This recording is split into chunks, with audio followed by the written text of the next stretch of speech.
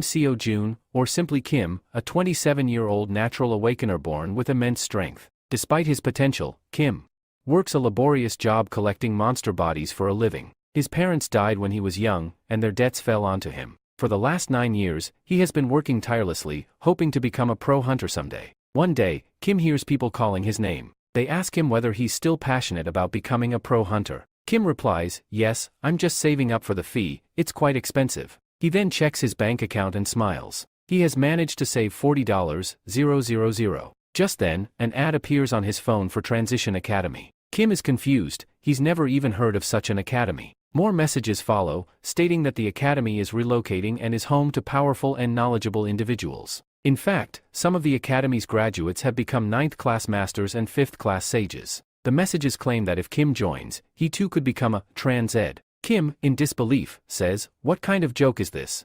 He finds the academy's website to be plain and normal, but the names of the professors seem incredibly strange. Still curious, Kim decides to visit the academy. He wonders what the Great Heaven Sage is talking about. Little does he know that this so-called sage is none other than Sun Wukong, the powerful figure we mentioned earlier. Kim starts watching Wukong's video. Wukong greets viewers and says, "Hello, nice to meet you all. My name is Sun Wukong, and my weapon is my staff." He continues, "But simply telling you won't be enough, you won't understand. So let me show you instead." The scene begins with Wukong speaking. He says, "First, perfect your movements, pull your staff back, and then launch a focused attack on a single point of the enemy. Next, we are shown the result of this attack. It was extremely powerful. The mountain that was struck by the attack completely disappeared." Witnessing this, Kim exclaims in shock, "What was that? This seems absolutely impossible." He continues, "Even an S-class hunter would find it extremely difficult to pull off something like this." Suddenly, Kim receives a notification. "If you want to attend the lecture about this technique, click on register." As soon as Kim clicks on the register button, an error message pops up. The system informs him that he cannot proceed because he is not a member of the academy. Shortly after, another message appears. Kim being asked to first purchase a membership. But right after, the membership fee starts calculating, and the final amount comes out to be 40,000. Kim looks at it closely, then steps back and shouts, "This is a scam." A little while later, we're shown an old man who comments, "Maybe you going to join an academy. That's why you look so happy. By the way, which academy are you registering for?" Kim replies, "I've heard of something called the Arc Hunter Academy. I've also heard the teachers there are amazing." The old man smiles and says, "Don't forget me once you become a hunter. And all the cleaning contracts for the monsters you kill, give them to me." Hearing this, Kim thinks to himself, that actually sounds pretty exciting. Killing monsters. But just then, a voice interrupts, "If you want to laugh, be ready to cry as well." Suddenly, a monster hanging above falls right on top of Kim. And with that, Chapter 1 ends. The next scene takes us to a hospital, where Kim is undergoing treatment. The doctor informs him that his leg is fractured. When Kim asks his company to cover his treatment costs, they refuse, saying it wasn't their fault. As a result, Kim has to pay the full amount of 40,000 himself. While sitting there, he reflects with frustration, "I worked hard for 9 years and saved up for the academy, but it all went to waste." Anger starts boiling inside him. At that moment, a notification sound pops up on Kim's phone. The message says that the Transition Academy's fee has been reduced due to a sale. We then learn that after the previous incident, Kim had tried searching for the Transition Academy, but he couldn't find it anywhere online. And now, suddenly, it has reappeared. As Kim checks again, the fee starts calculating, and this time it comes out to just 3,000. He thinks to himself, "When I had 40,000, they asked for 40,000. And now that I only have 3,000, they re-asking for 3,000. Strange." Still, Kim decides to give it a try. When he clicks on the registration button, the exact 3,000 that his uncle had just given him suddenly lifts into the air and vanishes. Then, Kim receives a notification saying, "You have successfully become a member of Transition Academy." His phone starts glowing. From the phone, a person emerges and asks, "Your name is King Sujin, right? I'm in charge of your initial education. My role is that of a mentor." Kim responds, "Oh, so your name is Mentor?"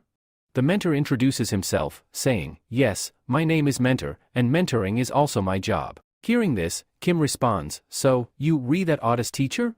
The mentor nods and replies, "Yes, Otis was my very first student. Later, he became a transcendent, and he's still in touch with me." The mentor further explains that all the teachers at their academy are transcendents. Kim, a bit confused, asks, "Does that mean your academy is only for transcendents and not for hunters?" the mentor firmly responds, how can you even compare a hunter to a transcendent? There's a vast difference between the two. Kim tries to reason, but S-class hunters are also incredibly powerful. The mentor smiles and replies, our instructors can defeat an S-class hunter with just one finger. So tell me, what would you choose? Suddenly, a selection screen appears in front of Kim, filled with several options like combat, art, music, mind, and many more. The mentor tells him to choose what kind of transcendent he wants to become in the future. Kim selects combat. Next, he is asked a question, what is your strength? Kim hesitates and admits, I don't have an answer. The mentor probes further, can you crush a mountain with your punch? Kim denies. Can you destroy it in one strike? Again, Kim says no. The mentor starts wondering, how did he even get accepted into this academy? Soon, Kim is visibly exhausted. This test consists of 108 questions. The mentor then tells him, now you have a free pass. You can attend any lecture. Give me some time to analyze your profile. After checking, the mentor says, so you want to specialize in spearsmanship under combat. For you, mana cultivation and spear mastery would be suitable. He adds, the Great Heaven Sage path would be a good match, but currently, you can't even move a mountain. So for now, I'll assign a new teacher for you. Just then, Kim receives a message, your mental state is very weak. You should take Buddha's lecture. You're not just physically injured, you're emotionally overwhelmed as well. The mentor agrees, yes, your first lecture should be with Gautam Buddha. Kim is surprised, saying, Buddha is a very famous instructor. If I can learn his soul purification technique, I can even make good money from it. He gets another message, if you want to attend the lecture, click to register. The title reads, Unwavering Heart. Kim asks the mentor about it, and the mentor explains, unwavering heart is essential to becoming a transcendent. The mentor then says, I will now analyze your profile further. I'll be back soon. And with that, he disappears. Kim begins attending the lecture. Gautam Buddha starts by asking, where do you think this world truly exists? Kim is caught in thought, wondering, is this really Gautam Buddha? The lecture begins. Buddha says, we can never compare ourselves to others. Slowly, Kim starts forming an image of Buddha within his own soul. At that moment, a message pops up. Kim has understood 0.6% of Buddha's lecture. Time skips forward to 1 week later. A doctor speaks to Kim, your recovery speed is incredible. Even though you're awakened, this is still exceptionally fast.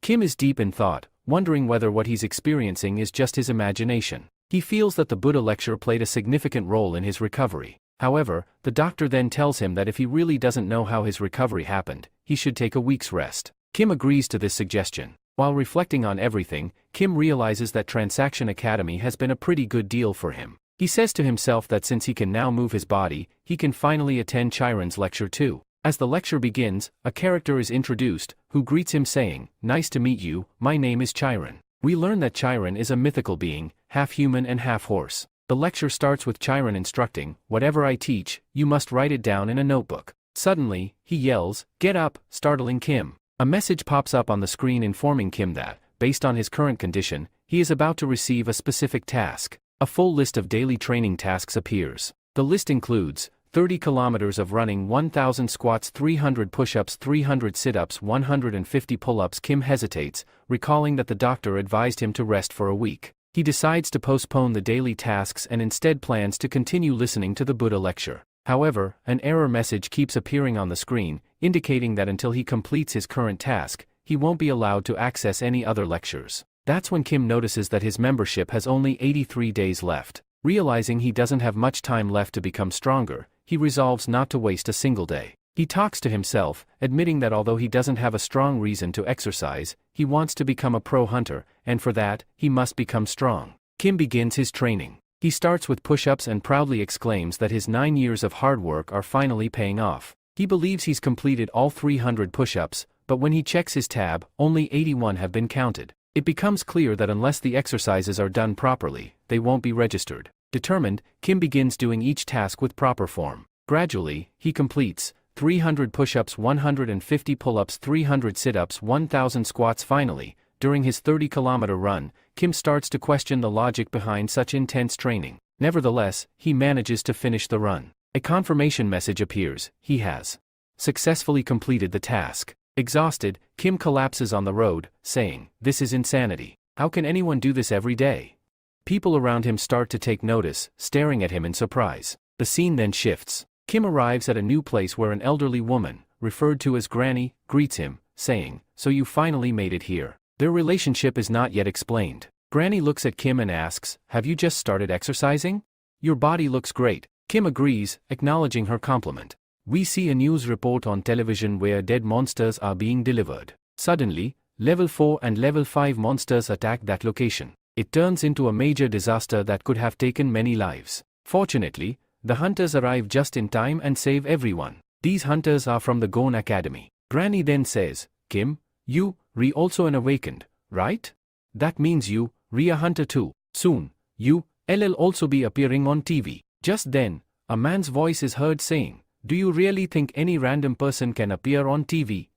Granny replies, well, a lot of things have changed now. The uncle scoffs and says, you, Re still a student. You, Re not even a candidate yet. You, Re not part of any academy. All you're doing is working out. You might as well give up on becoming a hunter. Kim starts to get angry after hearing all this. Granny responds, you shouldn't talk to someone like that. The uncle shrugs and says, I was just giving him advice. Kim firmly replies, I can make my own decisions. I don't need your advice. Saying this, Kim walks out of the room. The scene shifts. We see a girl who says, I hate hunters. What's even the point of creating an academy?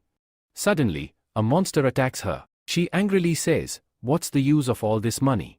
She then slices the monster in half with a single blow. She continues, I have an academy, but there's no one in it. It's so annoying. Then, we are shown Kim, who returns home and says, finally, I made it back. The doctors around him are shocked. They wonder how he recovered so quickly from such serious injuries in just 2 weeks. Kim thinks to himself, I still have a whole year left to prepare for the hunter's examination. I'll train properly. He quickly checks his phone to see if the next lecture has started since he just completed his last task. He finds out that the next lecture is available and starts watching it. Chiro, the instructor, says, you still look like a child, so all I can give you are toys to play with. Kim feels disappointed and says, am I still just a child?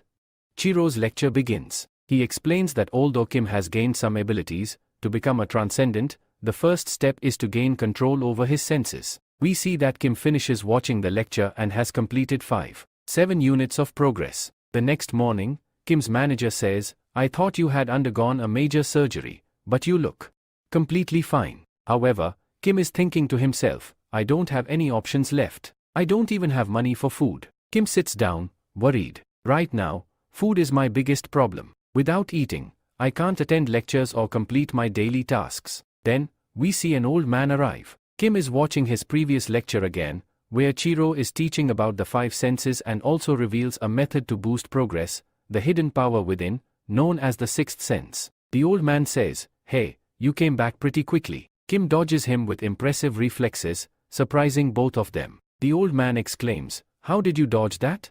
Do you have eyes on the back of your head? Then he scolds, if you are just sitting around, why don't you do some work? A moment later, the old man observes and says, isn't 200 kilograms a bit much? But Kim isn't affected by the weight at all. The old man is shocked, while Kim starts to feel stronger and more confident. He thinks, should I just complete my daily task now since I might not have time later?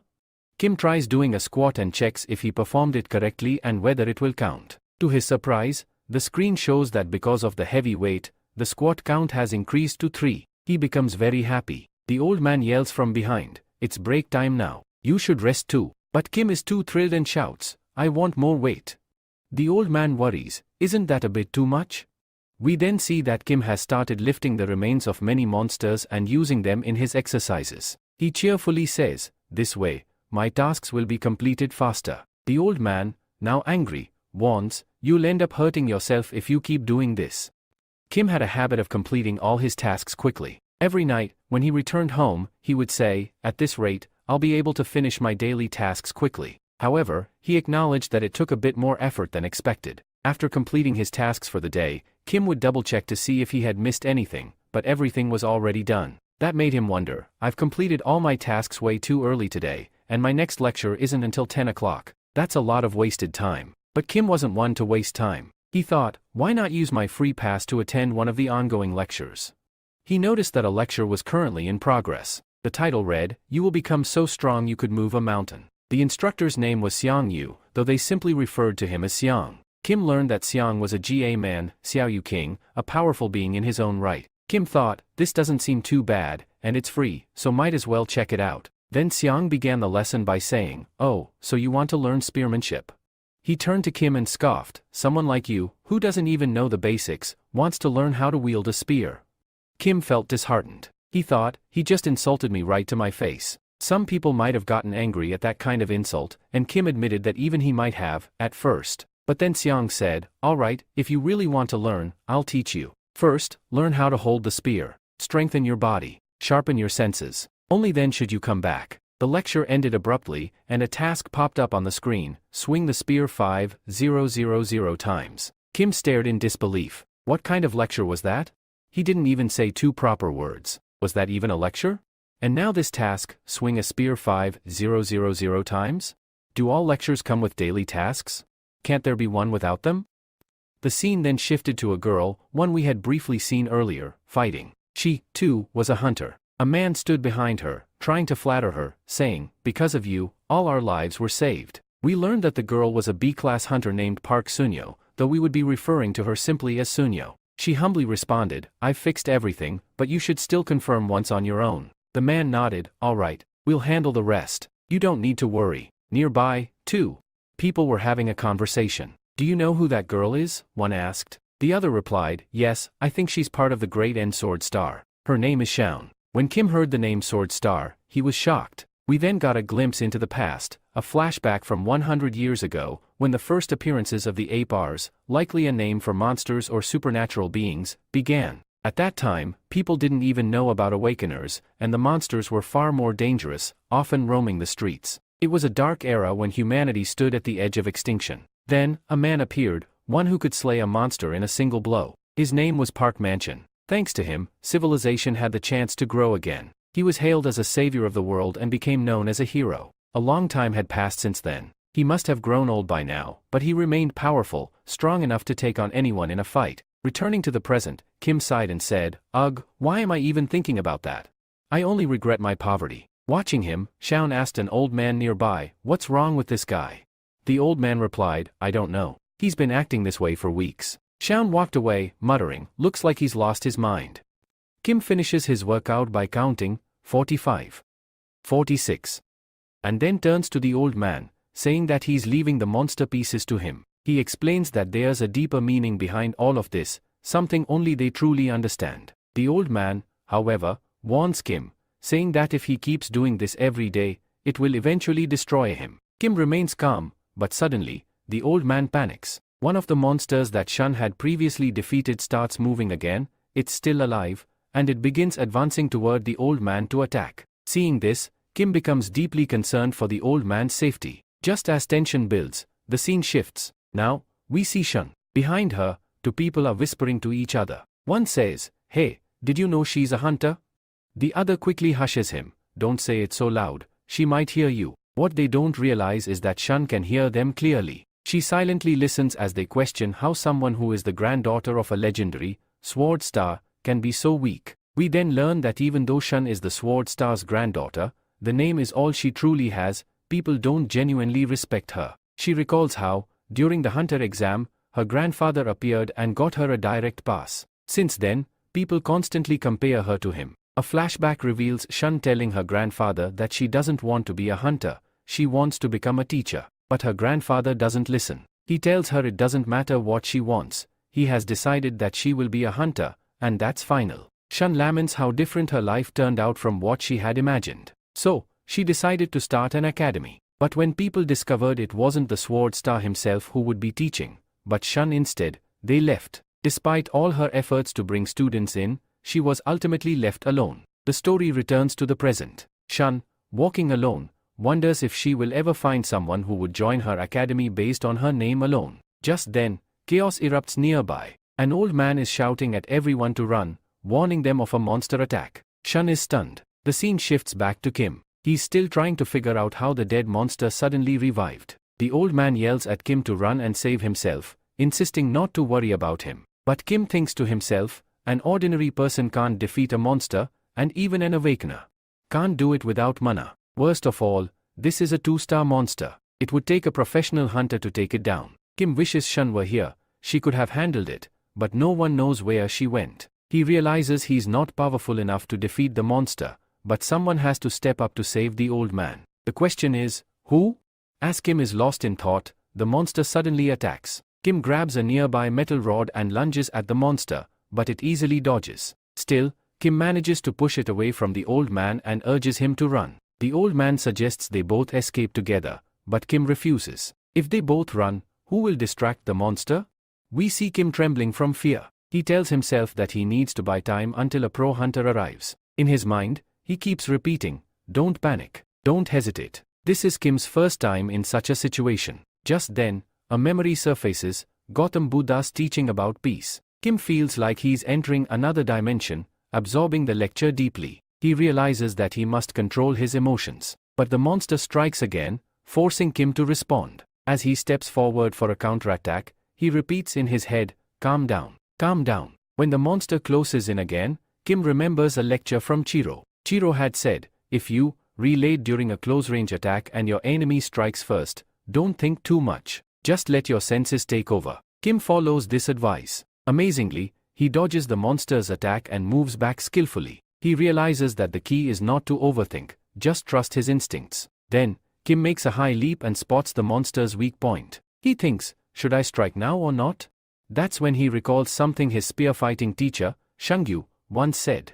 Shangyu tells Kim that during an attack, if he ever experiences hesitation, the power of that hesitation attack will be so immense that it could slice a mountain clean in half. Hearing this, Kim gains a little confidence. After all, if it's a technique capable of cutting through a mountain, then it should be strong enough for him too. Kim begins to execute the attack, and we get a glimpse of his overpowered look from the beginning of the series. He successfully launches the attack, which turns out to be incredibly powerful, so much so that it creates a shockwave. Just then, Cheyenne arrives at the scene and is visibly shocked. The monster Kim had attacked is split cleanly in two. Following this, Kim's lecture stats are shown, and we see significant progress: 10 points in Chiron's lecture, 6 in Siddhartha Gautama's, and 13 in Changyu's. Cheyenne is surprised and confused. She wonders how someone who used to just pick up monster parts, without even wielding a weapon, could manage to defeat such a powerful monster. Kim himself is a bit shocked too. But then he remembers the old man, and without saying anything to Cheyenne, he walks past her calling out to the old man.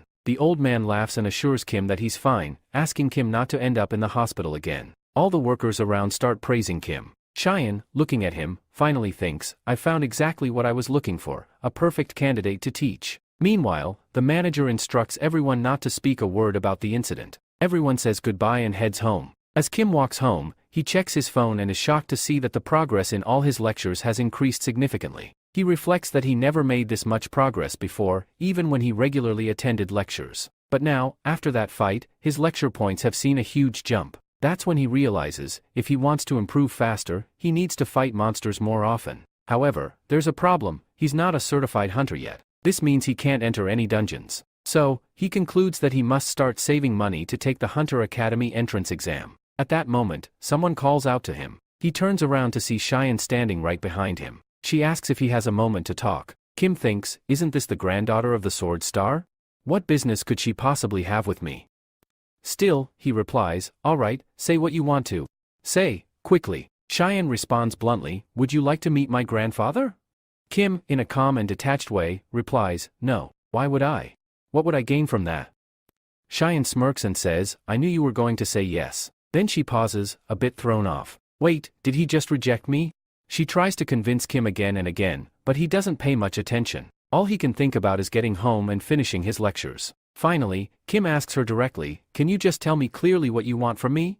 For the first time, we're told that Cheyenne has never felt so frustrated. She finally blurts out, I want you to join my academy. Kim replies, oh, so that's what you want. But I've heard there isn't a single member in your academy. Cheyenne, taken aback, thinks to herself, did he just insult me indirectly? But I know he wants to become a hunter too, though he hasn't told me yet. Shun then talks to Kim, telling him, whatever you want, we'll do it. We also have some of the best equipment and weapons. The only thing we're missing is a good instructor, but I'll find one for you. Despite this, Kim refuses. Shun becomes serious and says, fine, if you want, my grandfather can teach you. Kim responds, no, I don't want to learn from your grandfather. Shun wonders, what kind of person is this? He doesn't even want to learn from a sword star. Shun then thinks, no, I can't let him go just like this. She asks Kim, What are your plans for your hidden test? Kim replies, it's none of your business. Shun insists, you fight well, and you defeat monsters easily, but you, still not a hunter, so you can't go on a raid. Kim asks, if I join your hunter academy, can you get me a temporary license? Shun replies, yes, we have the necessary government authority, so we can get you a temporary license that will allow you to go on raids. Hearing this, Kim slows down a bit. Shun thinks to herself, he's slowing down now, I just need to push him a bit more to get him into the academy. Shun continues, if you want, you don't need any training from us. You can train on your own at different places. We won't even charge you a fee unless you want to pay one. Kim responds, no one here is kind enough to offer all this for free. So tell me, what's in it for you?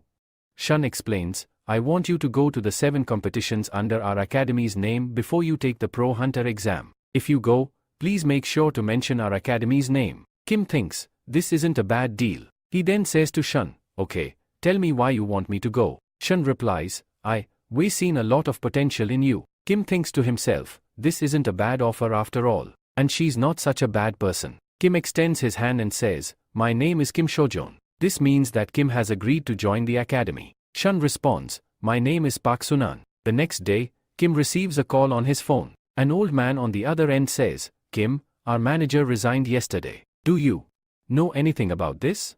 Kim denies any knowledge of it and thinks, maybe this is because of yesterday's accident. Kim reaches the academy where Shun is waiting for him. She hands him the temporary Hunter Academy license. Kim thinks, I expected this to take some time, but she really got it done quickly. He feels that this is his first step towards fulfilling his dream and wonders what lies ahead. Kim then asks Shun, how do you do a dungeon raid?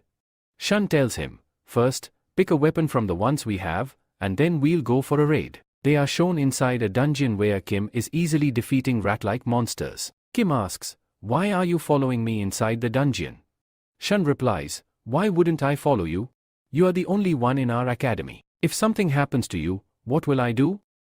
Shun continues, you should be happy that I am with you. Take care of your safety, even if it's just a low-class dungeon. Kim thinks, this dungeon is good for gaining experience, even though it's only a 2-star dungeon. But suddenly, a monster attacks him from behind. Kim dodges it easily, counterattacks with his spear, and thinks to himself, this ability is pretty good, especially for someone who doesn't use much energy. As he progresses, Kim's success rate increases, and he's thrilled. He also thinks to himself, by raiding dungeons, I can make money too. Shun says, I already knew this guy was weird, but now it's confirmed. Ever since he arrived, he's just been sitting in front of a black screen. But we all know why, because only Kim can see that screen. No one else can. As Shun is lost in thought, imagining all this, we see Kim fighting in the dungeons like a total pro. He's using monster body parts as weights to work out right inside the dungeon. It's already midnight, and the lecture still isn't over. Kane starts wondering, did I just let a lunatic join my academy? Cut to Kim, who's looking extremely happy. And there's only one thing that brings him joy, money. He now has 9,510 in his balance. He earned this by dismantling the monsters he defeated during his dungeon raids. But Kim thinks to himself, with all this work, I barely have time left for lectures and daily tasks. Maybe I should ask that old man to help dismantle the monsters. But no worries, I'll ask him when I get time. Then he realizes, I've got almost $10,000 now, what should I do with it? He notices that ever since he started raiding dungeons, his lecture progress has slowed down. He sighs, if only I had a trick to become strong like Sun Wukong, and that's when an idea strikes. Earlier, I couldn't afford Sun Wukong's lectures, but now I have money. He clicks on register for the lecture, and then, 27 million? Kim yells, 27 million? I'd have to sell myself to afford this. He gets a bit gloomy and mutters, this is insanity. How am I ever supposed to gather that much money? Trying to distract himself, he checks the academy store, wondering if there are any good items he can buy instead. The store is filled with equipment, interesting ones at that. Kim thinks, are these good quality items by Earth standards? I don't know much about gear, but they look weird. Are these really meant for training? Still, he has basic knowledge about weapons, he can at least tell which ones are powerful and which are useless. From what he sees, all the gear seems to be made of transgender material. And let's be real, only a crazy person would pass on these kinds of items. Eventually, Kim clicks purchase on a spare item. but we aren't told whether he actually bought it or not. The next day, we see Kim's doing push-ups, 72? 73, Shun watches him, surprised. Wow, you're really working hard today. Kim says, I knew it. Its actual price must be over $1 million. But then, we are shown that the spare's price was just 100,000. Kim thinks, this is injustice. A poor guy like me can't afford this stuff. Why does everything always come down to money? Without cash, I can't buy anything from the store, nor can I attend Sun Wukong's lecture. Just then, Shun calls out to him, Academy contestant. Kim replies, Academy contestant? Shun nods. You must have heard about it. Kim says, yeah, I've heard a bit, but I don't know much. So, Shun explains, you just have to go there and fight your opponent. I've already submitted your name. You'll be representing our academy. Only academy-approved fighters can enter. She hands Kim a paper showing his current level. Then she explains, everyone's divided into parts, level 1, level 2, level 3, and level 4. As you grow, so does your level, and your academy privileges increase. That's why all academies send their best hunters there. Kim asks, so you want me to enter this competition and win? Shun confirms, exactly, that's the idea. Kim thinks, all competitions involve fighting. That could help increase my lecture progress too, and finally, he agrees. Shun is shocked. You seriously agreed to participate? Kim nods. Yup, after all, this is part of our deal, right? But before that, tell me a bit more about the rules. Shun says, I don't know everything, but from what I do know, you'll raid dungeons, collect experience, and eventually face a duel against another fighter. Kim thinks to himself, I've fought monsters, sure, but I've never fought another human before. Then, an idea hits him. What if I fight Shun? That would give me at least some human combat experience. Shun agrees to spar with him, but internally, she's worried. This fight is going to be totally unfair. Shun thinks to herself, it feels like I'm about to beat up a child. Meanwhile, Kim secretly starts getting excited and says, finally, I get to fight. And anyway, Shun is just a B-class hunter. At the very least, I'll gain some experience from this. He adds, plus, she's trained under Sword Star, so this is going to be a valuable chance. Now Kim is visibly cheerful. He says, I really want to see how strong Miss Shun actually is. Shun looks at him and says, do you seriously want to fight me? Kim confidently replies, yes. With that, both of them get into fighting stance. Kim, a little nervous, says, please go easy on me. I'm still not that skilled in combat. Shun replies, don't worry, I'll keep that in mind. In fact, I'll let you make the first move. Kim charges at her with full force and launches his first attack. But Shun effortlessly dodges it. Inside her mind, though, she's thinking, this is getting strange. He used to be much slower before. But now he's clearly faster. And even his attack style, it's changed a little. I think I underestimated him. When he fought that monster, he looked like a complete professional. She keeps analyzing. Where is he even getting this level of confidence from? He's seriously trying to fight me. Well, whatever.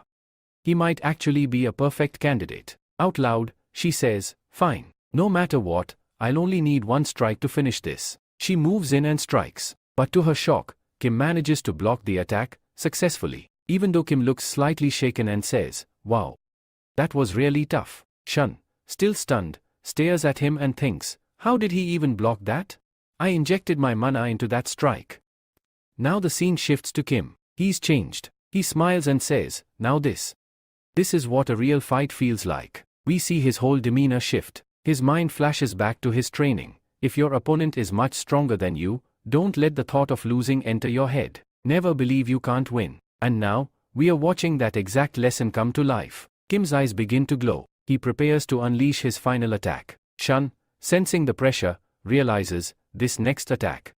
It's going to be strong. Then, a massive blast takes place. As the dust settles, we see Kim. He's been slammed into the wall. Shun, realizing how serious that attack was, rushes to him and asks, are you okay? Kim's mouth is covered in blood, but he replies, yeah. I'm fine. He gets up and says, looks like I lost. Shun, clearly annoyed, scolds him. Wait, were you actually trying to defeat me? She continues, you do know, right? There's a huge difference between a B-rank hunter and a candidate like you. Kim speaks here, yes, I knew it because the experience between a candidate and a hunter in a battle is drastically different. But Kim wonders, is there really such a huge difference between a hunter and a candidate? He then thinks to himself, I need to work much harder. At that moment, a notification pops up on Kim's device, showing his progress rate, which is 0.70. Seeing this, he turns to the others and says, okay, you can do your work, but I'm going to start my training again. Shun responds, yeah, I was thinking something similar. Kim then asks Shun, on the day we don't go for dungeon raids, can you fight with me? Shun, a bit surprised, asks, you want to fight again? Kim responds, yes, I get a lot of progress from it. Shun thinks to herself, he fought before and got seriously injured, but now he's thinking about fighting again? Still, she tells him, alright, why should I worry about this?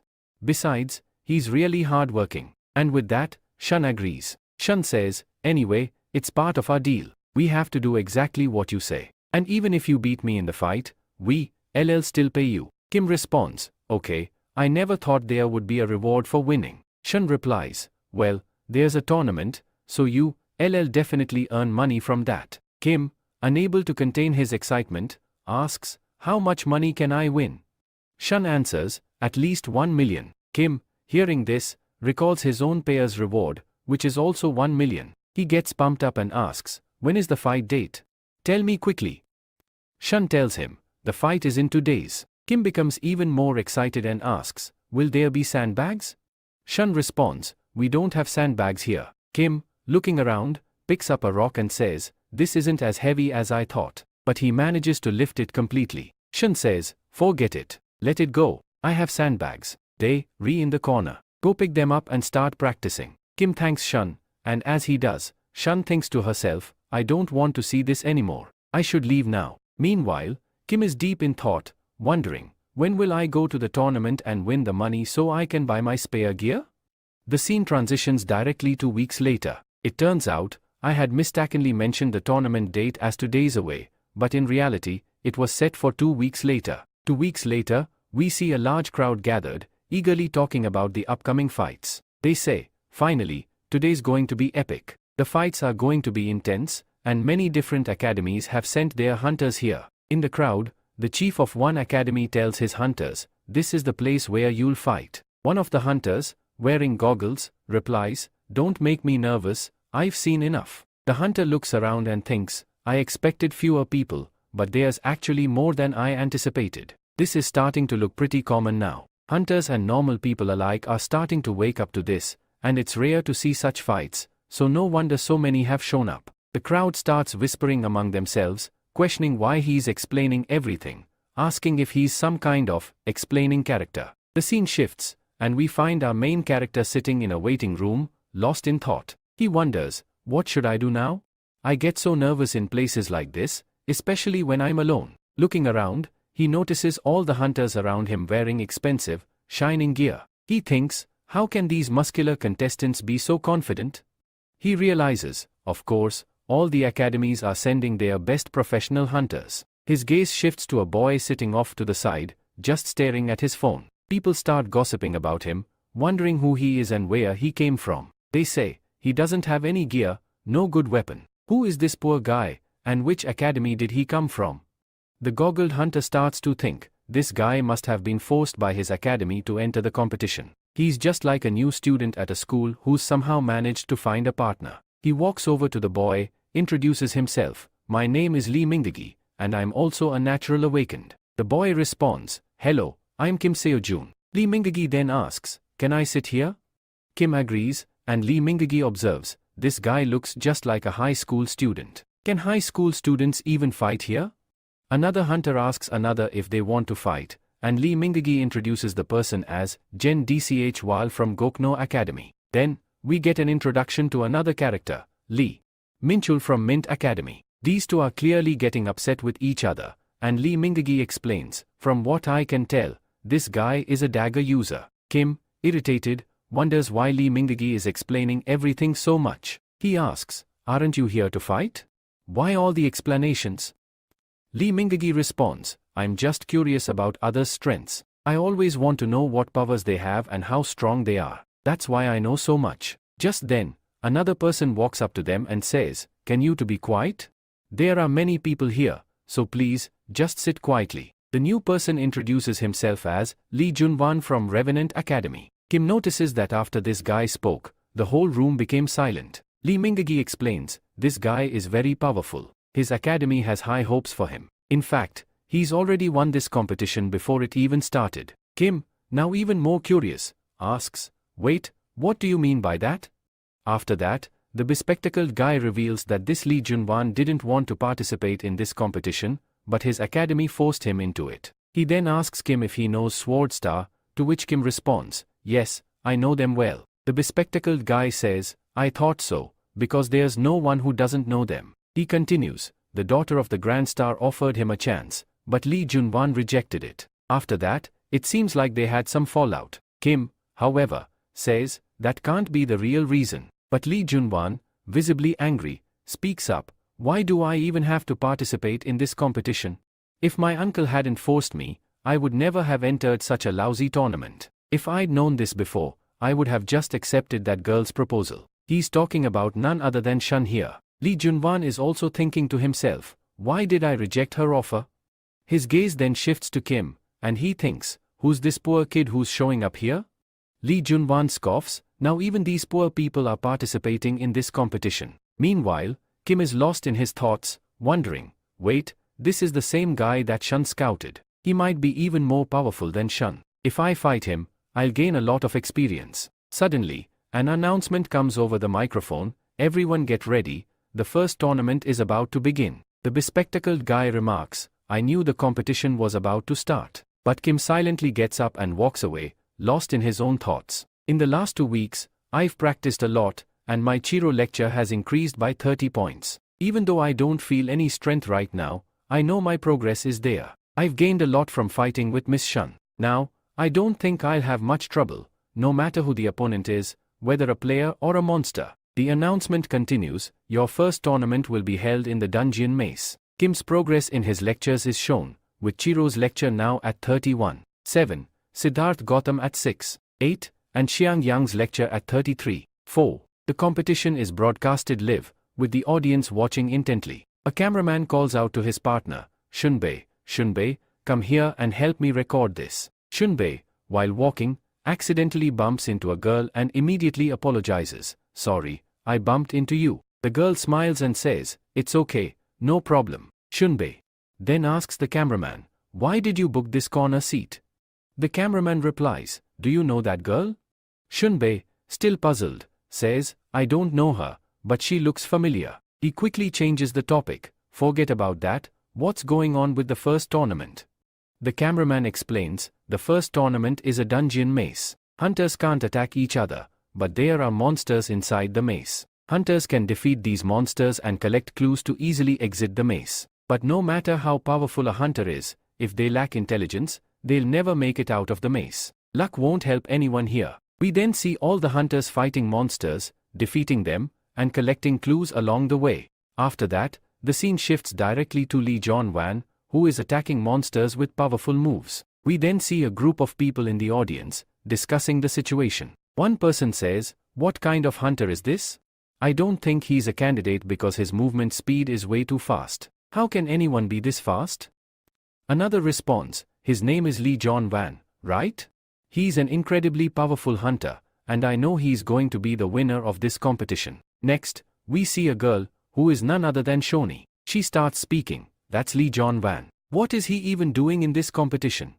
But then she catches herself, thinking, wait, I shouldn't speak so loudly. If I do, all the attention will be on me, and they'll figure out that I am the granddaughter of the famous star. That would make it impossible for me to stay here or even enjoy the show properly. Meanwhile, Sean Kim is thinking, I wonder what Kim is doing right now.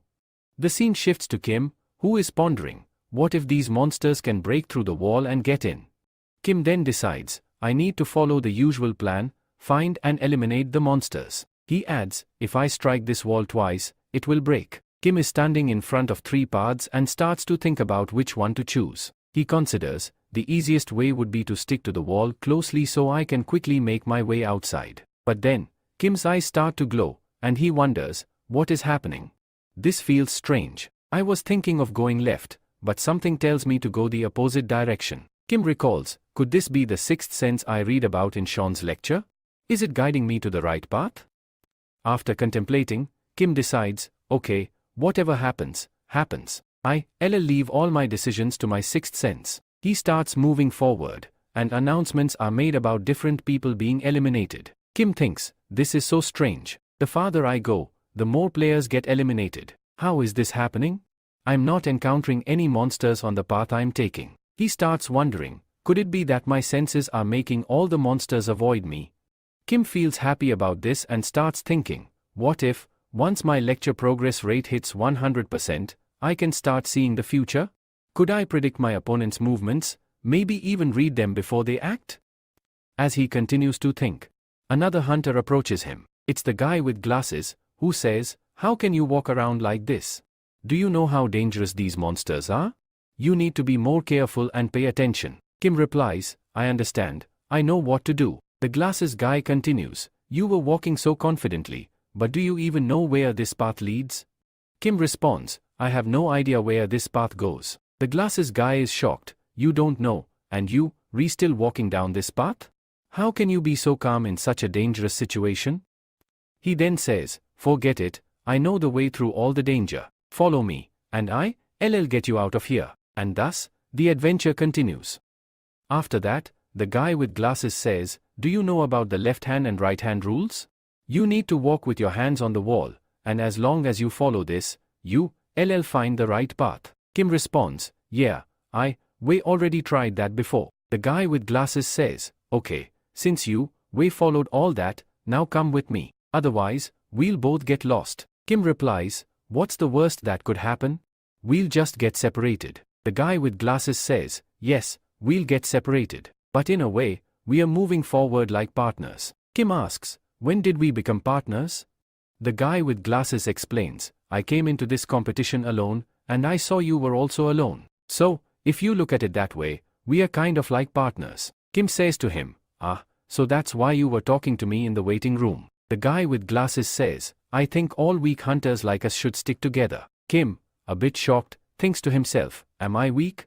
Why did I never think I might be weak? What's wrong with me that others think I am weak? The guy with glasses then says, I think you are really hardworking, and because of that, I want to show you something exciting. He pulls out his phone and shows a picture of his little sister. Look, this is my sister. Isn't she cute? Kim responds, yeah, she's really cute. Kim says, okay, I've seen her. She's cute. Now, I'm leaving. But then, the guy with glasses grabs Kim's feet and says, please, take me with you too. Kim, frustrated, thinks to himself, how can someone be scared of such small things? The guy with glasses says, there's a lot of danger here, so we should never separate. Kim thinks, we are both young, and if we are enemies, how can we walk together? He tries to refuse and says, anyway, you've got your little sister and your parents to cheer you up. The guy with glasses then says, my parents aren't here anymore, they've passed away. This makes Kim remember that he's alone too. He lives alone, with no one by his side, and he too is all alone in this world. Kim feels bad for what he said earlier and thinks to himself, why did I say that? The mood has completely changed now. The guy with glasses apologizes, I'm sorry, I shouldn't have said that. Kim replies, no, it's fine, we are partners now, so let's stick together. Kim then tells him, follow me quietly. I'll get you out of here. Kim says, I'll take the first prize, but you can take the second and third. The guy with glasses protests, I didn't say I'd follow you for this. Why are you walking so fast? As they walk, the guy with glasses thinks, what kind of hunter is this, who's not even scared? What if we get attacked by a monster? Kim stops in front of a wall and starts touching it. The guy with glasses asks, what are you doing?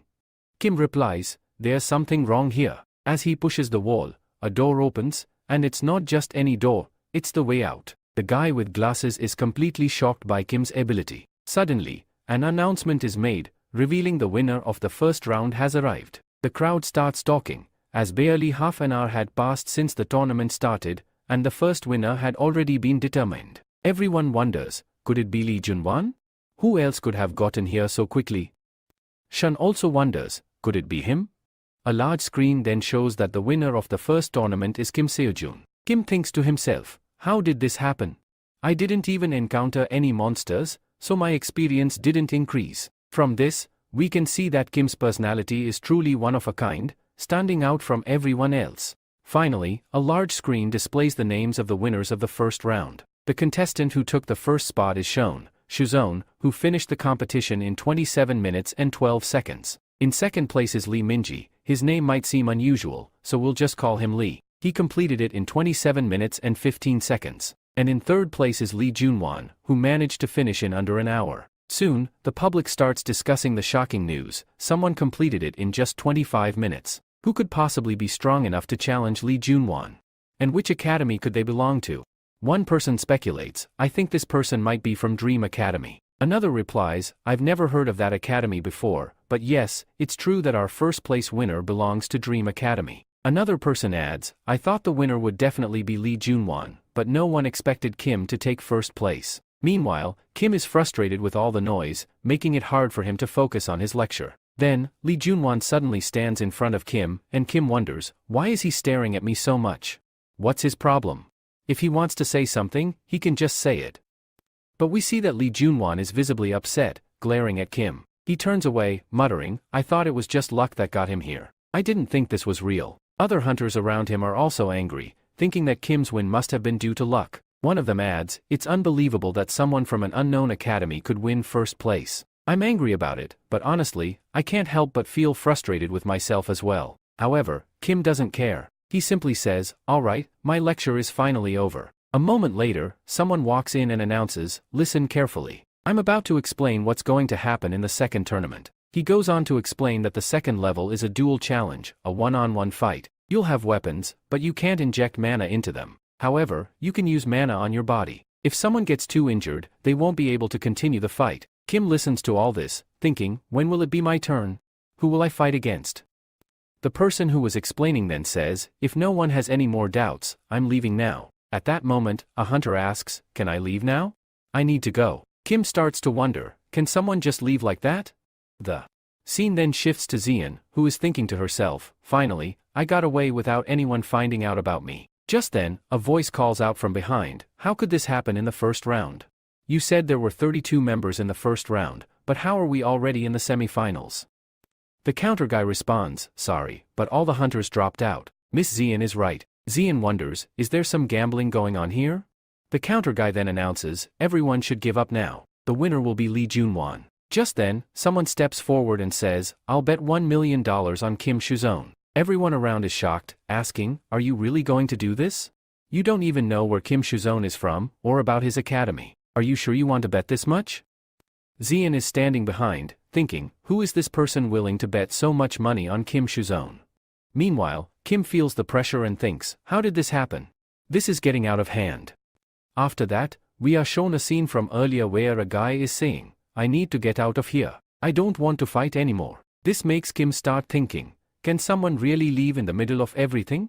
At that moment, Glasses, Chashmish, chimes in, saying, of course, it's common knowledge that you can leave anytime. The main reason behind this is Lee Junwan, who doesn't care about his opponents at all. He fights them as if he's aiming to kill them. Because of this, many people start saying that they want to quit and leave. Then it's said that no matter how strong a fighter is, or how much they keep advancing by fighting, they know that in the end, they will have to face Lee Junwan. No one wants to get beaten up in such a brutal manner by him, which could ruin their dreams. And after that, many people start leaving, saying they don't want to continue or play further. We are told that all the members have left, leaving only 5 contestants remaining. And those 5 are none other than the 2 guys who were fighting from the start, Lee Junwan, Glasses, and Kim. Next, there's an announcement. The first match is going to be between Kim Shounen and Jang Dakchul, and the second round will be between Lee Junwan and his opponent, Glasses, whose real name is Lee Ming. Kim thinks to himself that since his match is first,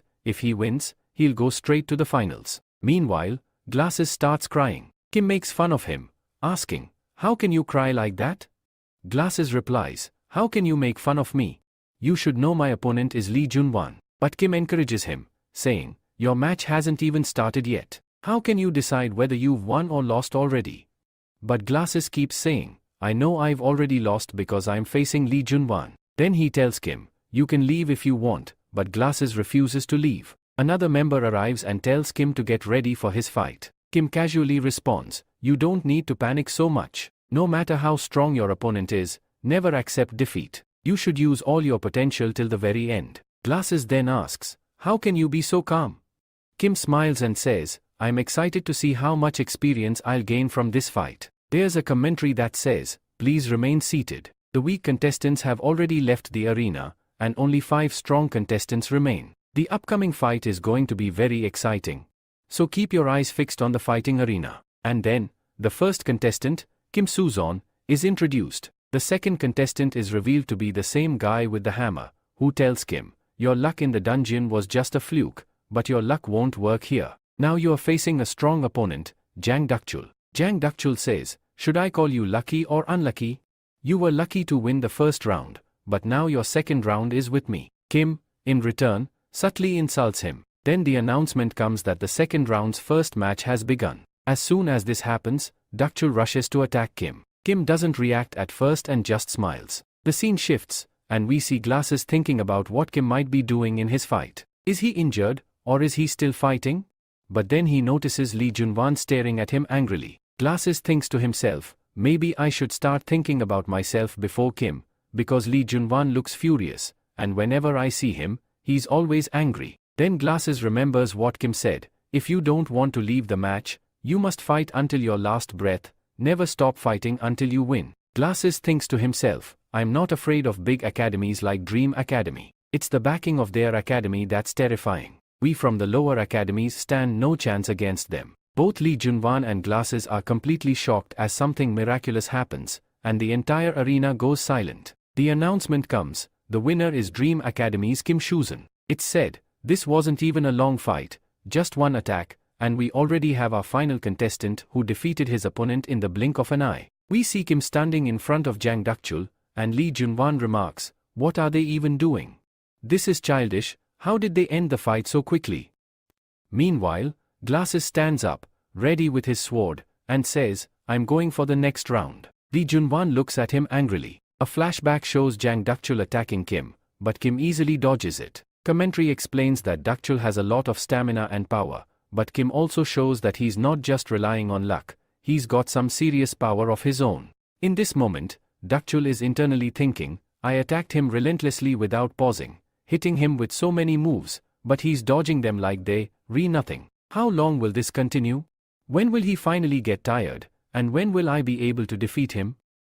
But then, something unexpected happens. Dakchul, filled with frustration, says, "Let's see how you dodge this." However, we see that Kim, with just a simple twist of his spear weapon, causes Dakchul's attack to fly off course. The projectile starts spinning in the air and crashes behind him. Dakchul watches in shock, surprised by what just happened. At that moment, in disbelief, he kneels down in front of Kim, surrendering. This marks the moment Kim's Ozone clears this round with incredible ease. The announcer comments, "No one expected Kim to defeat Dakchul so easily and claim victory." Dakchul, still in disbelief, is left thinking, "How did I lose?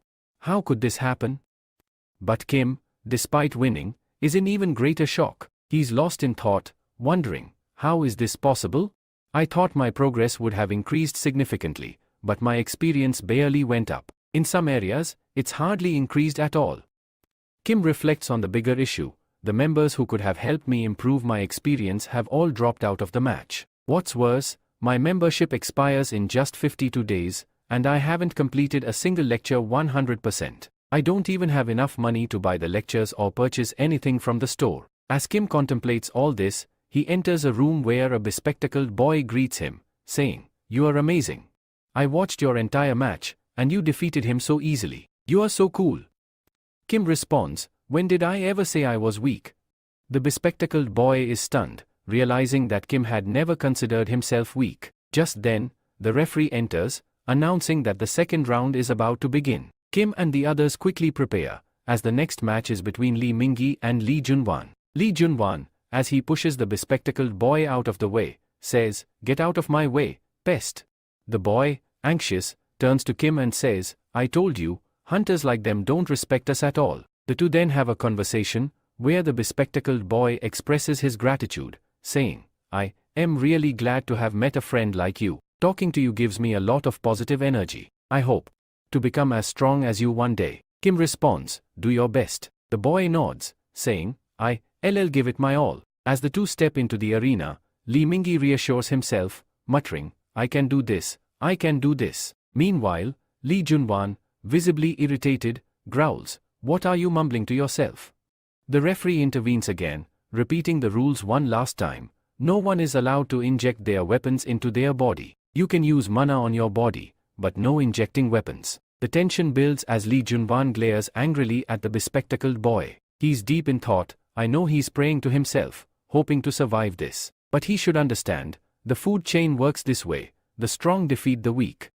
After that, we see that Lim Ming, trembling with fear, manages to get into his fighting position. At this moment, Lee Junwan, observing him, is clearly getting enraged. He says, how dare these insects in front of me even think about picking up weapons?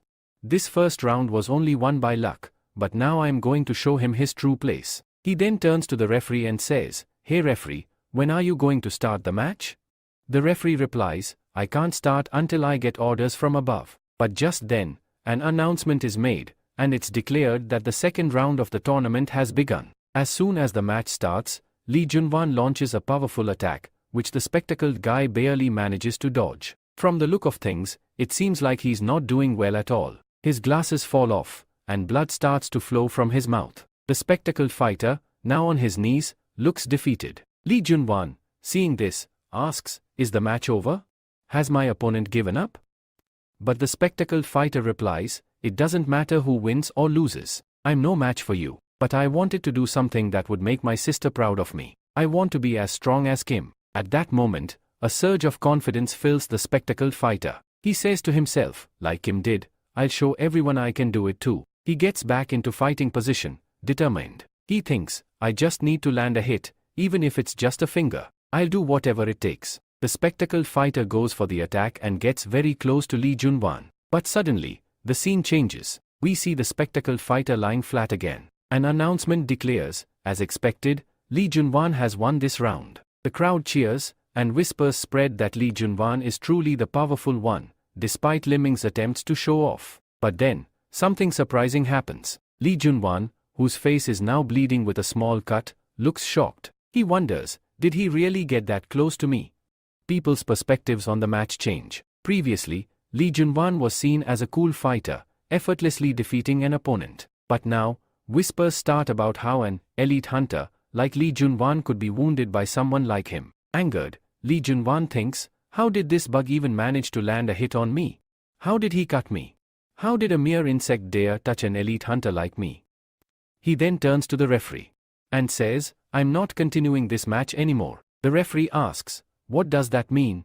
Just then, Lee Junwan attacks the spectacled fighter again, saying, people like you don't belong in this tournament. This is why our tournament is ranked so low. The referee announces that the match is officially over. If you don't stop now, we'll have to take action. Lee Junwan, still furious, replies, I've already quit the match, so whatever I do from now on doesn't count in the rules. At this point, the spectacled fighter is unconscious, but Lee Junwan still kicks him in the face, saying, insects like you are only good under our feet, the elite hunters. But just then, Kim suddenly appears and attacks Lee Junwan. Kim says, I've been waiting for this final match, but I've changed my mind. I'm going to fight you right now. Kim adds, people like you deserve nothing but a beating. He then tells Lee Junwan, get out of my way. Lee Junwan, now confused and slightly intrigued, asks, what do you mean by that?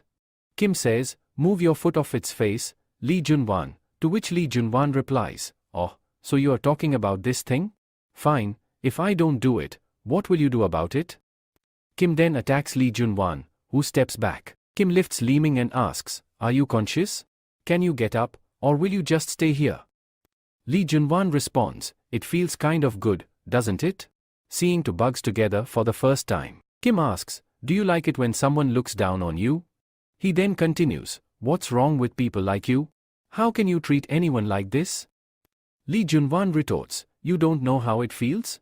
Bugs should stay in their place, know your worth. Kim scoffs, so, you think those below you shouldn't have the right to dream? Lee Junwan responds, people like you shouldn't be dreaming, especially in today's world. Meanwhile, two referees are discussing whether they should stop the fight. One says to the other, if you care about your life, stay here and just enjoy the show. Don't make the mistake of getting involved. Then, we see Cyan, who is deeply concerned about Kim. Lee Junwan, now furious, declares, "Today, I'll teach you a lesson you'll never forget." He goes on, "The world has changed, and I think you realize that now." Kim, lost in thought, recalls his previous struggles over the past 9 years to become a pro hunter. He faced many challenges, doubting his talents and financial situation, realizing that hard work was only for maintaining his status. Kim reflects on how, despite all his efforts, there are things in this world that can't be achieved through hard work alone. Kim continues to think to himself, should I give up on this pro hunter journey? Maybe I've already lost before even starting. Then he tells the referee, take Li Ming away from here. Kim turns to Lee Junwan and asks, now, what do you want to do? Kim, with a cold expression, says, you can't disrespect anyone like that. Without warning, Kim attacks Lee Junwan, but the referee tries to stop him, saying, Kim, you can't do this. It's against the rules. Kim ignores him and keeps advancing. Lee Junwan, however, barely reacts and, with his devilish smile, mocks, you're a real comedian. He easily blocks Kim's attack with his sword. Kim, looking furious, says, you're the lowest here. Lee Junwan counters with a forceful attack, pushing Kim back and charging at him at incredible speed. Kim is taken aback by his speed, shocked by how strong Lee Junwan truly is. Kim begins to think, he's even stronger than I imagined. No wonder everyone praises him. When I fought with Dakchul, I thought I'd win the tournament easily, but now, facing this guy, I'm not even sure I can stand a chance. Kim shakes his head, no, I can't think like that. I don't even have the luxury of a life like his. But I need to let my senses guide me in this fight. At that moment, Kim launches an attack on Lee Junwan, surprising him. But Lee Junwan quickly recovers, pushing Kim back. A referee steps in and says, what are you two doing? Didn't I tell you to just enjoy this fight and not make things worse? Lee Junwan, now enraged, snaps, keep your mouth shut. As the tension rises, Lee Junwan silently thinks to himself, I'm so powerful that no one can stand against me, but when I look into Kim's eyes, something feels off. Why does it feel like he's the one with the real power here? Maybe I've become the bug in this fight. Lee Junwan tells Kim that people like him often dream big, but suddenly, he attacks Kim. Kim is shocked by this, and Lee Junwan, with a confident tone, challenges Kim to see if he can really make his dreams come true. Lee Junwan unleashes a powerful attack, which Kim manages to block, though the impact is still felt. The floor tiles beneath them break apart from the force. Lee Junwan, clearly impressed, remarks on Kim's ability to block his attack. But at the same time, he wonders to himself whether this is just his imagination or something more. As the battle rages on, Lee feels that Kim is becoming increasingly powerful. He observes Kim and realizes, it feels like I'm watching a monster grow right before my eyes. Suddenly, Kim attacks, surprising Lee. The fight is intense, with both of them counterattacking fiercely. Lee, now furious, thinks to himself that he can't back down against someone like Kim. In a moment of rage, Lee pulls out his aura sword, much to Kim's surprise. Kim, realizing the danger, begins to doubt his chances. He knows he doesn't have control over his aura, and this makes him anxious. Lee Junwan, closing in on him, warns, today, you're going to fall at my hands. Two referees try to intervene, urging Lee to stop, but Kim is considering whether he should just run away. His mind tells him to flee, but he doesn't want to abandon everything he's fought for. As the situation escalates, Kim recalls a lesson from Chiron, his mentor, who had told him, you must never jump into a fight halfway through, because the outcome is always clear. Chiron also shared his fear of making a wrong move and expressed his desire to face every challenge head-on. Kim, inspired by these words, grips his weapon tightly and gains confidence. Chiron's teachings resonate with him as he remembers, you'll only win if you combine your power and will to fight. Kim then begins to harness Chiron's power, the power of the uproot, a spirit that dominates everything around it. With this newfound strength, Kim attacks Lee Junwan. Both Kim and Lee, now enveloped in their own aura, prepare for a massive clash. The resulting explosion of power shakes the stadium, sending shockwaves that even reach outside. Spectators wonder why there's so much smoke and why they can't see anything. As the smoke clears, the shadows of both fighters emerge, but when the dust settles completely, Lee Junwan is on the ground, and Kim stands victorious, though visibly exhausted. Lee Junwan is severely wounded, his mouth bleeding heavily. Kim, having won the tournament, is cheered by the crowd, who chant his name. Meanwhile, Cheyenne, observing from the stands, is shocked. Just a few weeks ago, Kim could barely withstand an attack from an aura sword, yet now he wields one himself. Who is this Kim, she wonders. Suddenly, a voice behind her says, "This is impossible." It's the masked man who had placed a bet on Kim, and Cheyenne recognizes him immediately. Confused, Cheyenne wonders why this man is so shocked by Kim's victory. After all, he had bet on Kim winning. As Cheyenne turns around to confront him, the masked figure vanishes, leaving her puzzled. The scene shifts to Kim, walking away from the arena, looking downcast. A few moments ago, he had been disqualified from the match for breaking the rules, but the situation is unclear. Kim reflects on the rules that had been set from the start, understanding why he was disqualified. Then, the bodyguard informs him that Lee Junwan was also disqualified for breaking the rules, as he had used his aura sword, which could be considered an attempt to commit murder. The bodyguard also reveals that the association has banned Lee from taking the professional hunter exam for 5 years.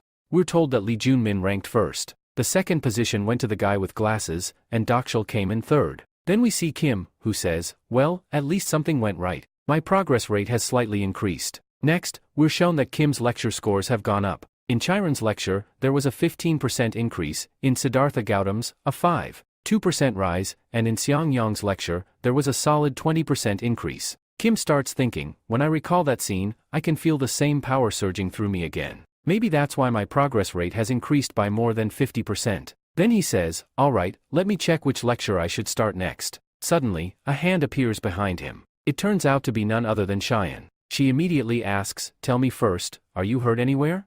How's your body holding up?" Kim waves his arms around and says, "I'm totally fine. Didn't get hurt at all." Cheyenne breathes a sigh of relief. "Thank God nothing happened to you." Kim then apologizes to her, saying, "I'm really sorry." Cheyenne looks confused. "Sorry? Sorry for what?" He replies, "Because I couldn't win the tournament." Cheyenne chuckles. "Oh, that? Don't worry about it. You don't need to apologize for something like that. I was more concerned about you." Kim is surprised. "Why? Why were you so worried about me?" Cheyenne says, "I thought you'd be deeply depressed because you seemed really interested in the prize. But looking at you now, you seem totally fine." And just as she finishes her sentence, Kim freezes like a statue. He yells out, "No way. My money. How could I forget something so important?" Cheyenne laughs and says, "Looks like he actually did forget about the prize." She then asks, "By the way, what were you planning to do with that prize money?"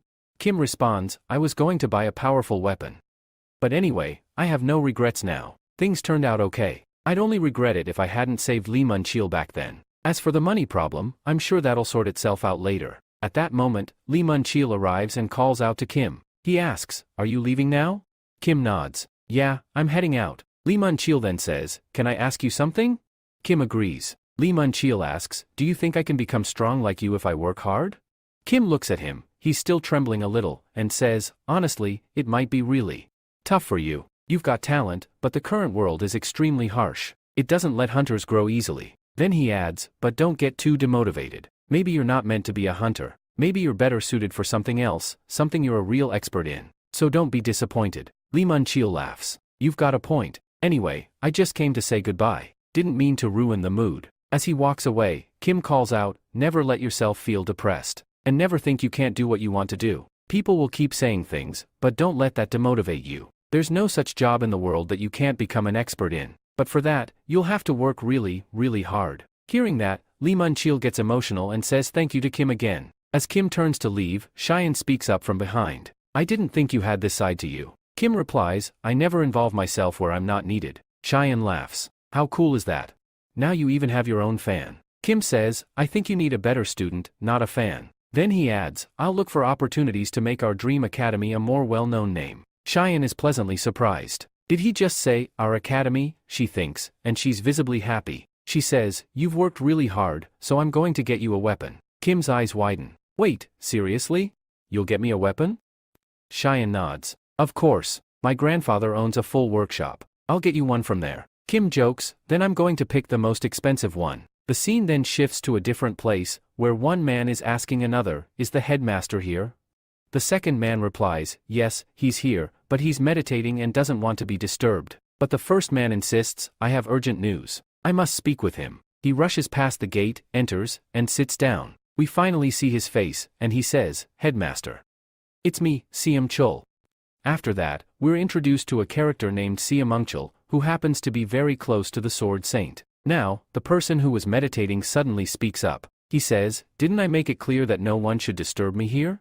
Should I take this as a sign that you re-ignoring my words completely?" As he says that, he starts releasing a terrifying amount of aura. He adds, "So you've started ignoring me now?" Siamungchul, barely able to move, speaks with difficulty, "This pressure. I can't even lift a single finger." He then mentions, Lady Cheyenne recently participated in a tournament. Hearing this, the meditating person is stunned. His aura gradually begins to calm down. He asks in disbelief, "The Academy tournament? How?"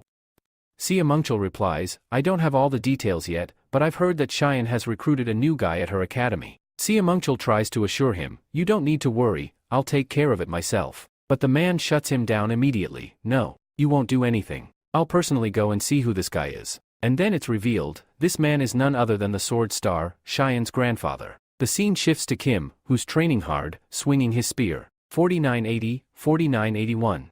He continues until he reaches 5,000 swings. Kim says, "Alright, that's enough. My daily training is done." Cheyenne gives a strange reaction. Kim notices and says, "Miss Cheyenne, why do I feel like my neck is about to be cut off?" Cheyenne replies with a smirk, "Maybe it's just your imagination." Then, with a pouty face, she asks, "When I took you to my workshop to upgrade your weapon, why didn't you go through with it?" Kim answers, "I thought it would be too expensive for you, so I didn't change it." Hearing this, Cheyenne eyes him suspiciously. "Why do I feel like you're hiding something from me?" In reality, Kim thinks to himself, "I can never be satisfied with a normal weapon. I could even use a transcendent weapon." But this thought makes him feel down. We also find out that the spear's price has jumped from 1 million to 1.2 million. That's a full $20,000 increase. Kim sighs internally, "Looks like I need to work even harder now." Cheyenne says, "I already gave you a chance to upgrade your weapon, but you didn't take it. Don't expect me to offer it again." Then she asks something she couldn't earlier, "By the way, what type of mana cultivation do you use?" Kim is taken aback. "Mana cultivation? Since when do I use something like that?" Cheyenne explains, "Mana cultivation helps you control mana more efficiently. When I saw you fighting that monster, I could tell you had excellent control over your mana. And during that arena fight, the way you handled your mana was definitely not normal. It must be some high-level cultivation technique. I've never seen anything like it before." Kim is shocked. "I've never even learned mana cultivation." Then, we get some insight into what mana cultivation actually is. It's a technique that allows users to control mana effectively. It's divided into different levels, and its class, high or low, is determined by its efficiency. High-class hunters never reveal their mana cultivation techniques. This is also why Kim wanted to get into a top-ranking academy, so he could learn high-level mana cultivation. Now Kim is confused. What do I even tell Cheyenne? Cheyenne, on the other hand, thinks, is it really that complicated? Anyway, if he doesn't want to tell me, I won't force him. She brushes it off and says, "Alright, continue your training. I've got to go somewhere." Kim asks, "Where are you going?" Cheyenne replies, "I've got some work outside." Kim smirks, "You have work?" That's a surprise. Cheyenne glares at him, "Do you want to get smacked?" Before leaving, she adds, "Make sure you lock all the doors and windows when you leave." Kim nods, "Got it. I'll take care of it." But he's wondering, what's up with this mentor of mine? Why hasn't he shown up yet? Referring to the mentor we saw in the previous episode. Then we cut to Cheyenne again, who's blushing and muttering to herself, "Am I really that free? Do I seriously have nothing better to do?" A little later, Kim attends a lecture where he learns about mana. The lecture explains, mana is bound by laws, and the one who breaks those laws, who stands against them, that is true mana. The one giving this lecture is none other than the Archmage Merlin. Merlin explains, if you truly learn how to control mana, you'll be able to command it at will. Kim, overwhelmed, thinks to himself, if this continues, I might just lose my mind. This lecture is unlike anything I've ever experienced. After that, Merlin says, "For now, your lecture ends here." Kim looks surprised and says, "What? The lecture ended already?" And just then, right on cue, the one who was supposed to arrive, does. We then see that Kim's daily task has returned. It tells him that now he must accumulate and manifest mana. Kim begins practicing and sits down to meditate, trying to sense the mana around him. In his mind, he thinks, "Thank goodness for Chiro. He sharpened all my senses. Now, it won't be as difficult to control my mana anymore." But then he mutters, "This is still really tough. I can feel the mana, but I just can't shape it." Soon, he starts recalling parts of the lecture. It had explained that mana physically connects your brain to mana itself. The images you imagine during this process create a connection to your world, and when that link is established, the mana you revisualizing becomes real and starts acting according to the laws you imagined. Suddenly, Kim is shocked. So this is a mana orb? But then he thinks, I don't think this counts as part of the daily task, and on top of that, Merlin's probably wondering what kind of bizarre mana I've manifested. Even Merlin is watching from afar, puzzled. Meanwhile, Kim is still thinking, as I keep moving forward, maybe my mana will continue to evolve and grow stronger. But then, Sword Saint arrives. He walks up and says, "Hey, you there. Listen up." Kim turns around and asks, "Who are you?" "Don't tell me, you, the Sword Saint?" The man replies, "I came here to see what kind of student has joined my granddaughter's academy." Then he looks at the orb in Kim's hand and says, "If I'm not mistaken, that's a mana orb. And somehow, you've already learned to condense mana this quickly? That's incredibly difficult to pull off. But looking at you, you've done it effortlessly. You're clearly talented. But it makes me wonder, what is a student this gifted doing at Shun's academy?" He begins overthinking things and mutters to himself, is he planning to use Shun somehow? At that moment, Sword Saint releases his aura. He turns back to Kim and asks, "Before anything else, who are you?"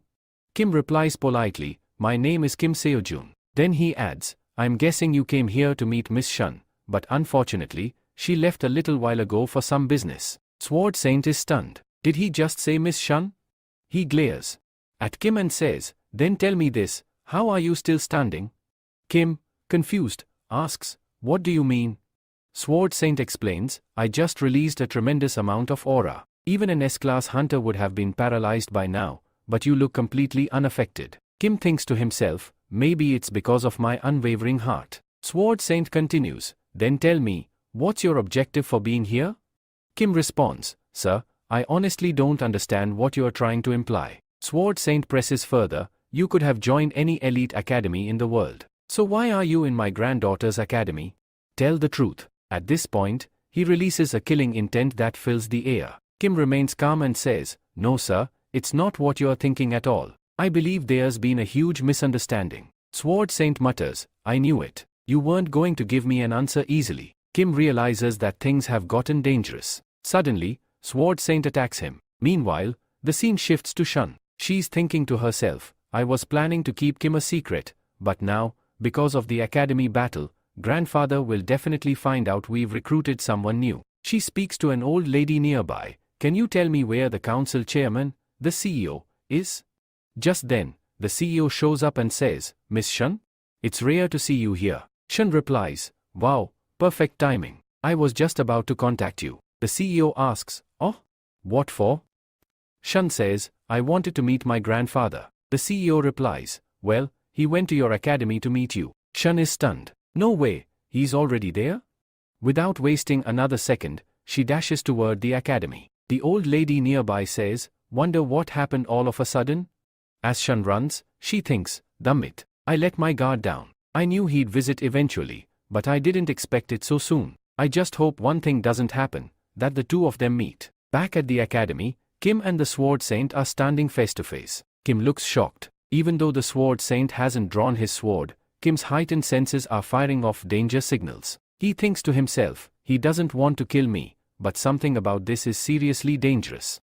The Sword Saint looks at Kim and says, "Now tell me, who exactly are you?" Kim raises his hand, trying to stop him. "Wait. Please, stay right where you are. There's some misunderstanding here. I'm not the person you think I am." But the Sword Saint doesn't stop. "You didn't just manifest mana, you've also shown incredible movement speed. I don't think this is a misunderstanding at all. In fact, you, lying so convincingly, I almost believe you're telling the truth." Kim tries again, "Please, just listen. I don't know what Miss Shun told you, but," that's when we see the Sword Saint starting to lose his temper. "And who do you think you are to even speak Miss Shun's name?" Kim, taken aback, starts thinking to himself, maybe I said something I shouldn't have. The Sword Saint continues, "I just wanted you to be honest. That's all. But clearly, you, hiding something." Kim starts thinking more seriously now. "I know he doesn't actually want to kill me. But it looks like I have no choice but to fight him. This man standing in front of me, he could even fight someone from heaven. He's none other than the Sword Saint." He adds to himself, "If he really wanted me dead, I'd already be lying on the ground. I wouldn't still be standing. Besides, he's my idol. This is the best chance I have to fight him and gain some real experience." Suddenly, the Sword Saint notices something. He wasn't planning to fight earlier, but now, I can see it clearly. He's fully entered his combat stance. Then the Sword Saint thinks to himself, I've faced countless hunters in my life. But these eyes, this aura? I've only seen it once before. He looks directly at Kim and asks, you clearly have experience in all this. But why did you specifically approach my granddaughter? Why didn't you go anywhere else? Without waiting for an answer, the Sword Saint attacks. Kim struggles to dodge the blow, barely avoiding it. Kim thinks, damn it. His speed is beyond even my senses. And now, is it just me, or is he growing in size? The Sword Saint's presence becomes more overwhelming, almost gigantic. Kim feels the pressure. Even countering a simple strike from him feels impossible. But I want to fight, just to see how long I can stand against someone like him. Then Kim charges forward and begins his own assault. He throws out attack after attack. But the Sword Saint? He doesn't even move from his spot. He calmly blocks every single strike. Then, with a slight motion of his hand, he hits Kim, sending him flying far into the distance. Kim crashes to the ground. The Sword Saint, standing firm, says, I just want you to answer my question. Kim, exhausted and bruised, thinks to himself, something's off here. I'm missing something. I need to keep fighting a little longer. I can't lose like this. But he's running out of options. None of my tricks are working. I only have one shot. If I'm going to land a hit, it'll be when the Sword Saint lets his guard down. As the Sword Saint prepares for another attack, Kim braces himself. I just need one opening, he thinks. Suddenly, a memory flashes in his mind. Merlin's voice echoes, use your mana, trick the world. Focus so much that your mana blends into your physical being and becomes reality. The Sword Saint attacks again, but this time, Kim dodges it perfectly. He pours all his aura into his spear. This is it. My last chance. I'll give it everything I've got. Kim launches his final attack. The impact is massive, sound waves blast through the air, dust clouds rise, and the ground shakes. As the dust clears, the Sword Saint is still standing, untouched. Meanwhile, Kim drops to his knees, completely exhausted. Man, this really hurts. Kim mutters. The Sword Saint looks at him and says, see? I knew it. You are finally showing your true self. Kim fires back, my true self? Why don't you admit it was you who started the fight in the first place? I only counterattacked. Even speaking is making it worse. Just let Miss Shun come here, then I'll ask what's really going on. As soon as he mentions her name, the Sword Saint freezes. Again with Miss Shun. He whispers. There's clear shock on his face. I don't even know why her name is affecting me like this. The Sword Saint mutters to himself. Then, as if regaining control, he steps forward and says, fine. If this is how you want it, so be it. If you won't answer my question, then die right here. There's no point in letting you live any longer. Kim, defeated and out of strength, drops his weapon and sighs. Yeah, looks like I'm definitely going to die here. But just then, we see someone entering the scene. It's Shun. She arrives and says, what had to happen has already happened. Everyone, stop right there. Shun addresses the Sword Saint and asks, what exactly are you doing here, Grandpa?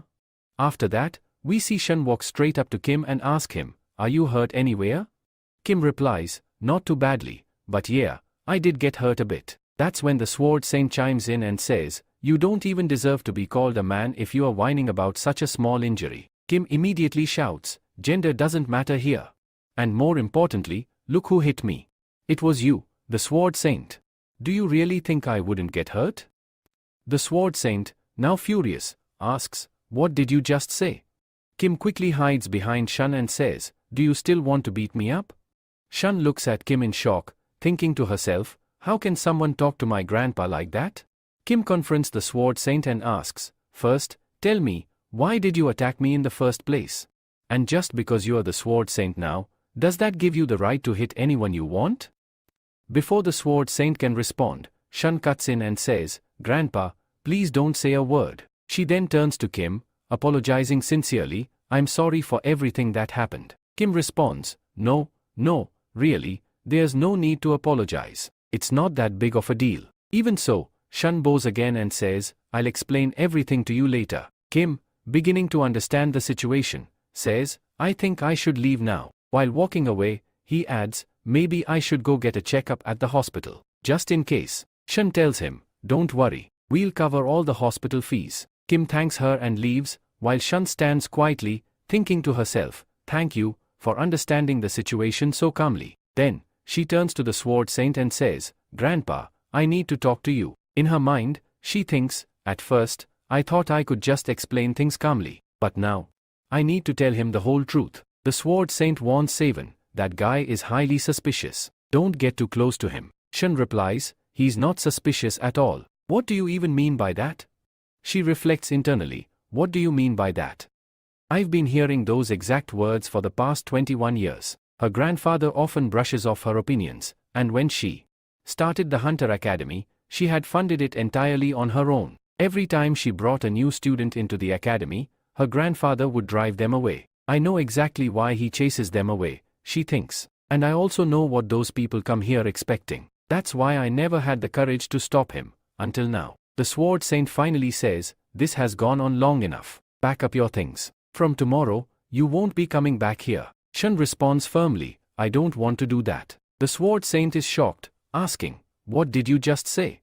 She repeats, I don't want to do that. I don't want to lose this. She's thinking about Kim. She says again, why should I do what you're saying? This academy is mine, not yours. It's only been a few months, and yet, she continues thinking, I haven't even made any proper memories yet. I don't have strong emotions either. But every time I'm near him, I feel something strange, something I want to hold on to forever. The Sword Saint insists, that guy is suspicious. Just expel him from the academy. But Shun refuses, I'm not going to do anything like that. I don't know where these feelings are coming from, but I'm not expelling him. And I'm not shutting down my academy. I also refuse to live in your shadow anymore. I hope you understand that now. The Sword Saint steps closer to her. Shun apologizes and says, forgive me if I raised my voice earlier, but I want to make one thing very clear. I will not do what you are asking. Then, we see the grandfather alone, deep in thought. Has she ever stood up for her opinions like this before? He wonders. We are taken to a flashback from a few years ago. A man comes to the Sword Saint and says, Headmaster, something terrible has happened. Your son, he's no longer with us. Hearing that, the Sword Saint is devastated. Afterward, he goes to meet his granddaughter, young Shun, who's just a little girl. She's adorable and innocent. He remembers thinking, when my son left me, Shun appeared before me. That very moment, I decided, this girl will become powerful enough to defend herself. That's why I've always been so strict with her. After that, we are shown a scene where Sword Saint is talking to Shun. He says, how could you do this? Get up quickly. And if you don't do it, how will you become a hunter? Shun responds, I don't want to be a hunter. I want to become a teacher. Sword Saint is shocked and says, is this why I trained you, so you could become a teacher? I don't want you to become a teacher. You have to do what I say. He knows that he's hurting her, but he feels he has no other choice and ignores her feelings. Eventually, Shun decides to leave him. The scene shifts to the next day, where Kim is walking, swinging his arms, and saying, man, yesterday I got really hurt. But if Sword Saint hadn't gone easy on me, I would have been finished. And if Miss Shun hadn't come, it would have been way worse for me. Kim is thinking to himself, I didn't expect Miss Shun to have such a sad backstory. Then, we are shown a flashback of the previous evening, where Shun called Kim and explained her relationship with her grandfather, and how he treated her when the former Hunters Academy members came around. Kim understands that she didn't tell him everything, but he can sense her feelings and realizes why she got so angry at him. But honestly, she shouldn't have gotten that mad at me. I know exactly how much she hurt me, Kim reflects. He then thinks to himself, I think I should apologize to Sword Saint, so this never happens again. To his surprise, his stats have slightly increased, but now, he doesn't want his progress to affect his future. Kim opens the gate and enters the academy, but suddenly he hears a voice. Ah, so you've come. It's none other than Sword Saint, who tells him, why are you standing there? Come sit. Sword Saint has been sitting in front of the gate, seemingly waiting for Kim. Kim is feeling uneasy, thinking, do they want to beat me again? Sword Saint says, now I understand. You made a deal with Shun. He looks at Kim with suspicion, asking, is this really true? Kim responds, yes, it's true. Why would I lie to you? Sword Saint is unsure, thinking to himself, no, it doesn't seem like he's lying. But how can a candidate have so much power and stamina? This doesn't make sense. Sword Saint is confused, but Kim, wanting to avoid confrontation, says, if you are done, can I leave now? Sword Saint responds, where are you going? Kim answers, I'm not going anywhere. I'm just going to train. Sword Saint is happy to hear this and says, once I see you train, I'll know where your power is coming from. He lets Kim go and continues to watch him. Later, Sword Saint observes Kim staring at a blank screen. What is he doing? He's been staring at this black screen for so long. Has he gone crazy? Sword Saint asks, are you meditating? Kim replies, yes, you could say that. Sword Saint starts explaining, meditation is very powerful. It helps you control your mind and heart. Sword Saint is still puzzled, thinking, what's so special about him? Why doesn't he want to learn from me? This can't be true. He then asks Kim, is there something you want to ask me? Kim, surprised, responds, a personal lecture? From Sword Saint? Sword Saint is amused, thinking, I knew he'd react like this. He hurt my pride, but I can still teach him. He hopes Kim will say yes, but to his surprise, Kim directly refuses. No, I don't need to learn anything from you. Sword Saint is shocked by the refusal, but Kim calmly adds, you can disturb me as much as you want, but please don't disturb me later. At that moment, Shun arrives and is surprised to see her grandfather there. She asks, Grandfather, what are you doing here? Grandfather speaking to Cheyenne, telling her that she arrived at the perfect time because he has something important to share. However, Cheyenne responds, expressing that she doesn't want him to trouble Kim later. The grandfather, sensing something amiss, tells Cheyenne that he doesn't believe Kim's mind is in the right place. Sword Saint chimes in, revealing that he had offered to teach Kim, but Kim outright refused, and now, seeing him, Sword Saint finds Kim quite strange. Cheyenne, not buying it, challenges him to point out what exactly seems so strange. Sword Saint insists that it's not just odd, it's more than that. However, Cheyenne, ever the optimist, maintains that everything is fine and goes as far as to say that she believes everything is going well. Cheyenne then heads over to Kim and says, look, Kim, I'm here. Kim, surprised, asks when she arrived, to which Cheyenne replies that she hasn't been here long. Meanwhile, Sword Saint internally expresses his dislike for Kim, noting that Kim is behaving strangely, but he can't help but notice how happy Cheyenne is, as she smiles brightly. Sword Saint, lost in thought, wonders how he has never seen Cheyenne so cheerful before. He recalls that she used to be so quiet but now she seems so lively. Suddenly, a man appears, informing Sword Saint that he has urgent news. The Order of Truth has requested to meet with him. Sword Saint, taken aback, asks why they would want to meet with him. The messenger explains that they specifically requested to meet him, and also mentioned that Kim must attend as well. Everyone around starts eyeing Kim curiously, and Kim, feeling uncomfortable, asks why they're staring at him. Sword Saint, still puzzled, wonders why the Order of Truth wants to meet with Kim, and if they've called him personally. Kim, equally confused, questions whether he really needs to go. Cheyenne, clarifying the situation, informs him that the Order of Truth is treated with the same authority as the head of state, and if the leader of the order, Sir Kalia, personally invited Kim, it must be serious. Kim, now even more curious, wonders why a foreigner like Sir Kalia would want to meet with him. The messenger then adds that if Kim refuses the offer, there's still another deal on the table. If Kim goes to meet Sir Kalia, he'll be given 1 million yen. Kim is taken aback and begins to question how the messenger knows he needs that money. The messenger continues, explaining that the Order of Truth doesn't focus on human-made diets but rather serves the truth of God. They believe their words are commands directly from God. The people in charge now were once treated differently but played a major role in maintaining peace during a chaotic time when powerful masters fought against each other. Those who defeated them were known as the Grand Voice and the Seven Apostles. The story shifts back to the present, where we find Sword Saint and Kim in a hotel, ready to meet Sir Kalia. The attendant asks Kim if he's the one the order has been waiting for, and Kim starts to recall what Cheyenne had said about the man who placed a bet on him. He wonders if the messenger knew he would win or if he just made the bet without any idea of the outcome. Then, both Sword Saint and Kim begin following the man. At this point, the guy says, please wait here for a moment. Sir Kalia is about to arrive. That's when the Sword Saint responds, I knew it. This guy was definitely going to make us wait. Then Kim asks the Sword Saint, have you met Sir Kalia before? To which the Sword Saint replies, no, I've never met him before. Hearing this, Kim is genuinely surprised. He says, wait, so you re-meeting him for the first time too? The Sword Saint explains, I have spoken to him before, but we never met face to face. All our conversations have happened over the phone. Then Kim asks, okay, tell me one thing. Do you know about the Grand Voice? Sword Saint answers, the Grand Voice. I believe it must have appeared when the largest monster showed up. Kim asks again, have you ever met the Grand Voice in person? The Sword Saint replies, no, I've never met him. But yes, I have seen him, from a distance. Right then, someone enters and says, it's a pleasure to meet you all. This is actually our first face-to-face meeting, isn't it? Sword Saint replies, so you re the one who invited us here. And that's when we finally learn the truth about Kalia. Sir Kalia isn't actually a Sir by gender. She's a woman. Sword Saint says, so you're the one who made us wait for so long?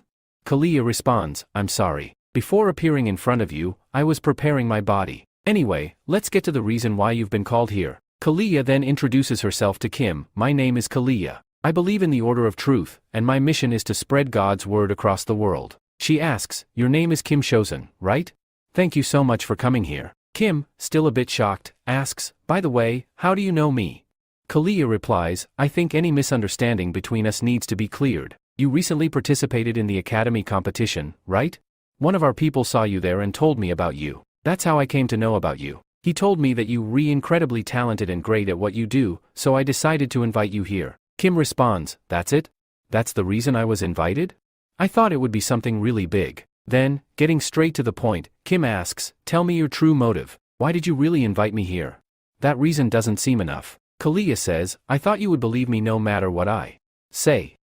But now I guess I need to be honest about everything. Let's sit down first, talk for a bit, and then I'll give you a proper answer. She then starts talking about the dungeons. Hearing her out, the Sword Saint is visibly shocked. Kalia continues, yes, you heard me right, and I hope you'll help us in raiding the dungeon. Sword Saint replies, okay, but why should I join you? What's in it for me? Kalia says, you know this better than anyone. You must also be aware of what kind of results this could lead to. Sword Saint asks, what exactly are you trying to say? Kalia reveals, we received a report that the dungeons in Korea have changed. You probably know more about this than I do. At that moment, Kim is lost in thought. Dungeons have changed? What does that even mean? Kalia says, the Order of Truth has decided that they will inspect the dungeon. I hope you'll also be there. Hearing this, the Sword Saint responds, so that's why you came to Korea? Just to properly take over your successor's position? To that, Kalia replies, exactly the kind of remark I expected from the Sword Saint. She realizes that the Sword Saint has already seen through all her tricks. He calmly says, if you name-drop the Order of Truth, do you think I'll just go along with it blindly? Kalia asks him directly, then tell me this, will you help me? The Sword Saint answers, that depends. What do you have to offer me in return? Kalia smirks and says, honestly, looking at you, I doubt I could offer you anything worthwhile. And judging by your appearance, it doesn't seem like you even need anything. Then she pauses and says, but wait. I heard your granddaughter has opened an academy. The moment those words leave her mouth, the Sword Saint's expression darkens. His anger flares. He releases his killing intent into the surroundings, and it begins to spread like a chilling fog. Kim, standing nearby, feels his body freeze completely. In his mind, Kim thinks, so this is the Sword Saint's aura. He only releases it when he truly intends to kill. The Sword Saint then growls, if you ever mention my granddaughter again, I won't show any mercy. Kalia quickly realizes her mistake. I think I've made a serious error, she says. Please forgive me. I promise to be careful next time. Hearing that, the Sword Saint gradually retracts his aura and calms down. Then Kalia softly speaks again. Honestly, what could I even offer you? Instead, let me hear your offer. The Sword Saint chuckles, that's rich. You expect me to trust you? With no evidence or proof? Kalia responds, if you want, I can swear on the name of the Order of Truth. After a brief pause, the Sword Saint says, fine. If you say so, I'll trust you. They both begin a ritual, an oath in the name of the God of Truth. Once the ritual is complete, Kalia calls Kim over. She says, all right then. Let me tell you everything straight up. I want to sponsor you on behalf of the Order of Truth. Kim is surprised. You want to sponsor me? But I'm already part of an academy. Kalia clarifies, I don't want you to leave that academy. I just mean, wherever you are, we want to support you. Kim nods slowly. So this is your version of a sponsorship, huh? There's definitely a reason behind this. Why do you want to do this? Kalia answers calmly, I don't want anything in return. We just want a good relationship between you and the Order of Truth. Kim replies, so that's your motive. But what if I refuse?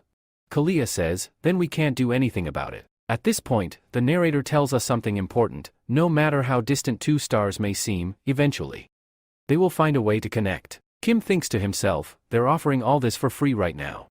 But I know, sooner or later, they'll want something in return. He says, your proposal is actually quite good. It's attractive. But before I give my answer, I want to ask a few questions. Kalia smiles. Of course, ask anything. I'll answer everything honestly. At this point, Kim is about to ask about the Transition Academy, but suddenly, he stops. He begins to wonder, if I ask her about the Transition Academy, is she really going to give me an honest answer? And even if she lies, how would I even know? Kim thinks for a moment and decides to drop the idea. Forget it, he says to himself. I've got plan B. He He slips his hand into his pocket, pulls out his phone, and holds it right in front of Kalia's face. Then he calmly asks her, "First, tell me what's currently playing on this screen." Kalia looks at the phone, and we, the viewers, see that it's playing a lecture by Buddha. The lecture talks about how the soul never truly separates. Whether it burns or faces destruction, the soul never vanishes. It always reincarnates. Then Kim says, "What I'm really asking is this, tell me exactly what's playing on my screen right now." Kalia looks puzzled and responds, "That's honestly such a weird question." Kim replies, "I don't think I've asked you anything too difficult." But Kalia says, "It feels like this question might actually be really difficult for me." Kim then sits down and says calmly, "If you don't want to answer, that's fine. I won't force you." After a pause, Kalia finally says, "Blank screen." Hearing that, Kim is visibly shocked. "You saw a blank screen on my phone? So, does that mean your answer is correct?" Kim nods slowly and says, "Yes, your answer is correct." Kalia then asks, "So, does that mean you accept our sponsorship now?" But Kim shakes his head and replies, "I'm sorry. I can't accept your sponsorship." A little while later, the scene shifts to Kalia, who's standing alone somewhere, lost in thought, thinking about none other than Kim. She then says, "Kalkus, did you notice anything?" The man standing behind her, Kalkus, responds, "No, I didn't notice anything unusual in him." Kalia, not fully convinced, asks again, "Are you really telling the truth?" To which Kalkus replies firmly, "Yes, I swear by the order of truth." Hearing this, Kalia begins to think to herself, "I didn't really see anything special in Kim. Sure, he seems quite extraordinary and is a perfect candidate, but still. Something felt off. Especially when he suddenly held his smartphone up to my face, I had no idea what he was doing. And now, I'm having a strange feeling. I think I should report this to the apostle." Out loud, she tells Kalkus, "Alright, here's what you'll do, keep an eye on Kim. Any changes inside the dungeon, report them to me as soon as possible." Then she asks him, "What's the current status with the heroes?" Kalkus replies, "I haven't spoken with the Dark Saint or the Soul Saint yet. And as you probably already know, they haven't been seen for quite some time." The scene then shifts to Sword Saint, who's speaking with Kim. "So, why did you reject Kalia's offer?" he asks. Kim replies plainly, "I didn't like it." The Sword Saint narrows his eyes. "What do you mean by that?" Kim, thinking internally, says to himself, "I'm not entirely sure what the order of truth really is. But I do know one thing, Kalia doesn't know anything about the Transition Academy. I also need to be cautious around those who seem to have a strong influence over me." The Sword Saint continues, "So, you prefer Cheyenne's academy more?" Kim answers, "Of course. Besides, where else would I find a girl as honest as Cheyenne?" Then Kim asks him a question. "Sword Saint, I want to know, what exactly is the change occurring inside the dungeon?" Sword Saint explains, "When the magic inside a dungeon starts increasing, the difficulty level also rises. And when changes happen, either the dungeon gets promoted in rank, or its closing time decreases significantly." Kim follows up, "So when exactly does this happen?" Sword Saint replies, "It's a phenomenon that occurred long before you were born, back when dungeons first started appearing in the world." Kim is stunned. "Wait, Kalia said that this isn't over yet. So, does that mean the dungeon's closing date is near?" Sword Saint calms him down. "You don't need to worry. Kalia misunderstood. That disaster was dealt with a long time ago." Kim nods. "Alright, fair enough. But where are you heading now?" Sword Saint replies sternly, "You don't need to know." He then warns Kim, "And hey, if you try anything funny with Cheyenne, I'm telling you right now, I won't spare you." Kim completely misinterprets this. "Are your words acknowledging me?" Sword Saint gets even more annoyed. "No, that's not what I meant. It means I'm going to keep an eye on you." Kim smirks and teases him, "But how will you keep an eye on me if you're heading far away?" At this, Sword Saint's face contorts with frustration. Internally, he's cursing Kim, and he's visibly starting to get angry, so much that flames begin emerging from his hands. Kim casually walks away, saying, "Alright then, good night, Sword Saint." The Sword Saint mutters, "He's really getting on my nerves." Kim, in his thoughts, reflects, "Every time I joke around, he gets serious and starts showing off his strength. I need to get stronger, strong enough to face him head on." We then see Kim arrive at the academy. Cheyenne greets him. "So, you're finally here. But where's grandfather? He left with you, didn't he?" Kim replies, "Yes, we came together, but he left midway for some work." Cheyenne looks worried. "He didn't say anything?" Kim shakes his head. "No, not really." He then asks, "Are you worried about him?" Cheyenne apologizes. "Sorry.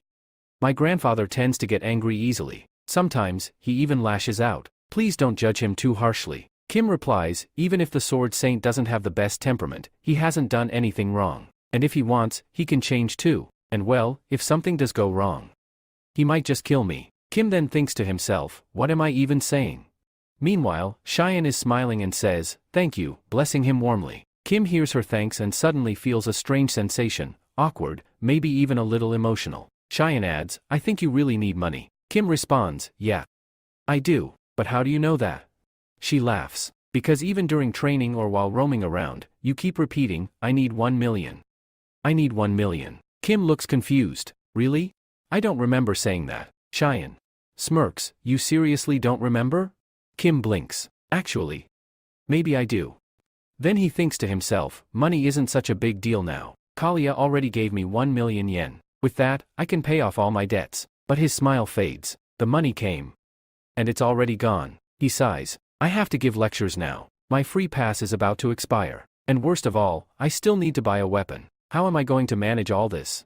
At this point, Cheyenne says, "I thought you were in urgent need of money. That's why, after you left, I got a message on this phone, and I figured it would be perfect for you." Kim replies, "Perfect for me?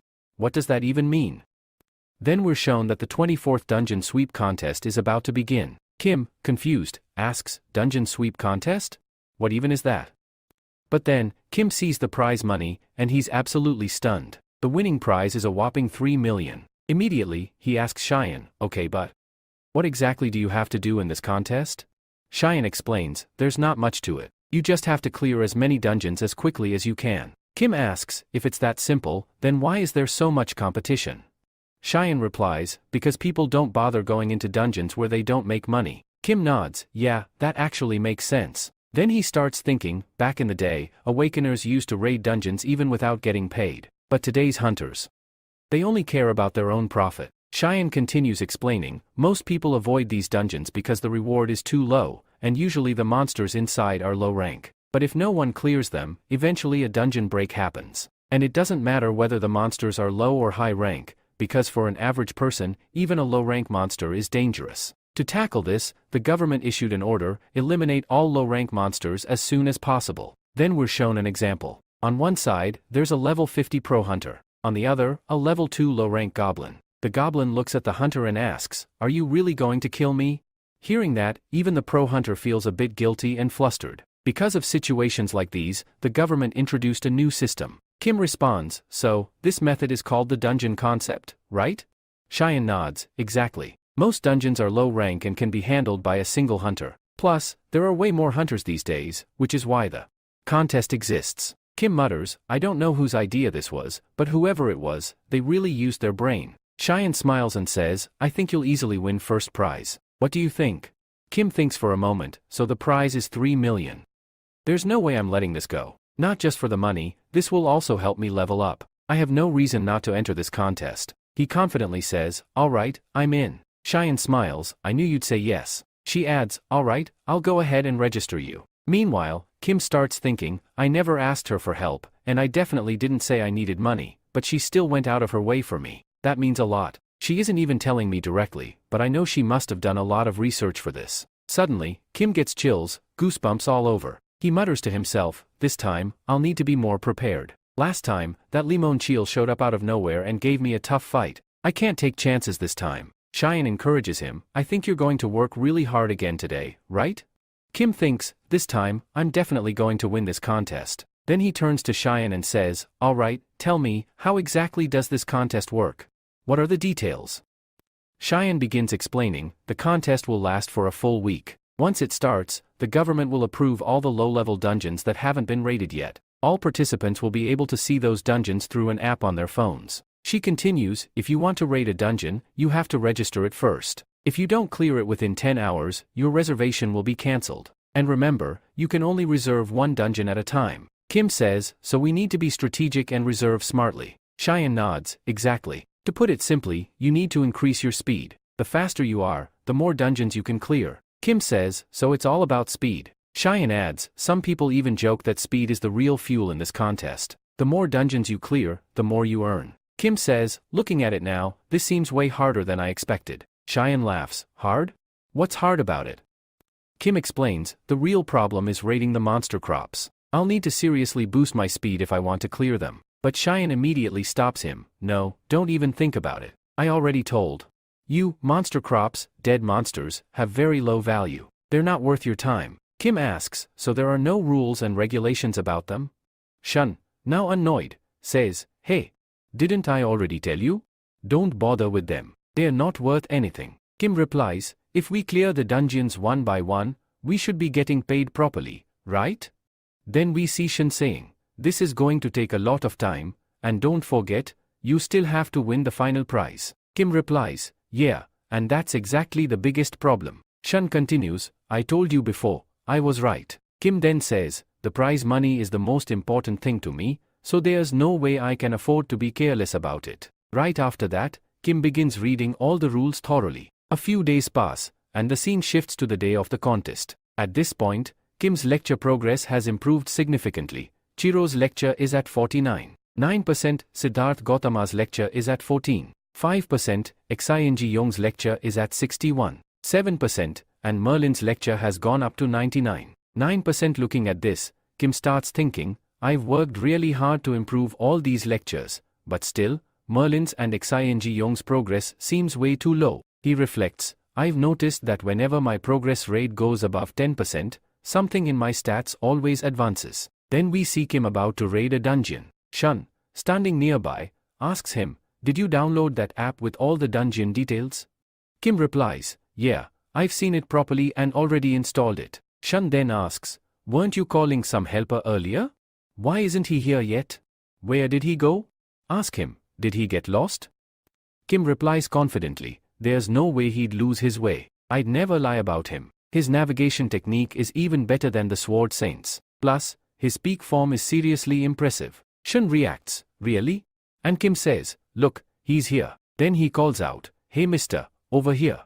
I'm standing right here." Kim tells him, "I thought you'd be super late, but you showed up earlier than expected." The man responds, "I knew if I was late, you'd curse me out like anything." Then the camera reveals his face. It's none other than the old man from chapter 1, the one Kim saved. As he arrives, the old man asks, "First, tell me what I have to do here." Then we get a flashback to a few days ago, when Kim had called the old man. The old man had picked up and said casually, "So, you want me to work with you, huh? Let me guess, you'll kill the monsters, and I'll collect their corpses? And you want me to be your driver too?" Kim replies, "Exactly. I'll be honest, you won't have much work. Just drive, and I'll bring the monster crops to you. You'll just need to dismantle them." Note, crops here refers to parts of dead monsters. Kim adds, "I'll handle the lifting myself." The old man replies, "Your plan seems solid, but dismantling monsters takes a lot of time. You sure that won't be a problem?" Kim thinks to himself, "I really need you. Dismantling monsters can earn us a good amount of money, and no one can do it better than you." Back in the present, Kim gets a notification on his phone. The dungeon raid has started. Kim says, "Alright then, time to get to work." He turns to Miss Shun and says, "I'll see you later." She waves goodbye and leaves. Kim then asks the old man, "You remember all the rules, right?" The old man nods, "Yeah, I memorized everything you told me." Then Kim sits in the truck and says, "You know we've got to clear these dungeons at high speed. So, we'll need fast driving too." He explains, "In this contest, we have to focus on just two things: how quickly we clear the dungeon and how quickly we reach the next one." Kim continues, "Most of the dungeons are 1-star or 2-star level. Of course, their shape and size may vary, but what really matters is how fast we can clear them." He then hands his phone to the old man. The old man asks, "What's this?" Kim replies, "This shows the locations of all dungeons. I want you to pick one from these, so you know how fast we can get there." The old man, looking surprised, says, "You want me to pick?" Kim nods, "Yes, I really do, because you are faster than any navigation system." The old man grins and says, "Put on your seatbelt then, I'm about to hit the gas." Then we shift to another scene where we meet the dungeon raid supervisor. Her name is Go Sojin. Sipping her coffee, she says, "Let's see how long this guy takes to clear a dungeon. Which academy is he from again?" "Alright, Dream Academy." Another manager standing beside her comments, "Looks like his academy trained him well. He might take about an hour to clear the dungeon." Go Sojin thinks to herself, the one who just entered the dungeon for the raid, his name is Kim, the one standing outside. He's alone. At first, I thought both of them would enter the dungeon, which is against the rules. But then Kim clarified that the other guy is just going to wait outside. Well, he's just a driver after all. So what exactly is he doing here? So now, we see Kim peeking his head out from the dungeon gate. Meanwhile, the manager standing nearby starts wondering, what happened to the dungeon gate? That's when Kim turns to the old man and says, "Hey old man, I've done my part. Now it's your turn." The old man replies, "Wow, that was fast. You quicker than I expected." Then Shounen shows up and says, "Hey, wait. If another person enters the dungeon now, that'll be cheating." Kim replies calmly, "Yeah, I know the rule." This surprises the manager. She asks, "If you knew the rules, then why did you do it?" Kim responds, "I already cleared the dungeon." Now the manager gets furious. "What do you mean you cleared the dungeon this quickly? You lying. No one can be that fast." But we see that Kim actually did clear the dungeon in record time, and Shounen, the manager, is completely shocked. Still in disbelief, she says, "It's only been 10 minutes since you entered. How is that even possible?" Kim, meanwhile, continues with his daily tasks like nothing happened. The manager asks, "What are you even doing now?" Kim replies, "You don't need to worry about that." And he resumes his exercises, completely unfazed. Watching him, the manager mutters to herself, "This guy is seriously insane." Later, Kim steps out of the dungeon and tells the old man, "Here, I brought it out." The old man asks, "Why are you acting crazy again?" Kim answers, "If I don't act crazy, my lecture won't count." "Old man, lecture?" Kim quickly brushes it off. No, don't worry about it." Then Kim asks, "How long is this going to take?" The old man replies, "You know this monster isn't a high ranker. It'll only take me 15 seconds to dismantle it." Kim smirks, "I figured. You've always been a hard worker." Just then, the manager approaches and asks, "Wait, are you seriously going to dismantle it?" The old man responds, "Yes, is there a problem? Are we violating any rule?" The girl says, "Well, this does go against the rules," but then pauses and realizes, "Wait, actually, there's no such rule." So both of them get back to work. Kim brings in the monsters, and the old man starts dismantling them. Watching this, Shounen is left completely stunned. Soon, both Kim and the old man finish their tasks. Kim asks, "Where to next?" The old man replies, "Let's head to the next one. It's not far." But we see the manager, still frozen in disbelief, thinking, "What did I just witness?" Meanwhile, Kim and the old man are cheerful, speeding down the road. The old man is driving fast, full of energy. Cut to another dungeon, where a different manager is relaxing, enjoying the sunlight. He says, "I'm so lucky. I don't even need to sit in front of a computer anymore. This is the life I always wanted." He wonders, "I wonder when the person who reserved this dungeon is going to show up." Suddenly, a vehicle arrives at high speed, startling the manager. Kim and the old man jump out and say, "Hurry up. We need to complete the task quickly." Inside the dungeon, we get a glimpse of skeleton monsters. Kim charges in and says, "Time to wrap this up." With just one slash, all the monsters fall. Kim clears the entire dungeon effortlessly. He says, "Well, that's done." The old man begins dismantling the bodies. "Nice. These will sell for a high price." They complete the dungeon in no time and immediately head for the next one. Once they leave, the manager who was relaxing sits there stunned, thinking, "Who were these guys? They came like the wind and left like a storm." He can't believe what just happened. The scene shifts to a building where someone asks, "Assistant Manager Kim, did you finish the progress report we asked for about the dungeon concept?" Kim replies, "Yes, I've completed it. It's on your desk." The person checks the file to review everyone's progress. He reads the names and their stats, then he sees the name, Lee Seoin, and notes, "She cleared 16 dungeons today. She might be in first place. But surprisingly, she's in second place." The reviewer is shocked. "Wait, second place? That means someone cleared more than 16 dungeons today?" Then we find out, first place goes to Kim Sojio. He didn't just clear 17 dungeons. He cleared 32 dungeons in a single day. The reviewer is stunned. "Assistant Manager Kim, could you come here for a second?" Kim replies, "Is there a problem?"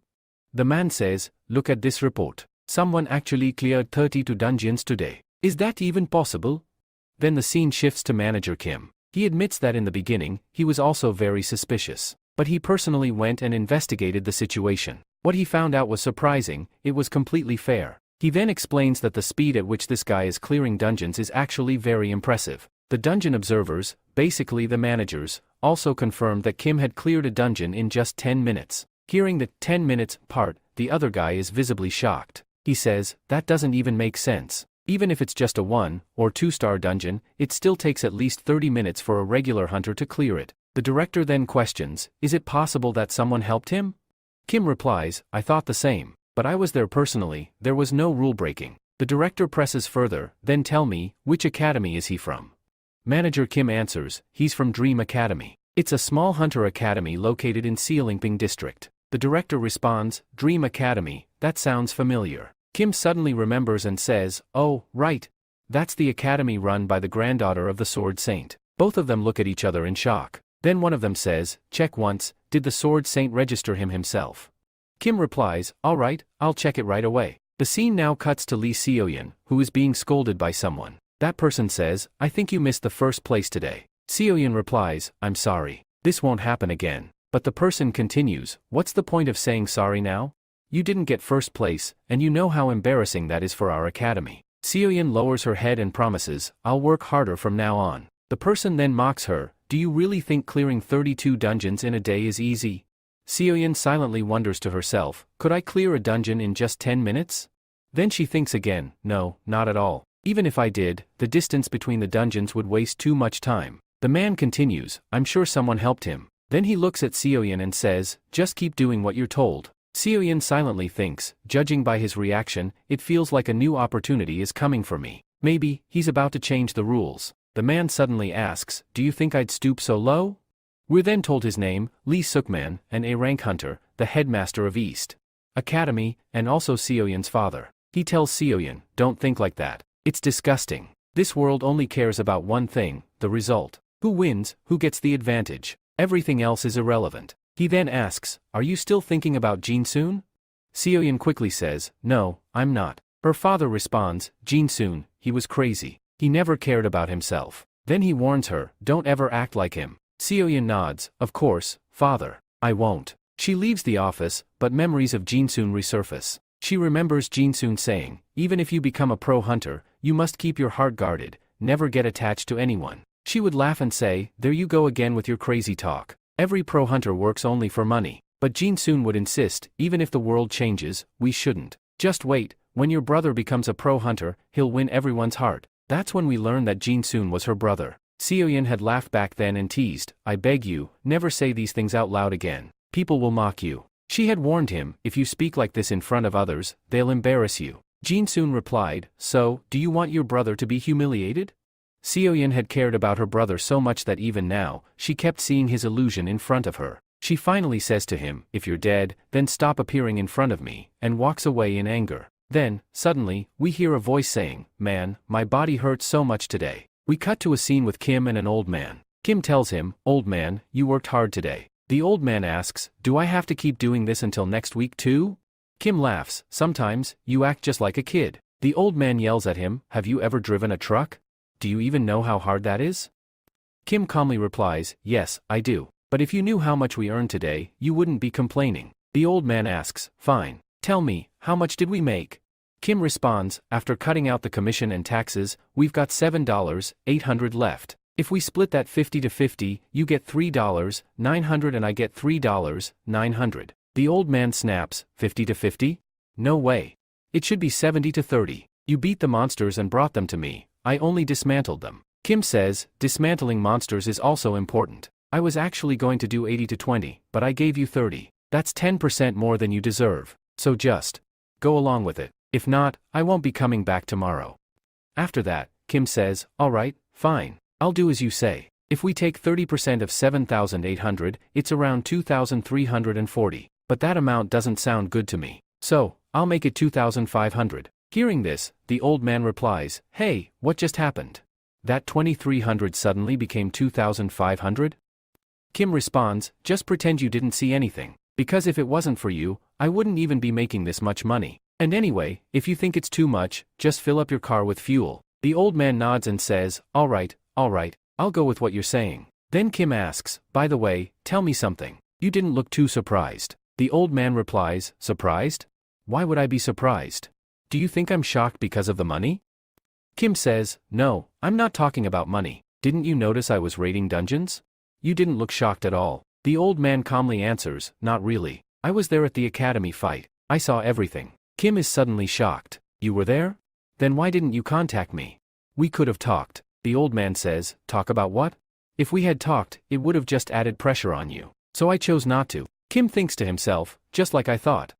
The old man may look rough from the outside, but deep down, he's soft-hearted. He helped me when I was drowning in debt. When no one else was around, he stood by me like a pillar. He's always supported me. Then Kim says, hey, old man, I just got a great idea. What if you start a monster delivery service?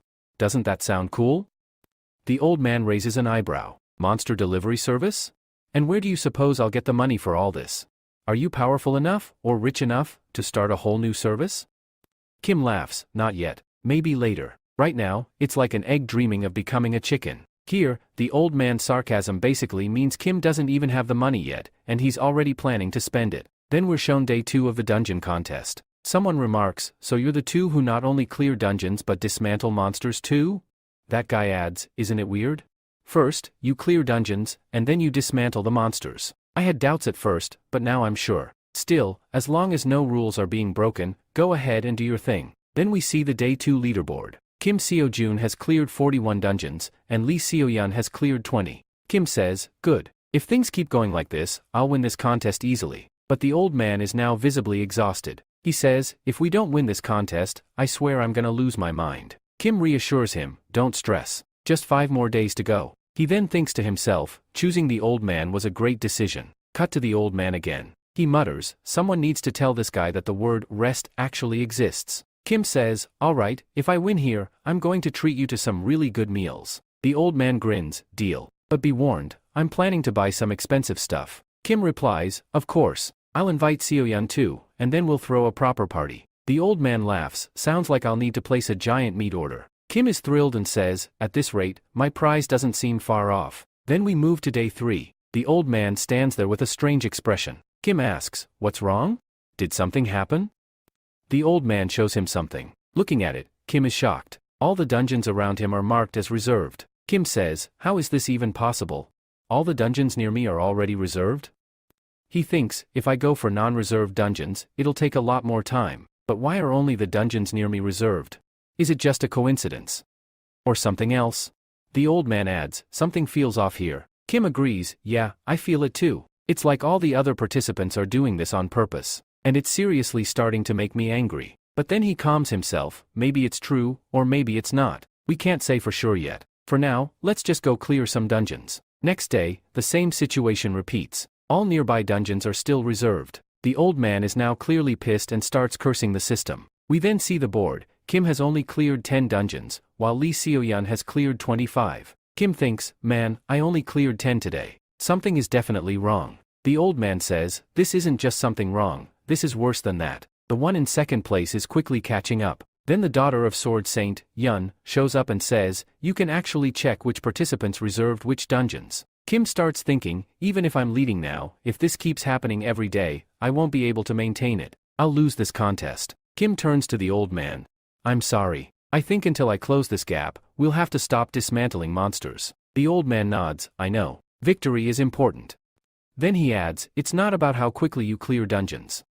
What matters is how close, or how far, you are from them. After that, Kim starts thinking and says, this is absolutely correct. But then, suddenly, he exclaims, I have an idea, and this might just help us win easily. Next, we are shown a scene with several hunters standing around. One of them says, it's good that you all are talking, but don't get too relaxed. Kim will reserve one area, and you all should register the surrounding areas. One of the hunters replies, don't worry, I'm watching it on my screen. Then, another hunter adds, I know, we just need to do what we did yesterday. 2 hunters are conversing about how one of them completes the raids so quickly. The one standing across from him responds, we don't care how he does it. We just need to focus on what we're getting from him. The first hunter stands up and says, hey, listen to me. He has just reserved it. Remember, we have to do exactly what we did yesterday. Reserve all the dungeons around his area. And don't do it all at once, spread it out over 10-minute gaps. Otherwise, he might get suspicious. The man with the hat agrees, okay, we got it. No need to explain further. But suddenly, the hunters are shocked as they spot something. They rush to the person who had just lectured them. One of the hunters asks, what's going on? Why aren't you reserving the areas quickly? Is something wrong? The other hunter responds, we want to reserve, but we can't because Kim has already reserved it. Leo is already hunting there. Hearing this, the person who had been lecturing them is visibly shocked and says, "Show me the phone." The hunters explain that if they reserve all the dungeons around him, Leo won't be able to raid them. One of the hunters asks, "Can we cancel our reservations?" The other hunter answers, "Once you reserve a dungeon, you can't cancel it." The person who had been guiding them looks at the phone, trembling in shock. Meanwhile, we see Leo quickly eliminating monsters. She then gets into a car and tells the driver, "Hurry up. Take me to the next destination. I need to raid more dungeons." The driver replies, "Ma'am, you cleared that dungeon really quickly. It only took you 15 minutes to finish it." Leo then says, "Why haven't you started the car?" The driver responds, "All the dungeons in this area have been reserved."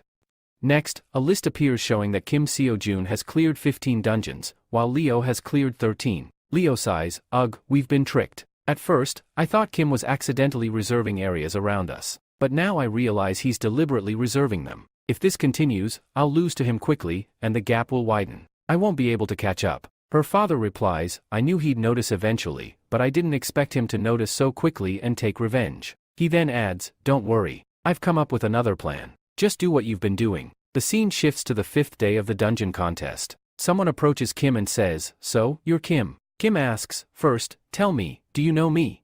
The old man replies, "I knew something was going to go wrong here." Kim then says, "You know the rules, right? Participants can't fight each other. If you try, there will be a punishment. I'm not here to fight you, I reserve my dungeons." Leo, coming over, says, "So you're the participant Kim. Are you the same Kim we've been hearing about?" Kim responds, "So, you're Li Shaun, or should I say Leo?" Kim then says, "It doesn't matter who wins or loses. What matters is that we should have a fair fight. The competition has started, and we should complete it with good intentions." Leo retorts, "So, you're saying I'm not fighting fairly?" Kim quickly clarifies, No, that's not what I meant," and leaves. Meanwhile, Shaun watches him leave. Shaun looks at him and starts speaking, "What a nice intention.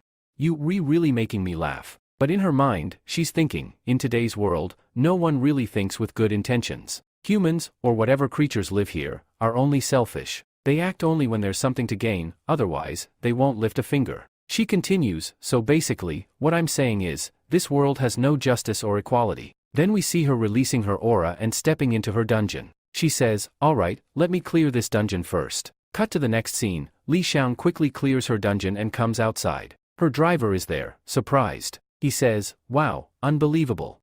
I thought it was just a rumor, but it turns out to be true. These people really don't stop, do they?"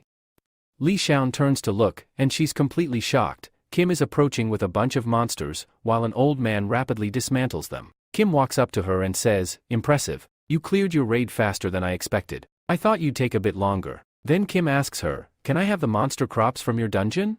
She replies, "Sure, you can take them. I don't mind." Hearing that, Kim gets really happy and says, "Thanks." He then goes back to exercising. Li Shaun asks, "What exactly are you doing?" Kim responds, "Are you asking about the exercising or the dismantling?" He explains, "I'm doing this because I need money. We even get paid for dismantling monsters." Li Shaun, walking away, mutters, "I'm really just wasting my time with you." In her mind, she thinks, "I knew it. No one in this world is born with good intentions." Makes sense, though, how could there be genuinely good people in this world? She remembers her brother, who once told her, "Your brother will become a pro hunter and rule everyone's hearts." Now she thinks to herself, anyone can become a pro hunter nowadays. It's just a job title now. With all that on her mind, she walks toward her car. Scene shift, suddenly, there's a massive explosion. Someone says, "Sir Kalia, you told me this was just a 6-star dungeon. So how come there are 10-star monsters here? Care to explain?" A massive monster lies defeated on the ground, with a man standing on top of it. Miss Kalia responds, "I assumed this was a 6-star dungeon, but due to restoration, its level must have increased." The man replies, "Don't say strange things. I know that dungeons don't just change like that anymore. That only happened 30 years ago." It turns out the man is none other than the Sword Saint. He says, "I know this can't be real, this kind of thing stopped happening 3 decades ago." Kalia tries to calm him, "I understand how you feel. I swear on my order of truth, I'm telling the truth." Sword Saint replies, "Are you really being honest? It still sounds like a scam to me." Then suddenly, a man wearing a hat shows up and says, "Oh my god, can you both just calm down for a second?" Another woman appears. She says, "I came here to investigate, not to watch your drama." Sword Saint snaps, "Don't say useless things. I called the Magic Saint here. What are you doing here?" We're then introduced to the woman. Her name is Young Jimin, and she's an apprentice of the Magic Saints. Jimin says, you know the magic saint isn't doing well right now, right? Sword Saint, clearly irritated, says, why are you calling me Gramps? Do you even know how old you are? Jimin replies, I know there's a huge age gap between us, but I was just matching your tone. She then adds, I can feel it, the magic here is different. She continues, just as Sword Saint said, this can't be a normal distortion. Tell me, did you feel anything strange while fighting that monster? Sword Saint says, no, I didn't feel anything unusual. And anyway, you know what 10-star monsters are like. Jimin tells him, you're talking in a really strange way right now. Sword Saint asks, so you saying this isn't a distortion, then what is it? Jimin replies, I'm not saying it's not a distortion, but we can't just leave it like this either. She explains, this kind of thing last happened when the giant beasts began to appear. Then, Kalia speaks up, asking if there's a possibility that the other dungeons might have upgraded, just like the dungeon that has been involved with the issue. Jiminy responds that while the chances are low, it's not something they can completely ignore. Who knows? It could very well happen. She says that before anything happens, they need to investigate this thoroughly. She adds that they should also talk to the association president so he can check on the low-level dungeons. The scene shifts to a girl who asks, is this the same dungeon gate? The boy replies, yes, it's quite rare for one dungeon to be attached to two others. We see 3 dungeons in front of the same person, one red, one purple, and one blue. The person says, this is my first time seeing 3 dungeons attached like this. Next, the scene shifts to a guy who says, maybe I reserved this dungeon. Another person apologizes, saying, sorry, I think I made a huge mistake. The third person adds, yeah, sorry too. I thought this dungeon was mine. The scene cuts to Dream Academy, where someone is asking, have these people gone crazy? We see it's none other than the old man, furiously shouting, how can they do this? Every time we reserve, they all end up here. Kim says, none of our methods will work now because they've changed theirs. The next scene shows a list where Kim has cleared only 5 dungeons, while Leo has cleared 26. Shuryan, clearly frustrated, says, if I used my grandfather's name, I could complain against them. Just then, an announcement is made saying that if anyone can't raid a dungeon, they can join someone else's raid and still earn points. Kim reads the announcement and thinks, alright, whatever happens tomorrow, I feel like it's going to be better. Their useless methods won't work on me anymore. The scene shifts to a truck where the old man shouts, hurry, move your car to the side. The person in the truck apologizes, saying, sorry, my gas is leaking, and we see that this isn't a one-time occurrence. Excuses like, sorry, I was so tired I didn't see you, or I didn't see the traffic lights because I was on my phone, are happening everywhere. Next, we move to day 4, where Leo is in first place and Kim is in second. Shuryan tells everyone, I asked the other dungeon participants, and they all said they have no relation to Leo. I've informed dungeon management, and they'll look into it. The old man, still fuming, says, they're doing this on purpose, causing traffic to prevent Kim from raiding dungeons. Shuryan agrees, adding, yes, the biggest issue here is time. I've personally seen that Leo comes from Hunter Academy, and their headmaster is Lisukman. The old man asks, who is Lisukman? Shuryan explains, he's a retired S-rank hunter, and many people acknowledge him, including Sword Saint. The old man replies, is he a professional hunter? I suppose he must be highly skilled if everyone, including your grandfather, recognizes him. Shuryan cuts him off, saying, no, his skills are actually pretty poor. The only thing good about him is his mouth. The old man says, I had a feeling he used tricks like that. Shuryan continues, I don't think they're doing a good job with the investigation, and it'll only end once the challenge is over and Leo wins. If my grandfather were here, this would be resolved quickly. Kim interjects, no, I don't think Sword Saint can arrive here that quickly. Shuryan agrees, and the old man says, we can't give up. If we do, we'll lose for sure. Hearing this, everyone looks down in despair. Shuryan apologizes to Kim, saying, I'm sorry, I couldn't help you out. Kim asks, why are you apologizing? She replies, I feel like I haven't been of any help to you. Kim reassures her, saying, no, you've already helped us a lot. If you hadn't helped, we would still be way behind. The old man agrees with Kim, telling Shuryan not to worry. We'll figure it all out, he says, then points at Kim and says, he needs to find the way through all of this. The scene shifts again to Kim, who is told by the old man, hey, don't keep your head down. Talk to Shuryan, because I know you're hiding something. Kim smirks evilly, and the scene changes again. A person wonders, have we fallen behind? How is this possible? Another person says, it seems like Kim goes to the dungeons first, reserves them, clears them, and then no one knows where he goes after that. The person sitting in the chair says, I don't know. Do whatever you want, but block his path. Kim yells, it'll only take 5 minutes, and then we'll finish the reservations. The old man replies, that sounds good. If we pay him, he'll tell us which dungeons he's going to raid next. Then he says, I think the Academy's dungeon management team is putting pressure on us not to do this. That's why it's possible that the dungeon management team is supporting Kim. He then yells, are you trying to say that this useless academy has put pressure on the dungeon management team? How could that be possible? And who exactly is this academy? After that, the person explains, this isn't just any academy, it's none other than the Grand Sword Sect's daughter's dream academy. As soon as he hears the name of the sword sect, sweat starts dripping from his forehead, and he says, now I feel like we don't have any tricks left. But he still yells, no. I have no idea about this, but block his path anyway because the East Academy will never win. And even if the East Academy loses, you know exactly what's going to happen to us. Then, the scene shifts, and we see Leo clearing a dungeon. We check the list where Leo has cleared 126 dungeons, while Kim has cleared only 125. The scene shifts again, and now Kim has cleared 131 dungeons, while Leo is still at 128. Then, once more, the scene shifts, and we see Leo clearing 135 dungeons, while Kim is stuck at 134. In the final scene, we see the last day of the contest where Kim has cleared a total of 141 dungeons, and Leo has also cleared 141. Next, we are shown the contest meeting room where a person exclaims, how did they both end up with equal points? Then, Cheyenne starts speaking, one participant is clearly cheating, so they shouldn't take first place. To which the second person responds, cheating? We didn't cheat at all. We played according to the rules and regulations, and whatever happened to you was just an accident. Cheyenne gets extremely angry and says, an accident? An accident happens once or twice, not every day. This is just cheating. The second person retorts, do you have any proof that we cheated? Suddenly, a third person enters and says, please, you two, calm down. We've decided that two people can't share the same place. Besides, we don't have concrete proof that Li Xiaon cheated. Hearing this, Li Xiaon is very happy and says, see, I told you so. The second person then says, I have a great plan to get us the first place. Next, the scene shifts, and we are introduced to a person named Sinyanchu, who is the head of the dungeon management team. He says, so you arrived. He's talking to none other than Kim. He continues, your name is participant Kim Sojin, right? And you participant Li Xiaon?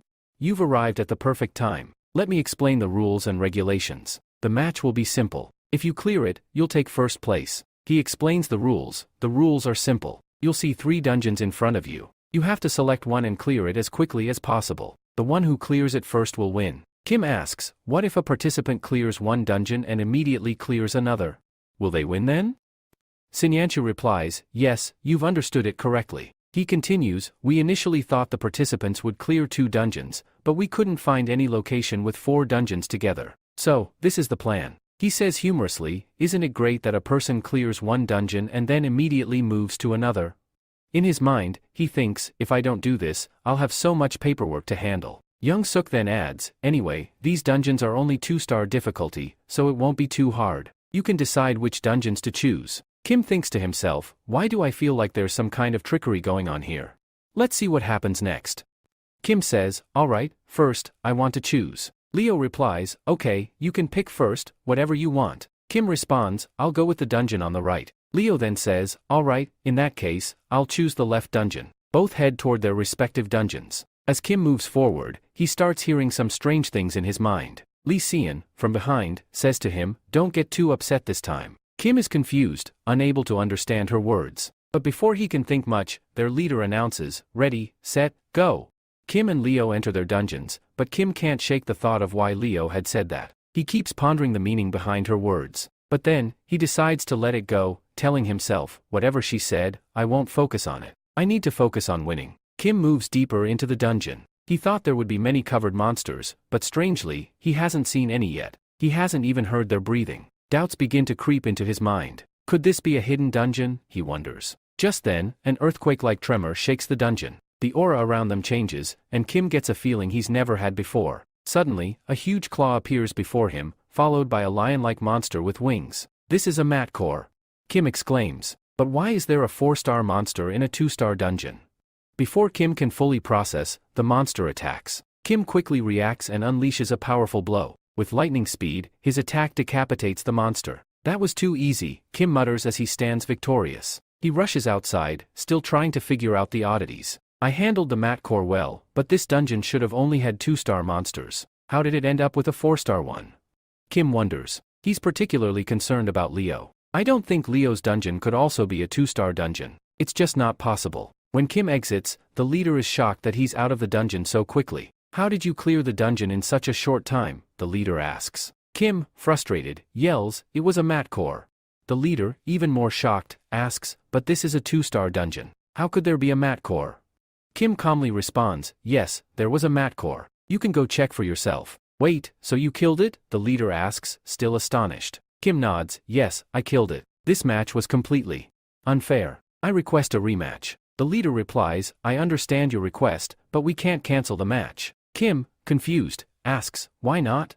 The leader explains, because Leo hasn't come out of her dungeon yet. Kim's face falls. That's strange, he mutters. Something feels off. Meanwhile, we see Leo, still deep inside her dungeon. I've been walking for so long, but why haven't I seen a single monster? She wonders aloud. Suddenly, a massive monster lurks behind her, a threat she hasn't noticed yet. In a flashback, Leo's brother is seen in pain, telling her, I'm hurting so much. Leo, trying to comfort him, says, just bear with it. Her brother, teasing, remarks, your hand is getting rough. When you become a pro hunter, you'll be able to take down monsters with ease. Leo, a little irritated, responds, how does someone as weak as you talk so big?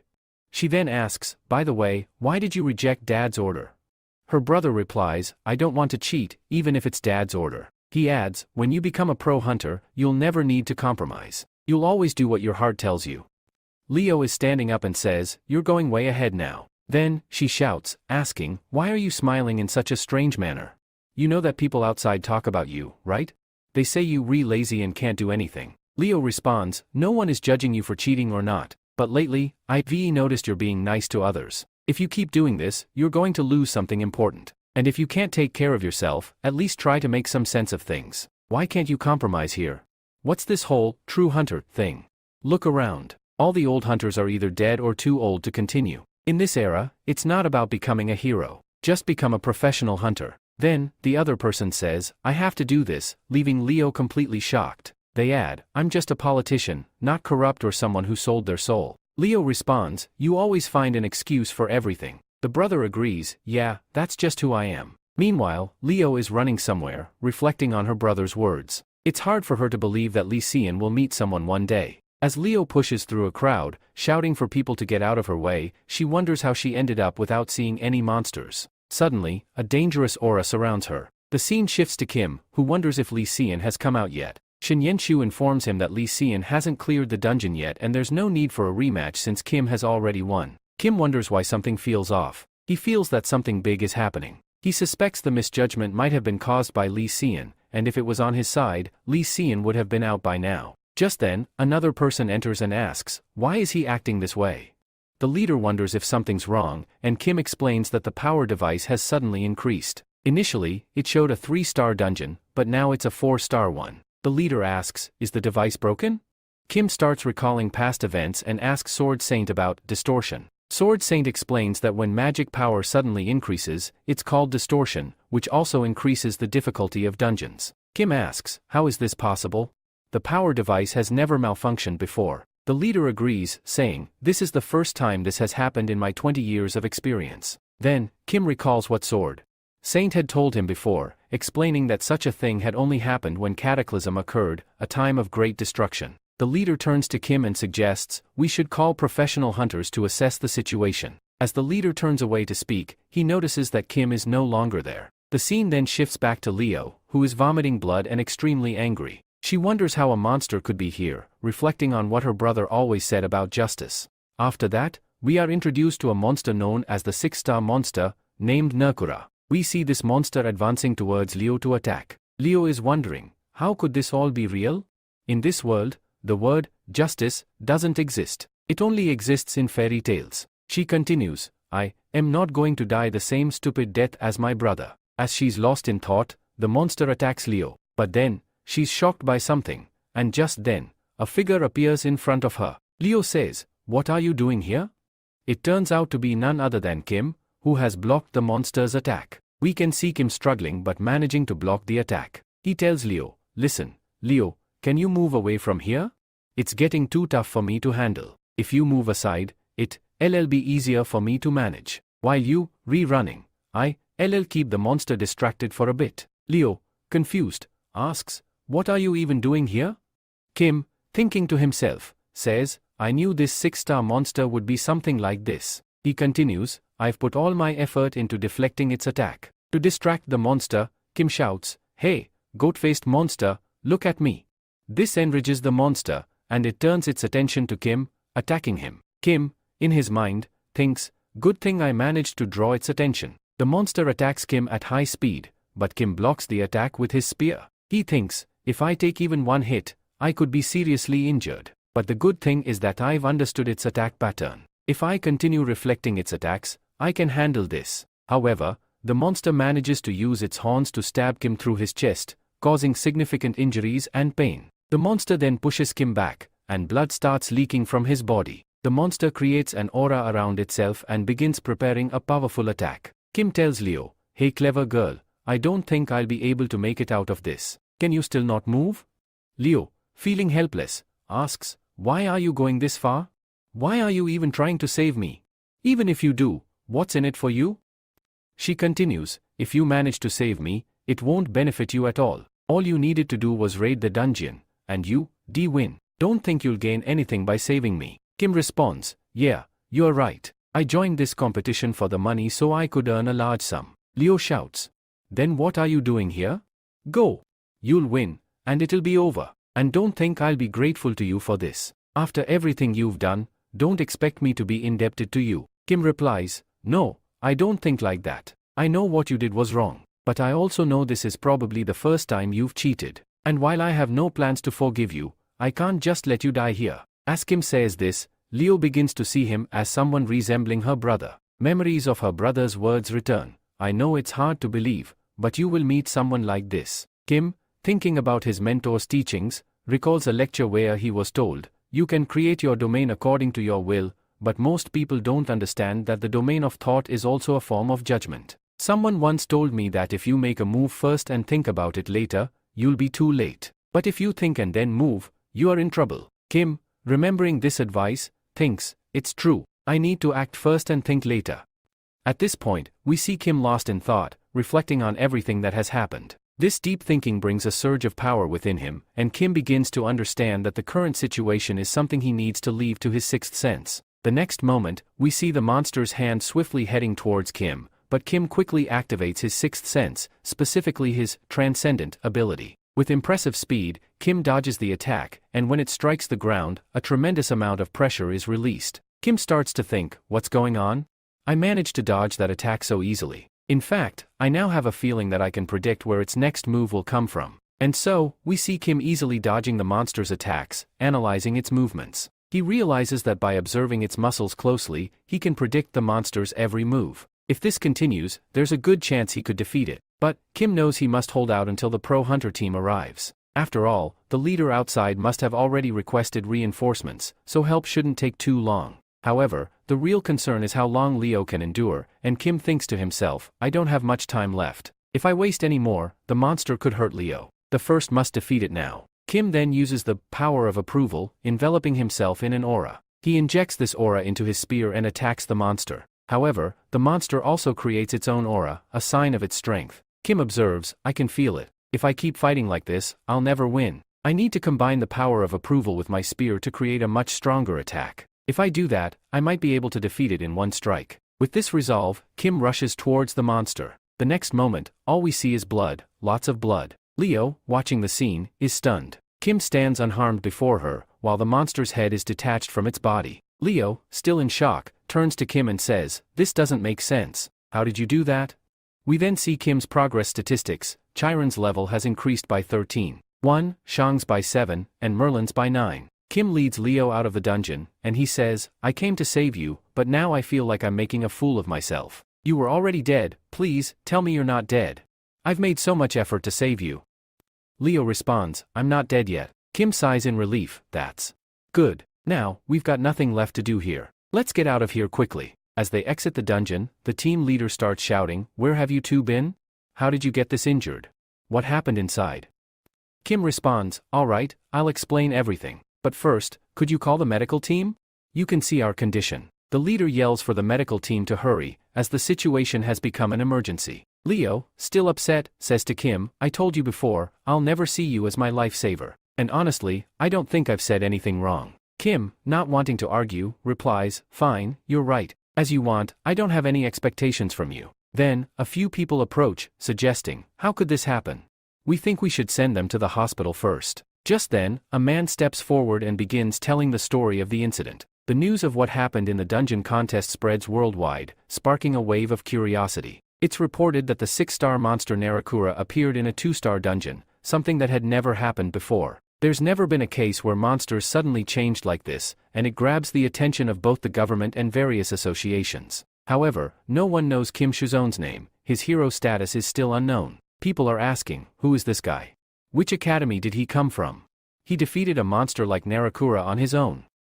And so, Dream Academy gains widespread recognition. The scene shifts, and someone comments, the Apostles of Tempest are watching you. Hearing this, Kalia is shocked. The man continues, the changes that occurred inside the dungeon in Korea might be the reason you've been called. You must be aware that Kim won the contest, and he has already received his prize. Kim, now happy, says, alright, I can now choose any weapon from the Transition Academy. After all, I've got the money for it.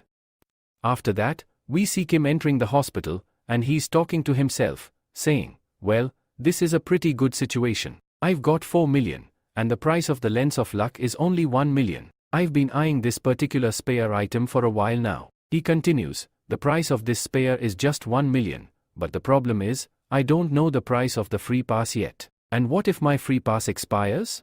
Will everything inside reset? I lose all the items. Kim then ponders, to be blunt, if I wait here, the prices of all these items are going to increase, and you know how bad my luck is. So, before that happens, I need to buy everything now. That way, even if the prices go up, I won't regret it too much. Next, we see Kim opening the shop of Transition Academy. Inside, there's a ring called Kata Simus. This ring, as described, attracts the opposite sex to you. He also comes across something called Glipna. It's said that this rope can even capture fox gold, and the material used to make it doesn't exist in this world. Furthermore, no one in this world can break this rope. Kim comments, the Lens of Luck might be a great item, but I need to check out some other things too so I don't run out of money. He thinks to himself, it would be smarter to buy all the items now, before their prices go up. Otherwise, if the prices increase later, I won't be able to buy them. And some items that should cost over 10 million are available for only 2.5 million right now. Even though these are copies of the weapons, their powers are incredibly OP, and they can rival the real ones. But the main thing is, I can't ask for a price reduction because the price is already quite low. Kim then reflects, there's a high chance that the prices will go up later. But the biggest problem is, these items don't show their powers. I'll need to research all the different mythologies to understand the effects of these weapons. What if I can't find the mythology for a weapon? That's going to be a huge problem for me. I can't remember all the mythologies either since my mind isn't that sharp. He wonders, could there be a community in Transition Academy where all this information is shared? He then checks out the Academy's community, which is called Freshman Stock Board. However, he's puzzled about why he can't type any messages or leave comments. He decides that when the mentor arrives, he'll ask them about it. Kim scrolls through and finds some information. A user has posted that you should never mock the items from Transition Academy's stores. Always choose your weapons wisely. I've used 100 pieces of gear, and I've mastered them. I'll share my views with everyone. Kim is shocked upon reading this, thinking, this person has mastered 100 pieces of gear. The person then talks about the Aegis shield, saying, this isn't a shield, it's just a piece of garbage. Its effect is terrible. While it can block incoming attacks, the face of the shield is hideous. And if anyone looks at it, they'll turn to stone, even the user. He continues, never buy it. It's trash. If I were to rate it, I wouldn't even give it a 0. 5 out of 10. But if I were to tell my friend, I'd say it's a perfect 10 out of 10. Kim reflects, maybe this person has mastered 100 pieces of gear because they are explaining everything in such detail. I guess they must be telling the truth. The person then talks about the 87th numbers bash, an amazing item, and says, it's awesome. You must purchase it no matter what. Most people don't know about it because it's just a subspace pouch, but it reduces the weight of whatever you put in it by 70%. You can store a lot of items, and all the items in this pouch will freeze time. I went through a lot of trouble to get this, and you, LL, need it too. I highly recommend you purchase it. Its durability is excellent. Kim is interested now, thinking, is it called the wish? He then wonders, could this item be from Roman mythology? It might belong to the goddess Hera. This pouch was used by the hero Perseus when he stored Medusa's head in it. Finally, Kim decides, let me check the price of this item. Just then, a notification pops up on his screen saying that the price of the item is being settled according to the casualty rate. We then see that the cost of this bag is 1 lakh. Kim starts thinking, the price isn't that high, it's not too special, but maybe I should buy it. He continues, I feel like I can really make use of it. It will help me increase my lecture progress significantly. But then, he also notices the downside. The weight won't be entirely eliminated, it will only be reduced by 70%. Kim then says, if I go into the dungeons and defeat the monsters there, I can easily collect them. Suddenly, he remembers something and says, wait, that's a great idea. I can carry it around and also do some scouting with it, making my daily missions much faster to complete. Only a fool would not buy this. I'm definitely getting it. A few days later, we see Kim with the bag, now purchased. He says, this is amazing. It looks so good in real life too. Even though I don't know much about it yet, the aura of this item is just incredible. We also see that Kim has bought the pouch, which he is now wearing on his waist. But soon, Kim starts crying because his bank account is now completely empty. The 1 lakh he spent on the pouch has now turned into 3 lakh. He curses his bad luck. Just then, Shun shows up and asks, why are you going to raid dungeons? You were just discharged from the hospital yesterday. You should be resting at home. Kim responds, rest? Why should I rest? I'm completely fine now, and I can make money by raiding dungeons. Shun, surprised, asks, money? You already had so much money from your big prize. What happened to it? Kim replies, all of that money is gone now. Shun then asks, did you really spend all of it? What did you spend it on? She looks at the pouch on Kim's waist and instantly understands. But she's also confused because, to her, the pouch looks like it cost more than 4 lakh. Shun then asks, so, are you really excited about this? Kim, excited, replies, yes, I'm really excited. Shun, thinking to herself, recalls how Kim was so down when she took him to buy weapons. She then says, alright, well, it's your money, so I can't say anything. You can spend it however you want. The scene shifts to Kim entering a 4-star dungeon. Shun warns him, be careful. This is a 4-star dungeon. You need to stay alert and watch your surroundings. But if any dangerous situation arises, I'll protect you. Suddenly, the statues of the ghoul monsters begin to shake. Kim says, these ghouls have high defense. It's the perfect time for me to test this pouch and understand its power. He continues, I'll attack first to see if I can defeat them without relying on magic or my approved mountain abilities. Can I defeat them using only the pouch? Despite the monsters having strong defense, the pouch seems even stronger. Kim thinks, at least I'll be able to land an attack on them. As the battle begins, the monsters fail to react to his attack, and their defenses prove useless. Kim's strike cuts through them easily. Shun is shocked as well. Both Kim and Shun stand frozen, wondering what just happened. Shun, thinking to herself, realizes, I should be asking him what just happened. Kim finishes off the monsters without using any magic, and Shun says, I'm not even surprised anymore. After being around Kim, I've gotten used to all this. We see Kim slicing through the monsters like carrots. Shun wonders, what kind of ghoul monsters are these that cut so easily, like tofu? Kim then pulls out the pouch, thinking, I've collected quite a lot of monsters today. Shun, puzzled, asks, how are you even going to fit them in that pouch? It looks like your hand won't even fit in it. Kim quickly starts putting the monsters into the pouch, saying, it's a bit heavy, even though the weight's been reduced by 70%. He pulls out the monsters again, realizing that it's just too much to carry. Kim is saying that once he clears all the dungeons completely, he will gather all the monsters and take them with him. Hearing this, Shun, curious, asks if she can ask him something. She says, I am really curious about something after seeing you. Did you get 4 million yen in prize money or 400 million? Kim replies, no, I only got 1 million. Then Shun asks, so how did you buy so many amazing items? Kim lies, saying, I saw a hunter shop and bought them from there. Shun, excited, asks, where is this hunter shop? Kim replies, it's near my house, and it was called Transgen Shop. Shun, very pleased, says, Transgen Shop? Is that the place where you bought all those incredible items? Then take me there, I need to buy some items too. But Kim crushes her dreams, telling her, "No, you won't be able to go there right now. When I went, they were packing up to leave for a tour." Shun, skeptical, asks, "Are you telling me the truth?" Kim, looking confident, responds, "Do I look like someone who would lie to you?"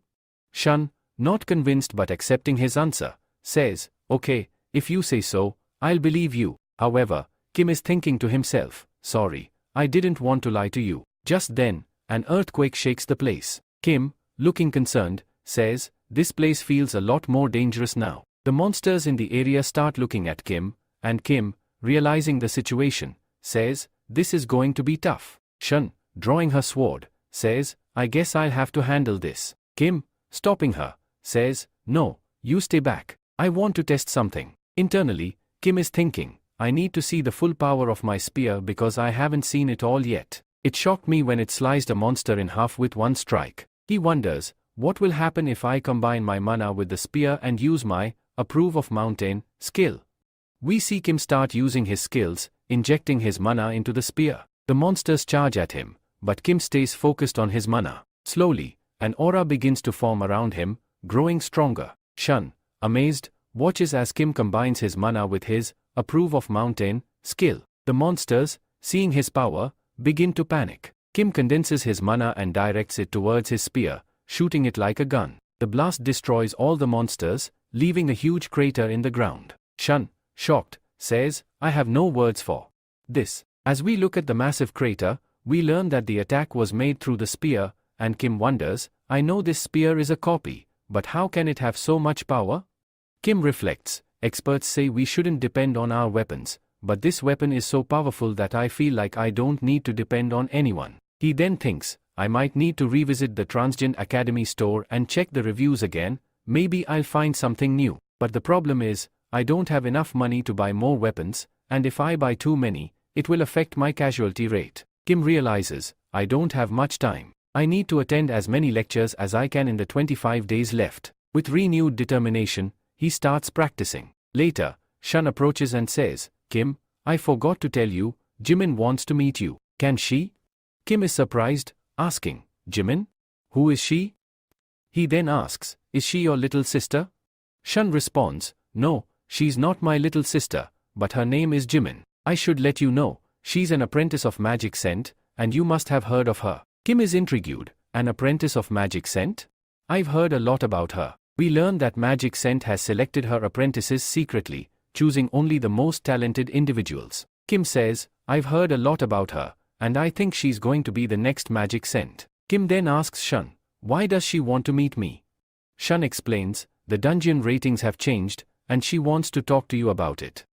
Kim starts thinking to himself that she wants to ask about the distortion, but then he stops. Shun, on the other hand, tells him that he doesn't know how much pressure she was putting on him to meet her, but he had delayed it a bit, saying that Kim is still recovering. Kim then asks, "Is she the person?" To which Shun replies, No, she's not like that. Besides, you don't need to worry about it." Kim says, "Alright, if that's the case, I can talk to her." Shun thanks him and leaves, saying, "I'll contact you after a while." Soon after, Shun messages Jimin that Kim has agreed. A light starts shining behind her, and then someone says, "Shun, I'm here." Shun is surprised to see him and asks, "How did you get here so quickly?" Jimin responds, "You told me I could come anytime." Jimin then asks, "First, tell me where is the person you've been praising so much?" We are introduced to this person, Jung Jimin, who is an apprentice at the Magic Center. Shun is shocked, asking, "How is this even possible?" Kim looks at her, asking, "A high schooler? What is a high schooler doing here?" Jimin is also surprised, asking, "How can this be possible?" Kim then asks, "Who are you?" Jimin yells, "Where did you buy this from?" Kim asks, "What are you talking about?" But Jimin isn't listening. She continues, "Why didn't you tell me where you bought this from?" Kim gets frustrated and asks, "First, tell me who you are and how you are talking to me like this." Jimin replies, "If you don't like the way I am talking, you can speak however you want." Hearing this, Kim is left speechless. Then, Shun arrives and exclaims, "What happened here?" As soon as she enters, she grabs Jimin and says, "If you keep yelling like this, Kim will be surprised." Jimin responds, "No, let me go. I need to talk to him." Shun says, "No, stay right here," and Kim is taken aback upon hearing the name, Uni. After a while, we see Uni quietly sitting. Shun apologizes to Kim, saying, "Sorry, Uni got too excited. Whenever she sees something new, she gets too curious." Kim then asks, "Is this the person?"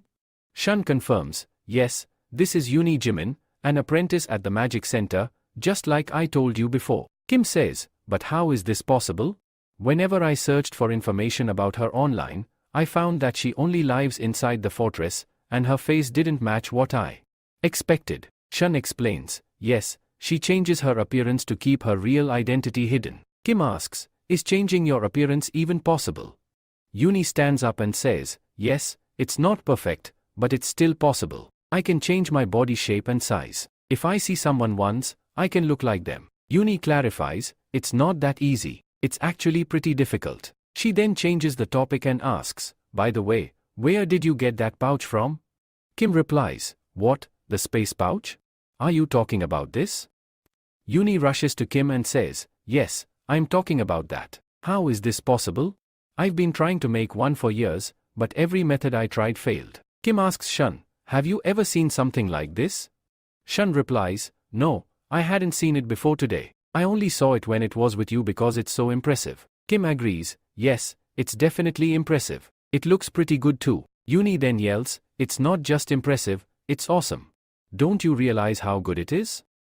Uni starts explaining how any object placed inside the pouch will freeze time, and 70% of its weight will be reduced. She gives a full lecture on it. Kim starts thinking, "If I show this to my workshop people, they'll start yelling at me." Then Uni says, "Sell it to me. I'll pay whatever price you ask." Kim responds, "It could be a bit troublesome."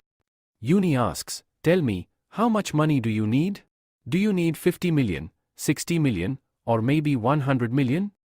Upon hearing 100 million, Kim's eyes widen in shock. He then says to Uni, "Do you even know how much money that is, or are you just talking out of thin air?" Uni quickly responds, "No, I'm not joking. I'm being completely serious." She continues, "If you just ask for money, I can't give it to you right away. For that, I'll need to do a little bit of sponsorship work, but I can easily gather 100 million. And do you know what? This space pouch has a value even greater than 100 million. Kim starts thinking, a 1,000 square foot pouch only costs about 30 million, but this specific Kibi's pouch. She's offering me 100 million for it? Doesn't that seem a bit much? Then, Kim starts to doubt, I'm not so sure she can really gather that much money. Kim wonders, if I do get 100 million, I could repurchase the Kibi's pouch. But it's not just about that. With all the expensive weapons and lectures, I could buy them as well. That way, I could solve all my problems. But still, Kim says, turning down the offer, I'm sorry, I can't do that. Shun asks, what? You can't do that? But you needed money, didn't you? Uni adds, you could even cover all your losses with that 100 million. Kim responds, fine, touch it first, then we'll talk. When Uni touches the pouch, she's immediately shocked by its power. Kim says, now you understand. This pouch is bound to me. No one else can touch it. Kim thinks to himself, I just received a message that if anyone else tries to repurchase the pouch, they can never buy it again. And they can't even sell it to someone else. Kim is relieved, thinking, at least now she'll calm down. But Uni is even more excited. Wait, is this artifact made of 5 circuits? I thought it would be made from 4. This is truly amazing. Tell me, where did you buy this from? She raises her voice, just tell me the name of the place, and I'll give you 1 million yen right now. Shun says, please, quiet down. Shun then explains everything as Kim had instructed. Uni reacts, so you are saying you bought it from a random store near your house, but that store isn't there anymore? That's really unfortunate. Kim thinks, well, at least she's calmed down. Then, Uni says, let me at least do some research on it. Kim asks, what do you mean by research? Uni replies, I'm serious. I can't touch the pouch because it's soul bonded to you, but I can still research it indirectly. I'll even pay you for it. Kim thinks to himself, well, if that's how it is, I guess it's fine. What could happen to me? I'm the owner of it, after all. The narrator explains, Kim's pouch doesn't shock him because it's soul bonded to him. But if anyone else touches it, they'll experience a shock. Uni will have Kim do the research for her, but only through his touch. Kim wonders, this won't interfere with any casualties, will it? Uni looks at him with hopeful eyes. Kim says, fine, it doesn't sound that bad. If you need help with research, I'll assist you. Yuni's face lights up with happiness. Kim then asks, do you want to start researching my Kibi's pouch right now? Yuni refuses. No, I don't have the materials with me. I'll invite you to my research lab, and we can do it there. But first, I have something important to talk about. Yuni continues, I almost forgot why I came here in the first place. Kim asks, are you asking about distortion? Yuni replies, yes, you're right. I need the details on what happened there. A bit later, Kim tells her everything. Yuni says, so you faced the Korra monster there, and the device couldn't track it?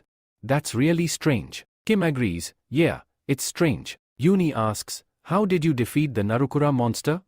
Kim replies, maybe I was just lucky. Yuni, in disbelief, says, you are telling me you defeated a 6-star monster just by luck? If you couldn't condense your aura, you wouldn't even be able to scratch it. Kim shrugs, yeah, maybe I was just lucky that time. Kim was thinking to himself, if I had only used the power of Approval Mountain, I could never have defeated him. If I didn't have Merlin's mana, I would have been finished long ago. As soon as he thought of Merlin's name, something clicked in Kim's mind. He started to think about the last time he had attended Merlin's lecture. Kim then spoke to Jimin. I might be making a mistake here, but I want to tell you something. Jimin, curious, asked, okay, so what kind of opinion do you want to share? Kim explained, mana and magic are, in a way, a derivation of mana. How do you use mana? And how do others think of using it? That's what makes individual perspectives so unique. Jimin nodded and replied, yes, you're absolutely right. It could be the same in dungeon distortion as well. Hearing this, Jimin became very excited. She stood up suddenly and said, would you tell me more in detail? Kim started explaining, if we could change magic and aura, dungeon distortion might be the same. It could even be the result of someone's interference. I think this distortion could be caused by someone. It might even be artificial. Kim then thought to himself, what am I talking about in front of this genius? Oh well, forget it. He stood up and said, never mind, I think I've said some nonsense. You don't need to take me seriously. Jimin, still curious, responded, so who are you? What are you trying to say? Kim was taken aback. Jimin continued, I'm asking if you are a magic scholar. Kim, shouting, replied, can't you see? I'm becoming a pro hunter. Jimin responded, then tell me, how do you explain things so well? And tell me, what is the law of the world? Where did you learn so much about magic aura? Kim thought to himself, this is Merlin's idea. My brain's getting all confused. Jimin then said, you are amazing. And you have that pouch too. She became anxious and asked, wait, are you the one who made all those space pouches? Then she said, a normal pro hunter who is actually a secret genius. A magic scholar. Kim replied, what nonsense are you talking about? He thought, this girl's mind must be messed up. He then said, no, I'm not a magic scholar. Jimin, more determined, said, okay, then tell me more about your ideas. Kim explained, I've added some thoughts here based on what Merlin taught me. I never imagined it would have such a big reaction. Jimin began teaching her class, asking, what do you know about the fundamentals of mana? Kim explained everything he knew, adding, this is pretty normal. Think about it, if the head of a transition academy answers questions, it's bound to spark curiosity. So, their knowledge is likely to be extraordinary. However, as he spoke, Kim suddenly thought, wait a minute. If I have this much knowledge, I could teach others and make money from it. Looking at Jimin, he thought, my brain's finally working properly. He continued, this makes so much sense. If I've loaned out my kibus, why not share my knowledge too and make money from it? After all, I've worked hard to acquire it. Kim thought, I shouldn't just let go of everything I've gained. I need to keep increasing my knowledge, because I am a candidate. Someone might come to me to learn, and I need to be prepared. Finally, Jimin responded, so, you don't know the basics, which means you don't know about sorcery either, right? Then Kim starts speaking. You saw it, right? My progress rate is only around 17%, so obviously, I can't go much beyond this level right now. Right after that, Uni stands there and says, thank you for giving me that idea earlier. It's been really useful for me, and I can also apply it to my research. Then Cheyenne chimes in from the back, I brought some snacks for you. Aren't you going to eat them? To that, Jimin, who's about to leave, replies, no, I've got unfinished work to complete first, and that's why I'll definitely invite you to the lab as well. Still, Cheyenne insists, but at least have a little bite before you go. Then Kim starts talking about uni. If I look at her from a public perspective, she's quite a unique girl. Cheyenne agrees, yeah, you're right. I think uni must have heard about this already. Even I worry sometimes. Can she really become the next magic saint? Kim thinks to himself, if I consider that Kalia is the sword saint and I've already met apprentices of the magic saints, then that in itself is a big deal. Still, it feels odd that I've met them already. Cheyenne then sits at the table and says, let them go. Let's have our meal. Kim nods, alright, thank you. While eating, Kim continues thinking, the next one is the grand voice. Maybe they might come and meet me. The scene shifts. Kim is now sitting somewhere alone, visibly frustrated. This lecture progress rate.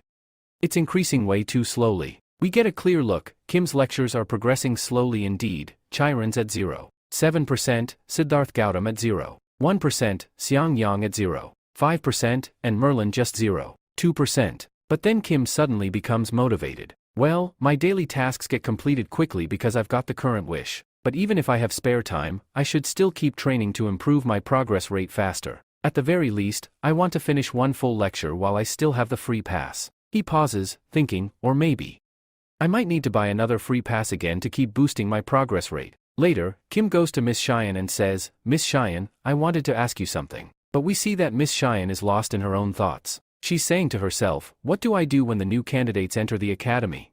I can't train them all at once.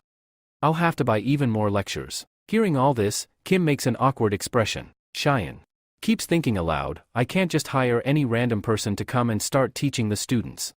I'll also have to decide how much salary to give them. Kim finally walks up and asks, Miss Cheyenne, are you okay? Startled by his voice, Cheyenne jumps. Who's there? Oh. You were calling me? Kim responds, what's wrong? You didn't even hear me. What's bothering you? Cheyenne asks, so you were calling me? Kim says, yes, you seem very stressed lately. Cheyenne nods, I was just thinking, if I recruit more candidates, more students will enroll. But that also brings more challenges. That's what I've been trying to figure out. Kim thinks, wow. She already has so many problems of her own. Then Cheyenne asks, alright, tell me, why were you looking for me? Kim replies, oh, it's nothing serious. I just wanted to ask if there are any upcoming competitions, like the Dungeon Sweep contest or the Academy tournament we had earlier. Could you check if there's anything like that happening in the next 20 days? Cheyenne checks her phone. I'm sorry, there aren't any competitions happening right now. Hearing that, Kim gets disappointed. Not even one?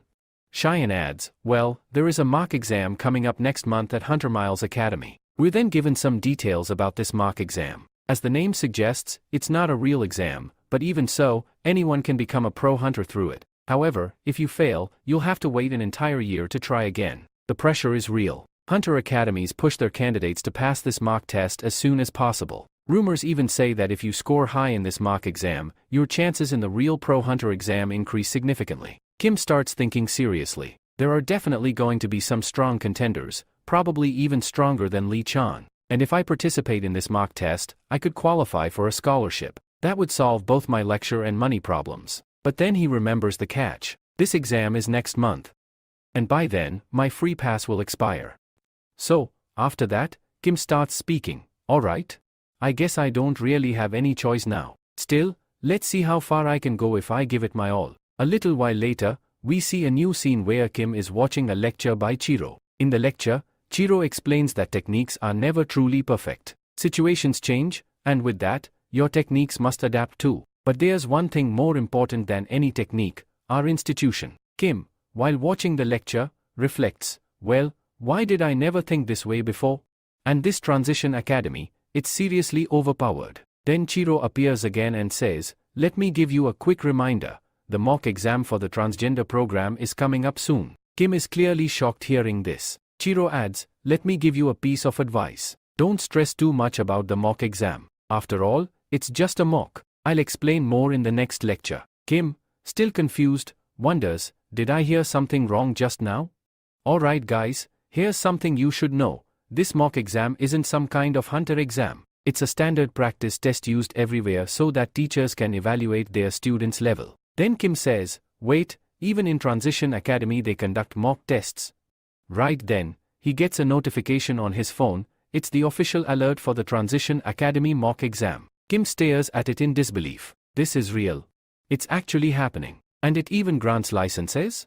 This feels just like a real hunter examination. He continues, now I remember.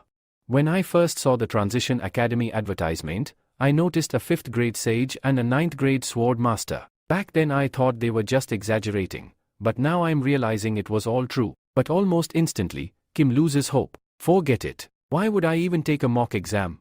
I'm way below their level. What's the point of trying? Trying to distract himself, he opens another lecture, hoping to improve his lecture progress rate. But just as he starts, a different teacher, someone from the spear class, starts shouting, your mock exam is coming up soon. If you have the motivation, go and pass it. You should take it as soon as you can. Use your power of opportunities skill, even if you retrash, clear it with your pride. The lecture ends, and Kim mutters, what the heck is going on? These aren't just recordings. Why is every lecture today focusing on this mock exam? Why is there so much pressure on me to take it? Then Kim stops, puzzled. Wait a minute. Siddharth Gautam and Merlin, they aren't saying the same thing, right? But as we see next, both of them are, in fact, encouraging him to take the mock test as soon as possible. Kim lies down and sighs. Well, this isn't the first time the Transition Academy has acted strangely. But seriously, is this mock exam really that important? Let's check the community to see what others are saying about it. He opens the community section and finds a post by someone who writes, hey guys, how's everyone doing? Seems like most of you are preparing for the Transition Academy mock test. I tried asking around about where it's happening and who's conducting it, but no one knows. Kim thinks to himself, wow, his situation sounds just like mine. He scrolls quickly through his phone until something catches his eye. A user named Ruler of the Forest has posted something. I recommend taking this job. Since you're a freshman, it'll give you a ton of experience, and it'll also boost your lecture progress rate. Kim says, yeah, I should definitely check this out. It might really help speed up my progress rate. And finally, he says to himself, let's try it once and see what happens. If it works, it might just turn out to be a good decision. We cut to the next morning. Kim is standing in front of a door, staring at his phone. He taps on a notification from his mock test app. A message pops up, your casualty level is being measured. Another message immediately follows, do you want to start the mock test now?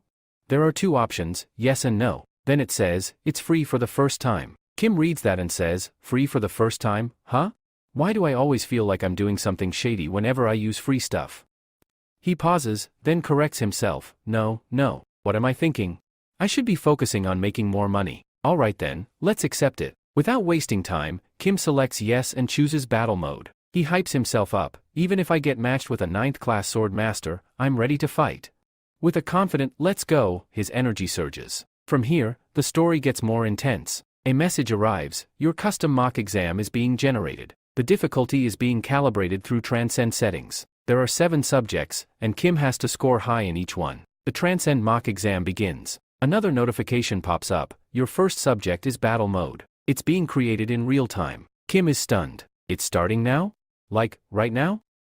Then he reads further, you'll face 15 stages. Based on the pattern, the first level might have a 5 or 6 star monster, so by the 15th level, I could be facing a 20-star monster?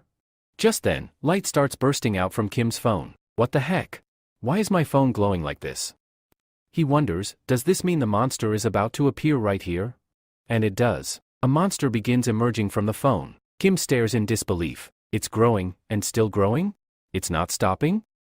The monster finishes materializing. It's not just any beast, it's a dragon. A seriously cool-looking one. Compared to it, Kim looks tiny. Another message appears, level 1 monster, defeat it within 30 minutes. Kim reacts with a bit of sarcasm, yeah, sure. How am I supposed to do that? These Transcend people have lost their minds. But the dragon doesn't wait. It begins charging an attack, Flame Breath. Kim panics, wait. At least give me 2 minutes to prepare. The dragon clearly isn't listening. It unleashes its Flame Breath, blasting Kim with full force. The attack is so powerful, it knocks Kim out instantly. Another message pops up, level 1. Failed. Survival time, 2 seconds. Kim opens his eyes, confused and disoriented. He starts pacing around, muttering to himself, this is insane. How was I supposed to beat that? That wasn't just hard, it was absurd. He reflects, that was only level 1, and it was a dragon of ruin? Not even a minor dragon? Then what's level 15 going to be? A god? He begins spiraling, do Transcend students really fight gods? Or are they fighting other Transcenders? then catches himself, no wait, they are the transcenders. He imagines the gods, Hercules, Zeus, Buddha, watching him and laughing. Trying to calm himself down, Kim takes a deep breath. He sits and tells himself, okay, let's think, what's the next step? He checks his phone again. At least there's one good thing, he gets 10 tries. That gives him some hope, but deep down he knows? No matter how many times I try, nothing really changes. I always lose. But maybe this time, I'll see if I can actually win. And then, after that, we see Kim constantly giving tests and failing in them. He keeps failing over and over again. This failure seems endless. Eventually, we see Kim's face, which has become quite strange, revealing that he only has 5 chances left. Kim then says, man, at this rate, I feel like I'll never win. How am I ever going to defeat this? If it keeps going like this, I'll never beat it. If I keep practicing like this and keep taking tests, I'm going to lose my mind. Then, the scene changes to Kim sitting in a park, calmly drinking juice. He says, the dream of becoming a pro hunter is still far away. So, how can I even think about becoming a transient? I need to increase my progress rate as quickly as possible. As Kim thinks about this, we see him wondering if he can cancel his plan. Just then, his phone receives a notification from the Transition Academy, asking if he would like to take an explanation lecture for the mock test. Kim, filled with excitement, quickly picks up his phone and says, is there anyone who can tell me an attack pattern so that I can clear the first level? The message contains 3 lectures. Heaven Great Sage signified the guardian beast of the blue dragon. Kim is thrilled to see that Great Heaven Sage is included. After considering, he thinks, maybe I can learn these lectures side by side. That would be awesome.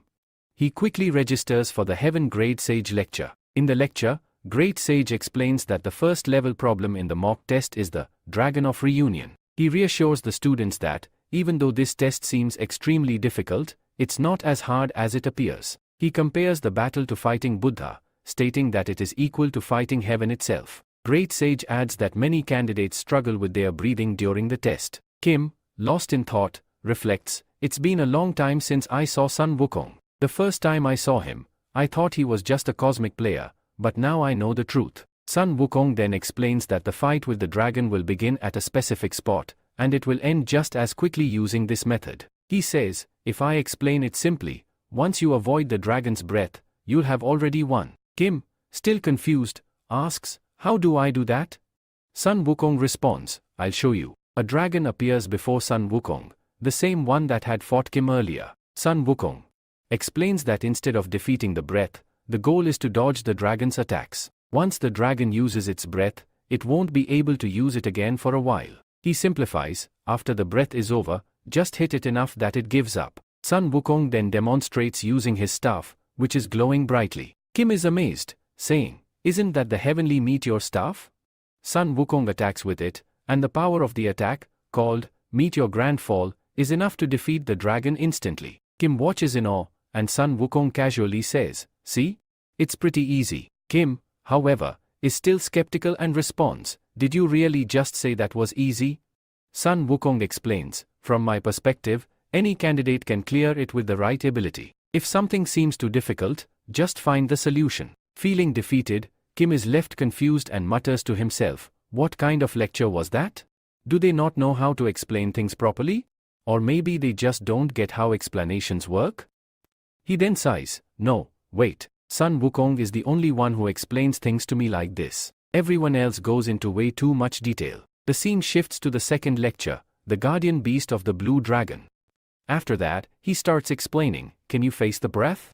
Then, he pauses and wonders to himself, how can I fight against the breath?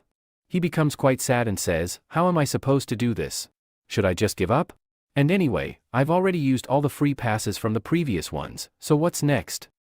He then looks at the third lecture titled Siegfried, where he talks about the fan fire ability. He explains that Siegfried is a famous hero in Northern Europe, often regarded as the dragon slayer. He then goes on to say that Siegfried earned this title not just for slaying dragons but for defeating the Fifur dragon, the most feared one, which earned him the title. Next, the lecture starts, where it is mentioned that, as you already know, Fabrinet's special attack depends on breathing. Whether you can dodge it depends entirely on your ability to handle the breath. We are then shown Siegfried's face, and it's stated that this is the legendary dragon slayer. The instructor explains, if you want to win, you need to learn to dodge his attacks. We then see Kim, who says, I think this is just like the first lecture, and I'm probably going to have to quit this too. But, the lecture continues, and the instructor explains, if you're struggling, it means you haven't cleared the first level yet. Let me explain what's special about this. I'll give you two methods. The instructor begins with the first method, saying, as soon as the dragon is summoned, it will immediately launch a breath attack. If you re-prepared in advance, you can handle it and even counter its attack. He reassures everyone, it will be tough in the beginning, but with practice, it will eventually feel much easier. Kim listens carefully to his words, but there are still some candidates struggling to dodge the attack. The instructor then reveals the second method. For the second method, you need to bring something that shines, something that can distract the dragon. At this, Kim looks intrigued, clearly interested in this new approach. After that, the scene shifts. Someone is speaking, saying, thank you so much for coming here. We then see Kim holding what appears to be a full gold bar in his hand. He says, well, this looks pretty good. But let me tell you, it's not real.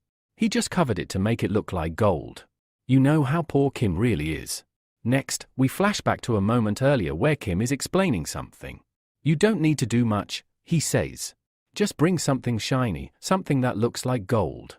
And also remember, that dragon is completely obsessed with gold. That's the only reason I ever defeated it, not because it doesn't have gold, but because it loves gold. He continues, as soon as the dragon is summoned for your first level fight, just throw the gold bar at it. The dragon won't use its breath attack, because if it does, the gold will melt too, and he doesn't want that. Then Kim turns to the person and says, why are you looking at me like that? Are you trying to say I'm not using any skills? Well, that's not my problem. It's your problem, how you solve it is up to you. Whether you use a skill or something else is your choice. That's all I can tell you. If you still have doubts, you can ask me later. Back in the present, we see Kim walking away, saying, well, I don't have many options left. I'm just going to use this. He begins summoning the dragon again. And pretty quickly, the dragon actually appears. Kim explains, as soon as the dragon was charging its breath, I threw the gold bar toward it. We then watch the gold bar fly straight toward the dragon. The dragon's eyes go wide the moment it sees the gold. Instead of attacking Kim, it chases after the gold, completely excited. Kim grins and says, finally, I stopped its breath attack. I think I can actually win this. But things turn quickly. The dragon soon realizes the truth, that the gold isn't real, just something coated to look like it. The dragon gets furious. It charges straight toward Kim, who yells, this thing's gone totally mad. How can anyone call this monster just a lizard? Then we see it happen, the dragon attacks and kills Kim. A notification pops up, you've failed level 1 again. Kim returns to his world, sighs, and says, I lasted barely a minute. And that too, just barely. Now, Kim is left with only 4 chances. He mutters, how am I supposed to defeat a monster like that? He looks at something on his phone and is completely shocked. Chiron's lecture rating has increased from 0.7. Kim says, should I get gold armor? Then maybe he won't attack me at all. He adds, it's great that my progress rate has increased. Then the scene shifts again. Kim is back, fighting the dragon. He leaps high and comes down hard, trying to attack. But the dragon swipes him away with a kick. Kim scrambles to his feet and starts running. Damn it! Dodging this thing is impossible. I have to attack somehow, but there's just no time. He manages to get behind the dragon. But the dragon sees him. With a swing of its tail, it attacks. Kim exclaims, damn it! I can't dodge this. Desperate, he pulls something from his space pouch, gold biscuits. He throws the gold bars at the dragon. Immediately, the dragon's focus shifts from Kim to the gold. That's how Kim escapes the tail attack. He pants, that was too close. I almost died. But the dragon charges at him again. Kim yells, what is wrong with this thing? Why is it still so mad? Didn't that one gold bar satisfy it? He decides he needs to give it more gold. Kim pulls out a bunch of gold biscuits from his pouch. The dragon's attention instantly locks onto the shiny gold. It becomes so obsessed that it forgets about Kim completely. Seizing the moment, Kim wastes no time. He flies straight toward the dragon and activates his skill, Uproot of Mountain. Then he uses another skill, a momentum that over the world. Kim's entire look transforms, he's glowing with power, looking absolutely OP. Without holding back, Kim launches a powerful attack straight at the dragon. Then we see that due to that attack, the dragon's mouth opens completely. It looks like the dragon also suffered a lot of damage. After this, Kim becomes extremely happy and starts saying, "All right. I finally managed to land an attack. But did it actually affect the dragon?" However, we then notice that Kim's attack had absolutely no effect on the dragon. The dragon turns to look at Kim, and we see it glaring at him with furious eyes. Kim starts feeling uneasy and says, "Why do I suddenly feel cold?" The next thing we hear is a loud scream. Right after that, Kim receives a message saying, "You failed level 1 again. You still had 24 minutes left, but your trial is over." We then see Kim lying on the ground, badly injured. He says, "I really thought I could defeat the dragon this time. But all I got was intense pain." Despite failing, we see that Kim's progress rate has significantly improved. Chiron's lecture increased to 5. 1. Songyong's to 4. 5. And Merlin's to 1. Looking at these results, Kim becomes quite cheerful. He says, "Just like I thought, when I attacked that dragon, my lecture points went up. If this continues, maybe I can complete all the lectures before the free pass expires. And not just one, I might even complete 2 lectures." He looks at his screen with excitement. But just then, another message pops up. "Do you want to try again? You still have 3 chances left." Seeing this, Kim gets even more pumped and says, "Let's do this. I'll try again." After a short while, we cut to a new scene where someone approaches Kim and asks, "Mr. Kim, are you really not going to the dungeon raid?" It turns out to be Shun. Kim replies, "Yeah, I won't be raiding the dungeon for now. I'm a bit short on time, so I'll stick to self-training." Shun asks, "Do you really not have time?"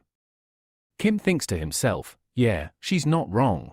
Lately, I've been acting pretty weird, always staring at a blank screen. That's probably what she thinks, but she has no idea I'm actually trying to complete lectures." Then Shun says, "All right, should I finish my paperwork then?" Kim responds, "Yes, go ahead. You can finish it first." Next, we jump to results day. Kim scores only 4. 2 out of 100 in battle. He finds out he completely failed. Everything else is marked as undecided, and Kim sarcastically says, "Wow, what an amazing result. I failed the first level of the mock test." He continues, "The biggest issue is that my lectures didn't progress as quickly as I expected." Kim reflects, "The more fights I engage in, the more my teaching experience grows, and because of that, my progress rate also increases rapidly. I'm even becoming more skilled at applying what I learn." Then we see Kim sitting down, thinking, "Well, there's a 3-day break before the next mock test at Transition Academy. Until then, I should check if there are any lectures I can take. It'll be at least somewhat useful." We cut to a scene 3 days later. A message pops up, "Your basic endurance test is about to begin. This is your second test." Kim starts thinking, how is this next exam going to go? Another message arrives, "You will now receive your question." Suddenly, a red orb appears in Kim's hand, surrounded by a fiery aura. Kim stares at it and says, "What is this? If I collect 7 more items that look like this, will I get a wish granted?" What a joke, and then, right behind Kim, a dragon appears. Another message pops up, "You don't have to do much. Just protect the pill given to you. That's your test." As he turns around, he sees a giant dragon towering behind him. And finally, a last message appears, "You must not take even a single hit from the dragon. The timer is set for 1 hour." After that, we see the dragon coming straight towards Kim, ready to attack. However, Kim is still in shock, standing there, thinking to himself, "Is this what they call the basic endurance test?" Then, a message pops up, telling him that he had died and come back within just 3 seconds. Another message follows, asking, "Do you want to try again? You have 3 chances left." Next, we see Chiron's lecture increasing from 7. 2, and Songyang's lecture rising to 5. 3. Following that, we reintroduce to the third subject, which is a test on reaction speed. This test is also on level 1, and its time limit is 10 minutes. We then observe a statue-like object, immersed in its own chant, as Kim stands there thinking, "What is this thing saying? I don't understand anything about it." Afterward, Kim speaks to the statue, asking, "Do you need an answer from me?" We don't learn if Kim won or lost, but we do see a lecture screen showing an increase in his lectures to 0, 2 and 1. 1. Next, we are introduced to the fourth subject, titled Mana, another level 1 test. Here, it's explained that Kim must give as much mana as possible to the Bulgasari, and the remaining time for this task is 30 minutes. Kim then watches the Bulgasari consume his mana. He says to it, "Are you a stomach or a well? When will you finally be full?" After this, we see the Bulgasari run away, crying, saying, "Forget it, I'm not giving my mana to anyone. I'm completely drained." We return to the progress screen, where Chiron's lecture has increased to 7. 2 and Songyang's lecture has risen to 5. 4. Then, the 5th subject appears, mental strength. It's explained that all Kim has to do is listen to Sharon's song, which has a time limit of 30 minutes. We then see Sharon, who is actually a mermaid, singing beautifully. Kim stands there, thinking, "This sounds really good. Is this the effect of Siddhartha Gautama's lecture?" After this, we learn that Kim has passed level 1, making him extremely happy. He says, "Wow, I passed level 1 for the first time. I could easily continue to level 15. However, Sharon gets very angry at Kim's words. Then, she starts singing a very dangerous song on level 2, causing blood to pour from Kim's ears.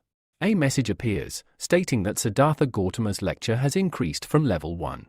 After a while, we see Kim, irritated, saying, "This is absolutely terrible." We then get a look at Kim's mark sheet, which shows low scores, 4. 2 in battle, 3. 7 in basic endurance, 2. 3 in reaction speed, 1. 2 in mana, and 9. 8 in mental strength. Despite failing all the subjects, the good news is that his progress rate has greatly improved, with Chiron's lecture at 94. 9. Siddhartha Gautama's at 15. 5. Songyang's at 96. 3. And Merlin's at 19. 9. After seeing the results, Kim thinks, "I feel like I can complete 2 lectures. I'm just wondering what powers I'll gain after completing them." He then realizes there are still 2 subjects left. What is going on?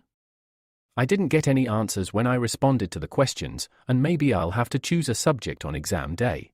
Kim then decides to let it go, saying, "I'll just wait until the time comes. I can't do anything else right now."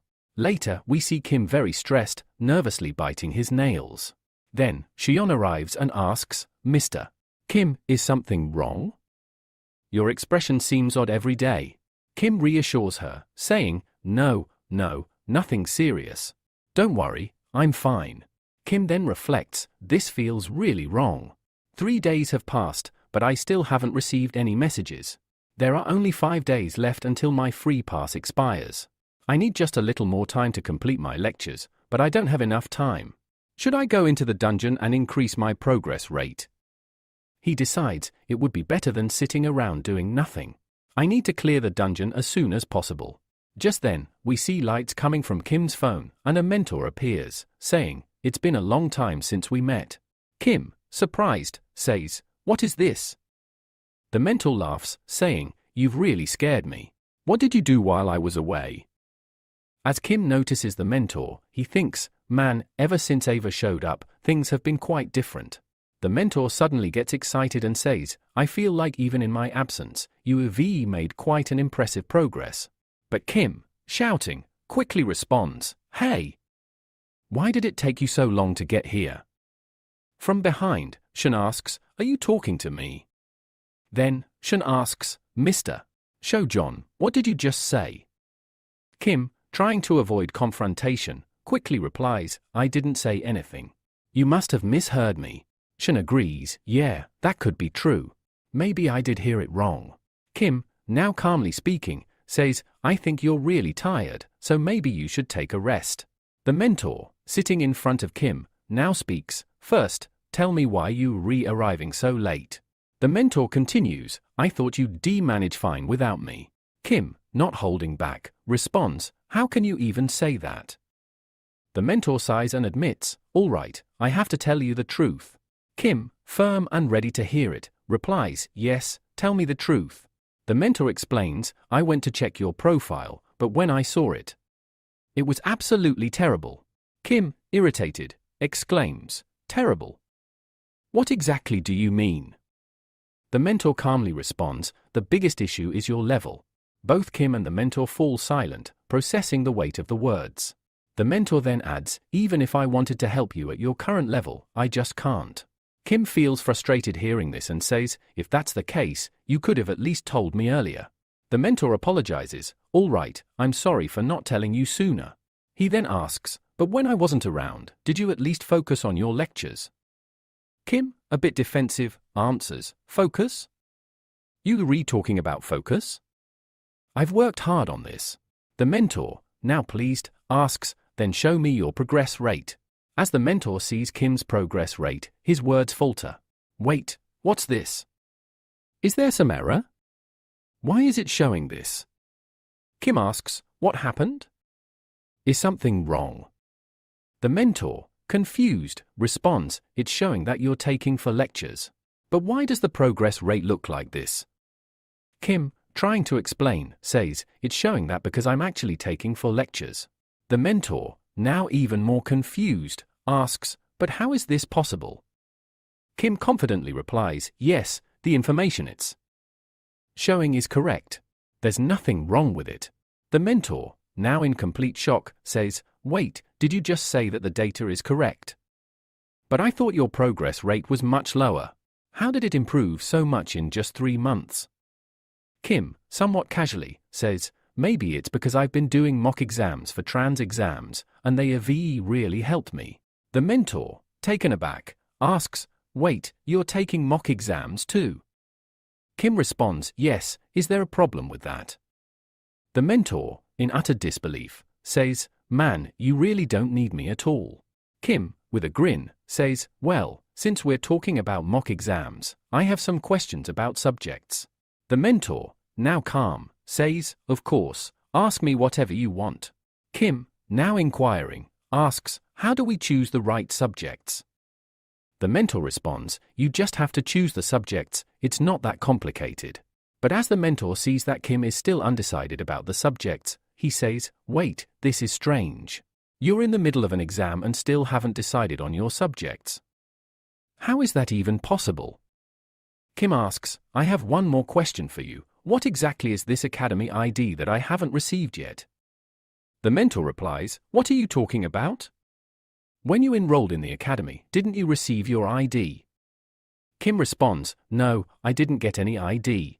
The mentor is confused and says, that's impossible. Even if you made a mistake, you should have still received your ID. But then, Kim shows a message that says, you don't have any ID yet, so you can't post anything. The mentor is shocked. This doesn't make any sense. How could this happen? I've never seen something like this before.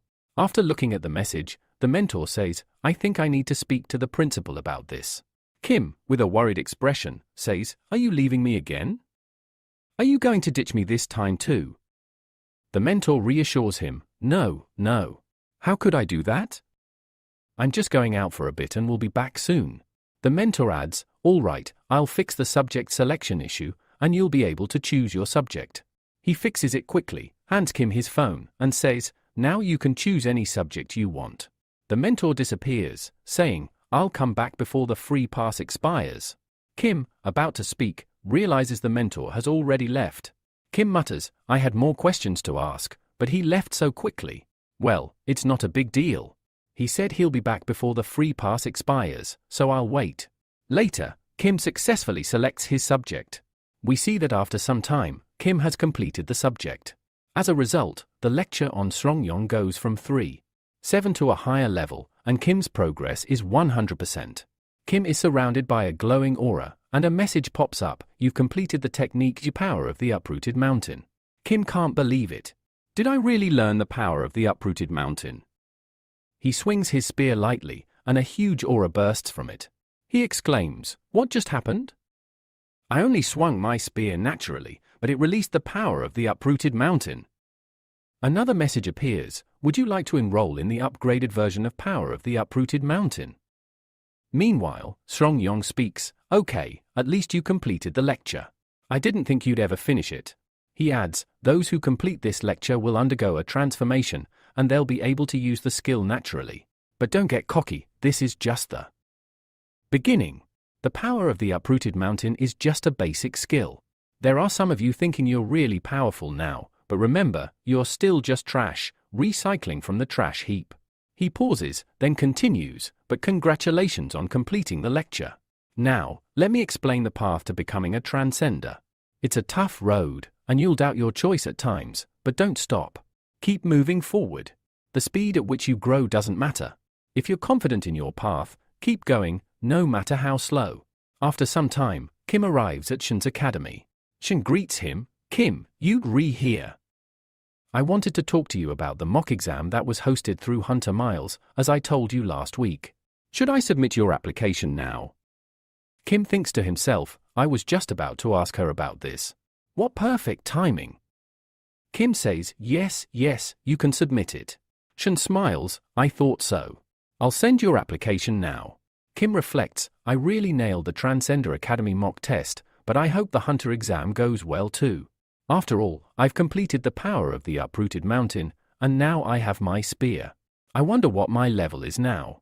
Shun tells him, okay, I've submitted your application. If there's no problem, the test will be in 10 days. Kim is standing very close to Shun, lost in thought. I'm just wondering, if I fight Shun now, what will the result be? Will I lose, or will I beat her? Then, Ji-hyun begins to speak. Mr. Kim, what are you doing so close to me?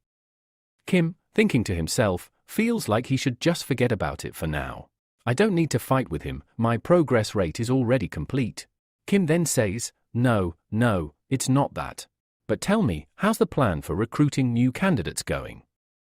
Ji-hyun responds, I've been getting quite worried lately because I keep thinking, if I recruit a new candidate, how will my grandfather react to that? Kim thinks to himself, that's a valid concern. If Sword Scent finds out about this, they tell I'll probably beat everyone up. And should I fight with them again? Ji-hyun, still thinking, asks Kim, even if I manage to convince my grandfather, which lecturers should I invite? Kim, surprised, asks, lecturers? Does that mean you're not planning to teach them yourself? Ji-hyun explains, I can teach a lot of topics, but I can't teach everything as well as I'd like. Each candidate has their own unique style. Kim, puzzled, replies, I thought you could teach multiple students at once. Ji-hyun clarifies, I do need quite a few lecturers, but I can't just invite anyone. I can't afford to hire the famous ones, as they demand a lot. Kim asks, so how much do the popular lecturers usually earn? Ji-hyun answers, popular lecturers at least earn around 100,000 per month, and top-tier ones can charge up to $1 million just for being invited. Upon hearing 1 million, Kim can't hide his excitement, his eyes shining with greed. Kim realizes, so, that's why many hunters retire and join academies. Thinking for a moment, Kim tells Ji-hyun, if you ever need me, just call me. Ji-hyun responds, sure, I'll manage. Scene change, 3 days later, Kim checks his results. His score is 29 out of 100. What is this? How do I only have 29, he wonders. We then see Kim's lecturer scores, which have significantly increased. Siddhartha Gautam, 15. 5. Song-yong's lecture is fully completed with 100, and Merlin is at 19. 9. Kim, smiling, says, finally, I've completed Song-yong's lecture. But it's strange that I haven't finished Chiron's lecture completely yet. I might still manage to finish it before the end. Suddenly, the mentor comes out of Kim's phone. Look, I'm back, the mentor says. But Kim doesn't react much, which the mentor notices. The mentor says, you didn't react this time. Why is that? Kim replies, well, you told me you'd come meet me before the end, and I've completed my lecture now. The mentor, surprised, says, you completed a lecture? I'm shocked. Now I don't have words to say. Kim, changing the topic, asks, did you find out anything about my problem? The mentor replies, I think I got distracted along the way. I wanted to ask you about this before going to the principal. Kim wonders, what problem are you talking about? The mentor shouts, Kim, I think a big problem has come up. Kim is confused. What big problem? The mentor says, before I went to the principal, I thought I should ask you why your ID is like this. But when I checked, I couldn't find anything. Kim, thinking it might be an error, asks, what exactly do you mean?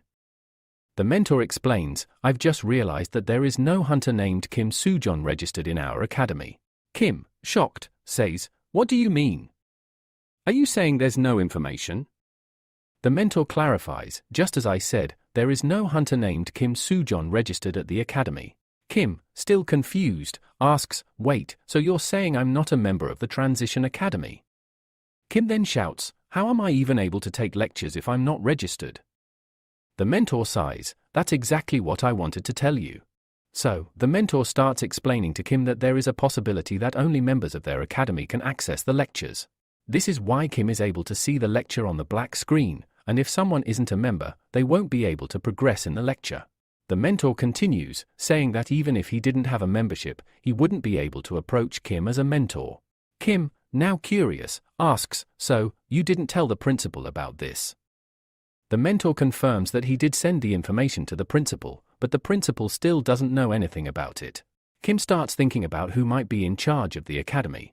He doesn't know the academy leader, but he's sure the person must be very powerful.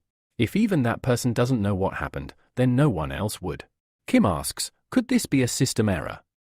The mentor shakes his head and explains, no, there's never been an error in the system unless its causality is changed, but here the causality remains unchanged. The mentor then adds that the principal had told him that they would trace the issue and find out who tampered with the system. They haven't found the culprit yet, but they're working on it. Kim is confused and asks, so what's going to happen to me? Will I no longer be part of the academy? Will I be expelled? The mentor reassures him, saying, no, you've misunderstood. I told you before that once you're a member, you're always a member. We never expel anyone permanently. This issue is from our side, not yours, so you have nothing to worry about. Kim, feeling relieved, responds, all right, now I'm feeling better. I thought it was a system error, but now I know someone interfered intentionally. But who would do such a thing and why? Kim reflects, I just want to become a pro hunter, and I don't want to be anything special. I just want to live my life peacefully. Kim then asks the mentor for confirmation, so you're saying this problem came from your side, not mine.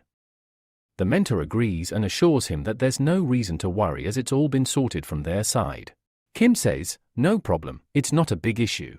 I thought it was more serious than it really is.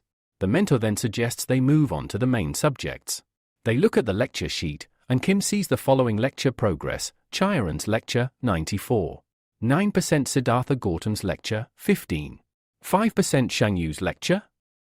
100% Marlin's lecture, 19. 9% Kim quickly says, Mentor, I think my free pass is about to expire. What should I do? The mentor explains that he will guide Kim about the academy's levels. There are 4 levels: entry, lower, middle, and upper. Kim's current level is entry.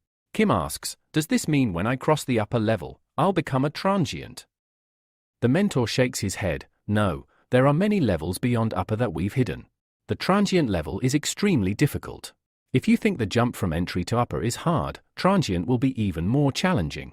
Kim gets nervous hearing this, but then the mentor asks him, are you planning to keep your main weapon as a spare?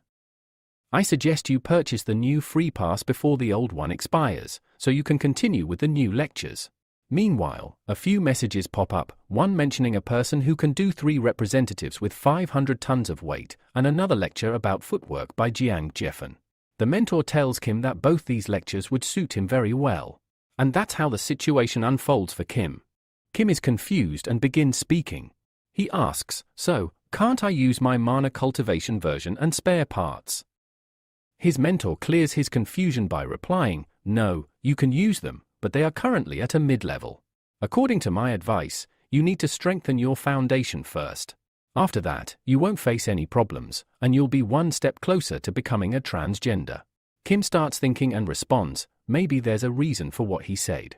He agrees with his mentor and says, all right, I understand what you mean. Soon after, a message comes in stating that according to his casualty, his fees are being prepared. Kim is shocked when he sees that the registration fee is 2 million, and the fee for the second lecture is 5 million. His situation becomes worse, and he thinks, even though this is a free pass, I feel like I'll need a lot of money for this. His mentor responds, yes, you'll need to save up for that. Kim then asks, so, what exactly is casualty? His mentor explains, in our Transgender Academy, candidates first cover their basics, which we simply call justification. Kim asks, what does the Academy gain from justification? His mentor replies, "Nothing, but our academy searches for members who truly want to become transgender." Kim asks another question, "But why do they do that?" The mentor apologizes, "I'm sorry, I can only explain so much based on your current level. That's why I suggest you increase your justification quickly, so I can explain everything to you. And yes, I will help you in every possible way." Kim then asks, "Can I ask one more question?" The mentor responds, "Sure, I'll answer if I can." Kim asks, "Are there other candidates besides me?" The mentor says, "Yes, of course. You can check directly on the community board, but I believe you're asking if there are other people in the same dimension as you." Kim responds, "Yes, that's exactly what I meant." The mentor says, "Well, it's a bit tricky, but I'll tell you. According to our Transgender Academy, up to 4 members can exist in the same dimension." The narrator then starts explaining about the top 3 academies in Korea: Hunter Miles, Eli, and Guyan. He continues, "Each academy specializes in something different. If you want to learn magic, you need to go to Eli Academy. If you want to learn about weapons, Guyan's Academy is for you. But if you're unsure, you should go to Hunter Miles Academy. It's explained that if someone doesn't have a specialty, they won't have any weakness either." The narrator continues, "As you know, Eli and Guyan each have their specialties. And as for the Hunter Miles Academy, there will be a mock test today." Kim and Zion are at the test site, where Zion tells Kim, "Mr. Kim, we need to go this way." She insists they move quickly to avoid the crowd. Kim, still lost in thought, notes, "The atmosphere here is completely different from what I saw in the tournament." Zion speaks to a bodyguard, introducing herself as Pak Zion from Dream Academy and Kim as a participant. Kim reflects, "This is completely different from what I saw in the tournament. The mock exam is very different too, and its prize is a 1 million yen scholarship. My 2 new lectures are already priced at 500,000 yen, and so far, I've only earned 300,000 yen. Kim, shocked, thinks to himself, "I knew this day would come, and I even prepared myself for it. But right now, my knees are practically giving way. I know this lecture is crucial, but my main goal is to buy back the free pass." Kim gets motivated and says, "No matter what, I have to pass this mock exam with first place." The bodyguard confirms, "Okay, you're all set. You can go inside." Once inside, Kim sees a large crowd. People are talking, "Hey, don't push," and one person is saying, "Please line up." Seeing this, Kim reacts, "This mock exam is going to be really interesting." Zion tells Kim, "All right, let's meet after the mock exam." We see Zion preparing to leave, and she says to Kim, "I know you'll do great. I believe in you, and I'm sure you'll perform amazingly." Kim, waving goodbye, replies, "All right, I'll see you later." At the beginning of the episode, we see someone yelling, "Hey! Can't you see? I am already standing inside the line." Hearing this voice, Kim turns around and starts wondering, is there really a fight happening here? Then, a guy is shown saying, "What do you want from me?" After that, we are introduced to a boy named King, and throughout the story, we'd be referring to him simply as King. He is from Hunter Mile Academy. As King appears, another guy angrily shouts at him, "Hey, stay right there." But just then, another person steps in, apologizing, and it turns out he was already here earlier. Suddenly, a scuffle breaks out between them. Meanwhile, someone in the crowd starts whispering, "Could it be King Ganchel?" As soon as they hear the name King, everyone is shocked and starts murmuring among themselves, "Where is King Ganchel? I haven't seen him yet." The moment they spot King, they exclaim, "Yes, it really is King Ganchel." The guy who was fighting earlier also realizes, "Oh, he's from Hunter Mile Academy too." Then, another voice rises from the crowd, "I was wondering which Hunter Mile Academy would send this time. Anyway, they should send someone according to their level. Like Elicent Academy sent Lead 1, and Jian Academy recruited Jin Dongming." The conversation continues, "I heard this mock test is going to be quite historic. I just hope the test turns out to be impressive." Someone adds, "I also heard that King Ganchel ranks 3rd in his academy." Meanwhile, King Ganchel and Kim exchange glances. King says nothing and simply walks past him. Kim thinks to himself, he must be a really good and powerful person in his academy. On the other side, the boy who was fighting earlier starts shouting again, "Is King Ganchel really here?" People start discussing among themselves, "Who do you think will win this time?" A voice responds, I think King Ganchul will win. Sure, Li Don or Li Dongminute are impressive, but when it comes to skill, no one can match Ganchul. I even heard that the Order of Truth is trying to recruit him. Plus, since Hunter Mile Academy sent him personally, I am sure he'll win easily. Another person challenges, what are you saying? From which academy is he again? Someone points out, look carefully, he's from Hunter Mile Academy. Don't you think his academy would support him? A guy wearing glasses joins in and says, no, they wouldn't do that. Another person asks, why not? The guy with glasses explains, think about it. Even if he's from the same academy, a reputed academy like Hunter Mile would never resort to cheating. Everyone around agrees, yeah, that might actually be true. Big academies probably don't cheat. Suddenly, we see a hunter entering, carrying loads of weapons. He demands, why aren't you letting me inside? Seeing him, Kim becomes confused and starts thinking, how can someone carry so many weapons? There's no way he can actually use all of them. The hunter insists to the bodyguards, I am a participant. Here's my application form. The guard politely responds, sir, please go and stand in the line. When it's your turn, you tell I'll be allowed inside. Frustrated, the hunter points at King Ganchul and asks, then how did you let him in without standing in the line? The guard explains, he is from Hunter Mile Academy. He doesn't need any permission. Hearing this, the hunter makes a weird face and mumbles, so, that's what Hunter Mile Academy gets you, huh? The people standing behind him start shouting, hey, go stand in the line. We're already getting late because of you. The guards finally lose their patience, grab him, and start dragging him away.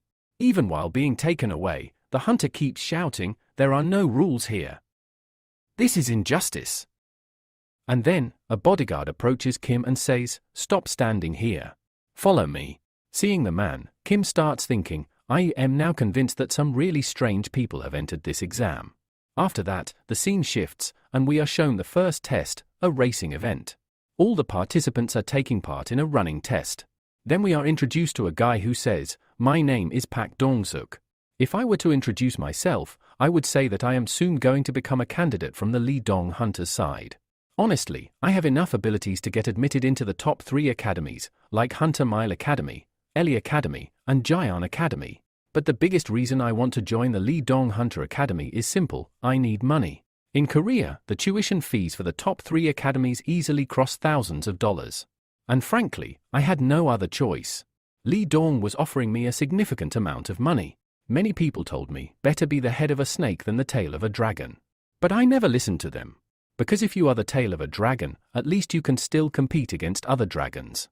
But if you are just the head of a snake, you can only fight against other snakes. That's why I decided to participate in the mocker exam, to feel accomplished. And honestly, I am very satisfied that I took part in this race, especially for this reason. Here, it's clear that he is talking about Kim. The mocker exam consists of 5 parts, basic endurance, mana proficiency, combat proficiency, dungeon raid, and personal combat proficiency. The first test is basic endurance. In the first exam, participants have to run 3 kilometers within 5 minutes. If someone completes it before the 5-minute mark, they can move forward. But if anyone stops midway or fails to complete it, they get disqualified. Simply put, the more you run, the better your endurance becomes. Then Dong-suk comments, I have already run 15 kilometers with this guy, and neither of us is tired yet. At this point, I have no choice but to acknowledge him, the guy running beside me. Soon, he starts panting heavily and says, just a little more. I need to beat him. I just need to get ahead of him to win. Dong-suk struggles to breathe, but still feels a sense of satisfaction. Suddenly, a message pops up, 5 minutes are complete. Everyone is told to stop. But we see that Kim is still running, while Dong-suk has already stopped midway. Dong-suk looks at Kim and says, this guy has clearly surpassed his own limits. Kim completes a full round and reaches Dong-suk. Dong-suk, seeing him, stretches his hand and says, congratulations, you've won. You know, because of you, even I managed to score better. However, Kim simply passes by him without even responding. We are then shown Kim's perspective where he thinks, well, this feels a lot easier than I expected. Meanwhile, behind him, Dong-suk mutters, maybe I was just being too generous. The scene shifts again. Now, a few participants are whispering among themselves, "Does he even look human to you?" Of course, they are talking about Kim. Kim is seen doing weightlifting, and to everyone's shock, he is lifting 600 kilograms. Everyone standing around is in complete disbelief. One of them says, "How is this even possible?" Another comments, "He doesn't look like a human being at all."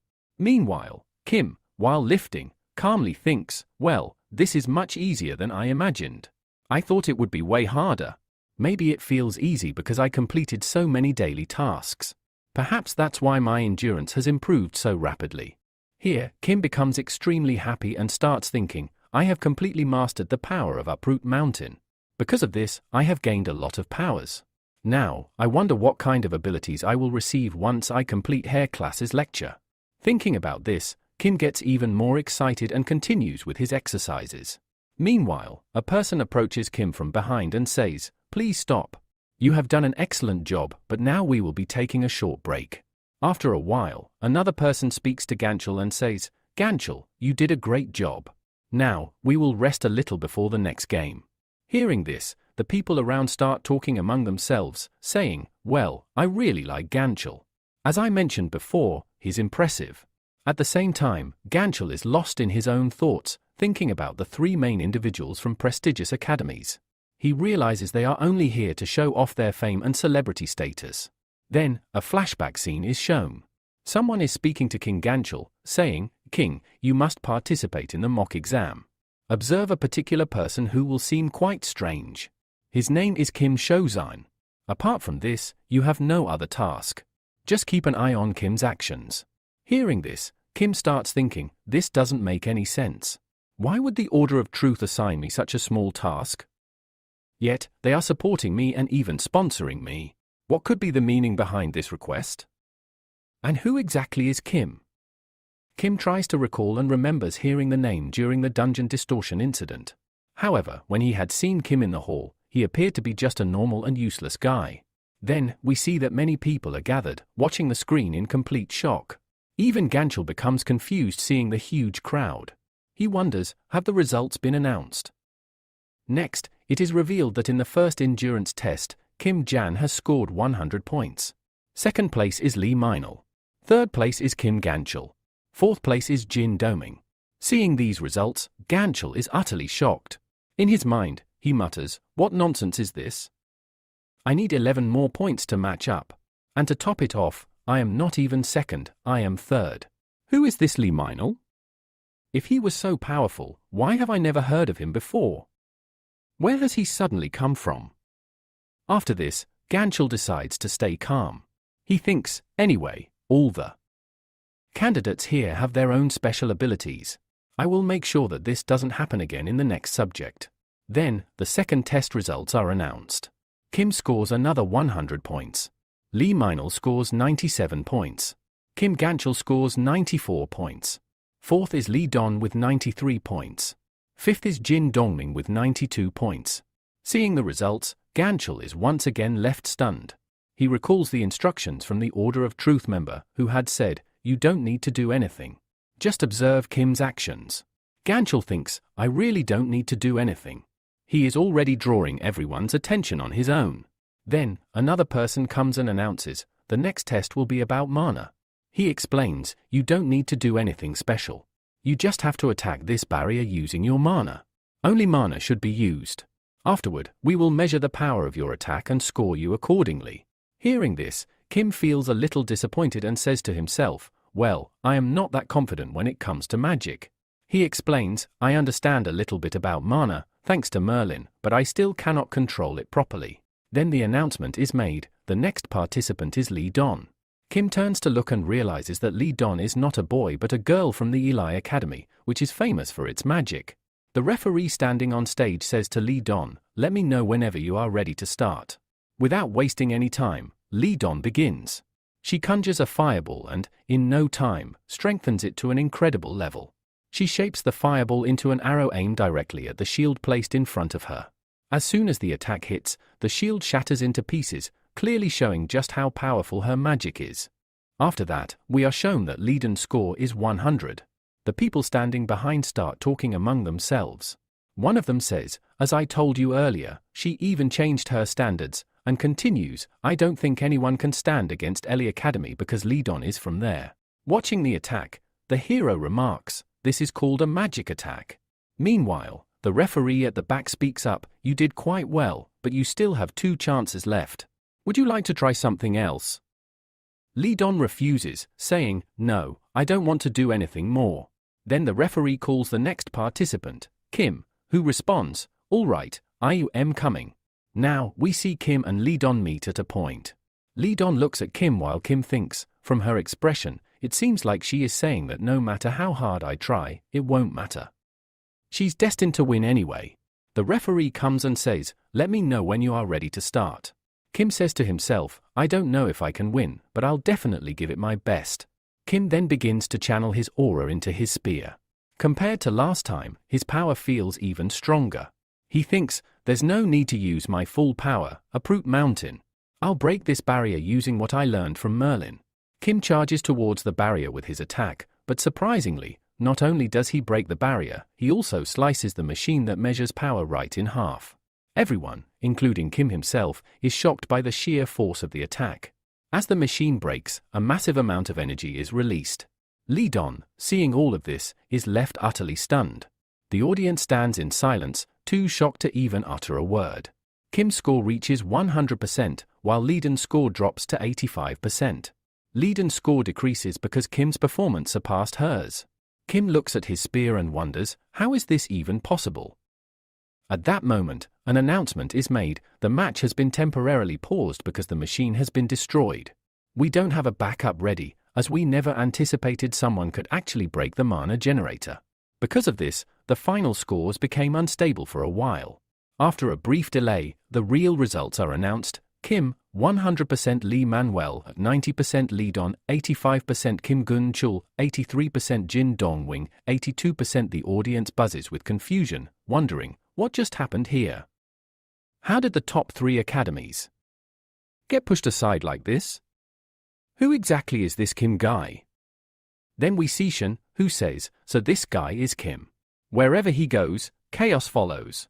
Another person comments, wait a minute, isn't he the one who defeated the monster during last month's dungeon distortion? Another agrees, yes, that's him. Also, he's from Dream Academy, right? Shen thinks to herself, if Kim keeps improving at this rate, he'll easily clear the mock test. There might not even be a point in continuing the test anymore. She continues, I'm not entirely sure, but if this keeps up, there could be major changes in the mock test.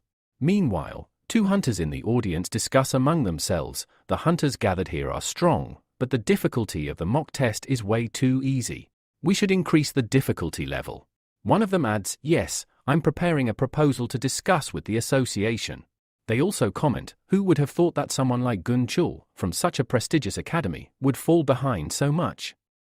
Another person says, if Hunter Mile Academy had known this, they should have sent Leon instead of Gun Chul. The other replies, that's not possible. Leon has been heavily trained by Hunter Mile Academy to be their ultimate weapon. They wouldn't risk putting him up against someone like Kim. Even if Leon had been sent, there's no guarantee he would have won. And now, they start to feel that Kim Shozan is a real monster.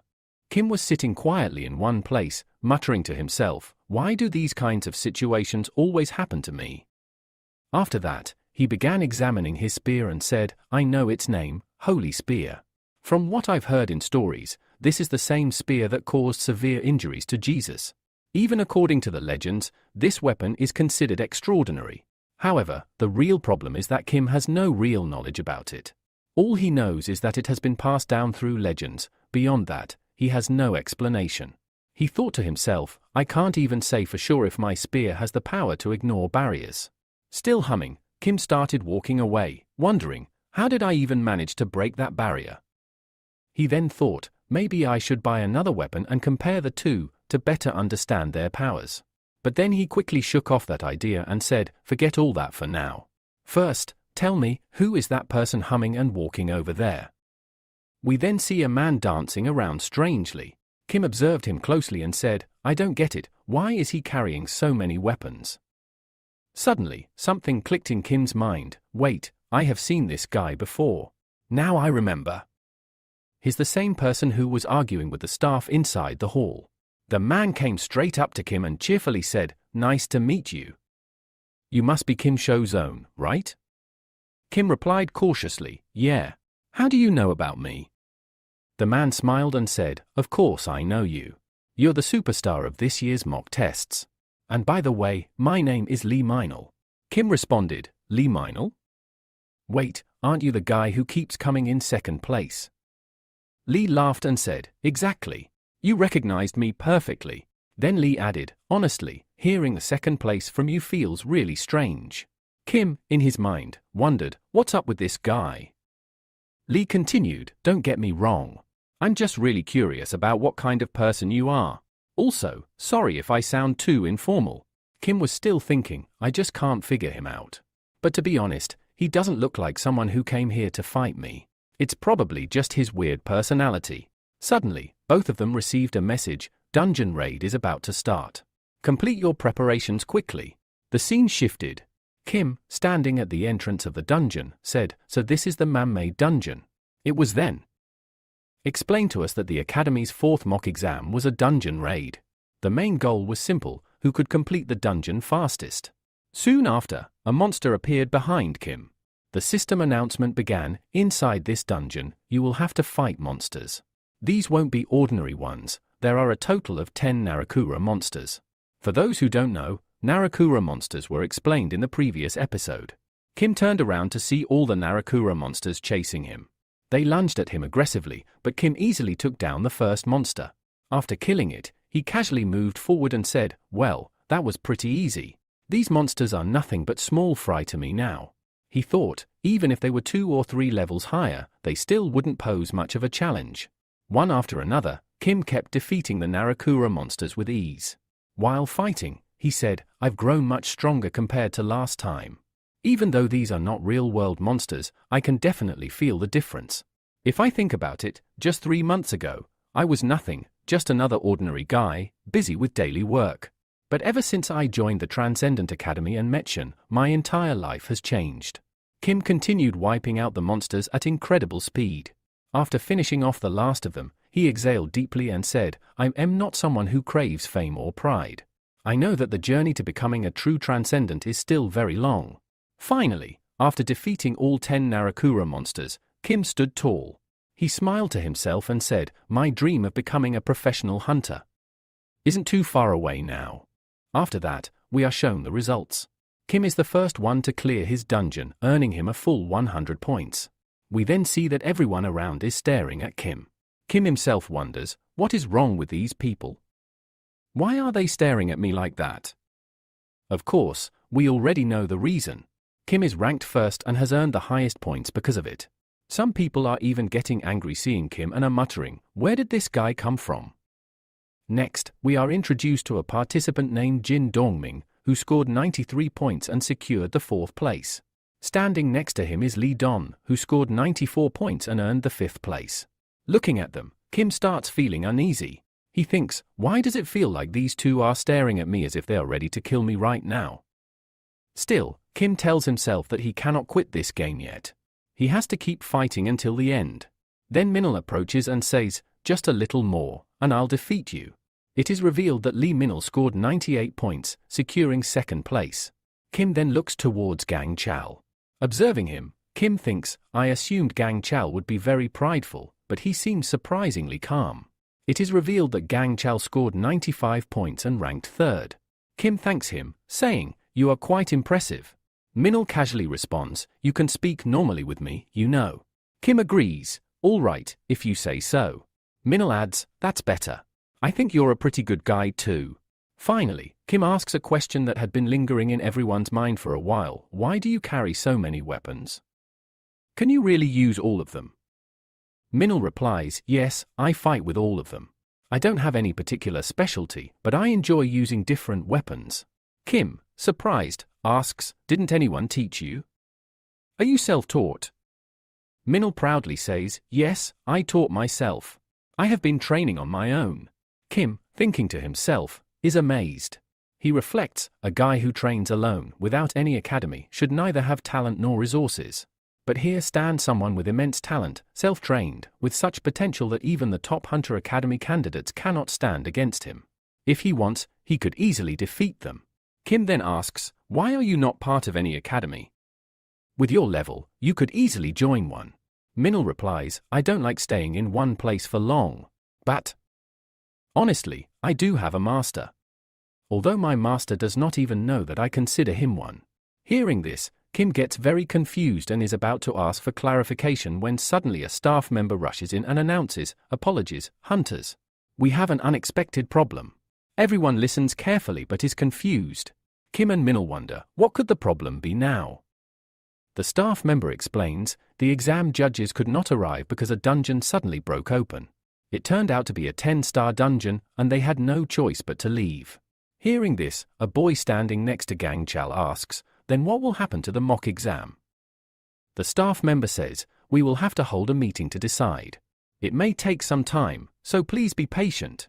Meanwhile, Gang Chal thinks, "I know this must be the work of the Order of Truth.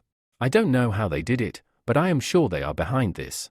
He realizes that the mock test itself is now in danger. If things continue like this, Kim Shozan could end up winning without facing any real struggle.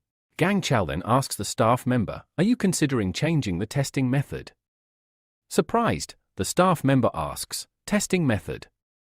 Gang Chal explains, "Yes, since the next subject is personal combat, we can hold a tournament-style battle, just like we once did at the academy."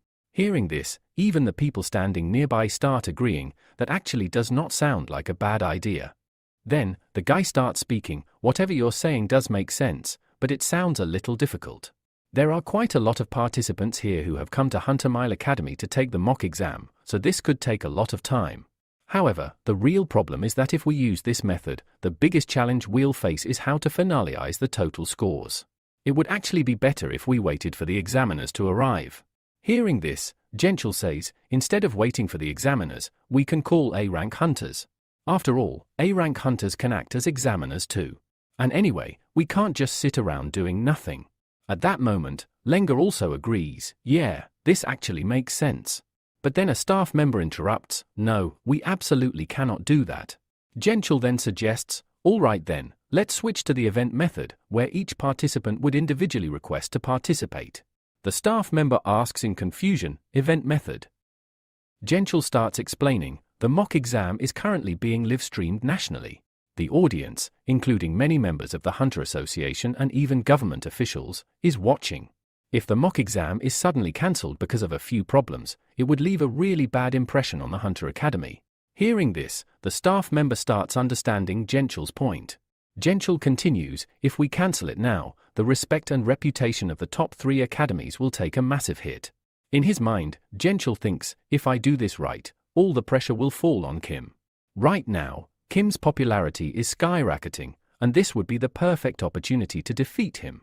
All the achievements Kim has earned so far would come to me instead." Genchal knows that Kim still has a better chance of winning, but he believes all the hunters would first try to target Kim. Meanwhile, Li Don also joins in, "Yes, I think this is a good option." Dingman agrees too, "Yeah, this is a pretty good idea." Genchal wonders to himself, have they figured out my real intention? Li, feeling excited, asks Kim, "So, what's your idea?" Genchal, still thinking internally, wonders, "Now, how will you handle this situation, Kim?" All the hunters stand silently, waiting for Kim's answer. Kim stays quiet for a moment, thinking carefully. Then, he finally speaks, "If you look at it from a certain perspective, this actually adds an extra test to the challenge. So, does that mean there's also going to be additional prize money?" A little later, the scene shifts to an announcement being made. The announcer declares, "A surprising event has been added, and all the participants have registered successfully." The crowd erupts, cheering loudly for the top 3 academies, Hunter Mile Academy, Elite Academy, and Gaian Academy. In the middle of the audience, 2 people talk excitedly, "Look, even Kim and Lee Manuel are here. They already outshined the top academies before. Just look at them, they've basically broken the internet. This year's tournament is going to be incredible, and I'm so glad I get to witness it live." The announcement continues. The winner is revealed to be Jin Don Ming from Gaian Academy. Next, Li Don also wins her match. Genchal easily defeats his opponent as well. Meanwhile, Den Vin, burning with determination, thinks to himself, this time, I'm definitely going to beat you. Li Don, too, vows internally, now I'll show you who the real mage is. On the other side, Genchul is thinking darkly, I'll make you regret ever deciding to participate in this event. You'll be forced to question why you even entered in the first place. And just so you know, they are all talking about none other than their hero, Kim. Meanwhile, Kim was sitting comfortably, lost in his own thoughts. He was thinking, this is actually pretty great. They have increased the prize money by another 1 million. I was already confident that I would easily pass this mock exam, but now they have added another event too, which is even better for me. Now, the total prize money for the mock exam had become 2 million. Kim thought, because of this, I'll be able to complete all my lectures easily.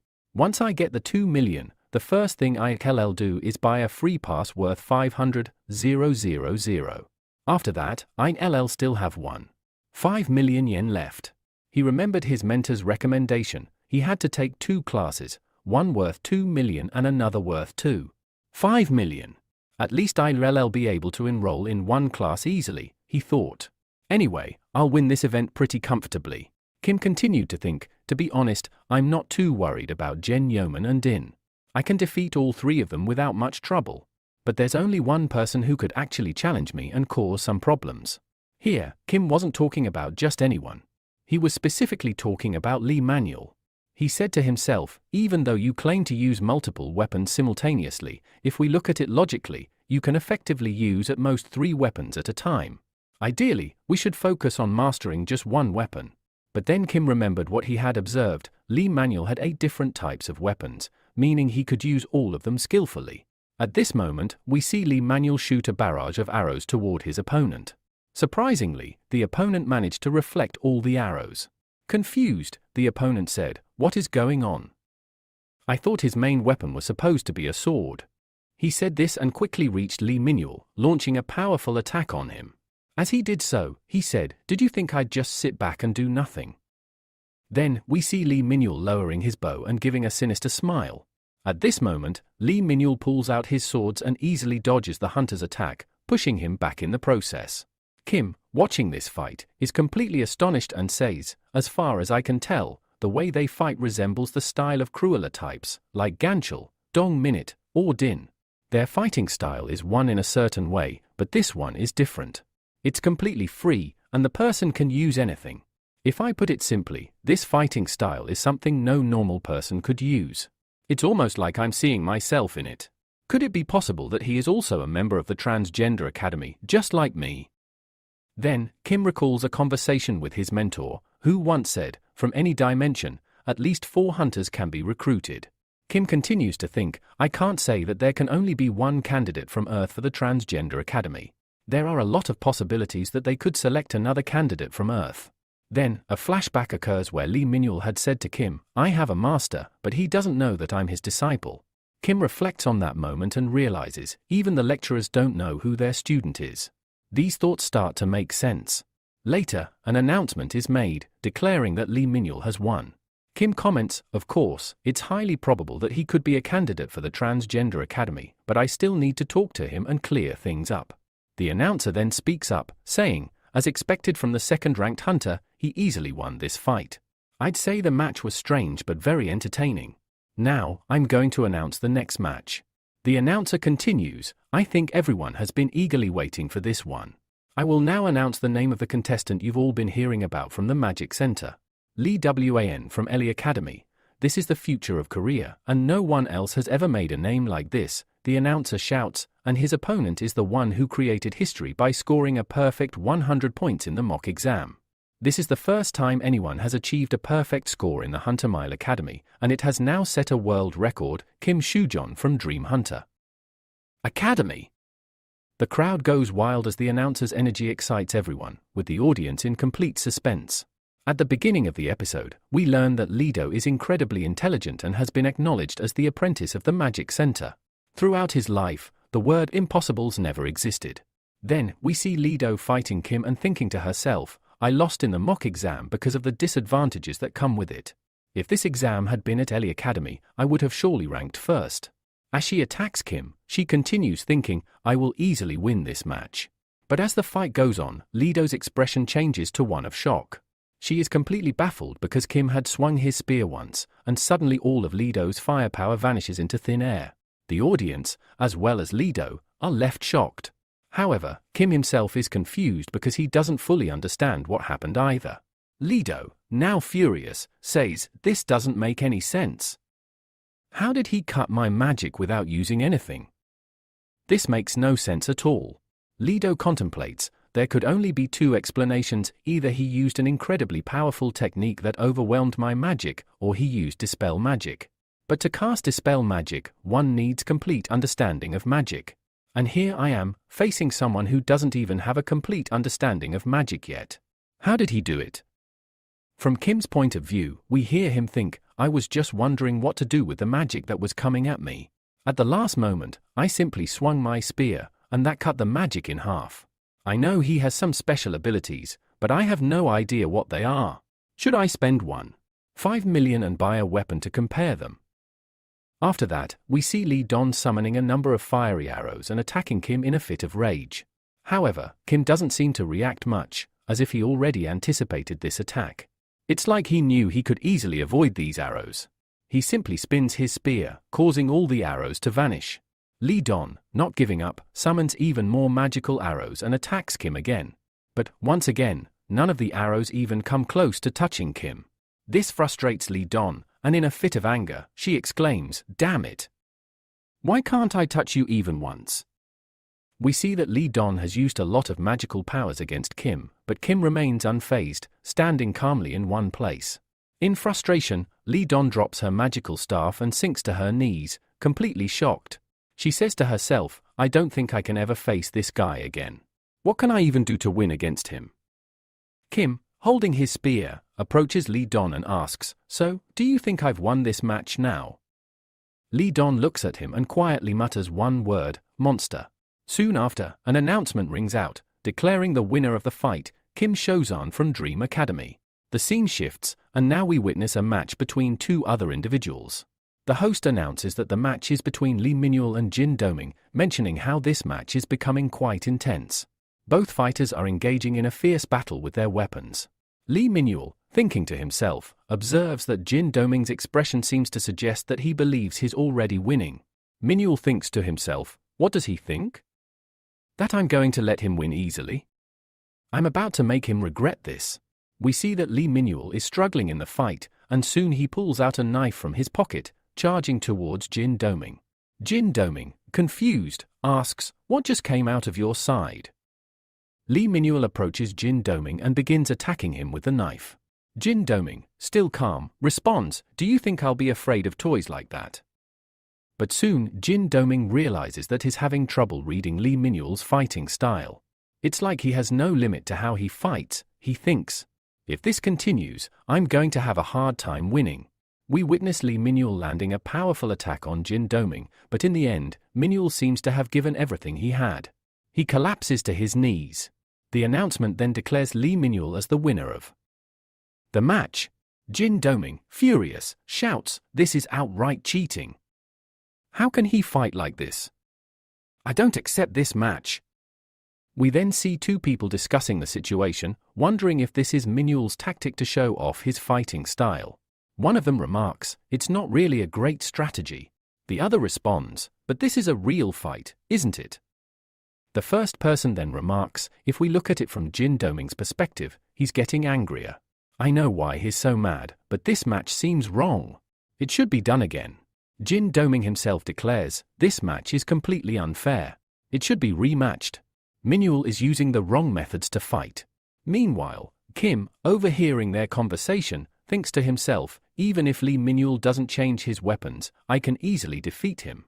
In the background, a voice suggests that perhaps they now understand why the Order of Truth is acting the way it is. It's not just Kim Shounen they're watching, but also Lee Min-yul.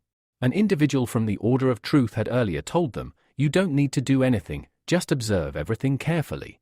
In this moment, he's thinking to himself, "Why do I even need to do this?" The ultimate goal of the Order of Truth is clear. It's to get Kim Sojin and Lee Min-yul to fight during the final mock exam. Even if I do nothing, this fight between the two is bound to happen anyway. Could it be that Lee Minhyul is connected to the Order of Truth? It doesn't really make sense though. No matter how talented you are, you can't crush top 3 hunters from the academy just like that. And if you've learned everything by yourself, there's no way you stand a chance. Then, the host announces that the last round of the test is approaching fast. Now, our next candidate is someone no one wants to mess with. This person is someone the Hunter Mile Academy protects and respects greatly. And who is this person? None other than Gazel from Hunter Mile Academy. Gazel mutters to himself, "They told me all I have to do here is observe." Then the host announces that Gazel's opponent will be someone who has been playing a completely different role in this match. And that opponent is none other than Kim Sojin. Hearing Kim's name, Gazel gets angrier. The Order of Truth has only used me like garbage, he thinks. His anger rises again at the mention of Kim's name. I'm not going to let him go so easily now. His thoughts are clear, this is the end for Kim. But everyone knows how this is going to turn out. Let's move ahead without spoilers. Gazel prepares for the fight, and Kim is also ready. Gazel launches the first attack, which Kim easily blocks, but the collision creates a massive shockwave, leaving a giant crater in the ground. This shockwave forces both fighters to step back for a moment. Kim begins to inject aura into his spear. Gazel notices this and thinks to himself, there's not much aura in this spear, but it easily blocks the aura of my sword. But wait. It's not just blocking, it's even pushing my sword back a little. The power of this spear is actually huge. Every time Gazel has fought, something strange has happened. It's all because of that spear, which is his main weapon. If I can avoid that spear, he won't have anything left to defeat me. Then, Gazel speeds up and attacks Kim with his sword, but Kim blocks the attack effortlessly. Gazel mutters to himself, this time, I'm definitely going to win this match. The host announces, Gazel is attacking relentlessly, and his opponent hasn't even had a chance to strike yet. He continues, as expected, Gazel's powers and speed are overwhelming. Kim, thinking back to his past fights, reflects, among all the candidates I've faced, this one is definitely tough. Gazel unleashes a powerful attack, but Kim easily counters it. Kim then observes, now I understand why this guy is ranked 3rd in the Hunter Academy. If that's the case, I should try out some of my skills on him. At that moment, Kim releases a dangerous aura, which Gazel notices with shock. What is this? He wonders, feeling the powerful energy surge. Just as Gazel is thinking, Kim attacks. Gazel blocks it, pushing Kim back slightly. Gazel mutters to himself, how did his aura change so quickly? It was calm before, like the ocean, but now it feels like lava coming from a volcano. The host comments, what happened here? Gazel, who was attacking so fast, is now slowing down and retreating. Kim, without stopping, continues to attack with incredible speed. The host announces again, Kim is pushing Gazel back with every move. Kim reflects, this guy is really stubborn, but that's fine. If I'm being honest, this match is simple. Comparing swordplay or the way the cult's powers work, it feels like I'm just swinging my spear. But even so, I have to do something. Kim then starts advancing with his spear, and it moves toward Gazel, who is left stunned by the intensity of the attack. A thick smoke fills the area as the battle continues. After this, we learn that Genchel had blocked the attack with great difficulty. He wonders why such simple swings are causing him so many problems. He then faces Kim Ganjel, who says that it's not a huge issue. Kim believes the opponent is using overly heavy attacks, but what's more concerning is that the person hasn't even used his aura spare yet. If he had, it could have been much worse. Thinking this over, Genchel begins to get hit with a lot of punches. He mutters to himself, this makes no sense. This is exactly like that day when I faced Li Huang. Suddenly, old memories start flooding back, memories of a girl who had once mocked him, saying, is this all you can do? This tiny amount of power? It's embarrassing that someone with your skills is in the top 3 of Hunter Academy. Furious, Genchel mutters to himself, how could I forget that? That was my first nightmare when I met Li Huang. Li Huang, standing before him, had said, well, I didn't expect much from you anyway. Back in the present, Genchel yells, this is impossible. How could someone like you have the guts to challenge me? As his aura intensifies, he channels the energy into his sword, preparing for a powerful attack. But still, doubts linger in his mind. How do you look down on me? I'll never give up.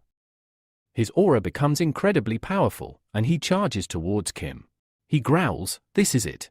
Everything ends here. You're going down now.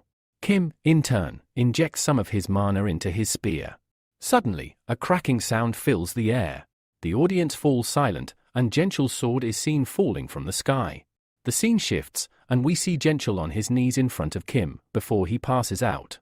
The host announces, the winner of this round is Kim Shounen. The crowd erupts in cheers as the host informs everyone that Kim has made it to the finals. Lee Minul, in particular, is thrilled and enjoying the moment. Among the audience, people start talking. One says, "Did you see that?"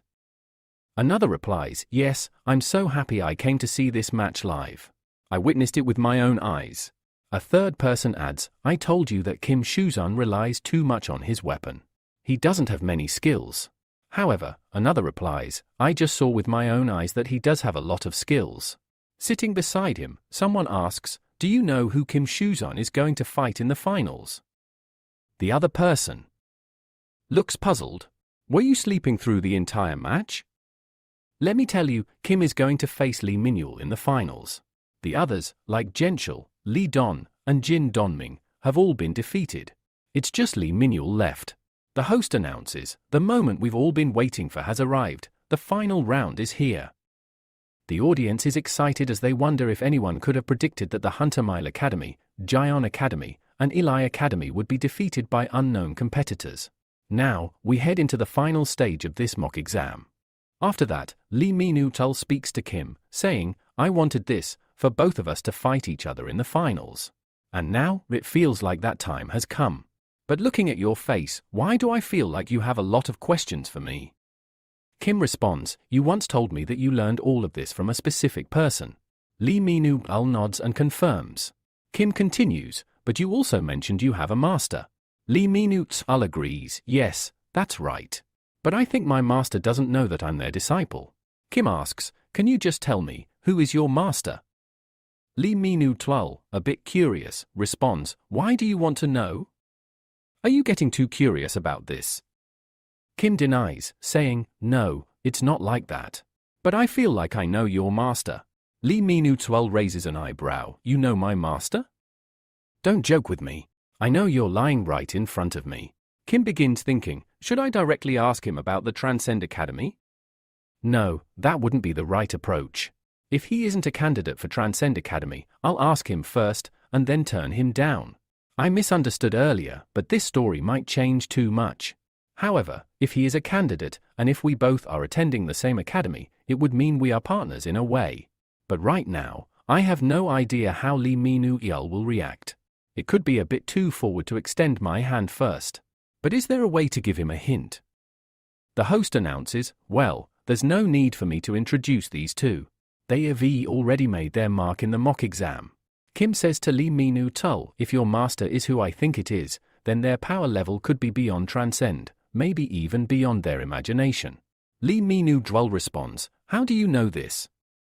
The host announces, "This match will be between Lee Minul and Kim Seo-jun. As everyone knew, this was going to be the final match between these two, but the result is still a mystery."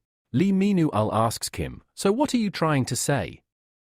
Kim replies, "The same thing I wanted to ask you." Kim then adds, "But I also think we shouldn't just tell each other everything. By the way, I need to ask you another question. In this match, the loser will have to answer any question from the winner, right?" Lee Minul asks, "So who will guarantee that whatever you or I say will be the truth?" Kim answers, "Well, that's something you'll have to decide for yourself." The host announces, "Now, the match begins." Kim and Lee both get into their fighting stances. However, rather than fighting, they both stand still, staring at each other. The audience starts whispering, "Why aren't they fighting? Why are they just staring at each other?" Kim remarks, "Well, from the outside, this looks really awkward." Lee Minul responds, "I'm just trying to find an opening, but there's nothing." Suddenly, Lee Minul moves forward to attack, saying, "As I thought, you're going to be a tough opponent for me." After that, Kim starts thinking to himself, "Just as I thought, Lee Minul would be the first one to use his sword. But when I observe Lee Minul's fighting tactics, I realize he's way ahead of me. Alright, I'll fight him with all my power." We then see that with just one attack, Kim completely breaks Lee Minul's sword. Witnessing this, Lee Minul is taken aback, and in shock, he throws his sword away, dodging Kim's attack. He jumps back, distancing himself, while Kim thinks, damn, he threw away his weapon and backed off. If he had delayed his decision even a second longer, this match would have ended right here. Soon after, Kim notices something approaching him with incredible speed.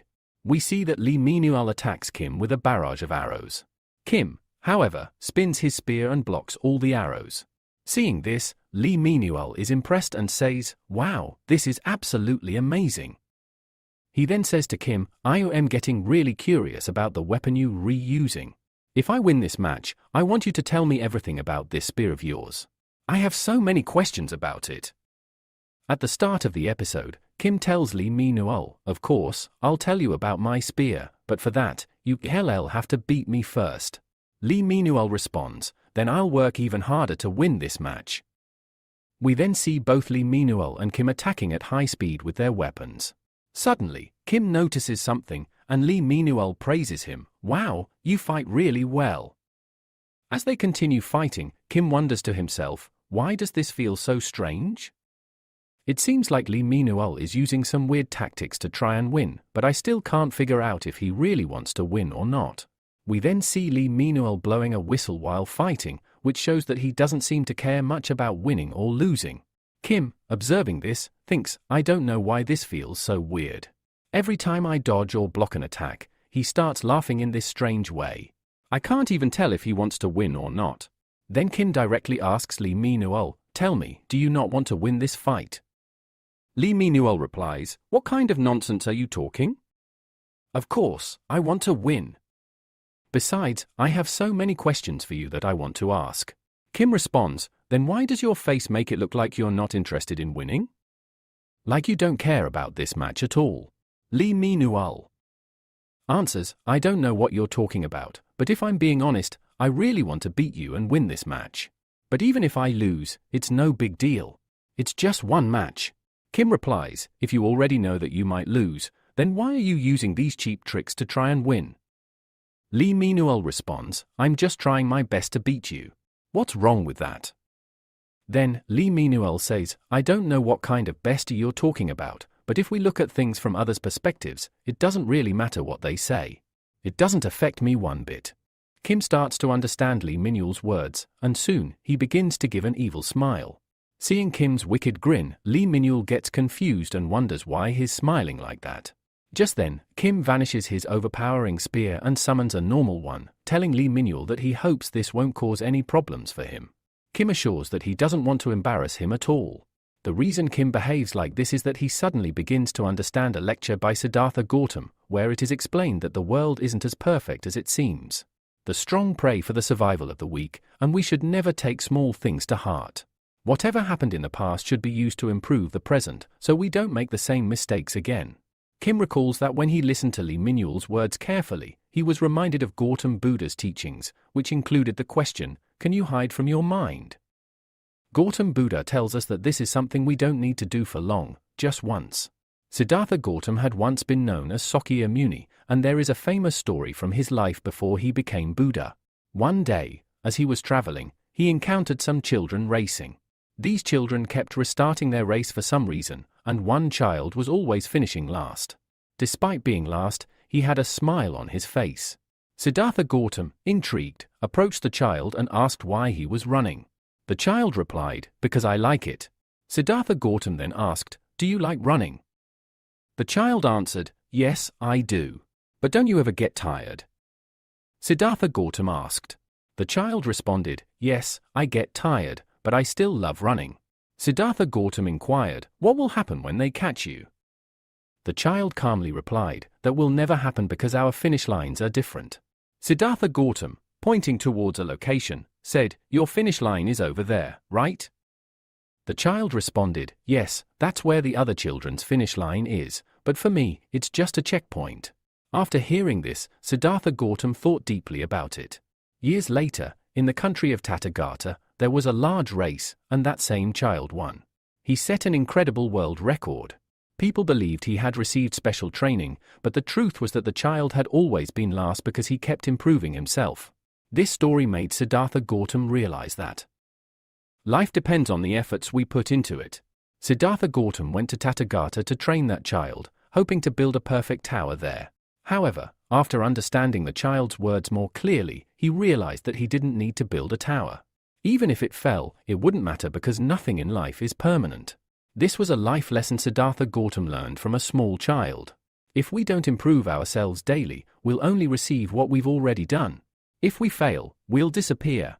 Talking about survival, the strong always help the weak. Kim also says that he trains himself daily and constantly strives to improve. Whenever he thought about it, he never felt like he was going down, but instead, he was always focused on improving himself. This constant striving made him feel a lot of pressure, and he began thinking a lot about the Transition Academy. With this pressure mounting, he started realizing that he had a lot of work to do. He didn't want to be under anyone, nor did he want to fall behind. He trained himself for survival competitions but realized that these struggles were no longer important. The line he was chasing was just a checkpoint, as Lee Minhyul said. Whatever others say doesn't matter at all. Finally, Kim understands Siddhartha Gautam's teachings.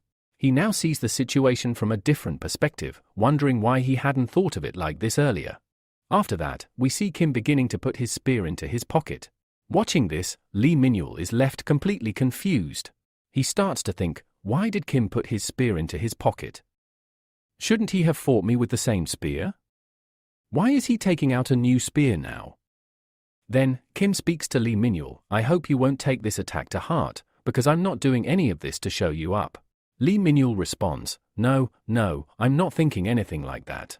I'm just trying to understand why you did this. If you use that powerful spear, you'll definitely win. Kim, however, is thinking, if I use this spear, I can easily win this match. I won't be affected by the tricks Lee Minhyul uses, because my goal has now shifted. I understand now that there's a big difference between skill and a weapon. Kim continues, if I use this spear, it won't increase my worth. I am the one who decides my value. Lee Minhyul, hearing this, says, well, you're a better friend than I thought.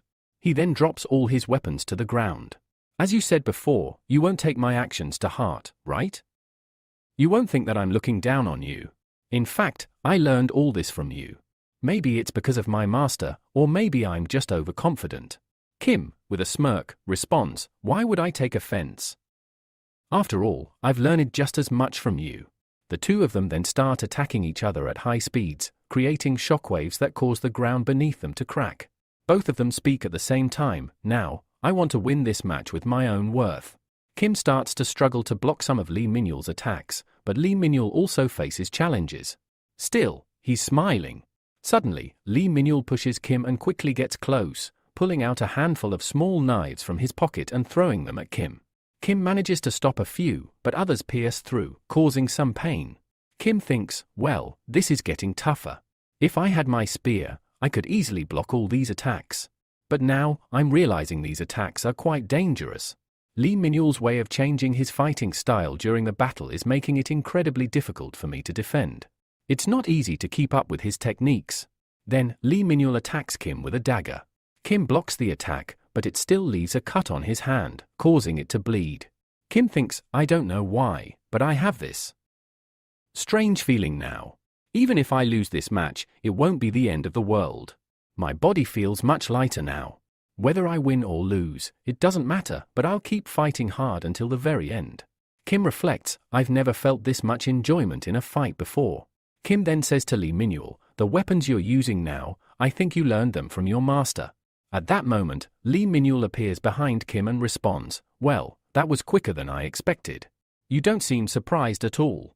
Lee Minhyul throws something at Kim, but Kim, relying on his senses, dodges it effortlessly. Next, Lee Minhyul throws a smoke bomb, enveloping the entire arena in smoke. Kim finds himself confused, unable to see anything because of the dust. Then, Lee Minhyul disappears into the smoke, and before Kim knows it, Lee Minhyul has vanished right in front of him. Kim is stunned and says, so, you also know stealth arts? Kim realizes that Lee Minhyul has mastered the art of disappearing, a technique often used by assassins to hide from their opponents. After that, we see Kim speaking. He says, well, she has mastered a really good technique, which is actually very hard to learn. But in my opinion, she hasn't fully mastered this skill yet. Still, if I don't concentrate here, I won't even be able to find her. That's why I need to focus. He also thinks, maybe this is Lee Min-yul's trump card. Then Kim says, well, it's actually a good thing that now I can use Merlin's mana. After this, Kim starts recalling all the matches he had seen of Lee Min-yul. First, there was the match against Donming, and now Lee Min-yul is fighting Kim himself. But here, we see Kim still standing motionless. In fact, Kim begins to doubt himself, wondering, is what I'm doing really the right thing? Let me tell you, he is doubting himself because he still hasn't fully understood Merlin's lectures. Kim then says, it's not like I don't believe in myself. In his mind, he recalls, when I observed Lee Min-yul's fighting style, I realized that my own fighting style is still far behind. But just then, Kim begins to understand the deeper meaning of Merlin's teachings. Merlin had explained, learning is good. But if you make learning itself a habit, it will cause major problems when it comes to leveling up. Also, your self-expression will never truly surface because learning alone won't allow you to express yourself freely in front of others. Merlin continued, tell me, how long can you express yourself in front of others while remaining completely silent inside?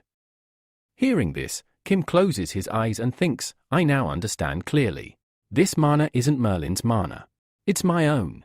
Merlin had said, you will never feel satisfied just by attending my short lectures. Learning is merely a method to discover your self-expression.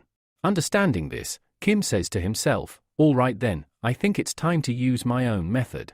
At that moment, Kim begins combining Merlin's intelligence, Chiron senses, and Song-yong's powers all together. And finally, Kim even applies that imperturbable mind of Siddhartha Gautama, the mind that never breaks.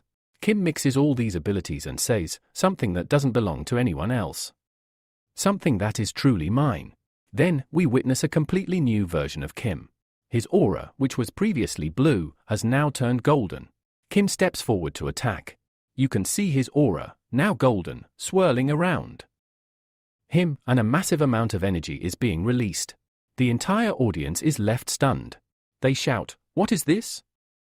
Is this an aura blade? People start exclaiming, this is impossible. The audience discusses how even trained hunters take a long time to create a mana blade. And yet, a mere candidate has managed to achieve it. As Kim moves forward to attack, he suddenly senses something. Instead of attacking ahead, he spins around and strikes behind him. There, behind him, was none other than Lee Min-yul, who was sneaking in to attack. But before Lee could strike, Kim had already aimed his spear at Lee's throat. However, Kim doesn't actually stab him. He just strikes beside him, but his spear remains dangerously close to Lee Min-yul's neck. Seeing this, Lee Min-yul starts sweating and says, all right. I admit my defeat. The audience erupts in excitement after witnessing this intense match. Then, the scene shifts to Kalia. She is calmly sipping tea when someone approaches her with news. The man reports, Kim Shan has secured first place. Hearing this, Kalia responds, so that's how it is. She asks him, tell me, did you notice any changes? The man answers, well, we did notice many changes, but I don't know how to explain them because it's extremely difficult to put them into words. Kalia, with a slight smile, asks, what exactly are you trying to say? After that, the guy there starts explaining. He says that Kim Seo-jun had switched his weapon during the fight. He had changed from his powerful spear to a normal spear. Then, right in the middle of the match, he suddenly used an aura blade. Hearing this, Kalia was completely shocked. She said, this is not something we originally expected from Kim Seo-jun.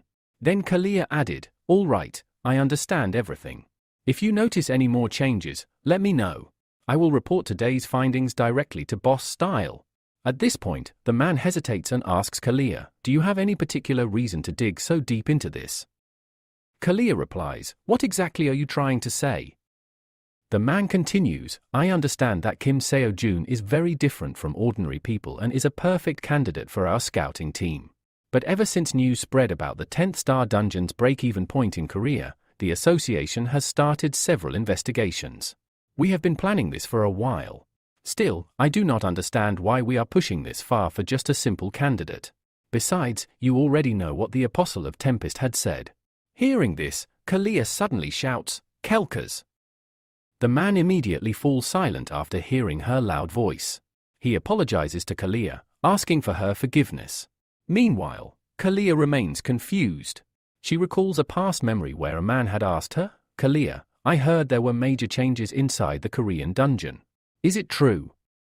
Kalia had replied, yes, it's absolutely true. Then the man had asked again, I also heard that someone solved the dungeon changes. Do you know who it was? Kalia had informed him that the person's name was Kim Seo-jun. In her mind, Kalia thought, this is strange. They must have already known about the dungeon disturbances. Then why did they call me here? Are they trying to ask me about the situation? And why are they specifically asking me about the person behind solving it? The man then orders Kalia, if Kim Seo-jun does anything unusual, you must keep an eye on his every move. Kalia asks, can I ask the reason behind this? Before she could get a proper answer, the man suddenly releases a powerful aura. The pressure was so intense that Kalia could not even stand and ends up kneeling before him. He speaks to Kalia, I know you are one of the best candidates among all successors to become the apostle of chastity. The man's aura keeps intensifying, making it impossible for Kalia to even lift her head. He continues, but it seems you have forgotten that you have not yet become the apostle of chastity. Kalia quickly apologizes for her mistake, after which the man finally reduces his pressure. He explains, this is not just my personal opinion. Kalia, confused, asks, what do you mean by that? The man reveals, the apostle of Tempest holds an important position within the order of truth. He further adds, even if you think like everyone else, you must understand that he is among the top 7 apostles. No one dares to disrespect him. The man points out that Kalia has been investigating something without informing the elders and without their permission. He warns her, since you are a successor, you have some freedom. But if you are working on anything related to Kim, you must report everything, whether you like it or not. Because there is a person acting as a messenger for the apostle of Tempest's orders. Returning to the present, Kalia is still lost in thought, wondering, who could possibly have the power to do this in the entire world? At the start of the next episode, Kalia is still thinking about the same question. Suddenly, she says, no, it cannot be. Only one person can do this. Only one. It is heavily implied that she is thinking about Kim Seo-jun. The scene then shifts to a ship where a group of people are excitedly talking. One of them says, this is amazing. Even if I die here, I would have no regrets. My mind feels as peaceful as Buddha's.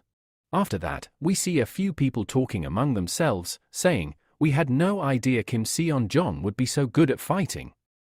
Then, we hear a voice asking, first, tell me how long it's been since you gave the Pro Hunter exam. At this point, we see that it's none other than Seon talking to Kim. She continues, is this my dream, or is it something else? Day by day, you becoming more like a monster. Kim responds, monster?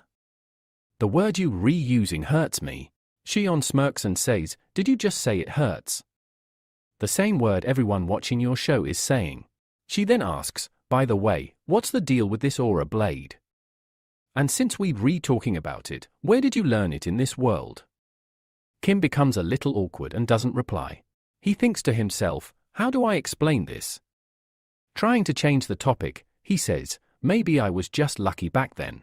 Seon, getting frustrated, says, why do you always say you were lucky? How can you be this lucky?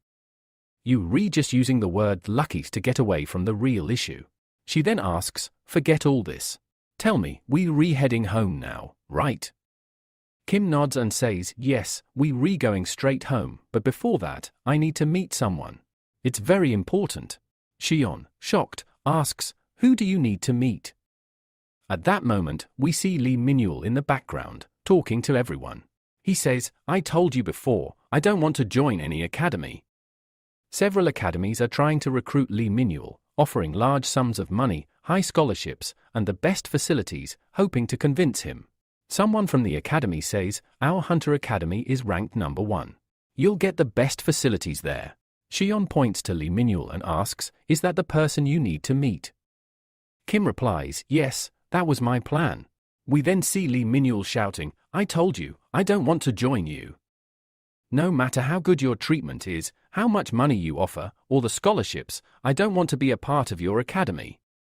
Kim comments, just as I thought, every Hunter Academy is after Min-yul. Even though he lost his first battle, he still managed to attract a lot of attention.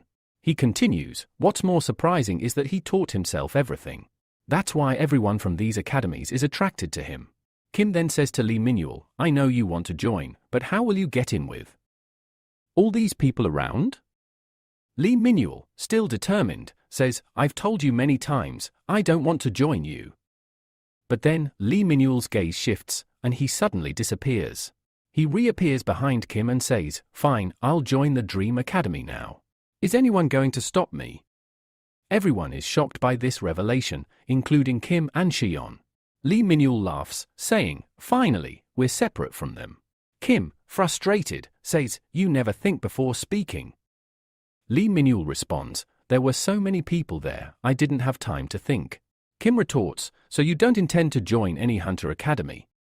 Lee Minul replies, no, I don't plan on joining any academy right now, especially not yours. I definitely don't want to study in the same academy as you. Hearing this, Kim is taken aback and wonders, what does he really mean by that?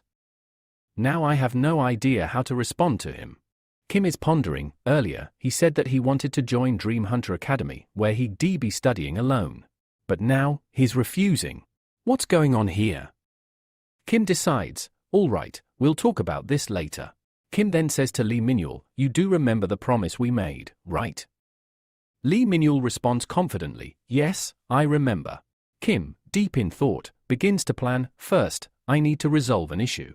Kim then asks with intensity, so, who exactly is it that you consider your master? Hearing this, Lee Minul pauses, thinking carefully. With a proud stance, he replies, I don't know him. Kim, confused by the response, grows increasingly frustrated. His killing intent starts to surface as he confronts Lee Minul. What are you saying? Are you lying to me? Lee Minul, sensing the rising tension, quickly defends himself, no, no. I am not lying to you. Why would I do that? I'm telling the truth. Lee Minul continues, I told you before that my master doesn't even know I'm his disciple. Kim, skeptical, presses on, then why did you tell me earlier that you learned dagger skills from your master? And didn't you also mention that your master's strength is like a transcendence, or even more powerful? Lee Minul clarifies, no, that's not what I meant. I didn't learn directly from my master like other soldiers.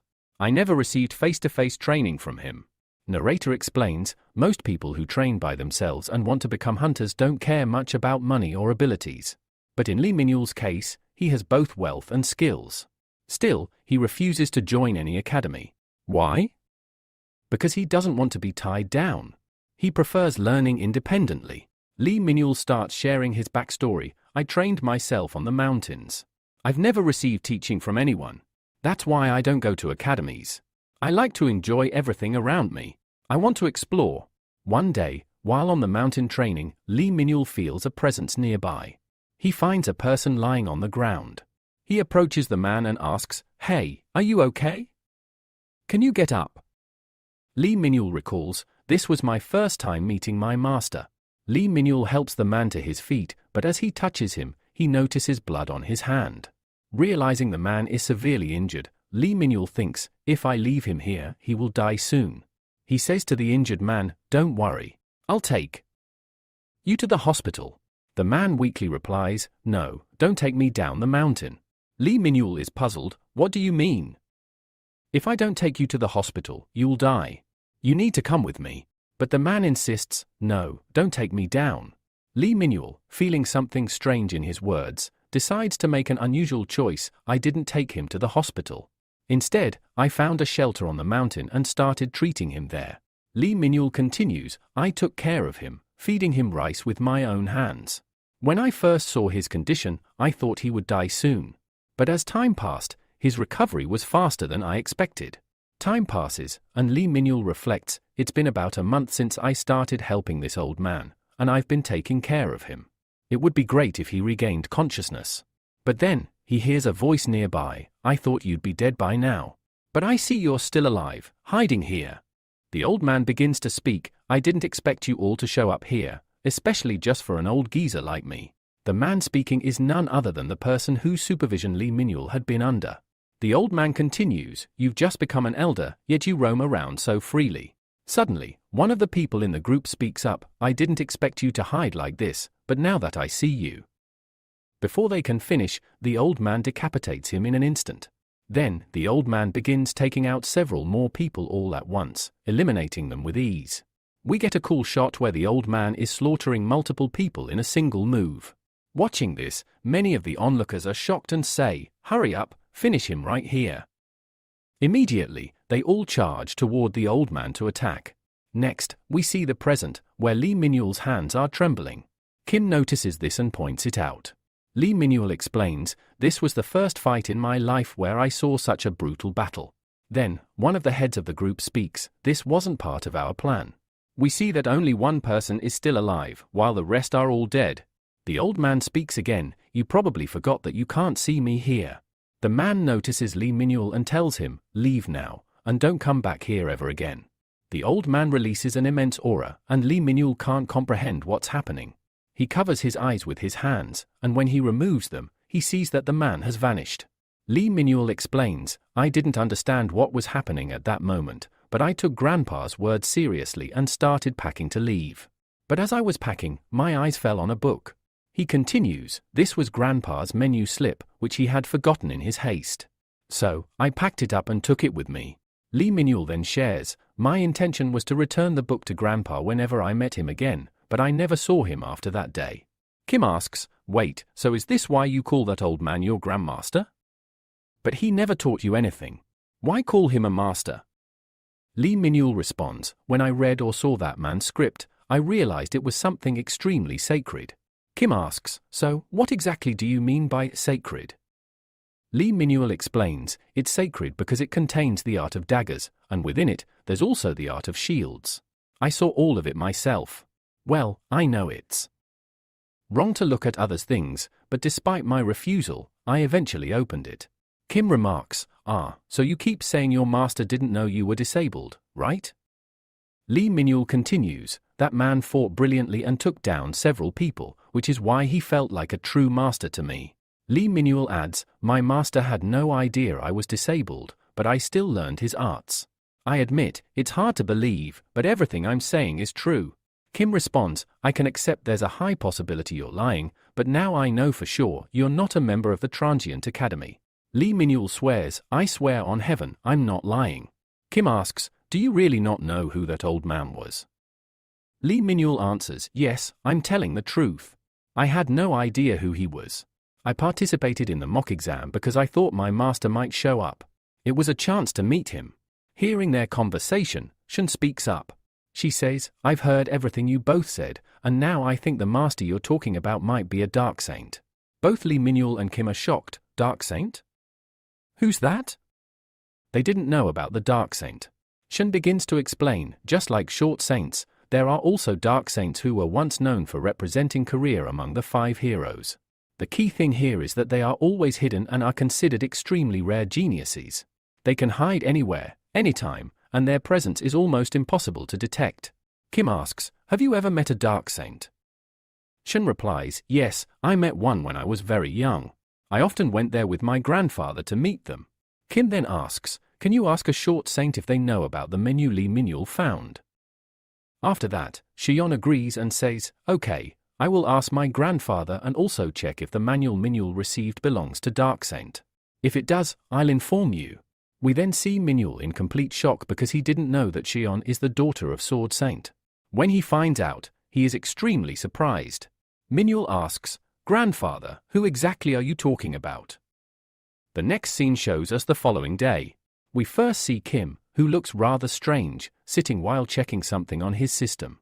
He notices that the copy of the new weapon costs 500,000. Kim is puzzled, saying, "How can a PC equipment be so expensive?" He adds, "How can this academy do this to me? It doesn't make sense that all the money I earn goes to the academy." Kim then shrugs it off, saying, "Forget it, I don't need this weapon urgently. I'll deal with it later." He also mentions, "I did get the 1 million prize for coming first, though." Next, we see Minul still thinking about whether Sword Saint's daughter could really be this beautiful. He quickly bows and asks, "Please, can you help me find my master?" Shion responds, "Of course, I'll speak to my grandfather, but please don't do this." Shion then explains, "At first, he was really anxious when he showed me that menu script. But later, when he showed us the book, he seemed fine. He even mentioned that he would come to our dream academy so we could all visit Sword Saint together. But I still don't understand why Minhyul is speaking so formally in front of me. Kim then buys his free pass, and as he does, we see that Siddhartha Gautam's lecture progress is at 2, and Merlin's lecture has increased to 3. 1. As Kim observes, he notices that all the lectures are now 100% complete. He says, I get it. If I hadn't bought the free pass, this progress rate would have stayed where it was.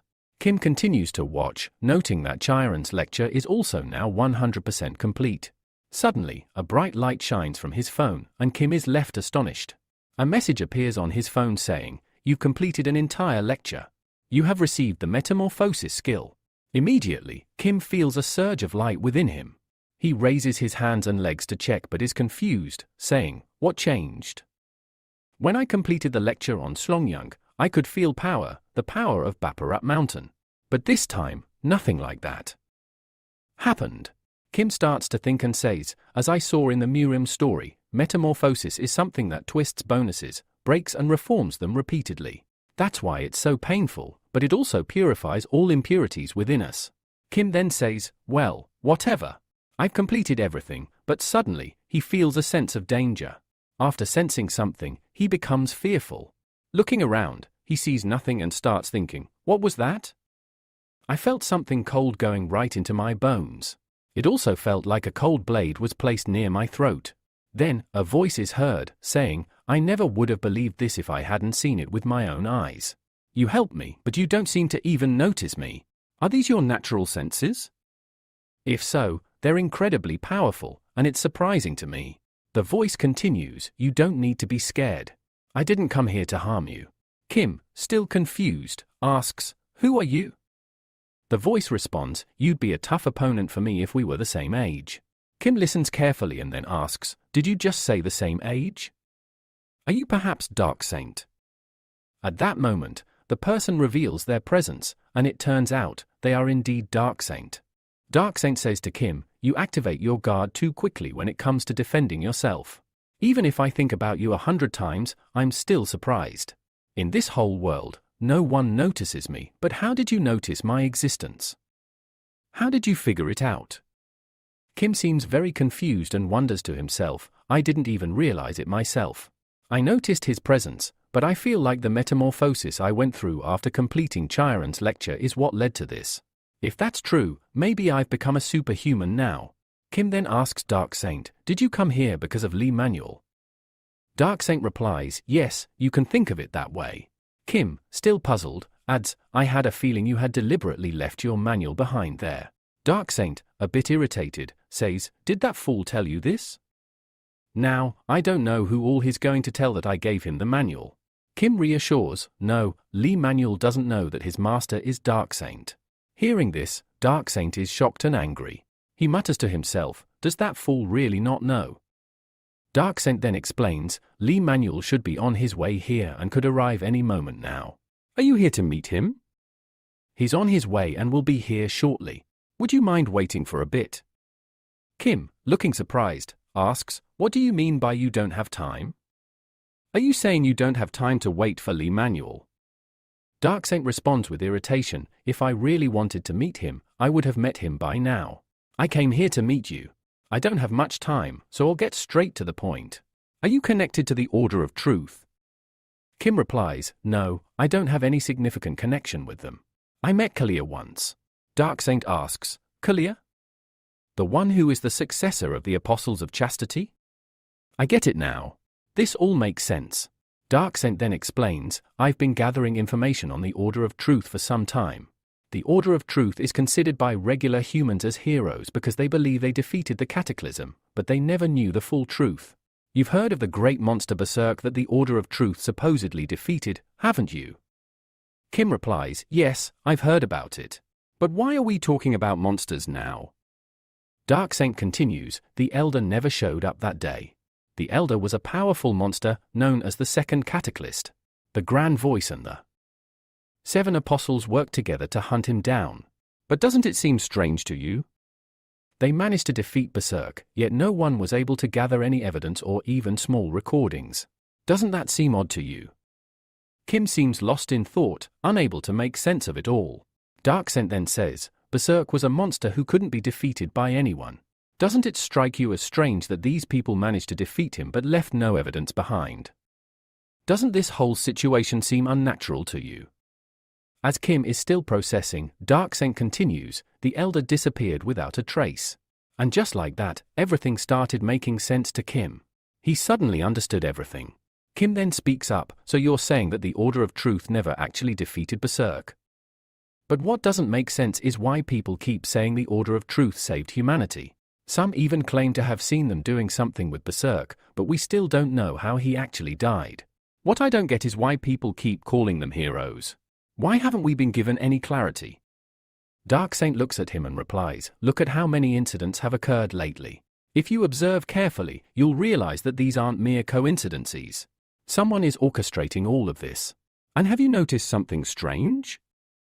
The chair of the Apostles of Chastity is still empty. After this, Kim speaks up, saying, yes, I did hear that the Order of Truth announced that the Apostle of Chastity is about to die. After saying this, Kim starts thinking to himself, could that really be true?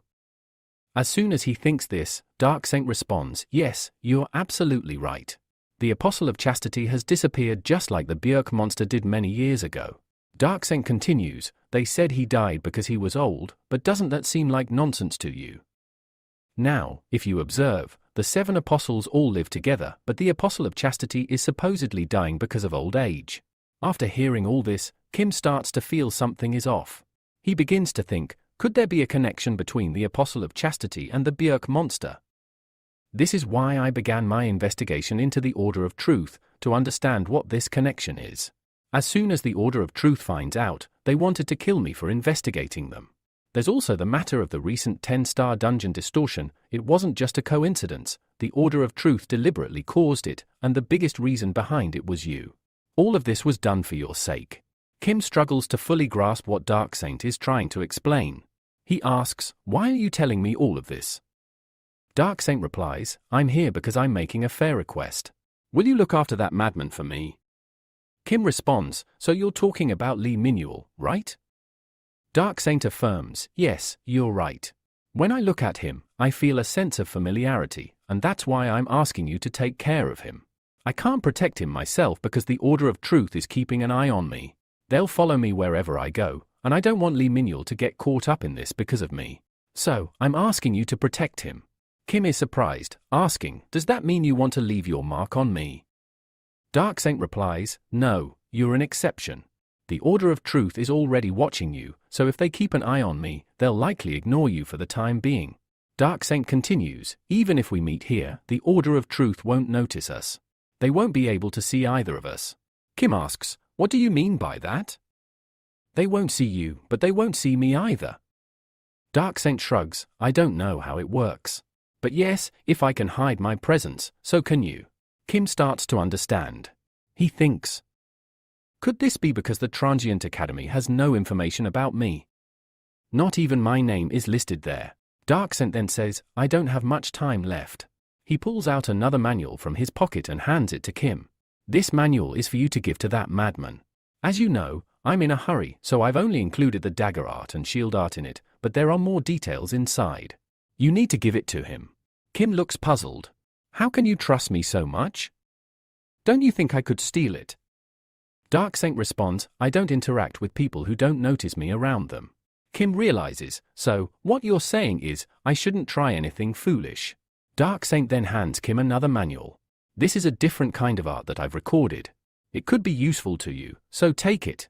Kim, however, dismisses it, saying, I don't need this. Couldn't you give me something better?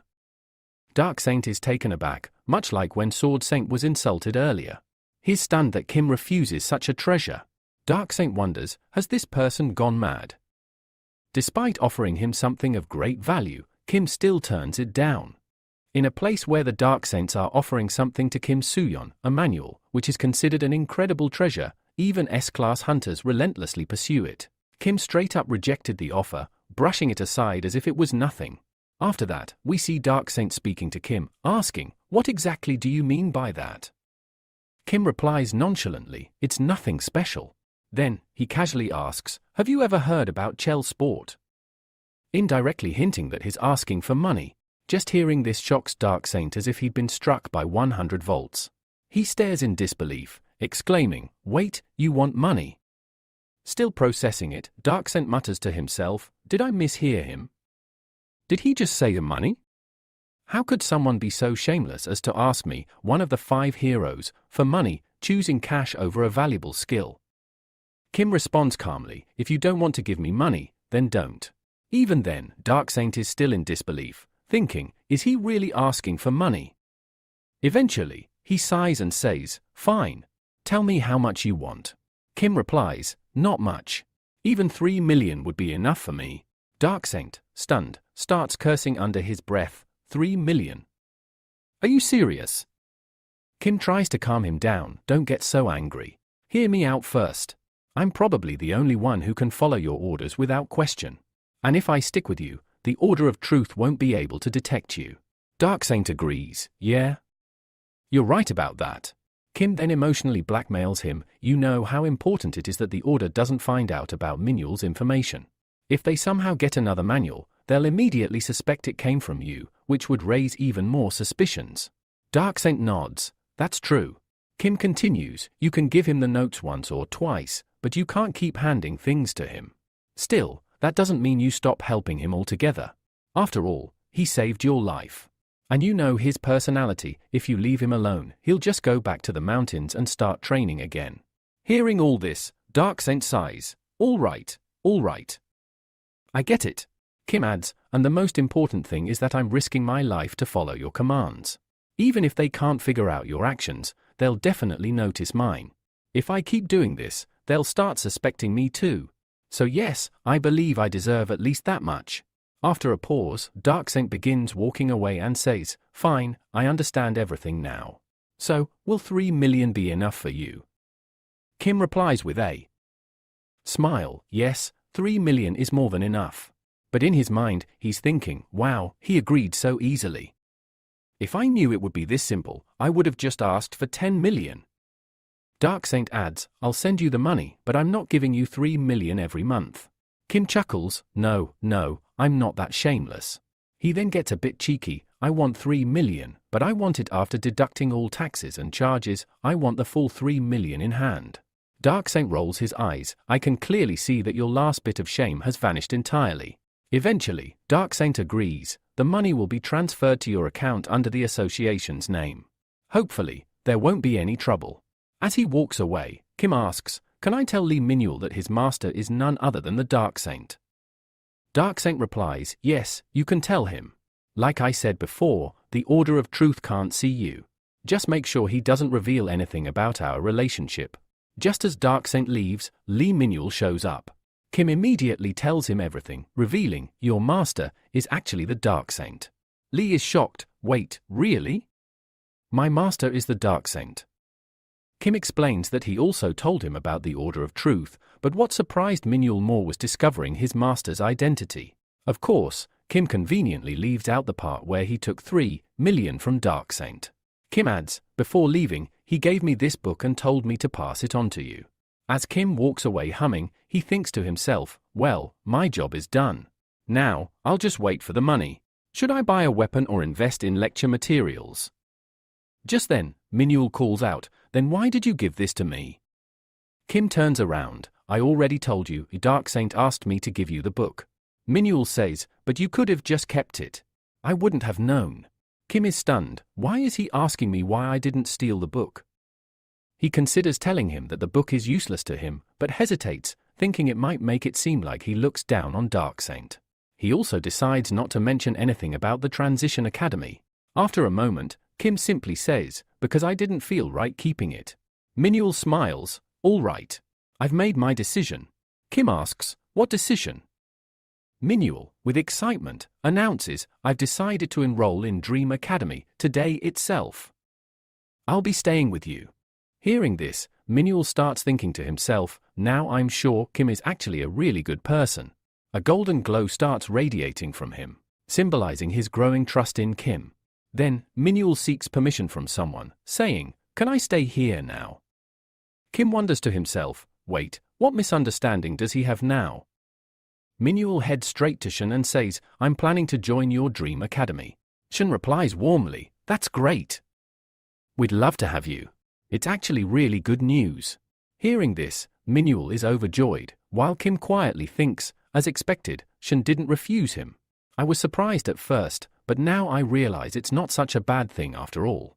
He then remembers the secret book Darksaint gave him, thinking, I'll try using it once. After all, I might get more favors from Darksaint this way. And soon, I won't have time to keep chasing after Minhwa anyway. Kim's mind starts forming a clever plan. On one side, I take books from Darksaint. On the other, I give them to Minhwa. If this continues, I can keep getting money from Darksaint in return. He smirks. Minhwa is like a golden goose for me. At that moment, Shun suggests, I think we should enter the upcoming team-based competition. Kim asks, what's that about? Shun explains, in this competition, teams from the same academy participate. Many students join because the prize is huge. Hearing the word huge prize, Kim's ears perk up with excitement. Shun adds, Kim, if you and Minhwa team up, we'll have a high chance of winning. Kim, with a cute expression, nods, yes, we can definitely do it. He then looks at Minhwa and thinks, ever since this guy came into my life, everything's changed. I'm never going to be short on money again. Kim thanking Lee Minhwa. Hearing this, Lee Minhwa responds with surprise, asking, thanks. But for what? Then, the scene suddenly jumps to 3 days later.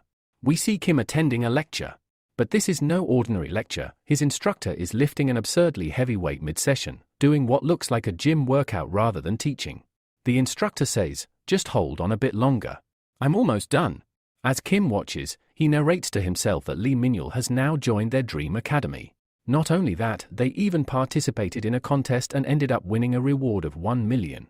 On top of that, Kim personally received an additional 3 million dark cents. Back in the lecture, Kim quietly admires the instructor's physique, thinking, his muscles are incredible. But then a wave of regret hits him. Those 4 million. They vanished in the blink of an eye. We're finally introduced to the instructor. His name is Hercules. It's said that attending his lectures can unlock the power of the gods within you. And his second workout is known for dramatically increasing your footwork speed. That technique is called World Walk. Hercules finishes his set and addresses the students, I'm really glad to meet you all. But I won't bore you with a long introduction. It's our first class, so I'll keep it short. Then he formally introduces himself, my name is Hercules. We learn that Hercules hails from Roman mythology, known for his godlike strength and heroic legacy. Hercules then adds, I'm assuming everyone here has already taken Chiron's lecture. If not, I strongly recommend completing that first. It's revealed that Hercules is actually Chiron's apprentice. He then explains the importance of physical conditioning in combat. In a real fight, your reflexes, strength, and speed all matter. That's why I want to begin by teaching you about strength. Once your strength develops, your muscles will follow. He addresses a common misconception. Many believe that increasing size reduces speed. That's simply not true. Suddenly, we see a dazzling display. Hercules activates an overwhelming power. From his eyes to every part of his body, lightning sparks begin to radiate outward. His strength, speed, and reflexes seem to flow directly from his muscle power. Kim is stunned, thinking, this is only a glimpse of his strength, yet his muscles are still growing. Hercules then says, now watch closely. And with that, he sprints at the speed of light. This is what we call lightning speed, he announces while leaping into the air with immense force. He explains that with strong lower limb muscles, anyone can achieve powerful jumps like his. As he lands, the impact shatters the ground beneath him. Upper limbs also play a critical role, he says, then adds, your reflexes must be trained with strict discipline. Make your body so strong that your stamina never runs out. And remember, all of this stems from your muscles. Kim can barely see through the radiant glow coming off Hercules' body. Then Hercules turns to him and says, now you've seen it for yourself. If you want these kinds of reflexes and speed, you must first build strength. Strength is the most basic requirement to become powerful. Kim silently wonders to himself, will I ever be able to become like him? Just then, he receives a notification, his daily mission has arrived.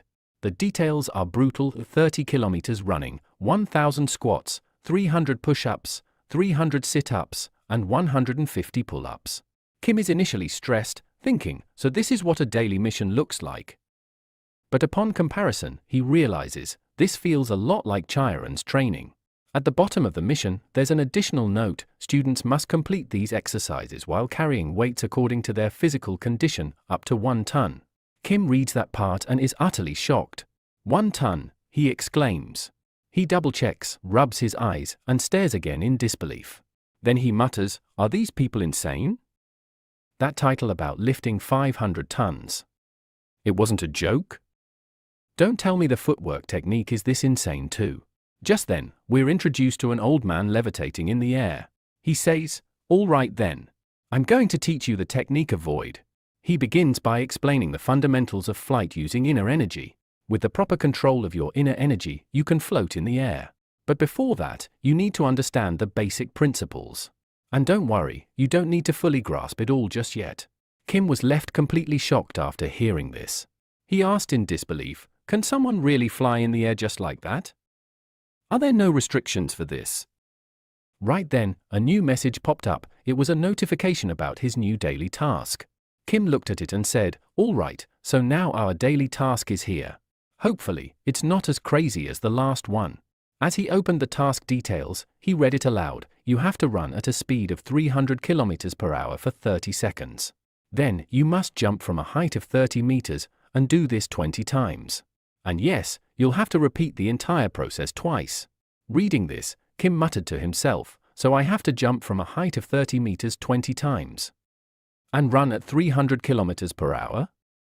I think I might be able to pull this off."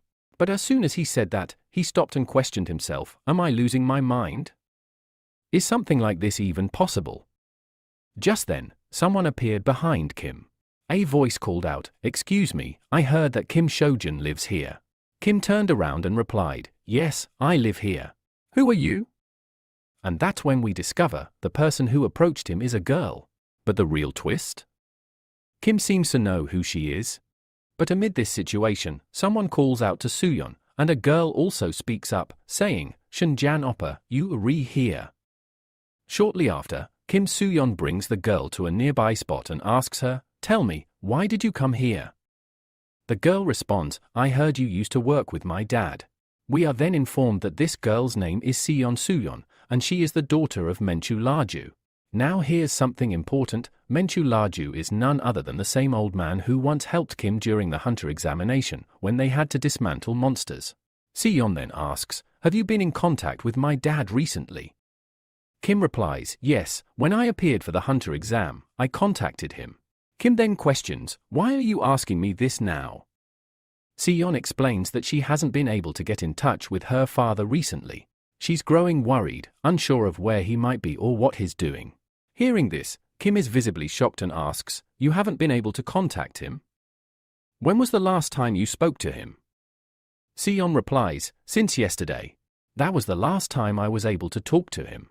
Kim, trying to comfort her, says, "So this is just from yesterday? Then there's no need to stress too much. I think he probably had too much to drink and passed out somewhere. He's done this before." Seon nods and says, "Yes, I'm hoping the same." Still, Kim notices that Seon looks deeply troubled. He then gently asks her, "Did something happen?" She finally admits, "Yes. I had a fight with my dad just yesterday." Kim is surprised. "A fight? About what?" Seon explains, "I told my dad that I want to become a professional hunter." Hearing this, Kim remarks, "But you don't even have any natural powers. How do you plan to become a pro hunter? Will you rely on technology?" Seon clarifies, "No, I've already received my powers. I think I got them about a month ago. That's why I told my dad I want to join Hunter Academy instead of going to college." But instead of supporting her, her father completely refused. Seon says, "If even you don't know where he is, then maybe you're right. Maybe he did drink too much and is just lying around somewhere." Meanwhile, Kim begins to think to himself, "I can see her point. Becoming a hunter might actually be more lucrative than working in a regular cooperation job. Perhaps that's why she wants to do this, to help her father." But he also considers the reality: parents will always be parents. They wouldn't want to put their children's lives in danger. Maybe a Jushu, Seon's father, has heard too many stories about hunters dying, and that's why he thinks this idea isn't safe. Eventually, Seon decides to leave. Kim walks her out and says, "If you need anything or get any updates, make sure to call me." Sion replies, "Okay. Thank you. If I find anything, I'll let you know." As she walks away, Kim immediately tries to call a Ju Shu. He dials several times, but there's no answer. Now Kim starts to worry. What happened to that old man? Why isn't he responding to my calls? And then, Kim also starts thinking to himself, forget it. It's not like this is happening for the first time. Maybe she'll show up later anyway. Still, deep down, he sincerely hopes that nothing serious has gone wrong. Just then, the scene shifts. We see someone speaking in a worried tone. I think the evil star has noticed what happened. The person is informing Kalia about the situation. Hearing this, Kalia reacts immediately. So, evil star and dark saint. What about Kim then? The informant responds, so far, we haven't been able to locate Kim. This news causes visible concern on Kalia's face. She starts to panic and mutters, what should I even do now? Turning around, Kalia speaks with determination, we must not let it be revealed how the 10-star dungeon was broken. Whatever our plan was until now, we continue with that, exactly as decided. Now, the scene cuts to Kim again. Frustrated, Kim speaks to himself, had I known this would happen, I would have never sold the crop from my monsters. But then he adds with some relief, though, it's a good thing I bought this cube's wish. I never imagined I'd use it like this. We see Kim has filled the cube to the very top, an entire ton's worth, and now he's trying to lift it. But it's proving far too difficult. Struggling, Kim groans, damn. I think this thing weighs more than a ton. I even used approved mountain, but it's still not budging. Now, he's realizing something. Guess I'll have to use my mana too, anger and frustration grow in Kim as he yells, damn it. Never thought I'd be doing this kind of workout in my life. But soon, that anger turns into resolve. All right then. Whatever I have, I'm putting it all in. A little while later, we see Kim lying down on the ground, exhausted. Just then, Shun arrives. Surprised, she asks, what on earth are you doing? As the scene unfolds, we see that the cube, Kibi's, is sitting right on top of Kim. And we know this cube contains an entire ton of weight, which is why Kim is unable to move. Desperately, Kim pleads, can you please help me? Please lift it off. If this continues, I might actually die right here. Shun looks at him in disbelief. Looking at you now, I can't even imagine what you've done. She then starts trying to lift the cube. What all did you even put inside this thing? It's not even budging. Despite trying her best, Shun too fails to lift it. So she focuses all her energy, every ounce of power she has, and gives it another shot. This time, she manages to lift it. Kim finally gets up and breathes in relief. Thank you, really. Shun, meanwhile, is staring at her own hand, which is still trembling from the effort. She looks at it, visibly shaken. Kim, now standing, chuckles nervously. For a second there, I really thought I was going to die. Looking gratefully at Shun, he adds, if you hadn't come, I'd already be dead. Then, turning serious again, Kim asks, Miss Shun, do you know what the approximate height of this building is? Shun thinks for a moment and replies, it has 5 floors, so I'd say it's around 15 meters tall. Kim frowns. 15 meters? That's not high enough. Puzzled, Shun asks, why are you suddenly asking me this? Kim answers casually, nothing much. I just need to jump off from the top. Shocked, Shun stares at him. Wait, you want to jump from the top? Kim continues, as if it's nothing unusual. Yeah. 15 meters won't be enough. But I'm not exactly in the condition to jump from 30 either. He sighs and turns to Shun again. All right then, Shun. Let me go check once myself. After that, we see that Kim has suddenly vanished, leaving Shun completely confused. She has no idea what just happened. A few moments later, a loud thud echoes in the background, revealing that it was none other than Kim, who had just jumped down from above. Kim laughs and exclaims, wow, that was insanely crazy. Let me try it one more time. Without hesitation, he jumps again. Shun, watching all this in disbelief, mutters, is he really this insane now? She then starts thinking to herself, clearly in shock, what are the new students going to think when they see this? Oh no. If this continues, will any new students even want to come here? Just then, Lee Minul arrives on the scene, visibly puzzled, and asks, what on earth is going on here? Shun, still overwhelmed, replies, "Don't even ask me. I'm just as confused as you are." Meanwhile, Kim is seen picking up his key piece and completing a task from his schedule. Lee Minul turns to Shun and says, "Does he always act like this, or did he eat something weird today?" To this, Shun begins sharing her own story. "When I first met him, I was just as stunned." Kim eventually finishes his task and sits down, glancing at his phone. "Uncle still hasn't contacted me," he says quietly. It dawns on him, he hasn't spoken to his uncle for 4 days. This hasn't happened even once in the past 10 years. Just to clarify, Uncle and Ajusho are the same person. If you've been watching from the beginning, you probably already know this. Continuing the story, Kim suddenly receives a message from Sunyo. "Did you hear anything about my dad yet? If not, I'm going to inform the police. But if you do come across something, just ignore this message." Reading this, Kim becomes visibly concerned. Something is definitely wrong. "I'll have to go check it out personally," he says. He turns to Shun. "Mission, I'll be back shortly." Shun immediately reacts, "Wait, you're not going to jump off the rooftop again, are you? And don't forget the police reports, there's a zombie who keeps jumping from rooftops." Kim chuckles nervously. No, I'm not doing that again. I'm actually going to find Mutual." "Wait, did something happen to him?" asks Shun. "I'm not sure," Kim replies. "But I have to check for myself." Then the scene shifts. We hear someone say, "Wow. Isn't that the superstar Kim?" Kim arrives at the place where he used to work. He greets all the old men there, his former colleagues and mentors. One of them says, "You looked so cool during the mocker exam." Another adds, "You've been working hard for 9 years. I always thought you'd achieve something great." Yet another man offers a warning, "But you still aren't a full-fledged hunter. Be careful." Someone else responds, "No need to worry about him. I've seen his growth. He's strong now, stronger than ever.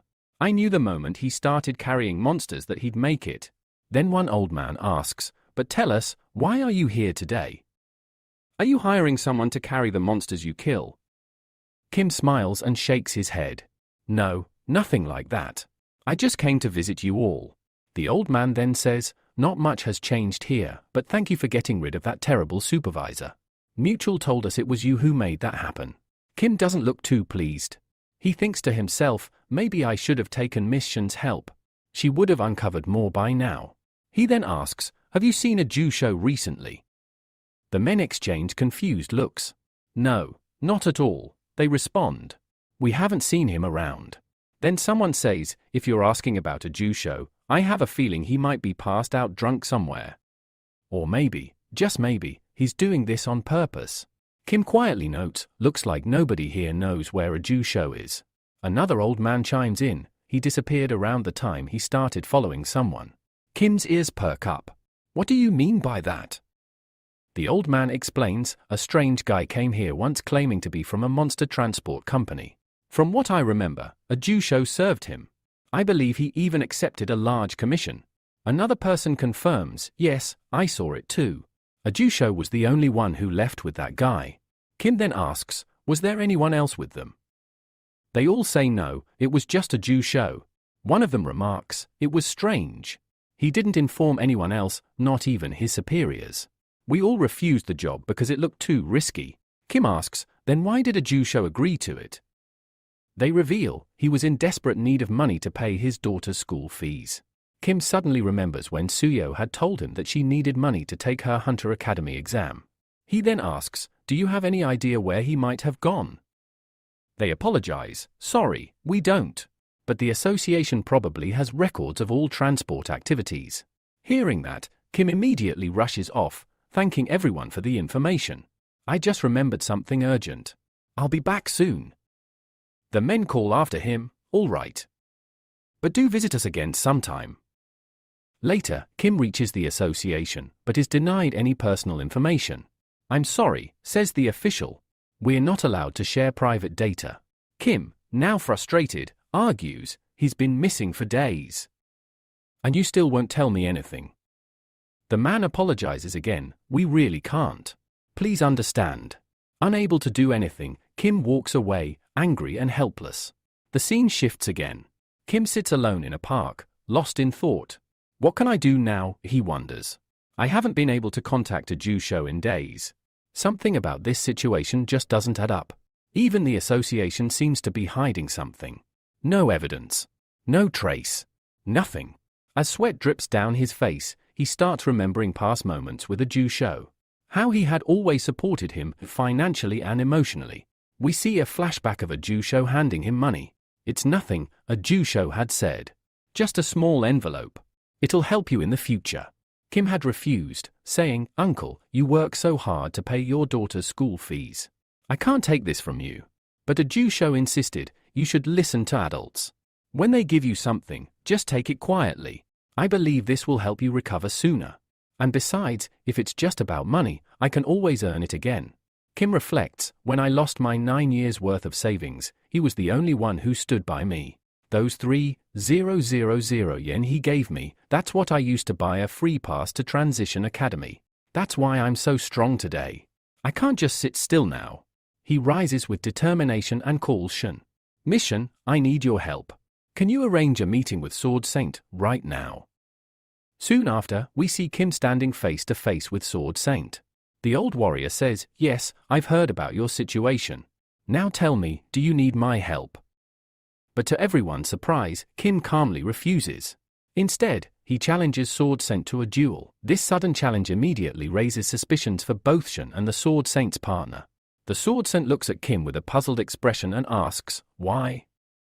To this, Kim calmly states his conditions. "If I win this match, I want you to carry out this investigation on my behalf. But if I lose, I will leave Dream Academy." Hearing this, Shun is completely shocked. She tries to stop him, calling out, "Kim!" But Kim doesn't respond. Instead, he turns back to the Sword Saint and admits, "Obviously, I can't defeat you. But even if I manage to injure you slightly, I will consider it my victory." In his mind, Kim reflects on a mysterious event where Mitchell followed a stranger. The organization has refused to give Kim any information about that person.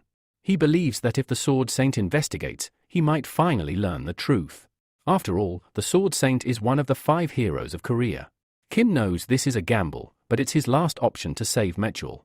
Surprised but impressed, the Sword Saint accepts Kim's challenge. "You're brave. Come, follow me." He leads Kim to a private room where a powerful sword rests. As he picks it up, even his assistant is stunned. "That's the Azura Dragon Sword," the assistant exclaims. The narration takes a moment to dive into the sword's legend. According to history, it was once wielded by General Kim Yushin of the Silla Kingdom. The sword, known as the Divine Blade, was believed to grant endless victories regardless of the situation. Although the sword they see now is a replica, it was crafted by Korea's best blacksmith. The truly shocking detail? The Sword Saint has only picked up this weapon once before, when the headmaster needed someone eliminated. Since that day, he had never touched it again. The assistant, growing nervous, asks, "What are you trying to do?" If things go wrong, you know how the young lady will react. But the Sword Saint silences him. "That doesn't matter. He's just a student, but I'm sure he didn't challenge me on a whim. Don't you think I should at least entertain him?" Meanwhile, Shun pleads with Kim one last time, "You don't have to do this. I'll speak to my grandfather directly. He'll look into the case." But Kim gently declines. "I agree with you, but this is important for my future," he says. In his heart, Kim worries. There's no guarantee such incidents won't happen again, and he still doesn't know why Mitchell disappeared. Was it his fault? And if something like this occurs again, does he even have the strength to stop it? That's why Kim needs the Sword Saint involved. Only then can he reach the root of the problem. He reassures Shun, "Don't worry, I'll only return after winning." Shun, still worried, supports him. "Then you have to win." The tension builds as the duel begins. Kim and the Sword Saint stand face to face. The Sword Saint releases his powerful aura and warns Kim, "If you think I'll go easy on you because you're Shun's student, forget it." Kim holds his ground. "Don't worry, I'm not expecting mercy. I just want you to keep your promise." Acknowledging Kim's determination, the Sword Saint retracts his aura. "Fine. I respect your spirit." He then draws his sword and gives Kim the first move. "Come, you attack first." Kim prepares, gathering all the power he's developed until now. "Everything I've learned, everything I've achieved, I'll use it all today." With resolve in his heart, Kim launches his first attack. But what he witnesses next leaves him in utter disbelief. The The Sword Saint stops his powerful blow with just one hand, effortlessly. Kim is left stunned. The true gap between them becomes painfully clear. Yet, this is only the beginning of the duel, and the stakes couldn't be higher. And then here, the Sword Saint says, "Is this really all you had to show me?" Right after saying this, the Sword Saint pushes Kim with such force that Kim gets thrown back quite a distance. Kim begins to think about the sheer power behind that attack. Although it didn't leave visible damage on his body, it definitely caused some internal issues. Then, Kim senses something. The Sword Saint rushes toward him with incredible speed to land another attack, but Kim quickly dodges. With each passing moment, the battle between the two intensifies, and the pressure from their fight starts shaking the surroundings. Kim looks at the Sword Saint and thinks he's taking this fight really seriously. Every attack and every movement of his feels like it's meant to be the final blow for me. We then see the Sword Saint activate one of his skills, Sword Dance. As soon as he uses it, he launches an attack on Kim. Kim tries to dodge, but it's extremely difficult. The sheer pressure of the move is so immense that even Shun and the other guy watching from the sidelines are struggling to stay on their feet. Shun becomes worried for Kim. And although Kim manages to dodge the attack, its aftershock has clearly taken a toll on him. He's not looking good anymore. Kim then looks at the Sword Saint and says, "So this is the Sword of Catalyst. A being above even S class. The elite among elites. And you re the Sword Saint himself." As the Sword Saint comes in for another attack, Kim barely manages to dodge or block them. Observing Kim's movements, the Sword Saint remarks, "When I first saw him, he seemed like an immature kid. Though I did sense potential in him, typical of a student. But now, I'm looking at someone who's come a long way in developing himself." Kim launches a counterattack, but the Sword Saint reflects it back effortlessly. Just then, Kim senses something unusual, and a powerful energy burst strikes the field. "If I speak personally, this fight feels like one of the best so far." Then the Sword Saint looks at Kim and says, "I should have figured out the truth behind that weapon earlier. This match should have ended long ago. But it's only lasted this long because of that weapon. I can sense now, it's even resisting my aura." The Sword Saint realizes that he wasn't putting in his full effort until now, but things have changed. He speeds up and reaches Kim in an instant, attacking him with an aura-infused strike. This attack is far stronger than before, so powerful that Kim struggles to recover from it. Eventually, Kim fails to block it. He's slammed into a wall, blood pouring from his mouth. And lying there, he mutters, "Damn it. I got too carried away in this fight. I should never have been so reckless. Sure, I've defeated a lot of students before. But in the end, a student is just a student. And a Sword Saint will always be a Sword Saint. Those guys have never truly seen the harsh side of this world. I completely failed to understand reality. I never realized the huge gap between me and him. There's no real comparison between us." Despite all that, Kim is still burning with rage. He knows the Sword Saint hasn't even used his full strength yet. Frustrated, he rises again and charges toward him, saying, "I still want to do this." The Sword Saint looks at him and says, "If that's all you had to show me, then why challenge me in the first place?" Kim then responds, "A man whose name alone is enough to suppress all enemies." And saying that, Kim continues to fight, even though it's clear he's already struggling. He then says, "I might not be able to do much, but I acknowledge them. Every time I look at them, I want to become just like them. I deeply respect their strength. And I still wonder what method they used to become so strong. All I got was a title, transient. That made me believe the Sword Saint couldn't be all that powerful." Then, the Sword Saint launches another overwhelming attack. Kim is still far weaker than him, but now, for the first time, he sees a real opportunity to raise his own level. And deep down, he knows. Someday, that moment will come. The day he surpasses even the limits of the Sword Saint. And then we see that Kim's face starts to look quite strange, as if time itself has come to a standstill for him. Kim begins to wonder why he can't feel anything in his hand, why everything suddenly feels so odd. Every step he takes feels strangely unfamiliar and unnerving. Right then, we see the Sword Saint's blade pass right by Kim, and before he can even realize it, a deep and dangerous-looking cut appears on his body. Seeing this, Shun becomes extremely worried and yells out, "Kim," before rushing towards him. Meanwhile, two individuals nearby are talking. Just like we thought, how could that guy possibly fight the Sword Saint? It's then revealed that these two are actually students of the Sword Saint himself. Back to Kim, he turns toward the Sword Saint and says, "You remember your promise, right? I hope you won't forget it." With that, Kim collapses unconscious.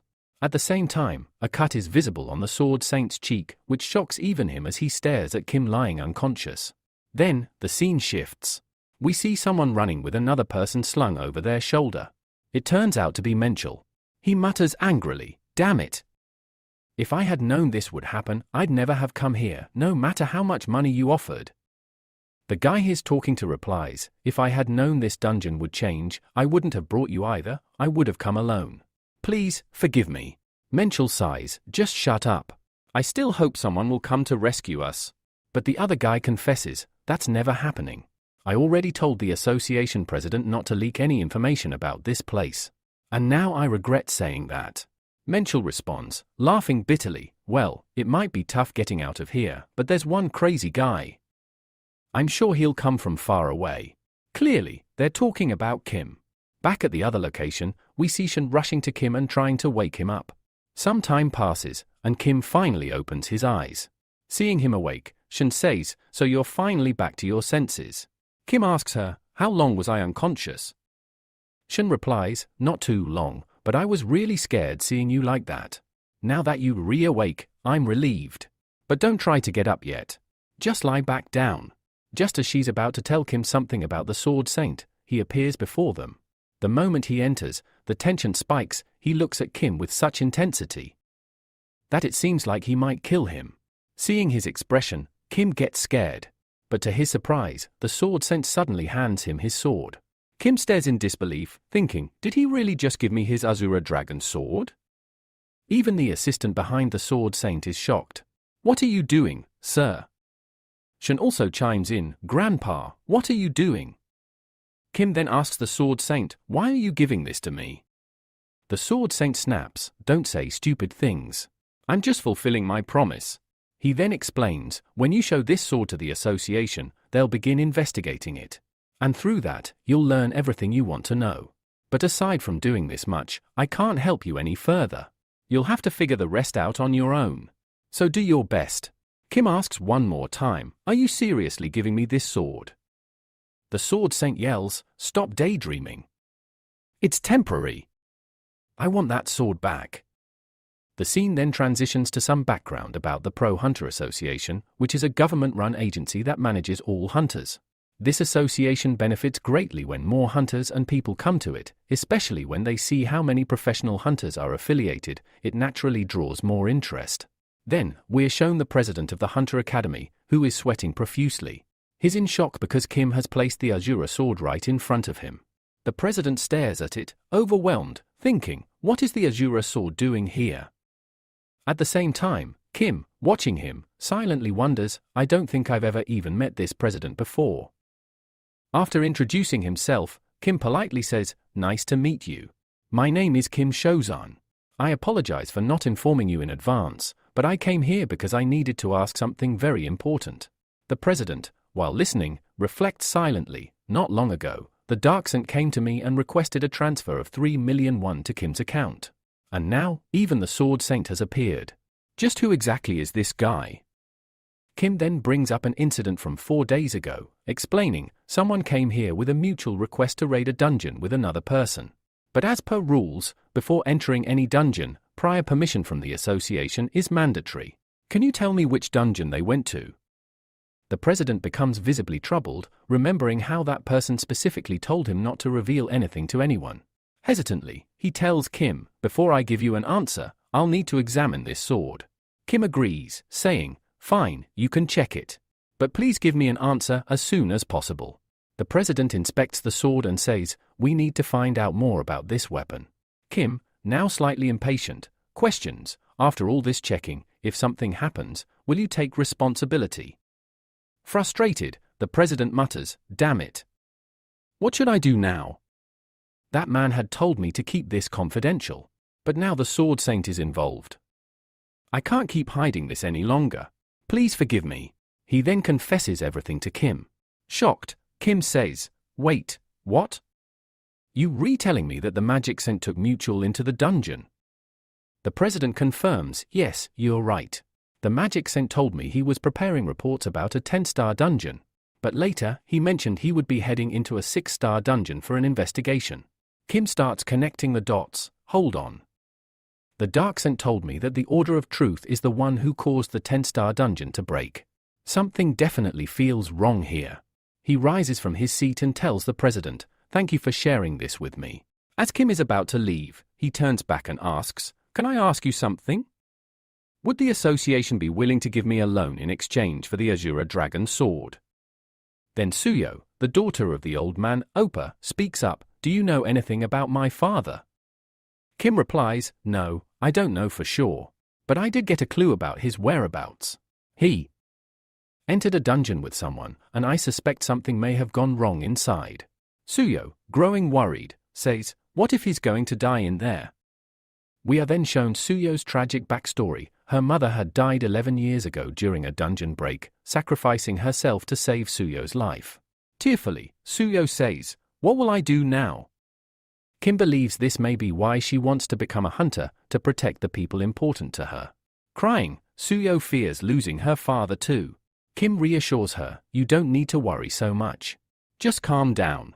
I will bring your father back to you, no matter what." With that, Kim ends the call and mutters, "According to the president, the Magic Saint and Mutual entered a 6-star monster dungeon filled with dried monsters." He continues thinking, the Magic Saint is old and recently has been quite sick. Still, he's one of the 5 great heroes. That shouldn't be enough to trap him in a 6-star dungeon. Unless this was a trap laid by the Order of Truth to kill him. They've had their eyes on him for a while now. At this point, I may be the only one who can help them. Just then, Kim receives a notification, 500 million won has been deposited into his account. He recalls, "When I offered the Azure Dragon sword for a loan, the president initially rejected me outright. He thought I was joking. Even after I insisted, he seemed frustrated. But in the end, he agreed." Now Kim is a bit concerned. This sword does belong to the Sword Saint. Is it really okay for me to use it this way? But he shrugs it off, thinking, even though the Azure sword is extremely valuable, it's nothing compared to what the Transient Academy's shop has. That shop has so many powerful items, and I need to prepare before entering that dungeon. Kim then proceeds to purchase items from the Transient Academy. A message pops up, monitoring your casualty risk. Kim clicks on the purchase button, saying, "This is the item I've had my eye on for days." A mysterious spear-like object appears before him. We're told the weapon's name is Gun Jinna, and it's a replica-type weapon. Kim then turns to the direction of the dungeon and says, "All right then, it's time to head into the dungeon." After that, we see Kim entering the dungeon, looking around and muttering, "Seriously, man? So many trees? What is this, a nature documentary?"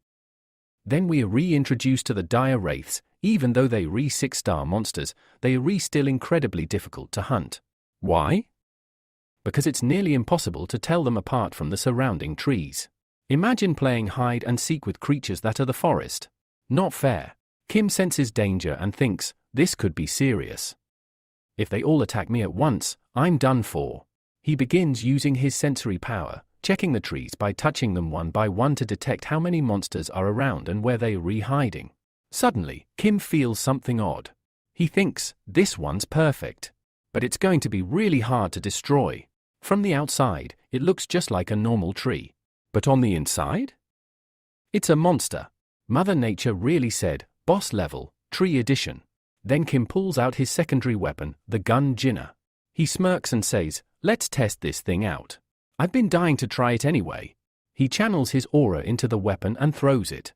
The spear flies rapidly toward the tree, and just as it reaches, the tree suddenly grows eyes and a mouth, obviously shocked at the attack. Tree, excuse me, I was doing photosynthesis. To Kim's surprise, the monster dodges the spear. Wait, it dodged? Did it just Neo me? But just then, the spear spins around mid-air and hits the tree from behind. Homing attack? Nice! This is better than my last gaming mouse. We then get some backstory. This spear, Gun Jinna, was once used by Odin himself to kill giant enemies. After those battles, Odin created the Norvolts. Kim thinks, I knew this weapon was OP. Even if it's a limited copy, its destructive power is insane. According to legend, the Gun Jinna has a recoil feature. By using mana, the user can call it back, targeting it directly through magic. Let's give it a try, Kim says. As he uses mana, the spear starts to move. Whoa! It's actually working. But he realizes that just calling it back uses a lot of mana. Man, this thing is cool, but it's thirstier than I am during finals week. Still, the spear returns to his hand. Kim is exhausted now, having used up too much mana. Phew. That was tough. But now I know how to call it back. Good news, it works. Bad news, I can probably only use it once in the battle royal. Even so, legends say the gun Jinna will always return to its owner, no matter the situation. Kim reflects, even if this is a copy, I made the right choice trading my Azure Dragon sword for it. I think. Then roots start creeping up behind him. Kim, lost in thought, suddenly realizes something. Wait. If the sword sense find out I traded that sword, they'll probably kill me. Like, literally. Just then, the roots launch an attack. But thanks to his senses, Kim dodges at the last moment and destroys the attacking trees. As he walks ahead, he mutters, "A Jushu. Where are you?" In the next scene, we find a Jushu running while carrying the magic saint. They are being chased by several monsters. The monsters suddenly launch an attack using their roots. Although a Jushu and the magic saint survive, they fall to the ground.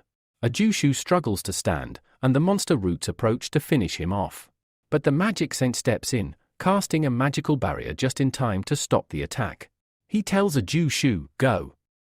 I can't hold them off for long." A Jushu protests, "But what about you? You're coming with me, right?" The magic saint replies, "No. If I leave, the barrier will fall. And besides, I'm too old for this nonsense. I've got more wrinkles than mana left, kid." After this, we see Magic Saint apologizing to a Jushu, saying, "I am sorry. If I hadn't brought you here, this whole incident wouldn't have happened to you. But seriously, what are you waiting for? Hurry up and get out of here." But then, the barrier Magic Saint had created breaks because he's unable to hold it any longer. Taking this opportunity, all the monsters attack both of them. A Jushu, in his mind, says, "I am sorry, Sujin. This is all my fault." But suddenly, a Jushu is stunned when nothing happens to him. Slowly, he opens his eyes and realizes someone has stopped the attack. And who is it? None other than Kim. He says to a Jushu, "Do you even know how long Suyo has been searching for you?" A Jushu, now on the verge of tears, replies, "Finally, you're here." Kim, grinning, moves ahead and says, "We can talk later. But for now, get out of here with Magic Saint." The monsters, seeing Kim, immediately try to attack him, but Kim easily dodges and, with a smirk, thinks, "Well, this worked out pretty well." All the monsters are distracted now. Kim then remarks, "All right, time to find the main bodies of these monsters." Suddenly, several monsters charge at him, but with his enhanced senses, Kim dodges them effortlessly. "This is getting ridiculous. I've cut them down so many times, and they just regenerate," he says, shaking his head. He continues, "Well, I can't go to their main bodies just yet. First, I need to find my gun Jinna." Kim searches, mumbling, "Where the heck is it?" Finally, he spots it but then recalls something. Damn it! How could I forget? A Jushu and Magic Saint haven't left yet, so I can't use this yet. Now, he's forced to fend off the attacks from the monsters, wondering, why does it feel like my body is falling apart? As he turns around, he sees a Jushu and Magic Saint have moved much farther away. Well, at least they're far enough now. I can finally attack, he thinks. Kim leaps onto one of the monsters, charging toward his gun Jinna, saying, "Gun Jinna." The weapon flies straight into his hand. He then launches his spear with incredible speed, piercing through multiple monsters. Nice! That's a lot of monsters dealt with in one shot, Kim says, watching the destruction unfold. But some monsters are still stubbornly attacking him. Kim blocks their strikes, grinning, "I swear, you guys are like flies at a picnic. Just can't get rid of you." He calls his gun Jinna back, and as it returns to him, he teases the monsters, "Oh, looks like your faces just dropped. Did you realize how dangerous this weapon is now? Guess you're just starting to understand how much power it has." Kim, with a mischievous smile, adds, "I'm pretty sure you all are regretting your life choices right about now. Just wait until you see what's next." He playfully hums, "Ring-a-ring-a roses," as he selects his next target. Spotting a tree monster, he says, "Your turn, buddy." The tree monster responds, "Sir, but why me?" Before it can finish its sentence, Kim hurls his spear at it, creating a massive hole in the tree. The remaining monsters look on, horrified. As the monsters try to regroup and cover the gun Jinnah, Kim smirks, "You think I'm nothing without my gun Jinnah? Please, do you think it's too far for it to reach me? You guys are so annoying. I've been trying to figure out how to deal with you all at once, and now, you've made it so much easier for me." Kim reveals, "Gun Jinnah isn't my only legendary weapon, you know. I've got plenty more up my sleeve." He talks about another spear, eyeing the monsters. Time skips, and we see Kim reaching a Jushu, waving his hand, "Here I am." A Jushu, slightly exasperated, asks, "Why did it take you so long to get here?" Kim replies, "Well, I didn't expect you to wander off into a dungeon and get lost. Plus, I heard you were saving up to send Suyo to Hunter Academy. Why the sudden fight with him?" A Jushu responds, "That's none of your business." Kim chuckles, all right. Forget all that. How's Magic Saint doing?" After this, Magic Saint explains that he needed to study the monsters, which is why he brought someone along. He needed help due to his deteriorating health. Kim says, "So you needed a carrier to carry the monster crops. But you kept it secret so no one would know." Magic Saint admits that it was all done in secrecy to avoid attention from the Order of Truth. Kim, surprised, says, "How do you know about this?" Even the association doesn't know yet.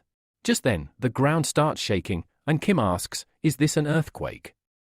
Mutual replies, "That monster is still here." Kim realizes it's not an earthquake but a huge tree monster. He wonders if the monster has evolved, and Magic Saint says it's a mutation but refuses to specify which one.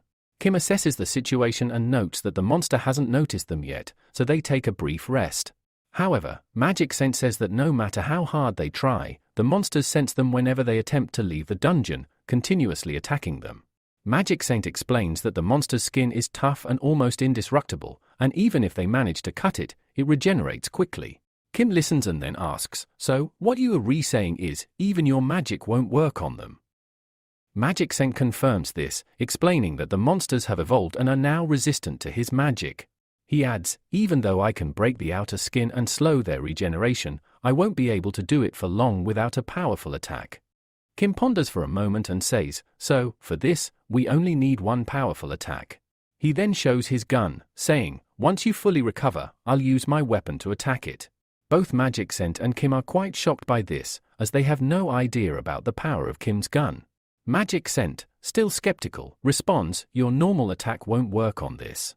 It's not going to be perfect to destroy its core, and if I try to do it myself, I can only weaken it at best. But the problem is, if I fail, I don't even know if I'll get another chance." Kim, deep in thought, replies, "Yeah, I understand. The situation is really bad right now. The emergency medicine I gave you isn't as effective as I hoped, but we should still try." Magic Saint then shares his plan, "All right, I'll attract the monster's attention. You use that time to escape." Kim shows Magic Saint his special sphere and says, "We can easily use this to get out of here." Magic Saint is unaware of the sphere's power and asks, "What is this?" Kim explains, "This is a sphere that helps me perform powerful attacks. But be careful, don't let anyone else touch it. If they do, a reaction happens." Magic Saint, visibly surprised, says, "What do you mean by reaction? Are you saying it recognizes its owner?" He soon feels the energy from the sphere and starts trembling, saying, "How can such a complex circuit exist? It doesn't even have any flaws. I've never seen a magic circle like this before, and I can't manipulate it either. Where is all this energy coming from?" Azushu and Kim, both astonished by Magic Saint's reaction, exchange a look. Azushu remarks, "I never thought this old man would talk this much." Kim, thinking about it, remembers something and thinks to himself, "I knew it, his reaction is just like his apprentice's." Kim, recalling the apprentice from the academy who had once seen his pouch, looks at Magic Saint and asks, "Now that we have this, can we defeat the monster?" Magic Saint, now confident, responds, "Yes, we can definitely win with this. I feel like I won't even need my weakening magic, as this weapon is already top tier." Magic Saint then, full of curiosity, asks Kim, "But tell me, where did you get this weapon?" Kim falls silent for a moment, then answers, I got it from sword scent. Magic scent, surprised, reflects, that old man never had such a weapon, as far as I remember. Kim, thinking to himself, wonders, if I tell him I got it by selling the Azure Dragon sword, what will his reaction be? The focus then shifts back to the tree monster. Kim says, well, let's start hunting the monster. He then outlines the plan, writ simple. When magic scent weakens the boss monster, I'll use this sphere to attack its core. Kim asks magic scent, can you still use your weakening magic? Magic scent answers, yes, I can cast it, but it'll be more powerful than usual. Don't worry too much though. I'm willing to take the risk. Kim responds quickly, no, don't risk your life. Prepare yourself to cast the spell, and I'll distract the monster in the meantime. This way, you'll have more time. Kim then explains, the plan is simple. First, I'll distract the monster. Then, magic scent will prepare the weakening magic. Finally, when the monster is weak, I'll destroy its core. But then, Kim contemplates the risks. There are two big problems in this plan that could turn dangerous. The first problem is that I might die before the weakening spell is cast. The second problem is much bigger. If the monster realizes magic scent is casting the spell, it might kill him before he can finish it. The first problem depends on how hard I work to dodge it, but the second. If magic scent is vulnerable while casting the weakening spell, he won't be able to protect himself, and that's what worries me the most. We see Kim having a serious conversation with a Jushu about their plan to deal with the monster. Kim tells a Jushu that while he will try to distract the monster, he can't guarantee his safety. If things go wrong, he asks a Jushu to leave. A Jushu reassures Kim that he's not going to die anytime soon and even jokes about how Kim can hold him tightly for protection. The humor is light-hearted, which lightens the otherwise tense moment. Magic scent joins in, acknowledging the risks, but is willing to take them in order to ensure success. They all share some jokes, and despite the humor, there's an underlying seriousness to their conversation. Kim then emphasizes the importance of staying at a safe distance from the monster, warning that if they get too close, it might sense that they are reusing the weakening spell. Magic scent agrees and assures Kim that despite the danger, he'll protect him. After saying their goodbyes, Kim rushes towards the monster. As he gets closer, he notices the monster is growing larger and more dangerous, surrounded by powerful energy. The tension escalates as the environment around Kim begins to shift. A dark and powerful energy pulses in the air, radiating from the enormous dire root monster. Even the surrounding trees have transformed, towering and more menacing than ever before. Kim narrows his eyes and mutters, now I get it. This must have been hell for the magic scent to deal with. This thing isn't just huge, it's terrifying. As he scans the battlefield, Kim suddenly notices something strange. Wait, where did the other dried monsters go? Don't tell me, this dire root monster destroyed them all. And just like that, Kim stands face to face with the monstrous tree creature. But instead of charging in recklessly, he forces himself to calm down. First, I need to clear my head. One wrong move, and I'm dead. He takes a deep breath and shouts, hey! I'm right here. The monster turns its attention to Kim. Instantly, the pressure in the air shifts. A suffocating, crushing aura bursts from the creature, its shadow looming like death itself. Kim grits his teeth. What the hell is this thing? Just its gaze is paralyzing, then, whip. Dozens of thick roots lash out at lightning speed. A brutal barrage hurtles toward Kim. He leaps to the side just in time, dodging the first attack. But the monster doesn't relent. More roots come crashing toward him. Even Kim, with all his speed, now struggles to avoid them. How the hell are there so many roots? I don't even have time to breathe. But finally, after dodging relentlessly, Kim manages to create some distance. Good. I'm outside its immediate range, and the magic saint must almost be ready with his weakening spell. I need to keep my distance and play it smart. Just then, whoosh! Another root attack barrels straight at him. Kim spins and evades just in time. But he's not safe yet. A storm of roots erupts around him, coming from all directions. Panicking, Kim blocks with his spear, deflecting as many attacks as he can. But the pressure, the aura, continues to weigh on him. Damn it! I didn't think its presence alone would be this overwhelming. I'm literally shaking from the inside. If this keeps up, something's going to go very wrong. He clutches his spear tighter. I've got to dodge as many attacks as possible. Stay moving. Don't let it land a clean hit. Then, Kim shouts toward the old mage, Magic Saint. Now's the perfect time. But before anything can happen, a cluster of roots lunges again. Kim takes off running, just in time to avoid getting skewered. The roots crash into the ground where he was a second ago, sending debris flying. The roots pause. Something's wrong. They realize Kim's not there. Then they hear him shout from behind, "Hey, dumb tree! I'm over here. Who are you aiming at?" Kim grins playfully, taunting the monster. Infuriated, the dire root monster roars and lashes out in fury, launching another wave of attacks. Kim dodges with ease, laughing internally. Sheesh, this guy's got anger issues. But then his smile fades. Wait, what's taking the Magic Saint so long? Why hasn't he cast the weakening spell yet? Flashback to the beginning of this episode, the monster had begun attacking Kim immediately using its roots. And now, it hasn't stopped for even a second. Kim dodges another barrage as he thinks, the good news is, it's still chasing me. Just like we planned. We're almost ready to put our plan into motion. With that, Kim begins leading the monster toward the designated location, the place where the Magic Saint is preparing his final spell. The dire root monster doesn't let up. It unleashes another wave of deadly roots behind him. They're faster, more accurate, and closer. But Kim's senses kick in. He feels the air shift. They're right behind me. And with razor-sharp instincts, Kim dodges again, barely. What happens next could be the key to turning this entire battle around. As Kim keeps luring the monster deeper into the trap, something begins to stir beneath the earth. Suddenly, crack! Zap! From the ground, glowing chain-like structures burst forth, crackling with electrical energy. These aren't just any chains, they are re-infused with powerful magic. It's happening. Kim says with relief. The Magic Saint has activated the weakening spell. Massive chains shoot out and wrap themselves tightly around the dire root monster. Each link pulsates with magical energy, locking the creature in place. The monster thrashes, but it's too late, the spell has taken full effect. Kim watches, a wide grin forming on his face. Finally! The Magic Saint did it. The monster's movement and power are dropping fast. As the chains tighten, the monster's attacks grow sluggish. The air feels lighter. The pressure on Kim begins to fade. That spell's insanely effective. Now, I've got a clear shot at its core. But just as Kim prepares to strike, the monster makes a sudden, desperate move.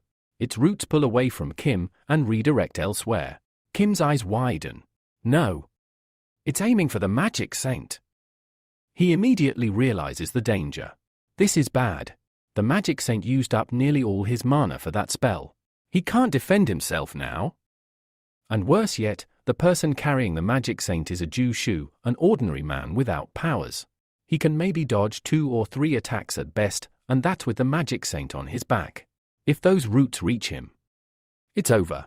Kim clenches his fists. He knows there's no room for error now. This is my last shot. Whatever strength I have left, I'll pour it all into a single, final attack. He breathes deeply and focuses. Calm your mind, and tear that thing apart. Then, there it is. The monster's core, glowing faintly, now visible through the cracks in its bark-like armor. Without wasting another second, Kim channels every ounce of his remaining strength into his spear. Energy begins to surge and swirl around him. The very air trembles. And then, boom! He hurls the spear with such ferocity, it tears through the air like a bolt of thunder, so fast, it looks like it's ripping through space itself. The dire root monster senses the incoming attack, and it panics. But it's too late. The spear pierces straight through its core, bursting out the other side in a blinding explosion of light and shattered bark. The force of the attack is overwhelming. The monster's body convulses before collapsing. Its glowing eyes flicker once, then fade. Kim's final strike was so powerful, it didn't stop at the monster. The spear continued slicing through the forest, destroying everything in its path for hundreds of meters beyond. Finally, silence falls. The monster, defeated. The forest, scarred. The battle, won. Kim breathes heavily, exhausted but victorious. Just when they thought the nightmare was over. After unleashing his final, devastating attack, Kim drops to the ground, completely drained. His chest rises and falls with heavy breaths, and sweat drips from his brow. The effort had taken everything out of him. Finally! It's over, he mutters with a tired smile. I put every last ounce of mana into that spear. Honestly, I feel like I could pass out right here.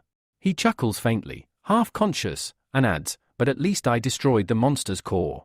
It's not coming back this time. I just hope a Jushu and the magic scent are okay. With effort, Kim rises to his feet and begins staggering toward them. From a distance, he calls out, a Jushu. Magic Saint! Are you two all right? The magic saint responds, his voice steady, I'm perfectly fine. But this guy. He gestures to a Jushu, who's wincing in pain, his leg injured. Kim rushes over. What happened to your leg, a Jushu? A Jushu tries to downplay it. Nothing major. Just a scratch, really. Kim kneels down to examine it. Let me take a look anyway. In his mind, Kim reflects, I knew dodging those attacks while carrying the magic scent must have been tough on him. He reassures a Jushu, don't worry. This doesn't seem too serious. Once you get some treatment, you'll be just fine. Then he glances around the damaged battlefield and says, I think it's time we finally leave this cursed place. A Jushu tries to lighten the mood. Told you, it's just a minor wound. Then, with a playful grin, he adds, if I were 5 years younger, I'd carry both of you out of here on my shoulders without breaking a sweat. The magic saint laughs, amazing how your sense of humor kicks in during moments like this. Kim observes the two, smiling softly. They've only been together for a couple of days. Yet it already feels like a deep friendship has formed between them. A Jushu stretches and says, all right, now we just need to find our way out of here. Kim nods. Yeah, I destroyed that monster's core for good. There's nothing left to worry about. Let me just check where my spear landed. But before they can move, rumble. Rumble. The ground shakes violently beneath their feet. All three freeze. An earthquake. Kim says, alarmed. No, it's something else. Their eyes widen as they see the monster's roots, the ones that were supposed to be dead, begin to move again. Then comes the worst part. A terrifying aura starts to rise. Thick, dark, and malicious. Kim and the magic saint immediately sense it. This isn't possible, Kim whispers, eyes filled with fear. I destroyed its core. But the nightmare turns real when Kim spots it, a second core glowing faintly next to the shattered one. Even the magic saint is shaken. Wait. 2 cores? But that's impossible. Monsters are only born with one.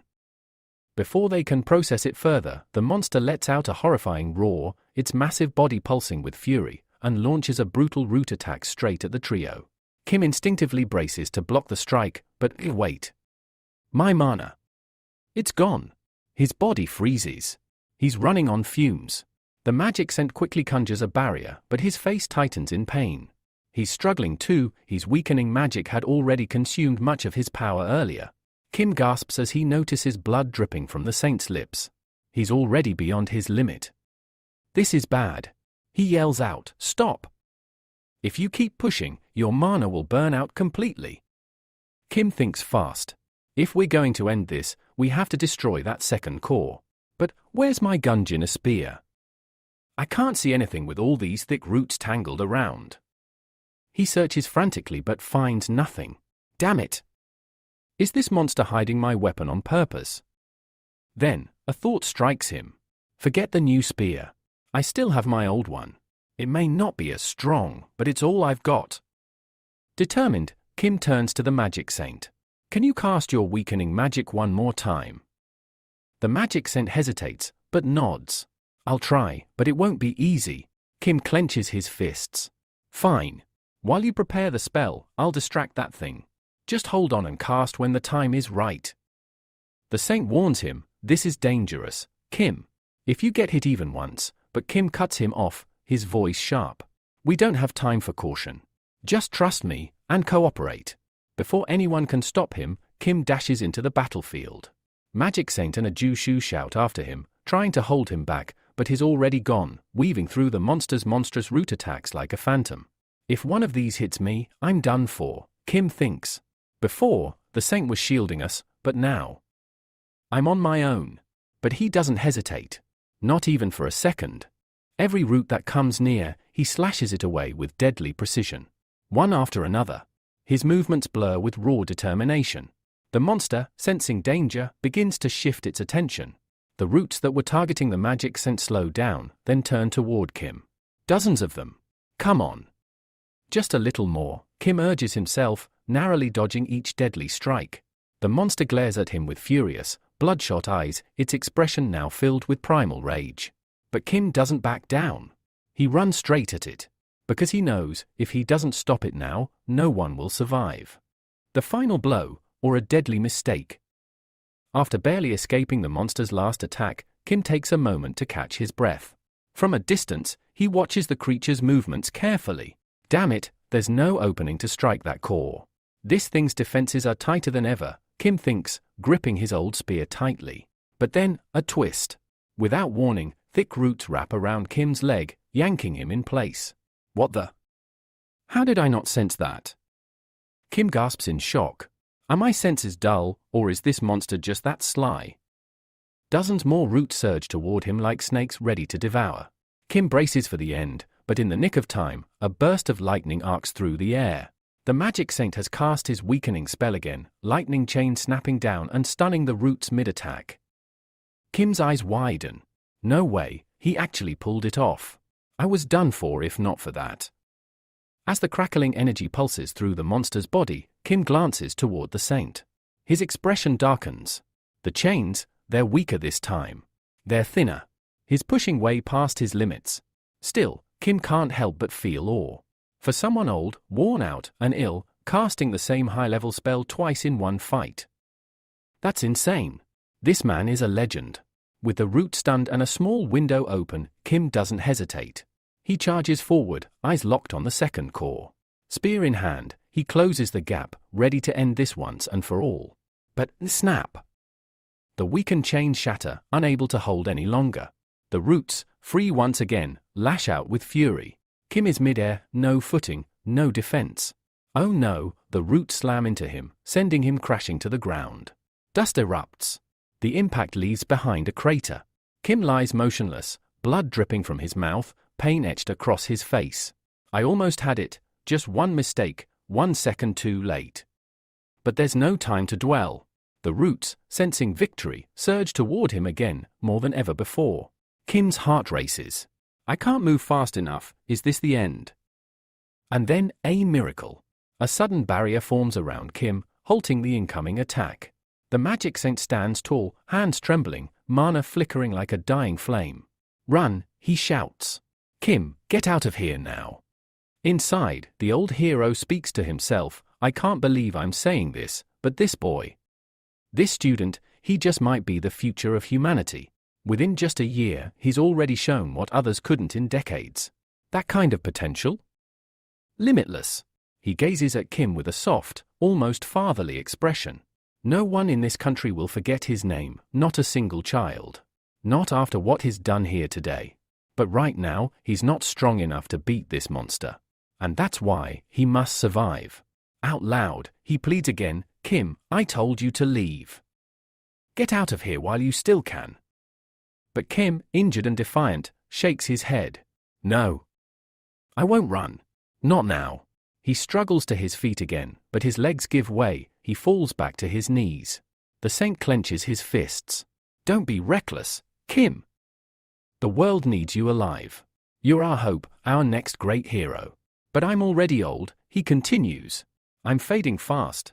If a sacrifice must be made, let it be mine. Kim looks at him, eyes burning, not just with pain, but with something deeper. If that's how you feel, Kim says, breath, one mistake doesn't define you. But what you do after it. Suddenly, Hercules begins to speak. He recounts a painful past. You know.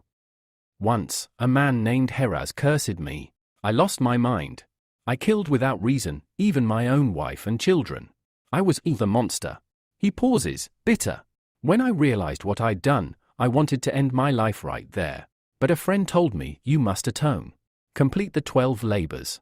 Each one sounded impossible, slaying the Nemean lion, killing the Lernaean hydra, capturing the golden hind, subduing the Erymanthian boar, cleaning the stables of Augeas, chasing the Stymphalian birds, taming the Cretan bull, capturing the man-eating mares, stealing the girdle of Hippolyta, herding the red cattle, plucking an apple from the Hesperides, and finally, kidnapping Cerberus from hell itself. I completed every trial. My reputation soared. People cheered my name, he sighs. But it didn't last. The same people mocked me later. A man who killed his family has no right to glory. And they weren't wrong. Their words cut deep. I wanted to disappear. But I refused to be one of those who end their own life. I wanted to live, to truly live, and change my fate. Hercules looks toward Kim and says, "You know what I learned? Everyone says your dreams are impossible. They'll tell you to quit, that you're not enough. But if you try hard, really hard, you'll prove them wrong. You only need one reason. Just one reason to keep going. And anyone can become a hero.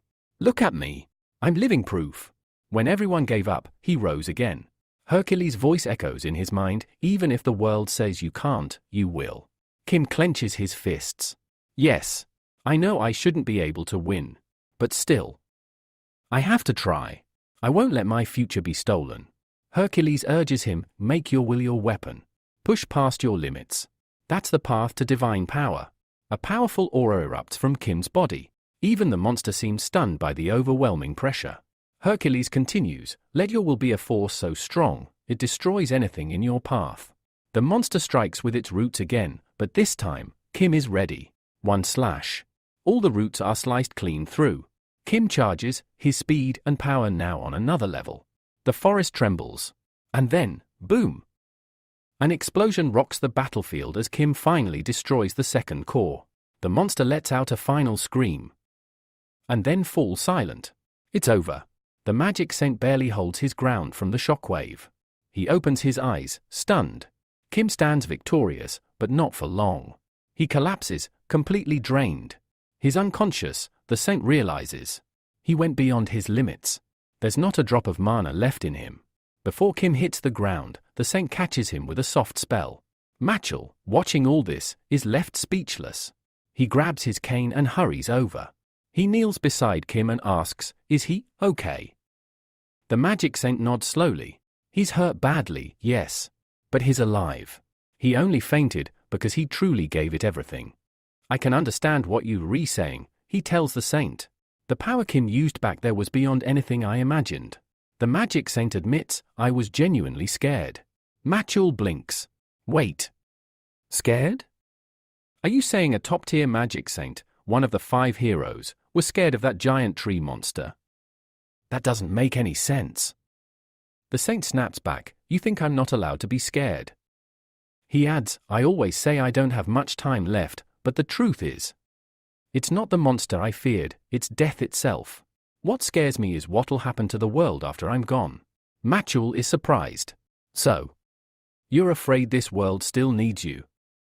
The saint nods, "People like you think the world is safe now. But it's not. That's why. Every time I get close to death, I worry. This world still needs me." Machel asks, "Is that why you took on a disciple?" The saint nods again. "Yes. I chose Jimin as my successor. At first, I wasn't sure she could handle it.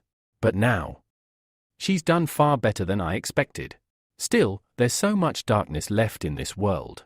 If I die now, I hope she carries on my legacy." The saint recalls Kim's words, "Why didn't you leave us?" And smiles. "Because I saw something rare, a brilliant young man. And this is only the beginning. He will become the hero of the new generation." He gazes at the sky, quietly smiling. Time flies, you never realize how fast it slips away. Later, the episode opens at a hospital. Kim is lying unconscious on a hospital bed. The camera pans in as Machel enters. "So, you're finally awake. Hey," he says. From the other side, the magic saint adds with a warm smile, "Looks like our hero's back." Kim opens his eyes and thinks, "Wait. I'm in a hospital?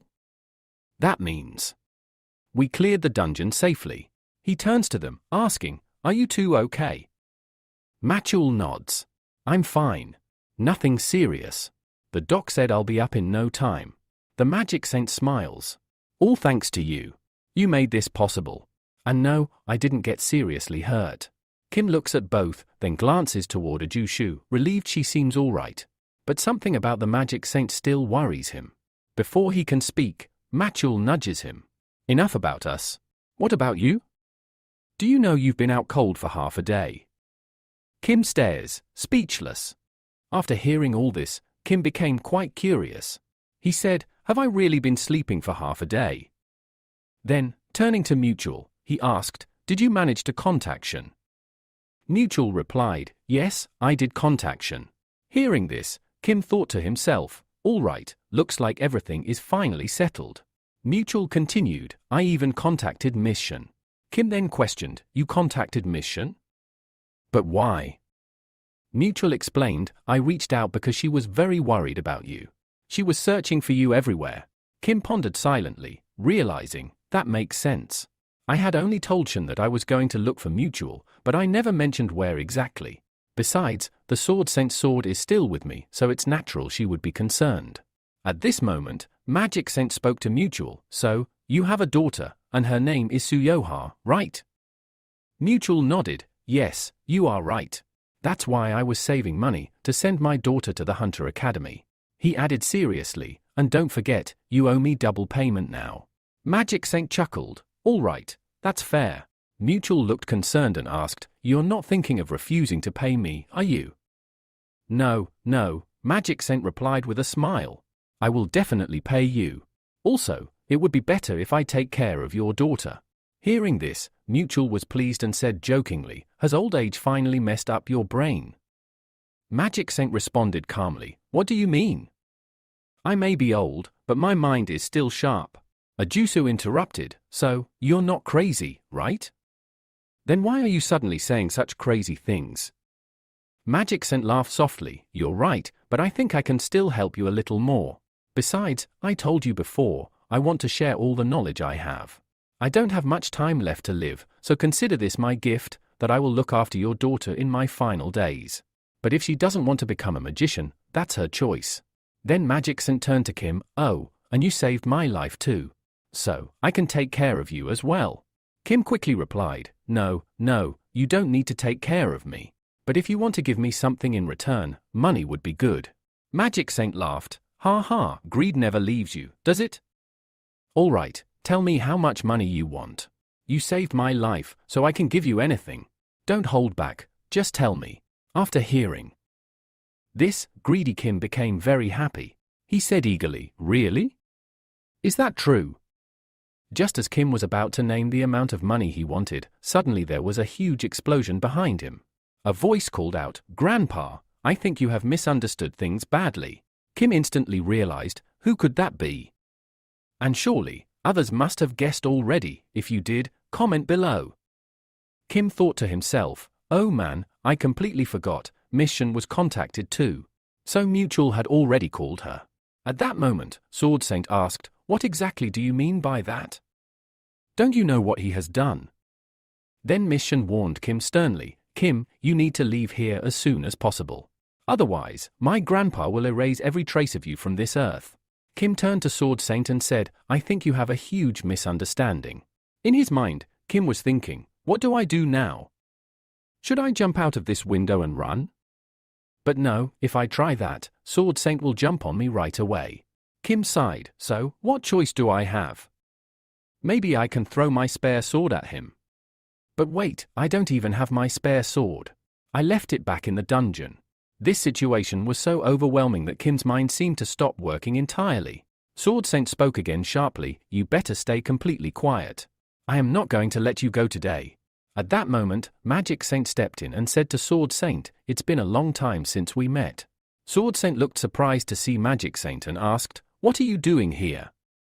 Magic Saint replied softly, I never expected we would meet again after all these years. Seeing you brings back so many memories. We were so young back then. He smiled and said, tell me, how have you been? Sword Saint, cool and composed, said, I'm just the same as always. Then he asked Magic Saint, but how did you end up in this condition? Magic Saint explained, I was very close to dying because I was trying to be too brave. In the end, I ended up in the hospital. Sword Saint became deeply interested and asked, you were about to die? And you just said you're old now, is that really true? Magic Saint smiled and said, Sword Saint, I'm actually quite jealous of you because you have always been energetic, and you still are. Why don't you tell me your secret so I can be like you? Meanwhile, Kim asked Shun, okay, but where is Suyoha now? Shun replied, she's on her way here. I came earlier to stop Grandpa. Otherwise, who knows what he would have done when he arrived. Sword Saint teased Magic Saint. Even in your state, you talk nonsense. Why don't you just admit you're here because of your illness? Magic Saint shook his head. No, I'm telling the truth. I was about to die, but if this young man hadn't come to save me, I wouldn't be here now. They both looked at Kim, and as soon as his name came up again, Sword Saint's anger flared up. You took my sword and pawned it, he shouted at Kim. Kim quickly shook his hands and said, no, I never meant to do that. But I had no other option left. It was my last resort. Sword Saint was furious as he said, shut up. You don't even realize what you've done. You sold my most precious thing. You have no sense at all. This time, you've truly crossed all boundaries. Magic Saint stepped in calmly and said, I'm not sure what exactly this young man has done, but on his behalf, I apologize. Can you give him just one more chance? Sword Saint snapped angrily, don't interfere in this mess. You don't know anything about it.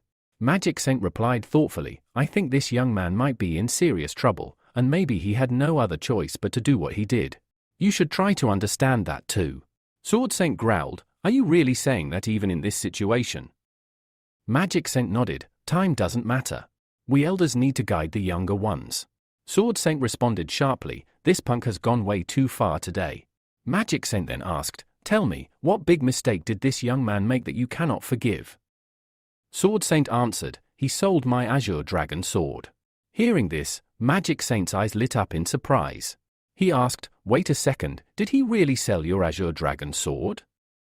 And did you give him some amazing spare weapon in return? Sword Saint looked confused and said, what exactly are you saying? Magic Saint explained, the young man told me that you gave him an amazing spare. Sword Saint became even more puzzled, muttering, when did I even do that? Why don't I remember it myself?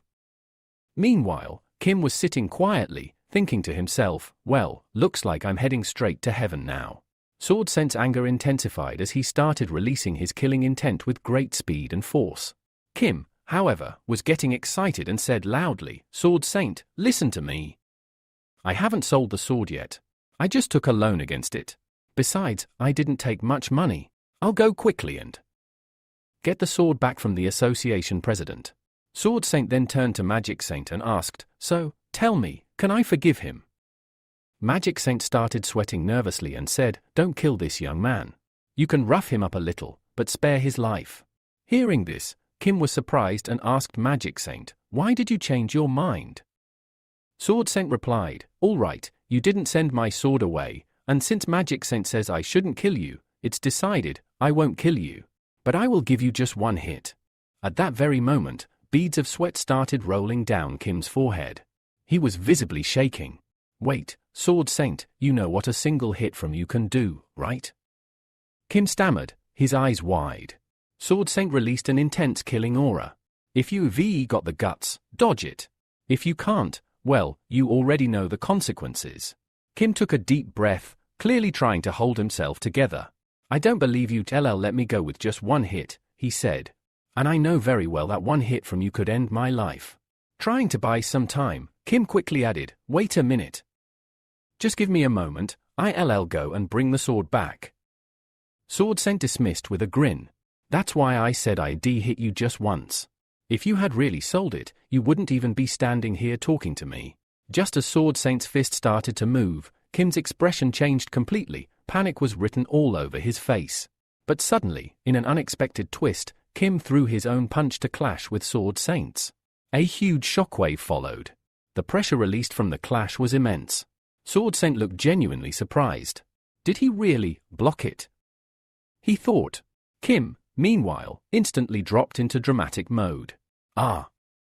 My hand, it's broken. I swear it's broken. But Sword Saint wasn't buying it. His eyes narrowed as he analyzed Kim. That hand looks perfectly fine. How did he even manage a hand-to-hand block? If it were anyone else, their arm wouldn't just break, it'd be obliterated. Still confused, Sword Saint began powering up again. Listen to me, he growled. Kim's expression went stiff again. You said one punch. If you hit me again, I swear I won't be able to block it this time. And with that, Kim bolted. All right, I am going outside to get some fresh air, he called behind him, already halfway out the door. Magic Saint, Sword Saint, you guys can have a nice little chat. Shun called after him, wait. Take me with you. Mutual followed suit, trailing behind them. With the trio gone, an eerie quietly settled over the place. Sword Saint turned to Magic Saint. You've really gotten old, he said bluntly. I also noticed how much you re-holding back your powers. Magic Saint replied calmly, even if I died here. What difference would it make? Sword Saint raised an eyebrow. Be honest, do you hate that young guy? Magic Saint chuckled. What are you talking about now? Give me a chance, I'll kill him myself right here. Are you sure about that? Magic Saint asked, grinning. Or is this because Shun clearly favors him? Sword Saint waved him off. Fine, fine. Let's put those little things aside. He changed the subject. First, tell me, what exactly happened in that dungeon? Magic Saint's tone turned serious. The Apostle of Tempest was spotted in the 10th dungeon. And when I tried to dig deeper into the Order of Truth, mutants started appearing inside the dungeon. Sword Saint listened carefully. So, in the end, that punk killed it, who? He was clearly referring to Kim. Yes, Magic Saint said. As you saw for yourself. Sword Saint reflected silently. When I fought him recently, he didn't seem all that skilled. You still don't acknowledge him, do you? Magic Saint said. You rewrite, Sword Saint admitted. Even if he's skilled, I won't acknowledge him. Magic Saint didn't seem surprised. You still distrust the new generation of pro hunters, don't you? That's exactly my point, Sword Saint said. Even if he were an S-rank hunter, I tested him myself, and the result was the same. Magic Saint abandoned. I used to think the same way. The story then cuts to a broader perspective, reflecting on the mindset of both Sword Saint and Magic Saint. Both once stood as pillars of the ideal era, but now, the new age of pro hunters revolves around fame and fortune. Today's hunters believe this era is peaceful, but the world is far from safe. When the old heroes disappear completely, will these new hunters be able to face the monsters that once threatened the world? No one knows for sure.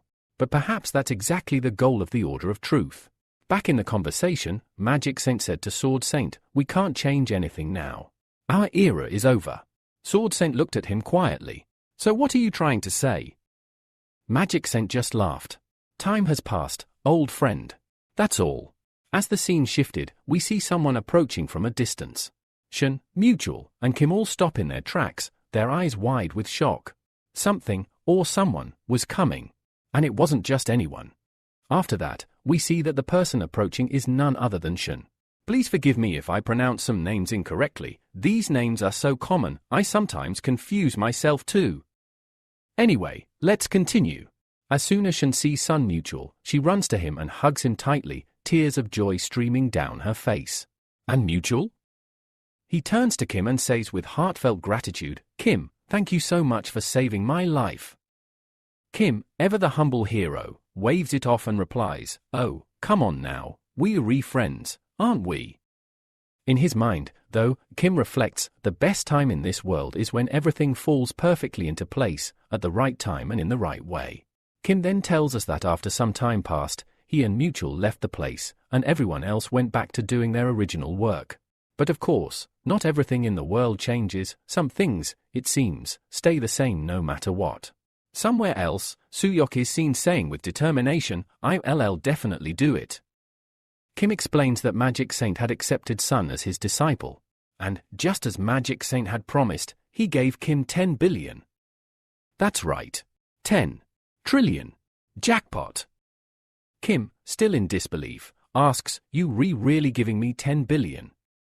Magic Saint looks at him and replies, didn't I already tell you? My life isn't that cheap. Besides, now that I am returning to normal society, I don't have any burdens anymore. Kim can't help but make a weird face at this. Then he explains, I used 500 million to pay off the debt I took for the Azura Dragon sword. After paying that off, I got the sword back. And returned it to Sword Saint. And with all these actions? Kim's progress rate shot up by 47.3%. He looks at his stats and mutters, I didn't even mean to increase my progress rate, but with how things unfolded, it just happened. Oh, and the best part? He still had 9.5 billion left. Not bad for a week's work. Next, we find Kim walking back into the academy. Lee Minhyul greets him with excitement. Dude! You'd finally back. Kim, raising an eyebrow, asks, were you actually worried about me at all? You didn't even visit me at the hospital. Minhyul quickly defends himself, no. Of course, I was worried. But Shun told me you were doing fine, so I figured there was no need to visit. I knew you would recover fast, you are my awesome friend, after all. Kim chuckles. All right, keep doing whatever it is you do. Just then, Shun suddenly appears and says, oh, so you two are here. Kim turns to her and asks, what's up? Is something wrong? Without skipping a beat, Minhyul dashes over to Shun and shows her a piece of paper. Pointing at it excitedly, he says, look. I want a weapon just like this.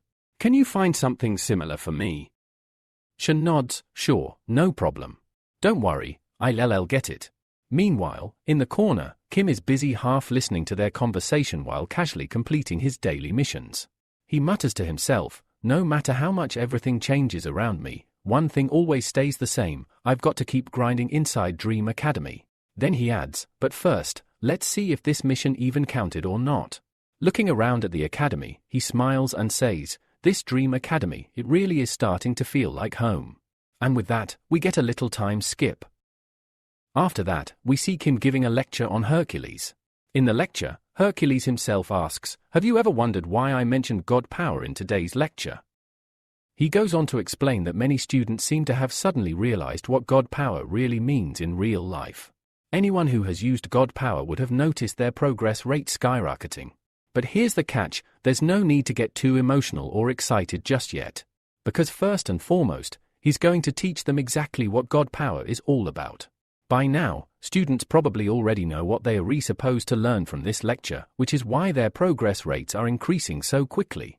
Then, Hercules' tone sharpens, and he gets a bit angry. He says, I am pretty sure many of you are now thinking that you don't even need to attend lectures anymore, or that there's no point in increasing your progress rate. He shakes his head and says, that kind of thinking is nonsense.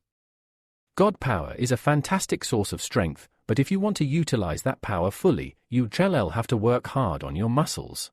Yes, build them up properly. He pauses, raising his voice for emphasis. If you don't train your body to the right level, you'll never truly experience God power. And that's exactly what this lecture is about, explaining the role muscles play in all this. Hercules stresses that to absorb God power, you need a strong body, physically and mentally. With that, the real lecture begins. Meanwhile, Kim watches the lecture and thinks to himself, okay, so basically, if I don't train my body properly, I won't be able to use God power. Got it. He then realizes he's completed 47.3% of Hercules' lecture, which means he's already finished his daily task for the day, much faster than expected. Kim smiles and says, nice. I've got a lot of free time now. No way I am wasting it, I am going to use it productively. He decides to buy some lectures for himself since, well, he does have plenty of money left. Then, an idea pops into Kim's head. He wonders if he should get something called Axiola. He explains it as a device or tool that significantly enhances the body and boosts strength. He confidently says, with this much power, I'll soon be able to lift Gun's spear with just my mind. And here's the best part, there's a store called Transient Store that has no shortage of Axiolas.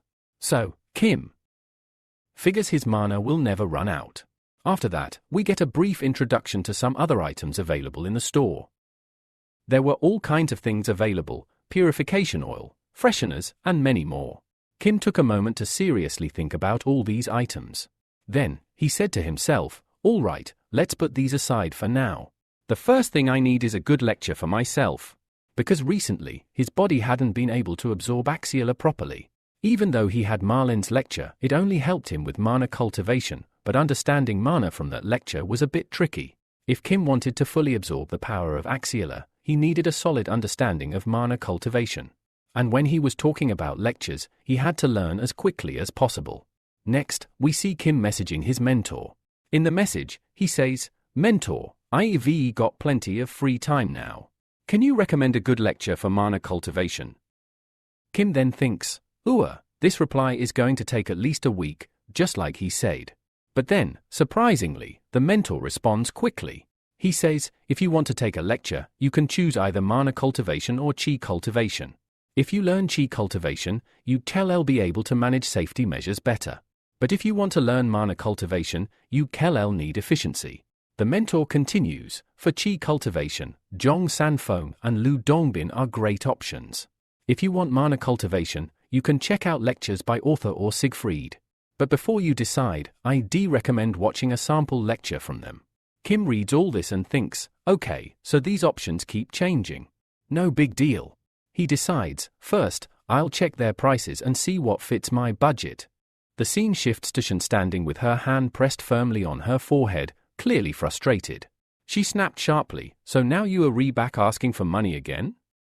Did you come to me just to find out if there's some contest going on these days or not? Meanwhile, Kim sat there looking like a poor, helpless pauper. Hearing all this, Kim's fear level shot up instantly. Shun's voice grew even more intense as she demanded, "Kim, answer me honestly, where on earth are you spending all this money? How do you even need this much cash? Tell me straight, are you keeping some kind of monster that eats money? Because it feels like your money just evaporates into thin air like water." Now, we get a glimpse into why Kim's been burning through cash so fast. It turns out the mentor's recommended lectures cost a staggering 10 billion. Kim hurried to reassure her, no, it's not like that. But inside, he was thinking, man, I need 10 billion just for registration alone, and I am short by 500 million. Shun, trying to be practical, said, all right, fine. There's going to be a contest soon anyway. Kim didn't waste any time. Without even asking when it would be, he blurted out, first, tell me the prize money. Shun responded, it's not that much, just 3 billion. Hearing that, Kim's face lit up with excitement. He only needed 500 million, but now there was a chance to win 3 billion. But then Shun dropped a bombshell, there's one problem. You can only participate as a team. And your team needs at least 3 members. Kim's smile faded instantly. He thought, this could be a big problem. He knew that in the Dream Hunter Academy, there were only 2 people, as him and Lee Minuel. Sure, the 2 of them together could easily win the contest, but the rules clearly said 3 members were required. Kim looked at Shun and asked, first, tell me, does anyone want to join the Dream Hunter Academy right now? Anyone at all? Shun froze, caught completely off guard by the question. Her eyes widened in shock as she whispered, do you really think so? Kim quickly apologized, rubbing the back of his neck awkwardly. Sorry, didn't mean to put you on the spot. But inside, Kim was already thinking hard. They didn't just need any random person, they needed someone trustworthy. Someone reliable. A teammate they could count on without any surprises. This thought made Kim even more anxious. Is there really anyone out there we can trust? We need one solid member for the team, someone who won't cause problems, someone dependable. Yet, oddly enough, nobody at the Dream Hunter Academy wanted to join. Not a single soul showed interest. Just when Kim was about to lose hope, an image suddenly flashed in his mind. The face of someone familiar, Suyo. A small grin crept onto Kim's face as he turned to Shun and said confidently, I think I've already found our 3rd member. Kim turned to Shun and asked carefully, so, if Suyo wanted to evolve within the Dream Hunter Academy, would you say no? Shun's expression turned serious, her eyes narrowing slightly. Are you saying you want Suyo to participate in the contest? Kim sat firmly. Exactly. I want to bring Suyo along for the contest. We need that kind of power. But Shun immediately shook her head. No, you absolutely can't do that. She took a deep breath and explained, Suyo is disabled by Magic Saint now. I am not saying it would be a bad thing if he joined our Dream Hunter Academy, it would actually be great. But entering him in the contest under the Academy? That's a completely different matter. It just wouldn't be right. Kim frowned, trying to understand. I am not asking to do this just for one contest, he said. There's another reason behind it. Before Shun could respond, the scene shifted. Suddenly, we see the majestic Taj Mahal, But this isn't just any place, this is Magic Saint's domain. Inside, a man approaches Kim and says, "Please wait here for a couple of minutes. Magic Saint will be with you shortly." Kim sat down on a plush sofa, remarking to himself, "Well, this is surprising. One call from me and Magic Saint fixed the appointment so quickly. And this sofa is surprisingly comfortable." Just then, a voice called out from behind, "Who are you?" Kim turned to see none other than Magic Saint himself, stepping into the room. "It's been a long time since we last met," Magic Saint said calmly. He looked directly at Kim and asked, "Now tell me, why exactly do you need me?" Kim looked at Magic Saint and said, I'm guessing your health still isn't back to 100%, huh?" Magic Saint chuckled lightly and replied, "You right, it's not the best yet." Kim smiled and said, "Feels like we met just the other day, right Magic Saint?" Magic Saint declined and agreed, "Yeah, not the best timing, but here we are." Without wasting time, Kim got straight to the point. "So tell me, how's Suyo doing?" Magic Saint's expression softened. "She's doing pretty well. I think she's already trying to demonstrate elemental magic." Hearing that, Kim's eyes widened in surprise and excitement. "Elemental magic? Wait, she's only been here 2 days and already started working on elemental magic? That's fast." Kim then explained, usually, when someone tries to learn the mana proficiency for the first time, it takes at least 3 weeks. Magic Saint smiled knowingly. "You know, when I saw Suyo do it, I was pretty shocked too. She learned mana proficiency properly in just half a day." Kim's jaw dropped. "Half a day? No way." Magic Saint laughed and said, "Believe me, I was just as surprised. I couldn't believe it myself. Even my other disabled one, Jimin, took a whole day to learn mana proficiency." Kim grinned. "Looks like Suyo's setting a new speed record here. At this rate, she might just make the rest of us look like amateurs." Magic Saint nodded. "Exactly. If she keeps this pace, we'll all be chasing her shadow soon enough." Kim chuckled. "Well, guess I better keep up. No slacking off now." Magic Saint said, "Honestly, I never thought I'd come face to face with a hidden magic stone like this. And you know what? I've already decided, whatever little time I have left in this life, I am going to train these kids properly." After finishing that thought, Magic Saint looked at Kim and asked, "So, tell me, why exactly did you come here?" Kim's mind starts racing with worry. He muttered under his breath, "Man, I'm already struggling to even say it out loud." But then, summoning all his courage, Kim laid everything out for Magic Saint, all the struggles, the challenges, and the situation they were in. Magic Saint thoughtfully and said, "All right, so you need Shun." Then Magic Saint added, "And she's disabled. Not somewhere far away, but right inside Shun's Hunter Academy." Hearing that, Magic Saint was genuinely surprised. "Wow, I didn't expect that at all." Kim went on, "The Dark Saint keeps a really low profile. They don't want the Order of Truth to find out about their disabled members. That's why they don't meet their disabled directly. Instead, they pass on messages through me, and I relay them to Lee Minuel." Magic Saint listened carefully, then Kim said, "Don't you think the Order of Truth is already watching you? And aren't you worried about Suyo? She's just a student now, but what if later the Order of Truth starts targeting her too?" Magic Saint's eyes narrowed, showing a flicker of concern. "That's a valid point. The Order of Truth doesn't miss much. We have to be extra careful." Kim sighed. "Yeah, we can't afford to slip up. Not now." Magic Saint replied, "But if I stay with Suyo, the Order of Truth will never find out about me. And because of that, they'd never dare mess with Suyo either." Then Magic Saint asked, "So, you want to enroll Suyo in the same academy where you study?" Kim nodded eagerly. "Yes, exactly that. But there's just one problem, the time you have to train Suyo will be a bit shorter than usual. I hope you never overlook her safety." In his mind, Kim was thinking, Suyo is like my little sister, Manuel's daughter. I was already planning to propose this idea to her. Magic Saint smiled and said, "All right then, the Dark Saint is doing the same. Look, I don't have much time left, but I can't ignore Suyo's safety either." Hearing that, Kim's face lit up. He said, "So you agree, right?" Magic Saint firmly, "Yes, I agree. Besides, I can't keep her as my disabled for too long.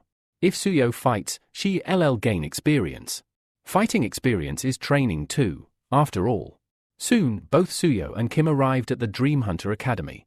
Seeing Suyo, Shun's face brightened with joy. Shun said, "Suyo, I'm really happy you're here." Lee Minul also greeted warmly, "It's a pleasure to meet you." Then Lee Minul approached and said, "Nice to meet you. I am Lee Minul. I heard that you re-magic saints disabled, right?" Before he could say more, Kim quickly shut him up. Then Kim turned to Lee Minul and said, "I told you already, you can't just go around telling people stuff like that about yourself." But soon, Kim starts explaining everything about Lee Minul, saying, his name is Lee Minul, and his dark sense disabled. That made Lee Minul furious. He snapped, "Hey! Didn't you tell me not to reveal this to anyone? So why did you just go and tell everyone yourself?" Kim just shrugged, No, it's all fine. I did it on purpose." Lee Minul got even more annoyed. "What kind of nonsense is this?" Kim warned, "Don't talk to me like that. If you have something to say, go straight to your mentor." Then Kim introduced Suyo. "This is Suyo. She's magic sense disabled, still a high school exceller. And don't even start imagining she's some supermodel or something." Suyo blushed and laughed. "Hey! What are you saying? I am about to graduate soon, you know." Finally, Suyo said, "Can you please stop treating me like a kid already?" Kim chuckled and replied, all right. Enough introductions.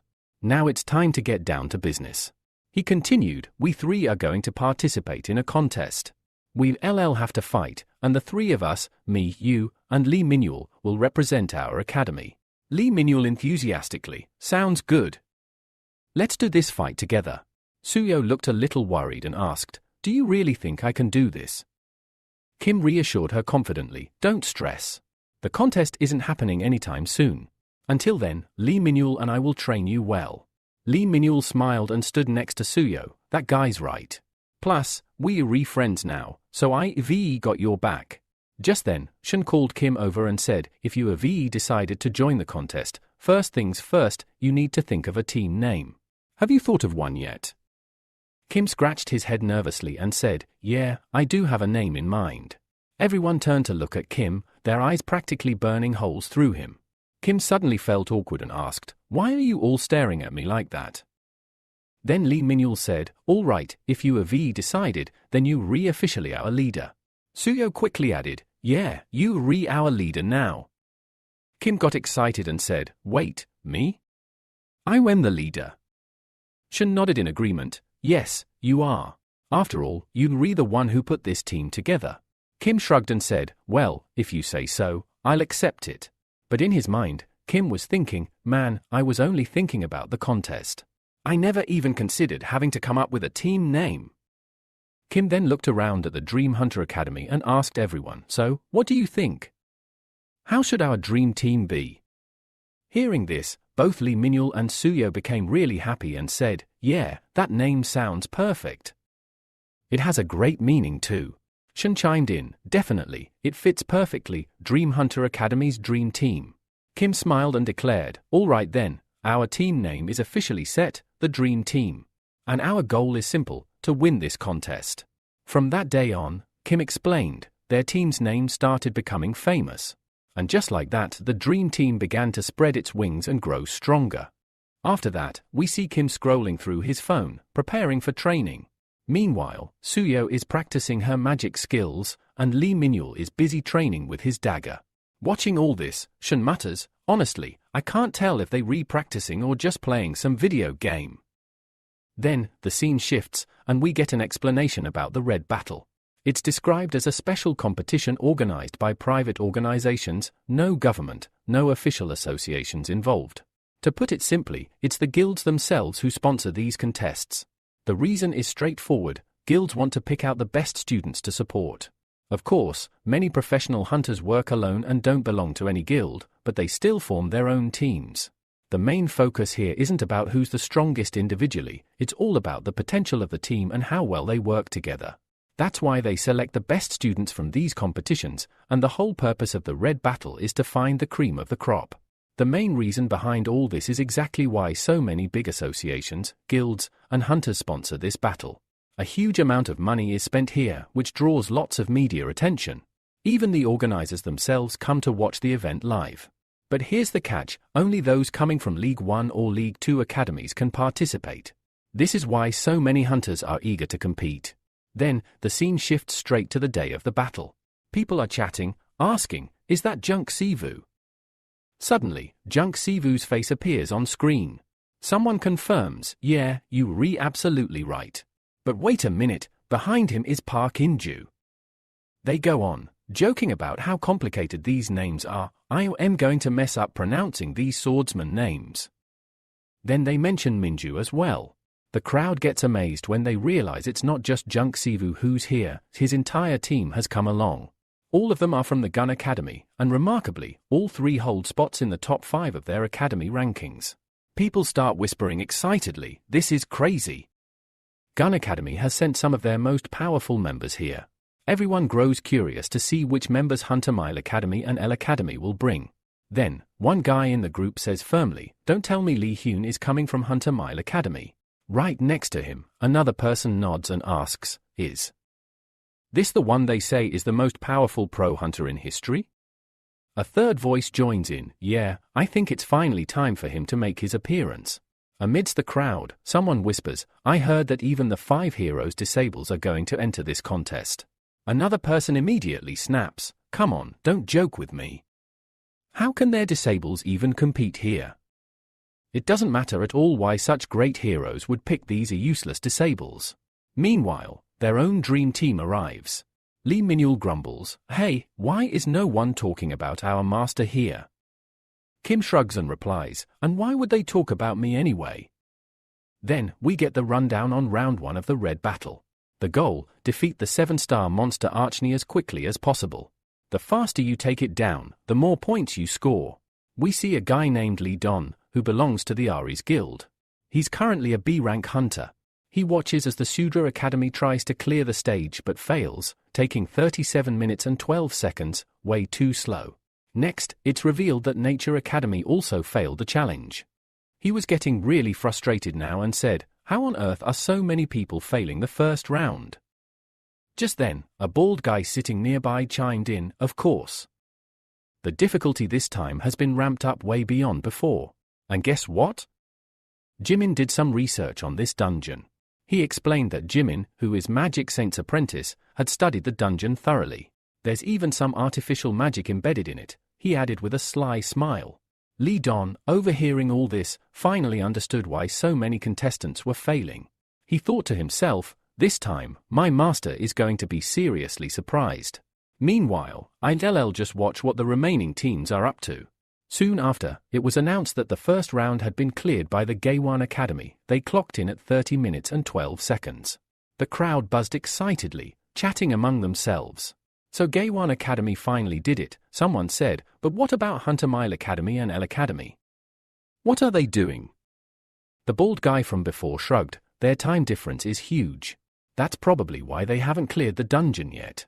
Suddenly, someone else exclaimed, hey, look! Someone else cleared it too. The bald guy perked up, really? Who? Hunter Mile or L Academy.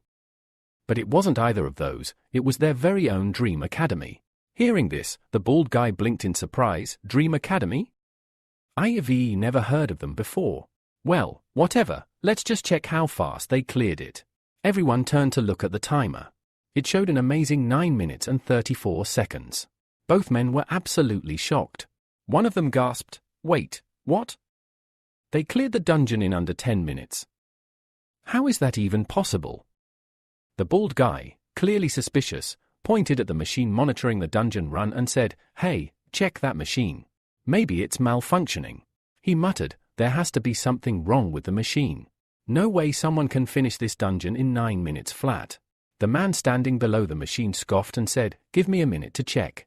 After a brief pause, he said, sorry to disappoint, but there was indeed an error in the machine. Then the bald guy started talking again, just as I thought. Behind him, Levi nodded and said, yeah, I also felt something didn't quite add up. This just doesn't make any sense. The conversation continued, and the guy below the machine said, the machine is showing a 30-second delay in the timing. Hearing that, both of them got even more curious and said, wait, what did you say?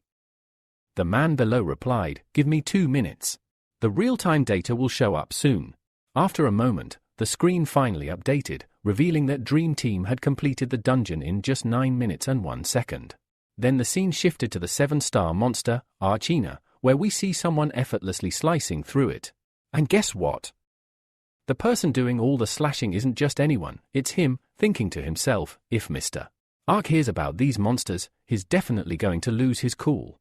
At this point, we get introduced to Instructor Arc, who teaches fresh novices at Transition Academy. Meanwhile, Kim says, I'll only use my peers' help when the situation gets really dangerous. After that, we see a swarm of spider monsters throwing webs at Kim. Watching the webs fly, Kim calmly says, alright, so this is the spider's web. Looks like it's really strong, and the lattice pattern is pretty dense too. But in the end, it's just a web, and there's no way it can hold up against my peer. Then, suddenly, someone rushes toward the spiders with lightning speed. It's none other than Lee Minuel, who effortlessly slices through the spiders one by one. Nearby, Suyo stands watching them battle the spiders. She thinks to herself, these two are really fast. They don't even seem to be struggling to kill the monsters. And they haven't even used their full power yet. She clenches her fists and mentally decides, I can't just stand here doing nothing. I have to do something too. Besides, I've been practicing a lot of spells recently. After that, we see Suyo casting her spell, causing thick roots to burst from the ground, crushing the monsters beneath them. It's then revealed that this is exactly how Dream Team managed to clear the dungeon during the nomination round. Lee Minuel turns to Kim and says, Captain, every time I meet you, you surprise me. How do you move so fast? And whenever I see you, you seem to have grown so much. Are you not going to share your secret with me on how you grow so quickly? Kim chuckles and replies, hey, calm down for once. And besides, what happened to all those weapons of yours? They were so many, where did they go? Lee Minuel grins, I threw them all away. Kim raises an eyebrow, wait, what? Why on earth did you throw them away? Lee Minuel explains, my master told me not to rely on so many weapons. Kim shakes his head in disbelief, well, that's one way to make a point. They didn't like it one bit, so that's why I threw away all those weapons. Now, all I have left are my dagger and this bow and arrow. Kim tells Minuel, you should have used your bow and arrow first, not the dagger. But instead of answering, Minuel tells the team, actually, I had to protect Suyo first, so I used the dagger before the bow and arrow. When needed, I used the bow and arrow too. Then Suyo calls Kim and Lee Minuel over and says, why are so many people staring at us? Meanwhile, from the side, the crowd is buzzing, did this team really clear the dungeon in 9 minutes? How is that even possible? Is the machine broken or something? Someone in the crowd whispers, that's Kim Sejuan, right? The guy who came first in Hunter Academy. And the one standing behind him must be Lee Minuel. We then see Kim staring at someone, thinking, why is that person looking at me like that? But the person says nothing and quietly walks away. Kim wonders in his mind, is that really Jan Sin? Lee Minuel thinks to himself, wow, people are starting to recognize us now. Then Minuel excitedly points and says, hey, look. That's our captain. Kim quickly cuts him off with a scolding, hey. Didn't I tell you to be quiet? After that, Suyo speaks up, saying, honestly, this is all getting really embarrassing. Then some people approach, asking, what's going on? Why is everyone making so much noise? Did they just find out about the amazing feats we have accomplished? We see 3 people, and the one in the middle proudly says, we re from the greatest Hunter Academy, and we completed it in 31 minutes and 3 seconds. But no one pays attention to him at all. The poor guy gets so frustrated that tears well up in his eyes. At that moment, someone steps aside and says, excuse me, could you move a bit? We find out this person is from L Academy, and they finished the dungeon in 32 minutes and 24 seconds. And with this, the episode ends, marking the official completion of Season 1. At the start of the episode, we're introduced to the second round. The task? Collect as many magic crystals as possible, all from inside the dungeon. But there's a twist, there's a time limit too. Then, the scene shifts. We see Lee Minuel speeding through the dungeon, making the magic crystals disappear one by one. As many of you already know, Lee Minuel is a disciple of the Dark Saint, and his inherited abilities directly from the Dark Saint. That's why no one, not even the monsters, could sense him. It's like he vanished into thin air. Next, we're told the results of the second round. Our dream team clears the round in just 4 minutes and 23 seconds, securing first place. Then comes the third round. This time, the challenge is to defeat an artificial monster named Link Bell, and again, it all depends on your speed, how fast you can take it down. Kim doesn't waste any time. He throws his spear directly at the monster, killing it instantly. The results are announced. Dream Team finishes the round in just 19 seconds, maintaining their first place. Moving on to the fourth round, the team must survive inside the dried forest. The team that survives the longest secures first place. Now let me remind you, this is the same dried forest where Magic Saint Manhwa and Kim had once emerged from after defeating that monstrous tree. And now, they have to survive in the same forest. The scene shifts again. We see our heroes entering the forest and taking out enemies one after the other. Lee Minhyul is attacking with his bow and arrow, Kim is slashing enemies using his spear, and Suyo is shielding everyone with her barrier, making it nearly impossible for monsters to land a hit. During the chaos, Lee Minhyul calls out, "Captain, I'm out of arrows." Interesting thing here, they don't call each other by name anymore. They use ranks. Right now, Kim is the captain. Lee Minhyul then says, "Captain, you go ahead. I'll handle things here. Just defeat the monsters ahead." Kim nods and charges forward with great speed. He soon reaches the monster crowd and starts attacking furiously. The power behind each attack is overwhelming, severely affecting the monsters. Some of them even start screaming in pain, but Kim doesn't stop. He keeps attacking non-stop, thinking to himself, these monsters are regenerating way too quickly. But their numbers are definitely decreasing. Then Kim pauses for a second. His attention is caught by a glowing, orb-like object, something so bright, he can't understand what it is. What is this thing, he wonders. And why is it floating mid-air? He couldn't see it with his naked eyes, but thanks to Chiron's senses, he's able to detect it clearly. The strangest part? The object, a shining white stone, is emitting a massive amount of mana. Kim can feel it completely. He mutters, "Oh no. Don't tell me this is the dungeon core." It's a possibility, maybe this core is the reason the monsters are regenerating. Right at that moment, a monster tries to sneak up on Kim, but without even turning around, he kills it instantly. That's how powerful Kim has become in Season 2, one clean slice, and the monster's gone. Next, Kim pulls out Gun Jinna from his subspace pouch. He aims straight at the glowing stone and throws it with full force. "Let's test this thing out," he says. His spear follows closely behind. But to his shock, the Gun Jinna passes straight through the glowing stone. The spear also stops mid-air, hitting something invisible. Kim is stunned. What just happened? How did it pass through? Did I misjudge this entire situation? But he quickly reassures himself. No, that can't be. Chiron's senses are way too sharp to be wrong. Kim stands still, trying to make sense of it all. Then something clicks in his mind. He looks at his spear and thinks, I never truly tried to understand the full power of this spear. I still don't know what it's capable of. What if this spear is just as overpowered as my Gun Jinna? That thought alone makes him break out in sweat. Suddenly, a mischievous idea pops into his head. Without hesitation, he teleports near the glowing stone. He raises his weapon and says, "Let's try it once and for all. What's the harm?" Right then, the scene shifts again. We're taken to the Gain Academy, where students are battling the same type of monsters. After that, the scene shifts to the dungeon. From behind, someone named Minchen Jung says, "You must stay at your center and don't move from there at all." Minchen Jung reassures, "You don't need to worry. I will stay right here." The scene then shifts back to the dungeon where someone says, "You all are doing really well. Just try to survive a little longer here." Next, the results of the Dungeon Academy are shown. Those who cleared the dungeon finished with a time of 44 minutes and 51 seconds. After that, we see the Goyang team coming out of the dungeon. The person standing at the very back says, "This is a good sign. Now, we will definitely move ahead of many other teams." Then a girl agrees, "Yes, that's right. This time, we didn't make any mistakes." Man Jung, in his mind, says, "This is really good. We didn't make a single mistake here. That's great because the Hunter Mile Academy's previous record was just 20 minutes. We survived 20 minutes more than them." Then, the girl standing at the back says, "Look, Even Jung isn't angry this time.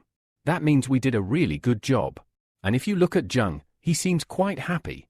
Jung thinks to himself, this result is going to be the best result yet. Meanwhile, at the Goyang Academy, the girl's attention shifts to the Dream Team. She says, look, that's the Dream Team. Lee Minute Kim is talking. Captain, I don't think I will ever be able to surpass you in my life. I feel like I will never become even close to what you are. Suyo says, Oppa, how did you finally do it? The suspense is about to be revealed a little later. Then the girl tells Sinwoo, look, they all arrived before us. So, it's confirmed that the result will definitely be in our favor this time. Get ready, we are going to move ahead of them. Sinwoo thinks to himself, just as I thought. These people always brag the most, but they won't be able to do anything here. Then we see a man with a shield who gets very curious after seeing something. He says, what exactly is this? And why do I feel that there is some problem inside every machine they have? Sinwoo's attention also shifts towards that direction. When he looks back, he becomes very shocked.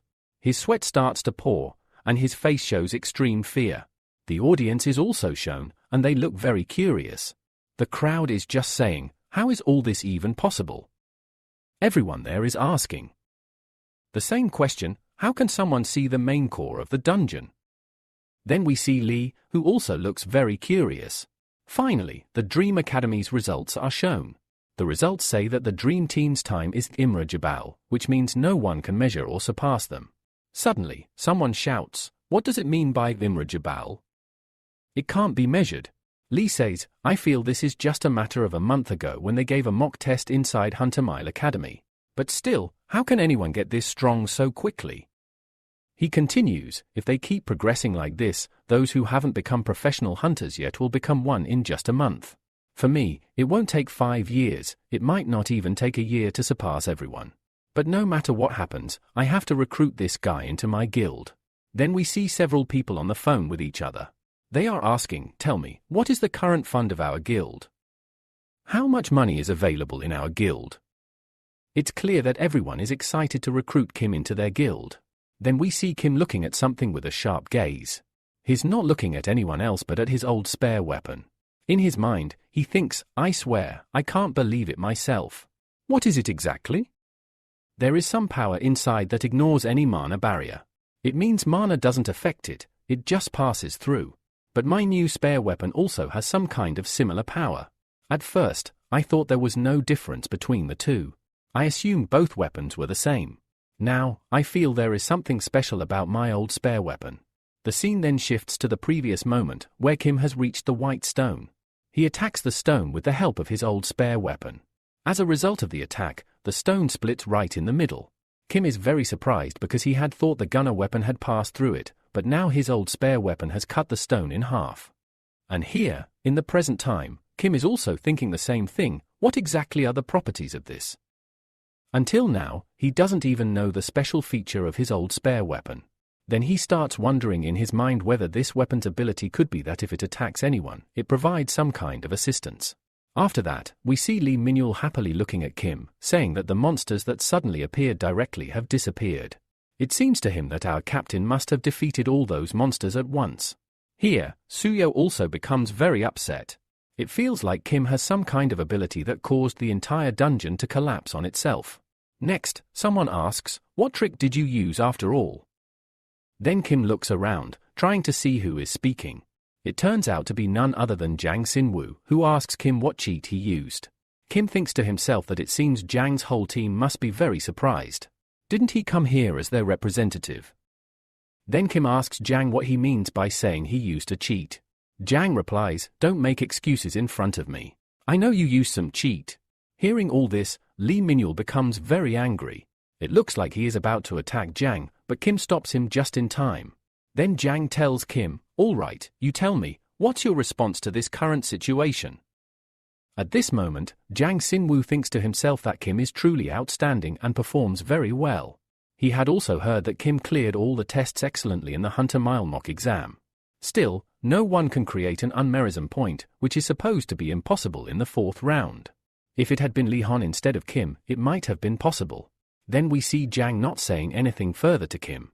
He quietly turns and starts to leave. Seeing this, Lee Minul becomes very angry and shouts, "Bastard! How can you just walk away from us after causing trouble?" But Jiang ignores him and quietly walks away. Jiang thinks to himself, how can I compare him to that girl? Because her level is way higher. Meanwhile, Lee Minul is still very angry and says, "What was that guy's problem? He came here, insulted us, and left." Suyo says she is also very upset by his words. However, she adds that for now, they have to stay calm because the last round is still left. Then Suyo asks Kim, "By the way, Oppa, tell me, I feel like our victory is already decided." Kim replies, "Yeah, if you see it that way, it is kind of decided."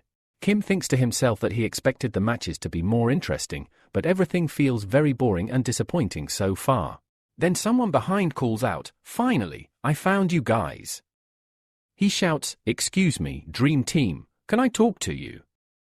The entire Dream Team turns around to look. Kim asks, "Tell me, how can I help you?" The man replies, "I want to say something. Actually, I'm here to give you all an offer." Hearing this, Kim gets confused and asks, "What offer?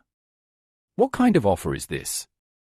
The man explains, "If you agree to our conditions, you will get a prize pool of 6.5 billion for the match." Hearing this, Kim and his entire team become very excited. The man continues, "As you all know, the 5th round will feature a 9-star monster." Kim agrees and says, "Yes, I know the 9-star monster is coming in our 5th round." Kim then explains that even if the 9-star dungeon monster appears, they won't have any problems because all these monsters are artificially created and cannot harm them much. After that, this guy explains that the rule of the deal is not that you have to defeat the boss. Instead, what matters here is how much power the JOT student uses to attack the boss. From this, we will understand how quickly a student adapts to their surroundings. Based on this, all the scores will be given moving forward. After hearing this, Lee Minute-woo and Suho say, "All right, so this is how it's going to be. Of course, if you manage to defeat the boss here, you will get a very high prize pool. However, there is still a history that no team has succeeded in defeating the monster this way." Kim asks, "So, do you mean that?" The guy replies, "Yes, you guessed it right. You will have to defeat the boss." What this guy means is that until now, in all the rounds cleared here, the goal was either to defeat the monster or quickly complete the task. But according to this offer, Kim will have to defeat the boss. Then, the guy explains that if the Dream Team fails to defeat the monster, they will not receive any of the prize money. Kim then asks, "So, what happens if I refuse this?" The guy says, "Of course, there won't be any disadvantage to you if you reject this offer. After all, it's just an offer, not a permanent rule. You can decline the offer and continue clearing your levels normally, earning your regular prize money." Next, the guy clarifies that this offer is not being given by him but by someone else. He thinks to himself, "I had a feeling this wouldn't be possible. It must be the Grade 3 Academy that is offering such an offer." Importantly, just like Junk Sinwoo was suspected of cheating, all the top 3 academies probably believe that the Dream Team is cheating. They all want to easily destroy the Dream Team to regain their pride. After this, Lee Minute-woo says, "Captain, you don't need to think too much. Whatever decision you make, we will agree with it." Then Suho adds, "Yes, you can do whatever you want." The guy continues, "I think the same, and the rest of the Legends team thinks so too. Because here is a problem, none of the spectators are really enjoying the matches." Kim thinks to himself, "I suspected that the people broadcasting and monitoring the monsters are not paying much attention because our team clears the dungeon quickly." Then Kim wonders, "What should I do now? If I accept this offer and win the match, I will get 6.5 billion. But if I fail, I will lose the 3 billion. Kim then asks, "Can I make a counteroffer?" The guy replies, "Okay, what counteroffer do you want to make?" Kim says, "As you said, if we win the match, you will give us 6.5 billion from your influence.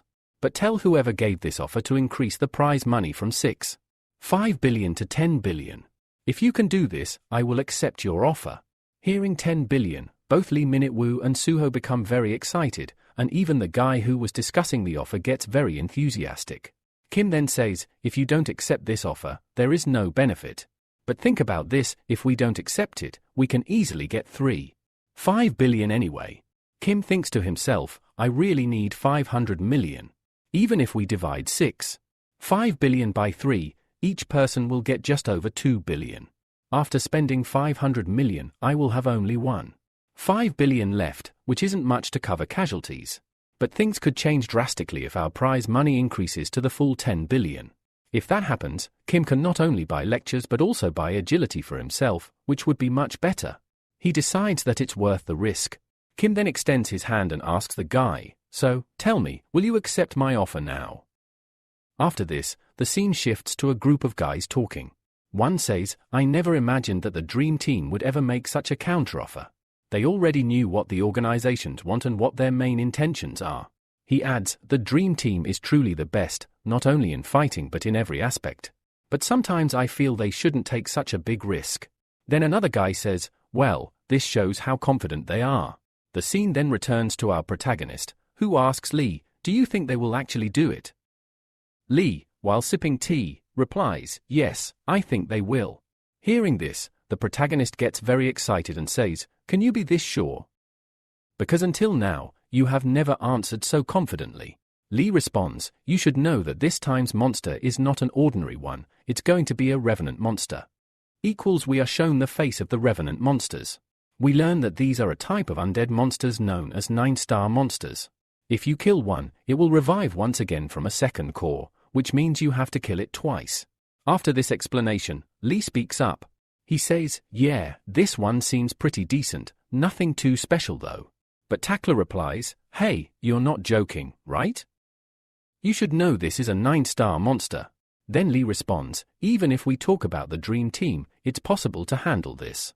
Tackler says, "I know it's performing well, but you should still think carefully." Lee tells him, "Come on, be quiet now. Let's just stand here for a while and see what happens." Next, the scene cuts to the dungeon, where Lee is talking to Minhwa and Suyo. Lee asks Suyo, "Don't you think our captain has already been captured through ghost money?" Then he asks, "Suyo, tell me, was the captain always like this?" Suyo replies, "Yes, you're right. He was always chasing after money, but still, he might not be that bad." After this, Kim quiets them both down and says, "Hey Brett, listen to me. This is our last chance. If we get 10 billion this time, we will give it our best in this final round." After hearing this, both become highly motivated and say, "Yes, we will definitely give our best." Here, Kim and his entire team sense something different. Suddenly, a ghost-type monster appears. After seeing this, Kim and his whole team get very excited. Then, we see the ghost's face, it's wearing a very creepy smile. Next, outside the dungeon, the scene shows someone dropping a cup of tea. It turns out to be Lee. He says, "What is this monster doing here?" Seeing this shocks the entire crowd. They say, "This is Dogger. This is not a 9-star monster, this is a 10-star monster. And this 10-star monster is ranked at the very top." Then, a voice from the crowd asks, "What is going on here? Is the organizer trying to kill this team?" Lee shouts, "What is this mine-type monster doing here? This is forbidden. How could it come here? Damn it! A huge error has happened. Now I think I have to do something." We then see Lee starting to run, but Tackler tries to stop him. However, Lee doesn't stop and keeps running. Lee is thinking that no monster inside this dungeon can kill anyone, even if it's a 10-star or 12-star monster. That's not a big problem. But there is one case possible inside this dungeon: someone could die for the first time. Only mind-type monsters can do this because they attack the mind. The mental state of the person gets severely damaged, which can even harm the brain. This damage can be fatal. Although the attack is just an illusion, the damage is directly to the brain and is very serious. In the past, the mind-type monsters that appeared here were only 5 or 6 stars. But the biggest problem now is that the Dream Team is facing a 10-star mental attack monster. This is not something any normal student can easily handle. We then see a scene inside the dungeon where Lee and Minhwa are terrified. Lee says, "No, this isn't me." Suyo pleads, "Please don't kill my dad." Then an illusion attack hits them, damaging their brains badly. Outside the dungeon, Lee runs, and thinks if this continues, all Dream Team members will die. Lee reaches the control room for the dungeon, where the dungeon is controlled, and immediately tells everyone to get out of there. The staff respond that they already tried, but everything is overloaded now, and it's impossible to do anything. Lee tells them, then block the cores and cut off the supply. But the staff say that if they do that, the cost will be very high. Lee is seen getting very angry at this point. He was speaking angrily, saying, "You bastards, you all have gone crazy. Do you really want to kill people just because of some billions?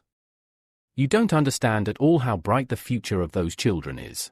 Where has your mind gone?" But after that, we see the scene shift to the dungeon, where Kim is standing, laughing heartily. He says, "I'm not affected by any of this." The ghost monster looks very confused, but Lee Minul and Suyo are lying on the ground because the ghost monster had cast illusion magic on them. However, Kim shows no effect from this magic. Seeing this, everyone is very curious. Then the timeline shifts a little back to when the Dream Team entered the dungeon for the first time. Suddenly, the Daegor monster appears, and Kim's whole group asks, "What exactly is this Daegor monster doing?" Next, we see that the Daegor monster's eyes turn completely red. With those eyes, it creates illusion magic. Because of this, the eyes of Lee Minul, Kim, and Suyo all turn red. The monster casts illusion magic on them, and both Lee Minul and Suyo fall victim to it. Lee Minul starts feeling disturbed and says, "No, this isn't me." Suyo says, "No, don't kill my dad." Watching them suffer so much, the monster enjoys it immensely. Meanwhile, Kim asks them, "Guys, what's wrong with you? Why are you reacting like this?" At that moment, the monster notices Kim and starts attacking him with a powerful attack. Kim begins to hear a voice telling him, "You want to do all this, right? But how long will you be able to hold it?" This is quite shameless. Illusions start to hit Kim as the monster increases the strength of its illusion magic. Kim hears multiple voices taunting him, "Do you think you have become a professional?" Despite this, Kim stands completely calm. It becomes clear that none of this affects him. Seeing this, the monster is shocked and confused. The monster then speaks to Kim in its own language, but Kim cannot understand it and wonders, what did it just say? Suddenly, Kim's phone starts receiving continuous notifications. One of the notifications shows that his Buddha lecture progress rate has increased from 0.9 to 1.5. Many more notifications come in, and Kim smiles as he watches them. Outside, people notice this and realize that Kim isn't affected at all. Seizing the opportunity, Kim pulls out his spare weapon from his subspace pouch and moves forward to attack the monster. Seeing Kim approaching, the monster further increases the limits of its powers. This causes Kim to hear even more voices. The voices say, "Tell me the truth. If you didn't have Transient Academy, you would be completely good for nothing. You don't have any special abilities." Hearing this, Kim starts to feel mentally pulled, thinking to himself, "This is not Daegor's wish. These are all my unconscious thoughts. But this Daegor monster is bringing them back." Kim feels immense anxiety and fear because all the old negative thoughts and doubts are returning. The Daegor monster is repeating these thoughts and feeding them into Kim's ears. At this moment, Kim remembers a lecture by Siddhartha Gautam. In that lecture, Siddhartha says, "Never mix your imagination and real life together. Every incident that happens to you is a connection. It prepares your destiny. The more incidents you face, the brighter you can make your future." At that moment, we see Kim's lecture score increase again from 1.4. Here, the total score shown is 21.9. Then, we notice Kim's evil thoughts emerging. Suddenly, those thoughts come right in front of him, and they begin to speak to Kim, asking, "What do you think? Is it possible that everything that has already happened cannot happen again?"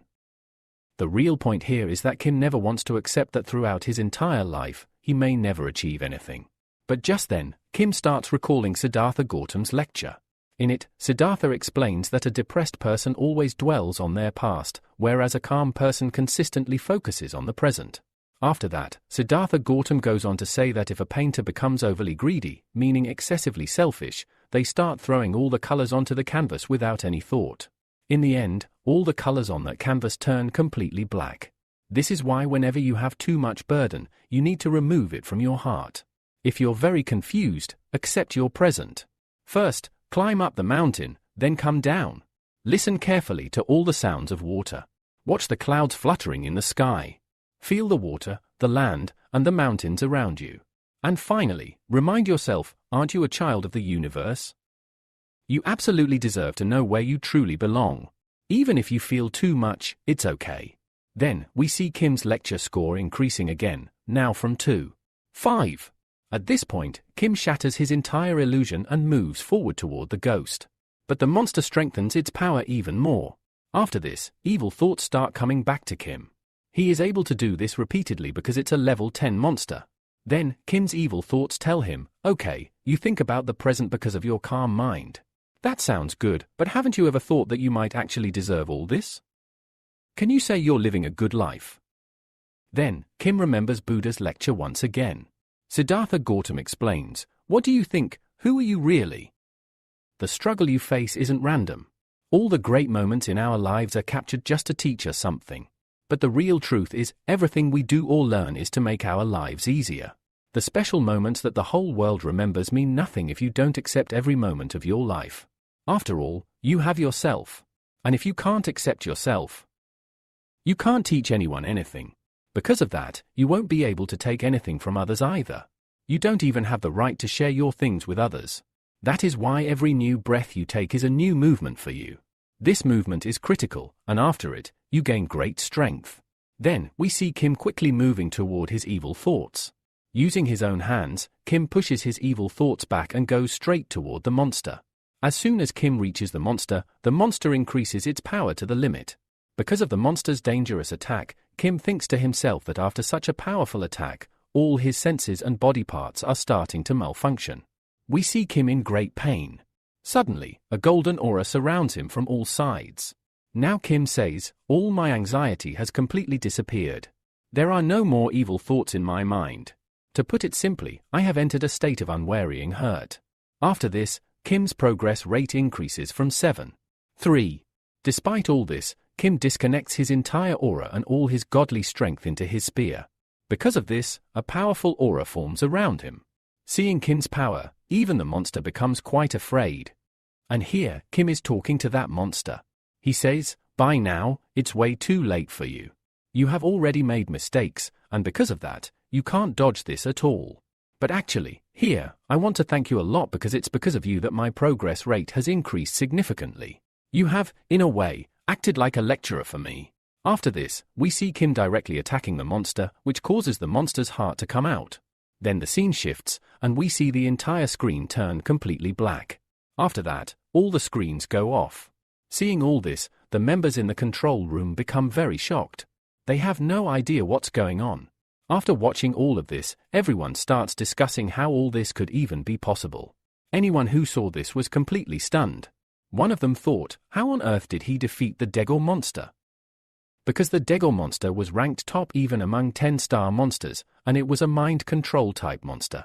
Honestly, there was no candidate who could withstand or block the mental attacks of a 10-star monster, let alone deal with it physically, because the monster was just like a ghost. Only soul-based attacks could even challenge it. When 8 Daegor monsters appeared together in the dungeon in the past, only those soul-based fighters helped us. But I still don't understand how Kim Soojeon managed to defeat that monster with just a single attack. Then the person says, seriously, no one in our guild is capable of handling this, so I can't even imagine bringing him into our guild. Next, we get a scene from the player waiting room, where a member of the Gao Academy is also shocked and thinking to himself, how is this even possible? He knows this is a 10-star monster. Even if it was artificially created through resource recreation, it must still be at least an 8-star or 9-star monster. Besides, it was a mental-type monster. Even if there was an S-rank hunter, it would still be very difficult to defeat. If Li Hon had been involved, maybe it would have been possible, but otherwise, it just can't happen. He thinks to himself, there's no way I can catch up with Kim. He's way beyond me. Then the scene shifts back to Kim, who is limping because he used a lot of his power, more than his limit.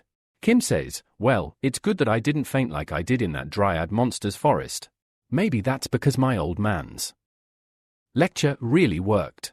He remembers how, the first time he got a free pass, he defeated the monster at level 17 with some difficulty, but now it has increased to 14. 2 in a very short time. Well, that's still good, he thinks. At this point, Kim's energy had greatly decreased, so he was struggling badly. At this moment, Kim is feeling quite happy, not because of the victory alone, but because his progress rate has significantly increased after defeating the monster. Meanwhile, Lee Minul and Suyin begin regaining consciousness. As they start coming to their senses, Kim looks at them and says, all right, finally. You both are back to normal. Minul, seeing Kim, reacts with concern. Captain, how are you? What happened to you? Suyin adds, Oppa, are you okay?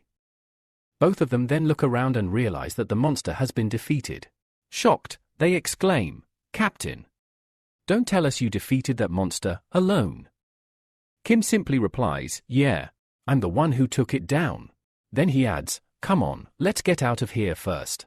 Following that, Minul and Suyin assist Kim as they all exit the dungeon together. As soon as they step outside, people standing outside begin shouting, look! They re-back. Hearing this, Kim mumbles, oh great, now who started yelling again? He looks ahead and sees a large crowd gathered. One of them steps forward and shouts, Candidate Kim Sujin, no wait, Hunter Kim. Would you like to join our guild, the Vacu Guild? Before Kim can respond, another recruiter jumps in, no, please join our Labro Guild. We'll provide anything you need. Then a third person adds, if you want, we'll even make you our guild master. Just join us. Another one from a guild named Aliyah offers, if you join us, we'll let you raid dungeons for free in the future and provide all the resources you need. Kim, now overwhelmed, mutters, what the heck is going on here? While he's trying to make sense of it all, someone thrusts a business card toward him. Another recruiter argues, hey! Step aside, I was here first. Suddenly, a voice cuts through the chaos, hey, what are you all doing here? The Dream Team just returned from a mission. They were mentally attacked. We need to get them medical attention first. It's a medical officer, pushing his way forward. But despite his warnings, the recruiters continue pestering Kim. Just give us a minute. Please, let him be our guild master. Then the officer steps in again and says firmly, Dream Team, please come with us. We'll take you somewhere safe. As the situation is being handled, the door behind them opens and Shun rushes in, yelling Kim's name. She looks around and finds Kim calmly sitting. Kim greets her, Miss Shun, you are here. Shun approaches him and asks, is everyone all right? Kim reassures her, fortunately, yes. No one suffered from a mental attack or trauma. They are just asleep for now, which is a good sign. Shun then turns to Kim, and what about you? Are you okay? Kim responds, I'm fine, really. Just a little sore, but that's normal. Privately, Shun is shaken. In her thoughts, she says, I was terrified when I heard that a 10-star monster capable of mental attacks had appeared. I just hoped things wouldn't get worse. Then she continues thinking, Kim. He hasn't even officially taken the professional hunter test yet, but I can't see him as just a student anymore. He's grown so powerful. Kim, meanwhile, tries to open a bottle, but ends up breaking it with his strength. Watching this, Shun reflects, it's only been a few months since I first met him. Back then, I already knew, if I could bring him to our side, I could achieve great things. This moment, it's worth celebrating. Shun clutches her chest, clearly emotional. Kim notices and asks, Miss Shun, is everything all right? Are you feeling unwell? Shun quickly responds, no, everything's fine. Suddenly, there's a knock at the door. Kim notices it immediately. A man enters and says, excuse me, I'd like to speak with you. Kim looks up, stunned. He whispers, the association president. And yes, it turns out, the man is none other than the president of the Hunter Association himself. After that, Kim turns to the association president and asks, President, why have you come here? Before he can answer, Shun jumps in and says, President, it's been a really long time since we last met. Then the president steps forward and replies, I was really worried because there was an accident here. Hearing this, Kim responds, so, you came because of the Dagor incident? The president nods, yes, that's exactly why I came. As the president looks at Kim, he begins thinking to himself, this is the guy who brought me the Azura Dragon Sword, a sword that the Sword Saint never handed over to anyone. When I heard about the accident, I assumed he had died. After all, that was a 10-star monster, Dagor, known for mental attacks. I never thought he'd survive that alone.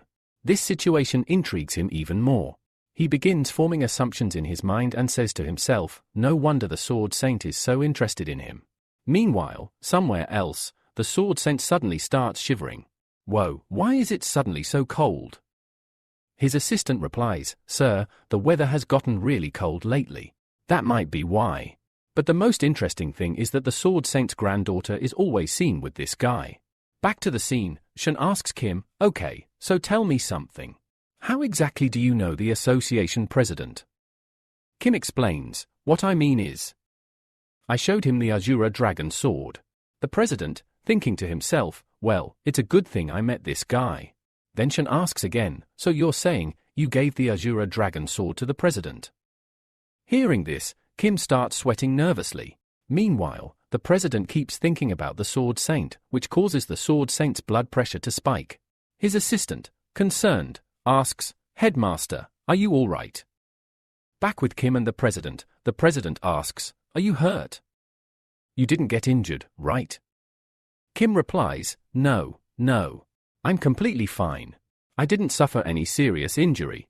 Kim then says, since you asked me a question, I'd like to ask one as well. What exactly is going on here? How did a Dagor monster show up in that dungeon? Weren't there supposed to be only Raven End monsters? The president calmly explains everything to Kim. After hearing it all, Kim is left shocked. Wait. Was the mana core of the dungeon overloaded? Is that why the monster appeared? The president confirms, yes, you're absolutely right. It was Jiang Jimin who conducted an experiment. Jiang Jimin, the apprentice of the magic saint, had been experimenting with mutation. It was her first attempt, and that's what led to all this chaos. Kim processes this and mutters, mutation. If mana core overload can cause mutation, that means we might be able to artificially distort a dungeon. And if that's true, then they can manipulate dungeons artificially. Realizing the gravity of the situation, the president bows his head and says, I'm truly sorry. This won't ever happen again. And honestly, an apology alone doesn't feel like enough. Kim responds, well, I didn't plan to bring this up, but since you've started, I have to. The president, sensing what's coming, replies, whatever you want, we'll do it. We'll do anything to satisfy you. Hearing this, Shun instantly realizes what Kim is about to ask for. And then Kim says, all right then. I want 3 billion. Can we settle everything with 3 billion? The president replies, yes. However much you need, we'll give it. Then he thinks to himself, just like last time, he only wants money. Looks like he really loves it. But the real twist comes when Kim reveals, don't think I'm asking 3 billion for the whole team. I want 3 billion per person. You get it now, right? The president is stunned. He doesn't show it, but internally, he's in shock. Still, he keeps a straight face and says, all right. Whatever you want, we'll give it. Kim then begins narrating his journey. During the Red Battle, things were intense. So many ups and downs, but finally, it all came to an end. And during that battle, Kim displayed such overwhelming power that even the top 3 academies faced embarrassment. Yes, even they were utterly humiliated. However, due to the Dagor monster, things got out of control. After the incident, multiple guilds went crazy trying to recruit him. People were saying, connect with a dream team as fast as possible. We have to get him in our guild. Eventually, even regular people learned about him, and they too became extremely curious about who this guy really is. After that news spread, chaos erupted across Korea because of Kim and his team. The scene then shifts to the present, where Shun is speaking to Kim. She says, Oppa, please forgive me. I can only take 3 billion won. Lee Minhyul, supporting Suyo, adds, yeah, I'll only take 3 billion won as well. You can keep the rest. Kim responds, isn't that a bit too little? To this, Suyo says, to be honest, you and Lee Minhyul worked really hard, but I didn't contribute as much. Lee Minhyul agrees, if I'm being truthful, I don't even need the money. And honestly, you were the one who defeated that Dagon monster on your own. If you weren't there, we would have died. What use would money be after our deaths? Suyo nods, you're right. I feel the same way. In fact, I don't even think I deserve these 3 billion won. Hearing this, Kim is initially shocked. Then, without hesitation, he hugs both of them and says, thank you so much, both of you. He adds, seriously, you two really don't care about material things. Some time passes, and we see Kim checking his phone. He says, we were already going to get 3 billion won as the winning prize. Then we received another 3.5 billion through sponsorships from a huge guild. And finally, the association president gave us 9 billion won. That totals 19 billion won. He continues, out of that, 3 plus 3. 5 is equal to 6. 5 billion went to Lee Minhyul and Suyo. Adding the 9.5 billion to my share brings my total to 22.5 billion won. Kim is now visibly delighted and says, now I can finally attend the Great Heaven Sage lecture. At the start of the episode, we see Kim meeting Shun. He asks, Miss Shun, has our Dream Academy reached first place? Shun replies, yes, it has. Overjoyed, Kim says, then let's go raid the 6-star dungeon. However, Shun seems hesitant. Her expression says she wants to say something but holds back. Finally, she says, actually, to raid a 6-star dungeon, a hunter must be A rank. Kim, thinking to himself, says, oh no, how could I forget? Miss Shun is still a B-class hunter. If this continues, I won't be able to raid that dungeon. Shun apologizes, I'm sorry, Kim. Because of me, you won't be able to enter the 6-star dungeon. Kim quickly responds, no. What are you saying? If you weren't there, I wouldn't have even participated in the tournament, let alone earned all this money. After saying that, Kim steps outside and starts thinking, I shouldn't have said that. I think I messed up. What should I do now? I can't raid the 6-star dungeon yet. How will I earn more money? He begins thinking hard. Should I wait and try to save another 4.5 billion won? Or should I attend the Manhwa lecture first? It would have been great if I could attend both lectures at once. Kim decides, let me ask my mentor once. He starts typing a message on his phone, I need your help. Can you? But before he can finish, his mentor suddenly appears. The mentor says, so, what do you want to ask me? Kim is startled, you scared the life out of me. The mentor chuckles, wow, did I really scare you that bad? Kim replies, could you not show up like this out of nowhere next time? The mentor laughs, where's the fun in that? Now, enough of that, tell me what's troubling you. Kim explains everything. After listening, the mentor says, so you still haven't figured out which lecture to attend first? Kim nods, yeah, that's right. The mentor thinks for a while and then says, Kim Shozun, your level has reached the required threshold. Kim, curious, asks, whose requirement are you talking about? The mentor leans in and asks, do you want to attend both lectures at once?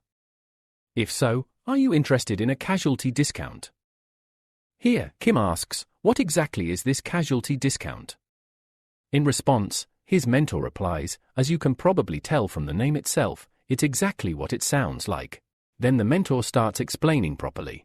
He says there's an event currently taking place at the Transcendent Academy. In this event, anyone can get a casualty discount of up to 50%. Kim, shocked, exclaims, wait, there's something like a discount at the Transcendent Academy too. The mentor confirms, yes, it does exist, but there are certain conditions to it. Kim then curiously asks, okay, first tell me, how much of a discount can we actually get? To this, the mentor says, you can even get a 100% discount. Hearing 100%, Kim is stunned. Because 100% discount simply means everything is absolutely free. Excited, Kim says, so that means I can attend the Great Heaven Sage lecture for free. Then Kim eagerly asks the mentor, quickly tell me, how much discount can you give me? The mentor answers, of course I'll give you a discount. But how can you expect to reap rewards without putting in any effort? Kim pulls a funny face and mutters, just as I expected. Then he asks, all right, tell me, what do I have to do to qualify for this discount? The mentor explains, this event is being held to benefit students who have scored high in the Academy's mock tests. Kim, confused, asks, what do you mean by a support event and a highest? What are you trying to say? The mentor clears it up, the main goal of this event is to reward those students who scored the highest in the mock exams. Anyone who performed really well in those tests will be eligible for discounts ranging from 50% to 100%. At this point, it becomes crystal clear, students with outstanding mock test results will be rewarded. Kim is completely shocked. Because as we all know, Kim had taken the mock test a while back. And the results were terrible. So bad, they'd make our exam results look decent. He laments, oh no. If it's all based on the mock test, then I am doomed. My report card is so disastrous, anyone who sees it might faint. Then we're shown Kim's mock exam results. He failed in every subject. His total score? Just 29 points. Still, Kim thinks to himself, I've learned Hercules' God lecture and Zen Aphan's footwork pretty well. And most importantly, my unwavering heart progress rate has increased a lot. I feel like if I attempt the mock test again, I might actually perform better than before. But then he sighs, even if I take it again, I won't be able to get the highest grades. Right then, the mentor says from behind, I think I made a mistake. He continues, maybe I shouldn't have said a highest grade students. What I meant to say was students with the highest improvement. Kim still doesn't fully understand. So he asks, what do you mean by a highest grade improvement? The mentor clarifies everything. Let me explain in simple words. If you manage to beat your previous record, just show significant progress, you can still qualify for the discount. But even here, there are some conditions. You need to improve your score by at least 50% to use the discount. He raises his voice and says, if you improve by 50%, you'll get a 50% discount. He then gives an example. Suppose you scored 60 points in a subject in the previous mock exam. Now, if you get 90 points, that's a solid 30-point improvement. You'll qualify for the discount. So no, you don't need to top the exam.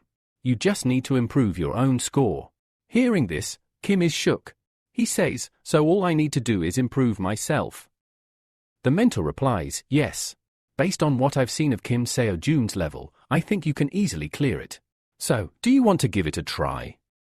Kim starts thinking, if I had 28 points in one subject last time, and I improve that by just 14, 5 or 17, 5 points, I could easily reach 50 or 60. Excited, Kim exclaims, no way, I am going to miss this golden opportunity. He tells the mentor, of course I want to go for it. Later, we see a scene where Kim says, finally, my fake gold brick is ready. He thinks to himself, I know how greedy that dragon is for gold bars. I've fought it before and used this same trick. That's why I'm so confident right now. The mentor tells Kim, please wait just a little longer. Then Kim gets a notification, your casualty is now being measured. And then, after that, another message arrives explaining that your fee is 1 billion. Upon seeing this, Kim realizes that he will also have to pay for the mock exam, which means his expenses will increase. Seeing this, Kim becomes quite curious and asks his mentor, do I really have to pay to take the mock test as well? The mentor then explains that if someone is taking the mock exam for the first time, they don't have to pay anything. But anyone taking the mock exam afterward will have to pay the fee. After hearing this, Kim starts thinking hard. You can easily see here that he's trying to calculate carefully, wondering, okay, even if I waste some money here, I still have 21.5 billion left.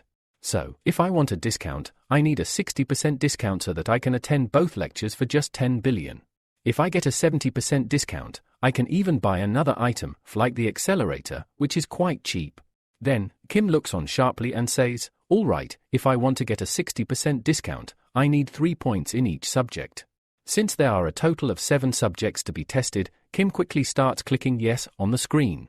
Immediately after clicking, a message pops up saying, your test is being prepared. Please wait a moment. Soon, a scroll appears in front of Kim informing him that the test will cover all 7 subjects. Then another message arrives telling him that his first test will be on combat proficiency. It asks him to wait a little longer. Meanwhile, Kim is still holding the gold brick in his hand, saying, finally, the time has come. Dragon of Destruction, I am coming to meet you. Again, a message appears confirming that Kim's match is set. At that moment, Kim notices a strong gust of wind behind him. He throws his gold bar in that direction and starts running quickly. Using a subspace pouch, Kim pulls out his spare gear and runs excitedly, thinking to himself, when the dragon destroys the gold bar, I'll attack it. But then, instead of the dragon, its brother, the second dragon, appears. This one has multiple heads, and seeing this completely shocks Kim. He starts sweating profusely and says, what? How did a hydra appear here? This can't be possible. No matter how strong a dragon is, it can never have 2 or 3 heads. Then, Kim looks at his mentor. Instead of looking at Kim, the mentor checks a message on the phone. The message states that Kim has to defeat the 9-headed monster within 30 minutes. While Kim is still reading the message, the dragon charges all its attacks. Seeing this, Kim starts sweating even more. Next, the mentor encourages Kim, saying, come on, Kim, you can do this. Kim replies, wait a minute. You never told me the difficulty would increase. Suddenly, a huge explosion happens because the Hydra monster charges its attack and hits Kim. But Kim manages to dodge the attack. The mentor then tells him, "I never told you about the difficulty level because we never repeat the same test twice." Kim realizes why he has been holding the gold bar tightly all this time. Kim says to the mentor, "You should have told me all this earlier. Why are you telling me now?" The Hydra attacks Kim again, but this time, Kim dodges it once more. Kim says, "All right, I don't need to do much here, I just need to boost myself a little." Then, Kim starts moving through the air, showing that he has learned the footwork skill well. The mentor looks at Kim and asks, "Okay, tell me, where did you learn to increase your footwork speed? And it's not that long ago since I recommended it to you." Kim thinks to himself, "Good thing I learned this technique, but I'm still struggling to dodge the monster's attacks." The Hydra comes very close to Kim and begins charging its attack again. Kim barely dodges it, but on the last move, the Hydra hits him. Kim says, "It's okay. It just hurt a little. I don't think it's a serious problem." But then, the pain grows intense where Kim was hit. Kim starts thinking, "What is this? Why does it hurt so much? I can't bear this pain. If it's going to hurt this much, just kill me here." A notification appears informing Kim that stage 1 has failed. He still had 28 minutes and 47 seconds left, but he lost in just 1 minute and 13 seconds. Kim steps out of the test, panting heavily. The mentor approaches him and asks, "Kim, are you in pain?" Kim's face turns pale as he replies, "Pain? I feel like I'm in hell." The mentor then explains that it's the Hydra's poison causing Kim so much pain. After that, the mentor begins explaining that the Hydra monster ranks at the very top among all monsters, specifically among poison-type monsters. This means that its poison is extremely painful. Meanwhile, Kim is thinking to himself, "Someone please shut this thing up. Because of it, I'm in such a bad state." Then Kim recalls what Chiron had told him earlier according to Greek mythology. Chiron explained that Hydra's poison is extremely dangerous. Not only that, the pain caused by the poison is so intense that no one can bear it. Chiron himself had once been poisoned by Hydra and had begged to be killed because of the unbearable pain. At first, Kim didn't understand why Chiron had said that, but now, in the same situation, Kim can fully feel it. Just then, we see Johnson's finger lecture level increases from 2-1, and Kim thinks, "This was my first attempt. Maybe that's why I couldn't perform well. If this keeps going, I think I might have to take a casualty discount." Next, Kim gets 10 chances to repeat the test. He is ready to click yes, but still hesitates. The mentor watches this and cannot understand why Kim isn't clicking. Kim then asks the mentor if they can stop the test here. The mentor replies that they could, but he can't guarantee the points Kim will earn will be good enough for any discount. Kim starts crying, saying, "I had a feeling something like this would happen." Since he has no other option, he finally clicks yes. At that moment, the Hydra monster appears again, and Kim prepares himself to fight. He thinks, "This test will be about combat proficiency. I don't have to do anything extraordinary, just capture more points than before." We then see Kim take out a new spear, his gun gear, and with great force, throw the weapon at the dragon. The spear hits the Hydra, and one of its heads disappears. Kim feels very happy and says, "This is great. I've taken down one head. I'll keep doing this for every head and easily win this match." But suddenly, the severed head starts regenerating. Seeing this, Kim becomes scared and wonders how this is even possible. The Hydra has reattached its head, and now it seems even angrier. Then, the Hydra attacks Kim with its poison. Seeing the attack, Kim realizes exactly what is going to happen next. He turns to the dragon and says, "Tell me, what do you want?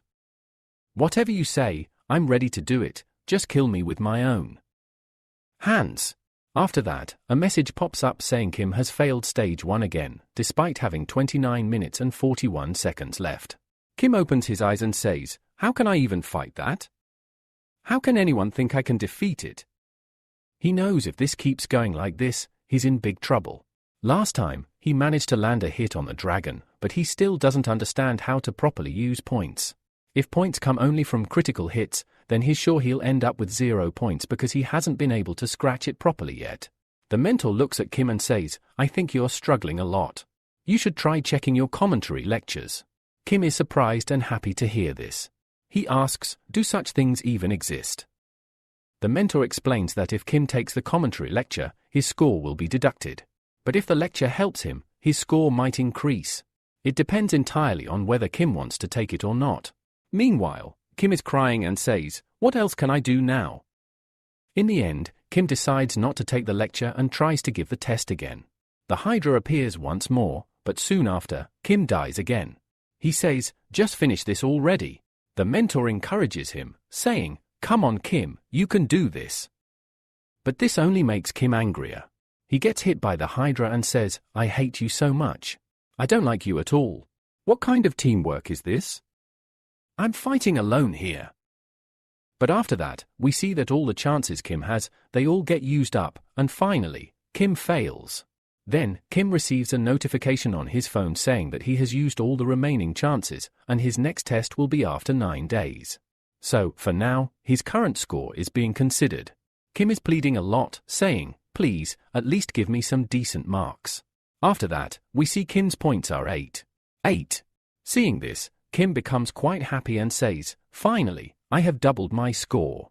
The mentor then says, "Wow, Sojin, you've done a great job. Your current score is double your previous one. But honestly, I don't understand when you learned the footstep technique. Last time, I only recommended it to you, but now I see you have mastered it." The mentor adds, "If I compare you with previous students, your growth rate is really impressive." Hearing so much praise, Kim becomes very happy and says, "Really, man?" But then the mentor points out, "Your state has dropped significantly." This means Kim's overall level is still quite low.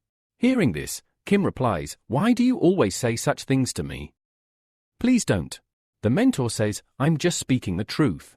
Meanwhile, Kim thinks to himself that sometimes people who seem good on the outside actually hate him a lot inside. Still, he is glad his score has reached 8 and decides to keep improving from here. Next, we see a scene a few days later where Kim is staring intensely at someone.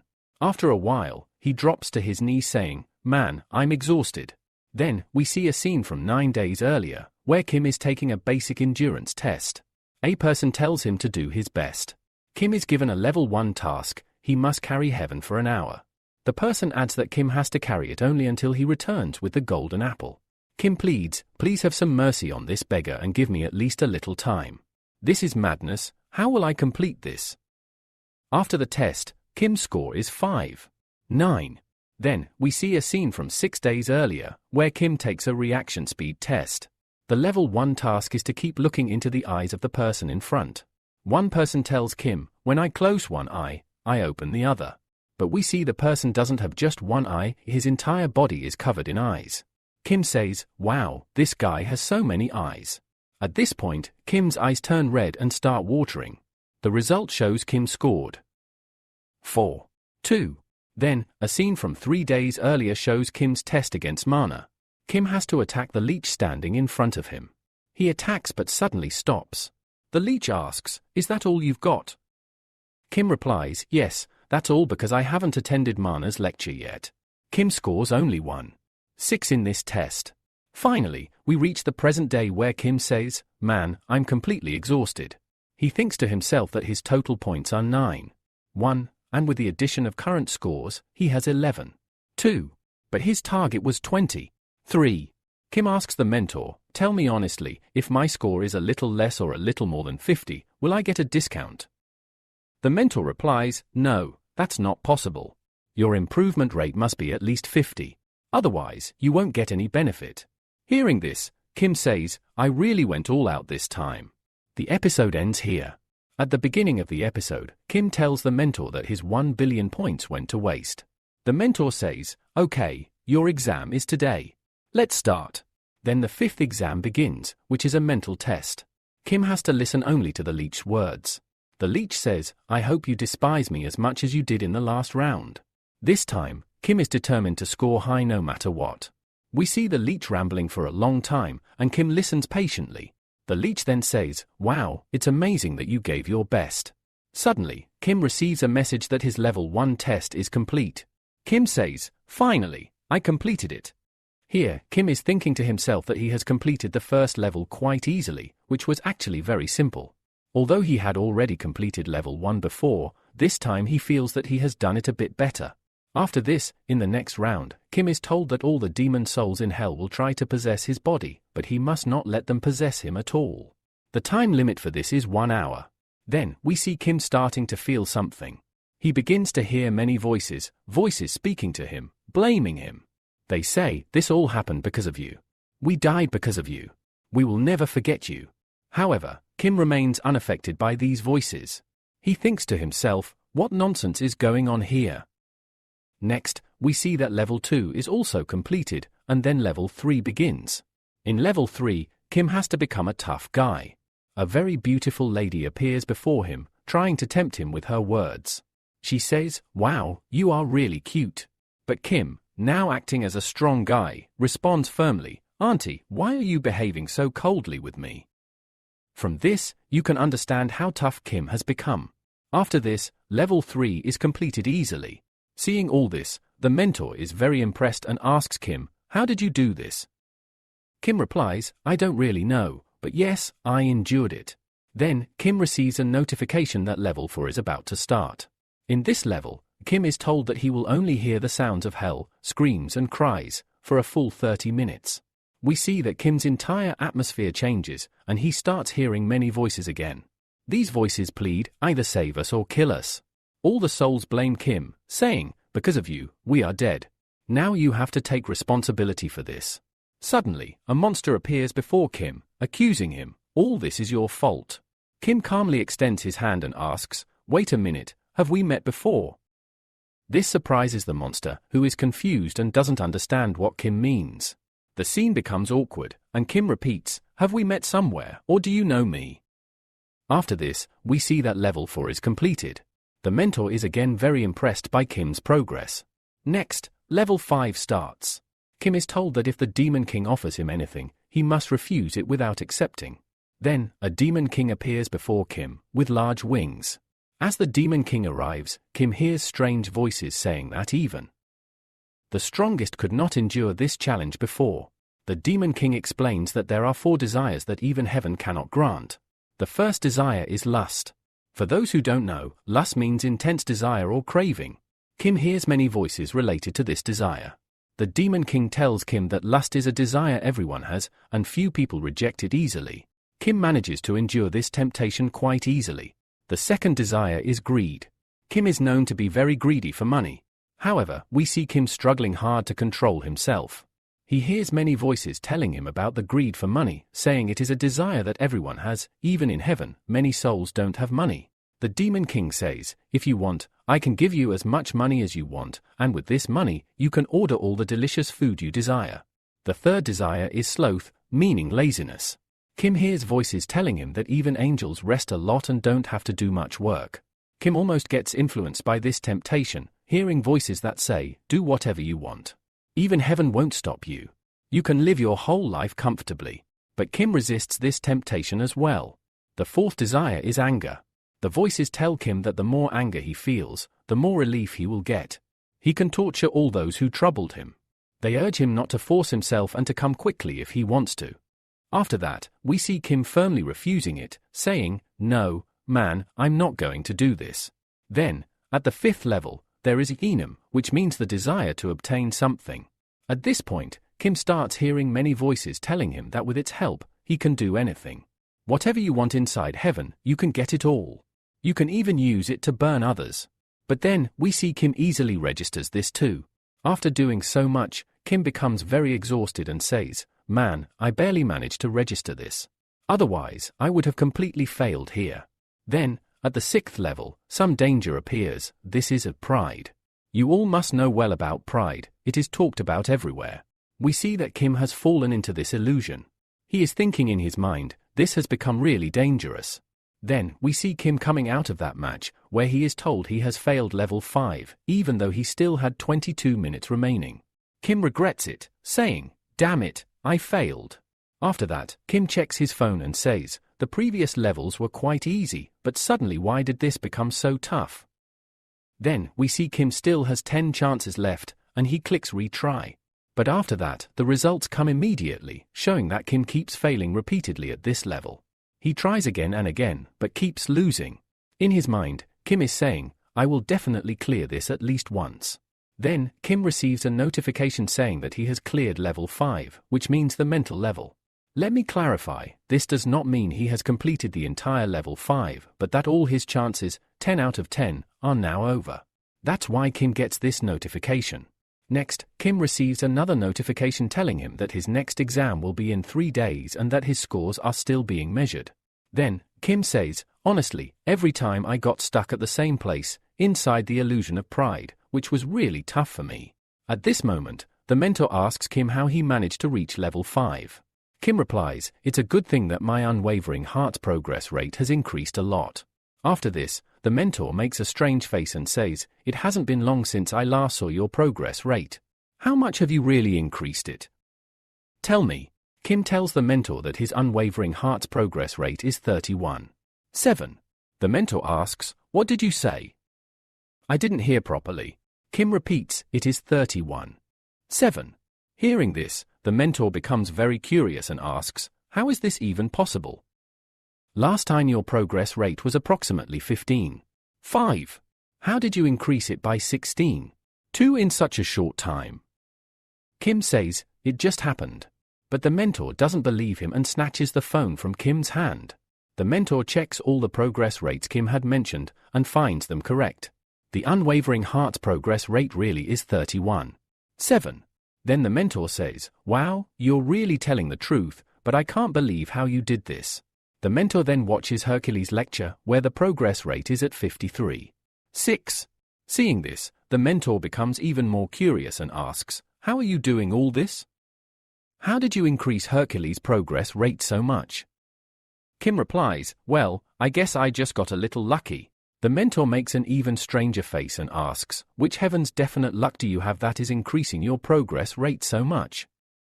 Kim tells the mentor, why is your expression changing so much? Then we see the mentor suddenly yelling loudly, how do you get so many numbers increased? Put all this aside and first tell me, how did your Buddha lecture's progress rate increase so much? Even all the students in my academy have never increased their progress rate this much. Seeing the mentor shouting so much, Kim puts his fingers in his ears and says, it must be luck. I was just really lucky. That's all. Hearing this again, the mentor makes a very strange face. After that, Kim's result is finally calculated, and it comes out to be 22.8. He has a plus 13 bonus. Seeing his result, Kim says, finally, I have done it. Then we see the results where Kim has failed in every section, but his total score is 52.2 points. Kim shouts excitedly, finally, I have completed everything and raised my marks above 50. Looking at this, Kim thinks to himself, my original target was 70 points, but suddenly my target has increased to 80. This means I can now get a total discount of 80 points. Finally, I can also take Sun Wukong's lecture from Great Heaven. Kim then says, if I didn't have the unwavering heart, I wouldn't have been able to get 80 points here. Unwavering heart, thank you so much. After this, we see the mentor, who is very curious, saying, how is all this even possible? Kim replies, mentor, I want to talk to you about something. After that, Kim asks the mentor, exactly how many points will I need so that I don't fail? The mentor replies that Kim doesn't need to do too much, but in every subject, he must score at least 60 points. If Kim manages to get approximately 60 marks in each subject, it means he has passed. However, if he scores less than 60 in even one subject, he will be considered completely failed. Kim responds, okay, I understand that clearly. But can you tell me the total score I need to achieve? The mentor thinks for a moment and then says, usually, it varies with each exam, but if you do the math properly, it will be around 90 points per subject. So, when you add it all up, you will need around 630 points, maybe a little more. Hearing the figure of 630 points, Kim becomes very enthusiastic. Then, we see Kim's total points. He currently has 52.2 points. At this, Kim feels quite disappointed and says, why does this always happen to me? After this, Kim decides to move on and start searching for Sun Wukong's lecture. Seeing this, the mentor says, so, you are going to take Sun Wukong's lecture? Kim confirms, yes, you guessed it right. Actually, I haven't really thought about the lectures yet, so I figured it would be best to start with Sun Wukong's lecture since it is supposed to be really good. Next, Kim receives a notification informing him that all the skills available here belong to the Great Heaven Sage, and he can choose any one skill from them. Kim's attention is drawn to one skill called the Greatly Heaven Meteor Staff. He looks at it and says, "Let's check the price once. The cost doesn't really matter much because I already have an 80% discount. So, I'm sure I can get it at a very cheap rate." Kim then decides to try it once and clicks on the Great Heavenly Meteor Staff. But immediately, he receives an error notification stating that if he wants to learn this technique at the Heaven Sequel grade, he must first learn the skill called Deflecting Grasping Piercing. Kim scratches his head in confusion and says, "Why are there so many problems here? But someday, I will definitely master the Great Meteor Staff." He decides to first learn the required skill mentioned in the notification. Another notification explains this skill, followed by one that calculates his current skill level. Then, Kim gets a notification about the lecture fee, which is a whopping 5 billion. Shocked by this amount, Kim feels very distressed. But shortly after, another notification appears, telling him that if he wants to learn this skill, he should quickly click the play button. Kim thinks, are the fees really this high? Meanwhile, the mentor says, "Honestly, this is actually quite cheap now.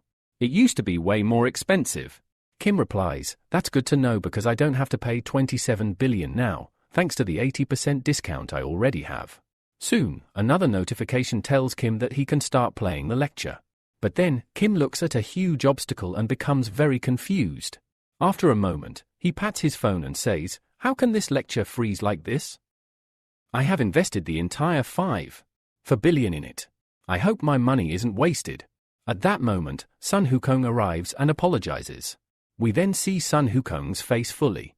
Sun Wukong says, "Sorry, I'm late. Master Tropica called me suddenly, so I was delayed." Sun Wukong then gets angry and says, "That monk can't do anything to me. He may have grown up, but his habits are still childish." Kim feels very happy hearing this and says, "So, this is the great heavenly sage, Sun Wukong."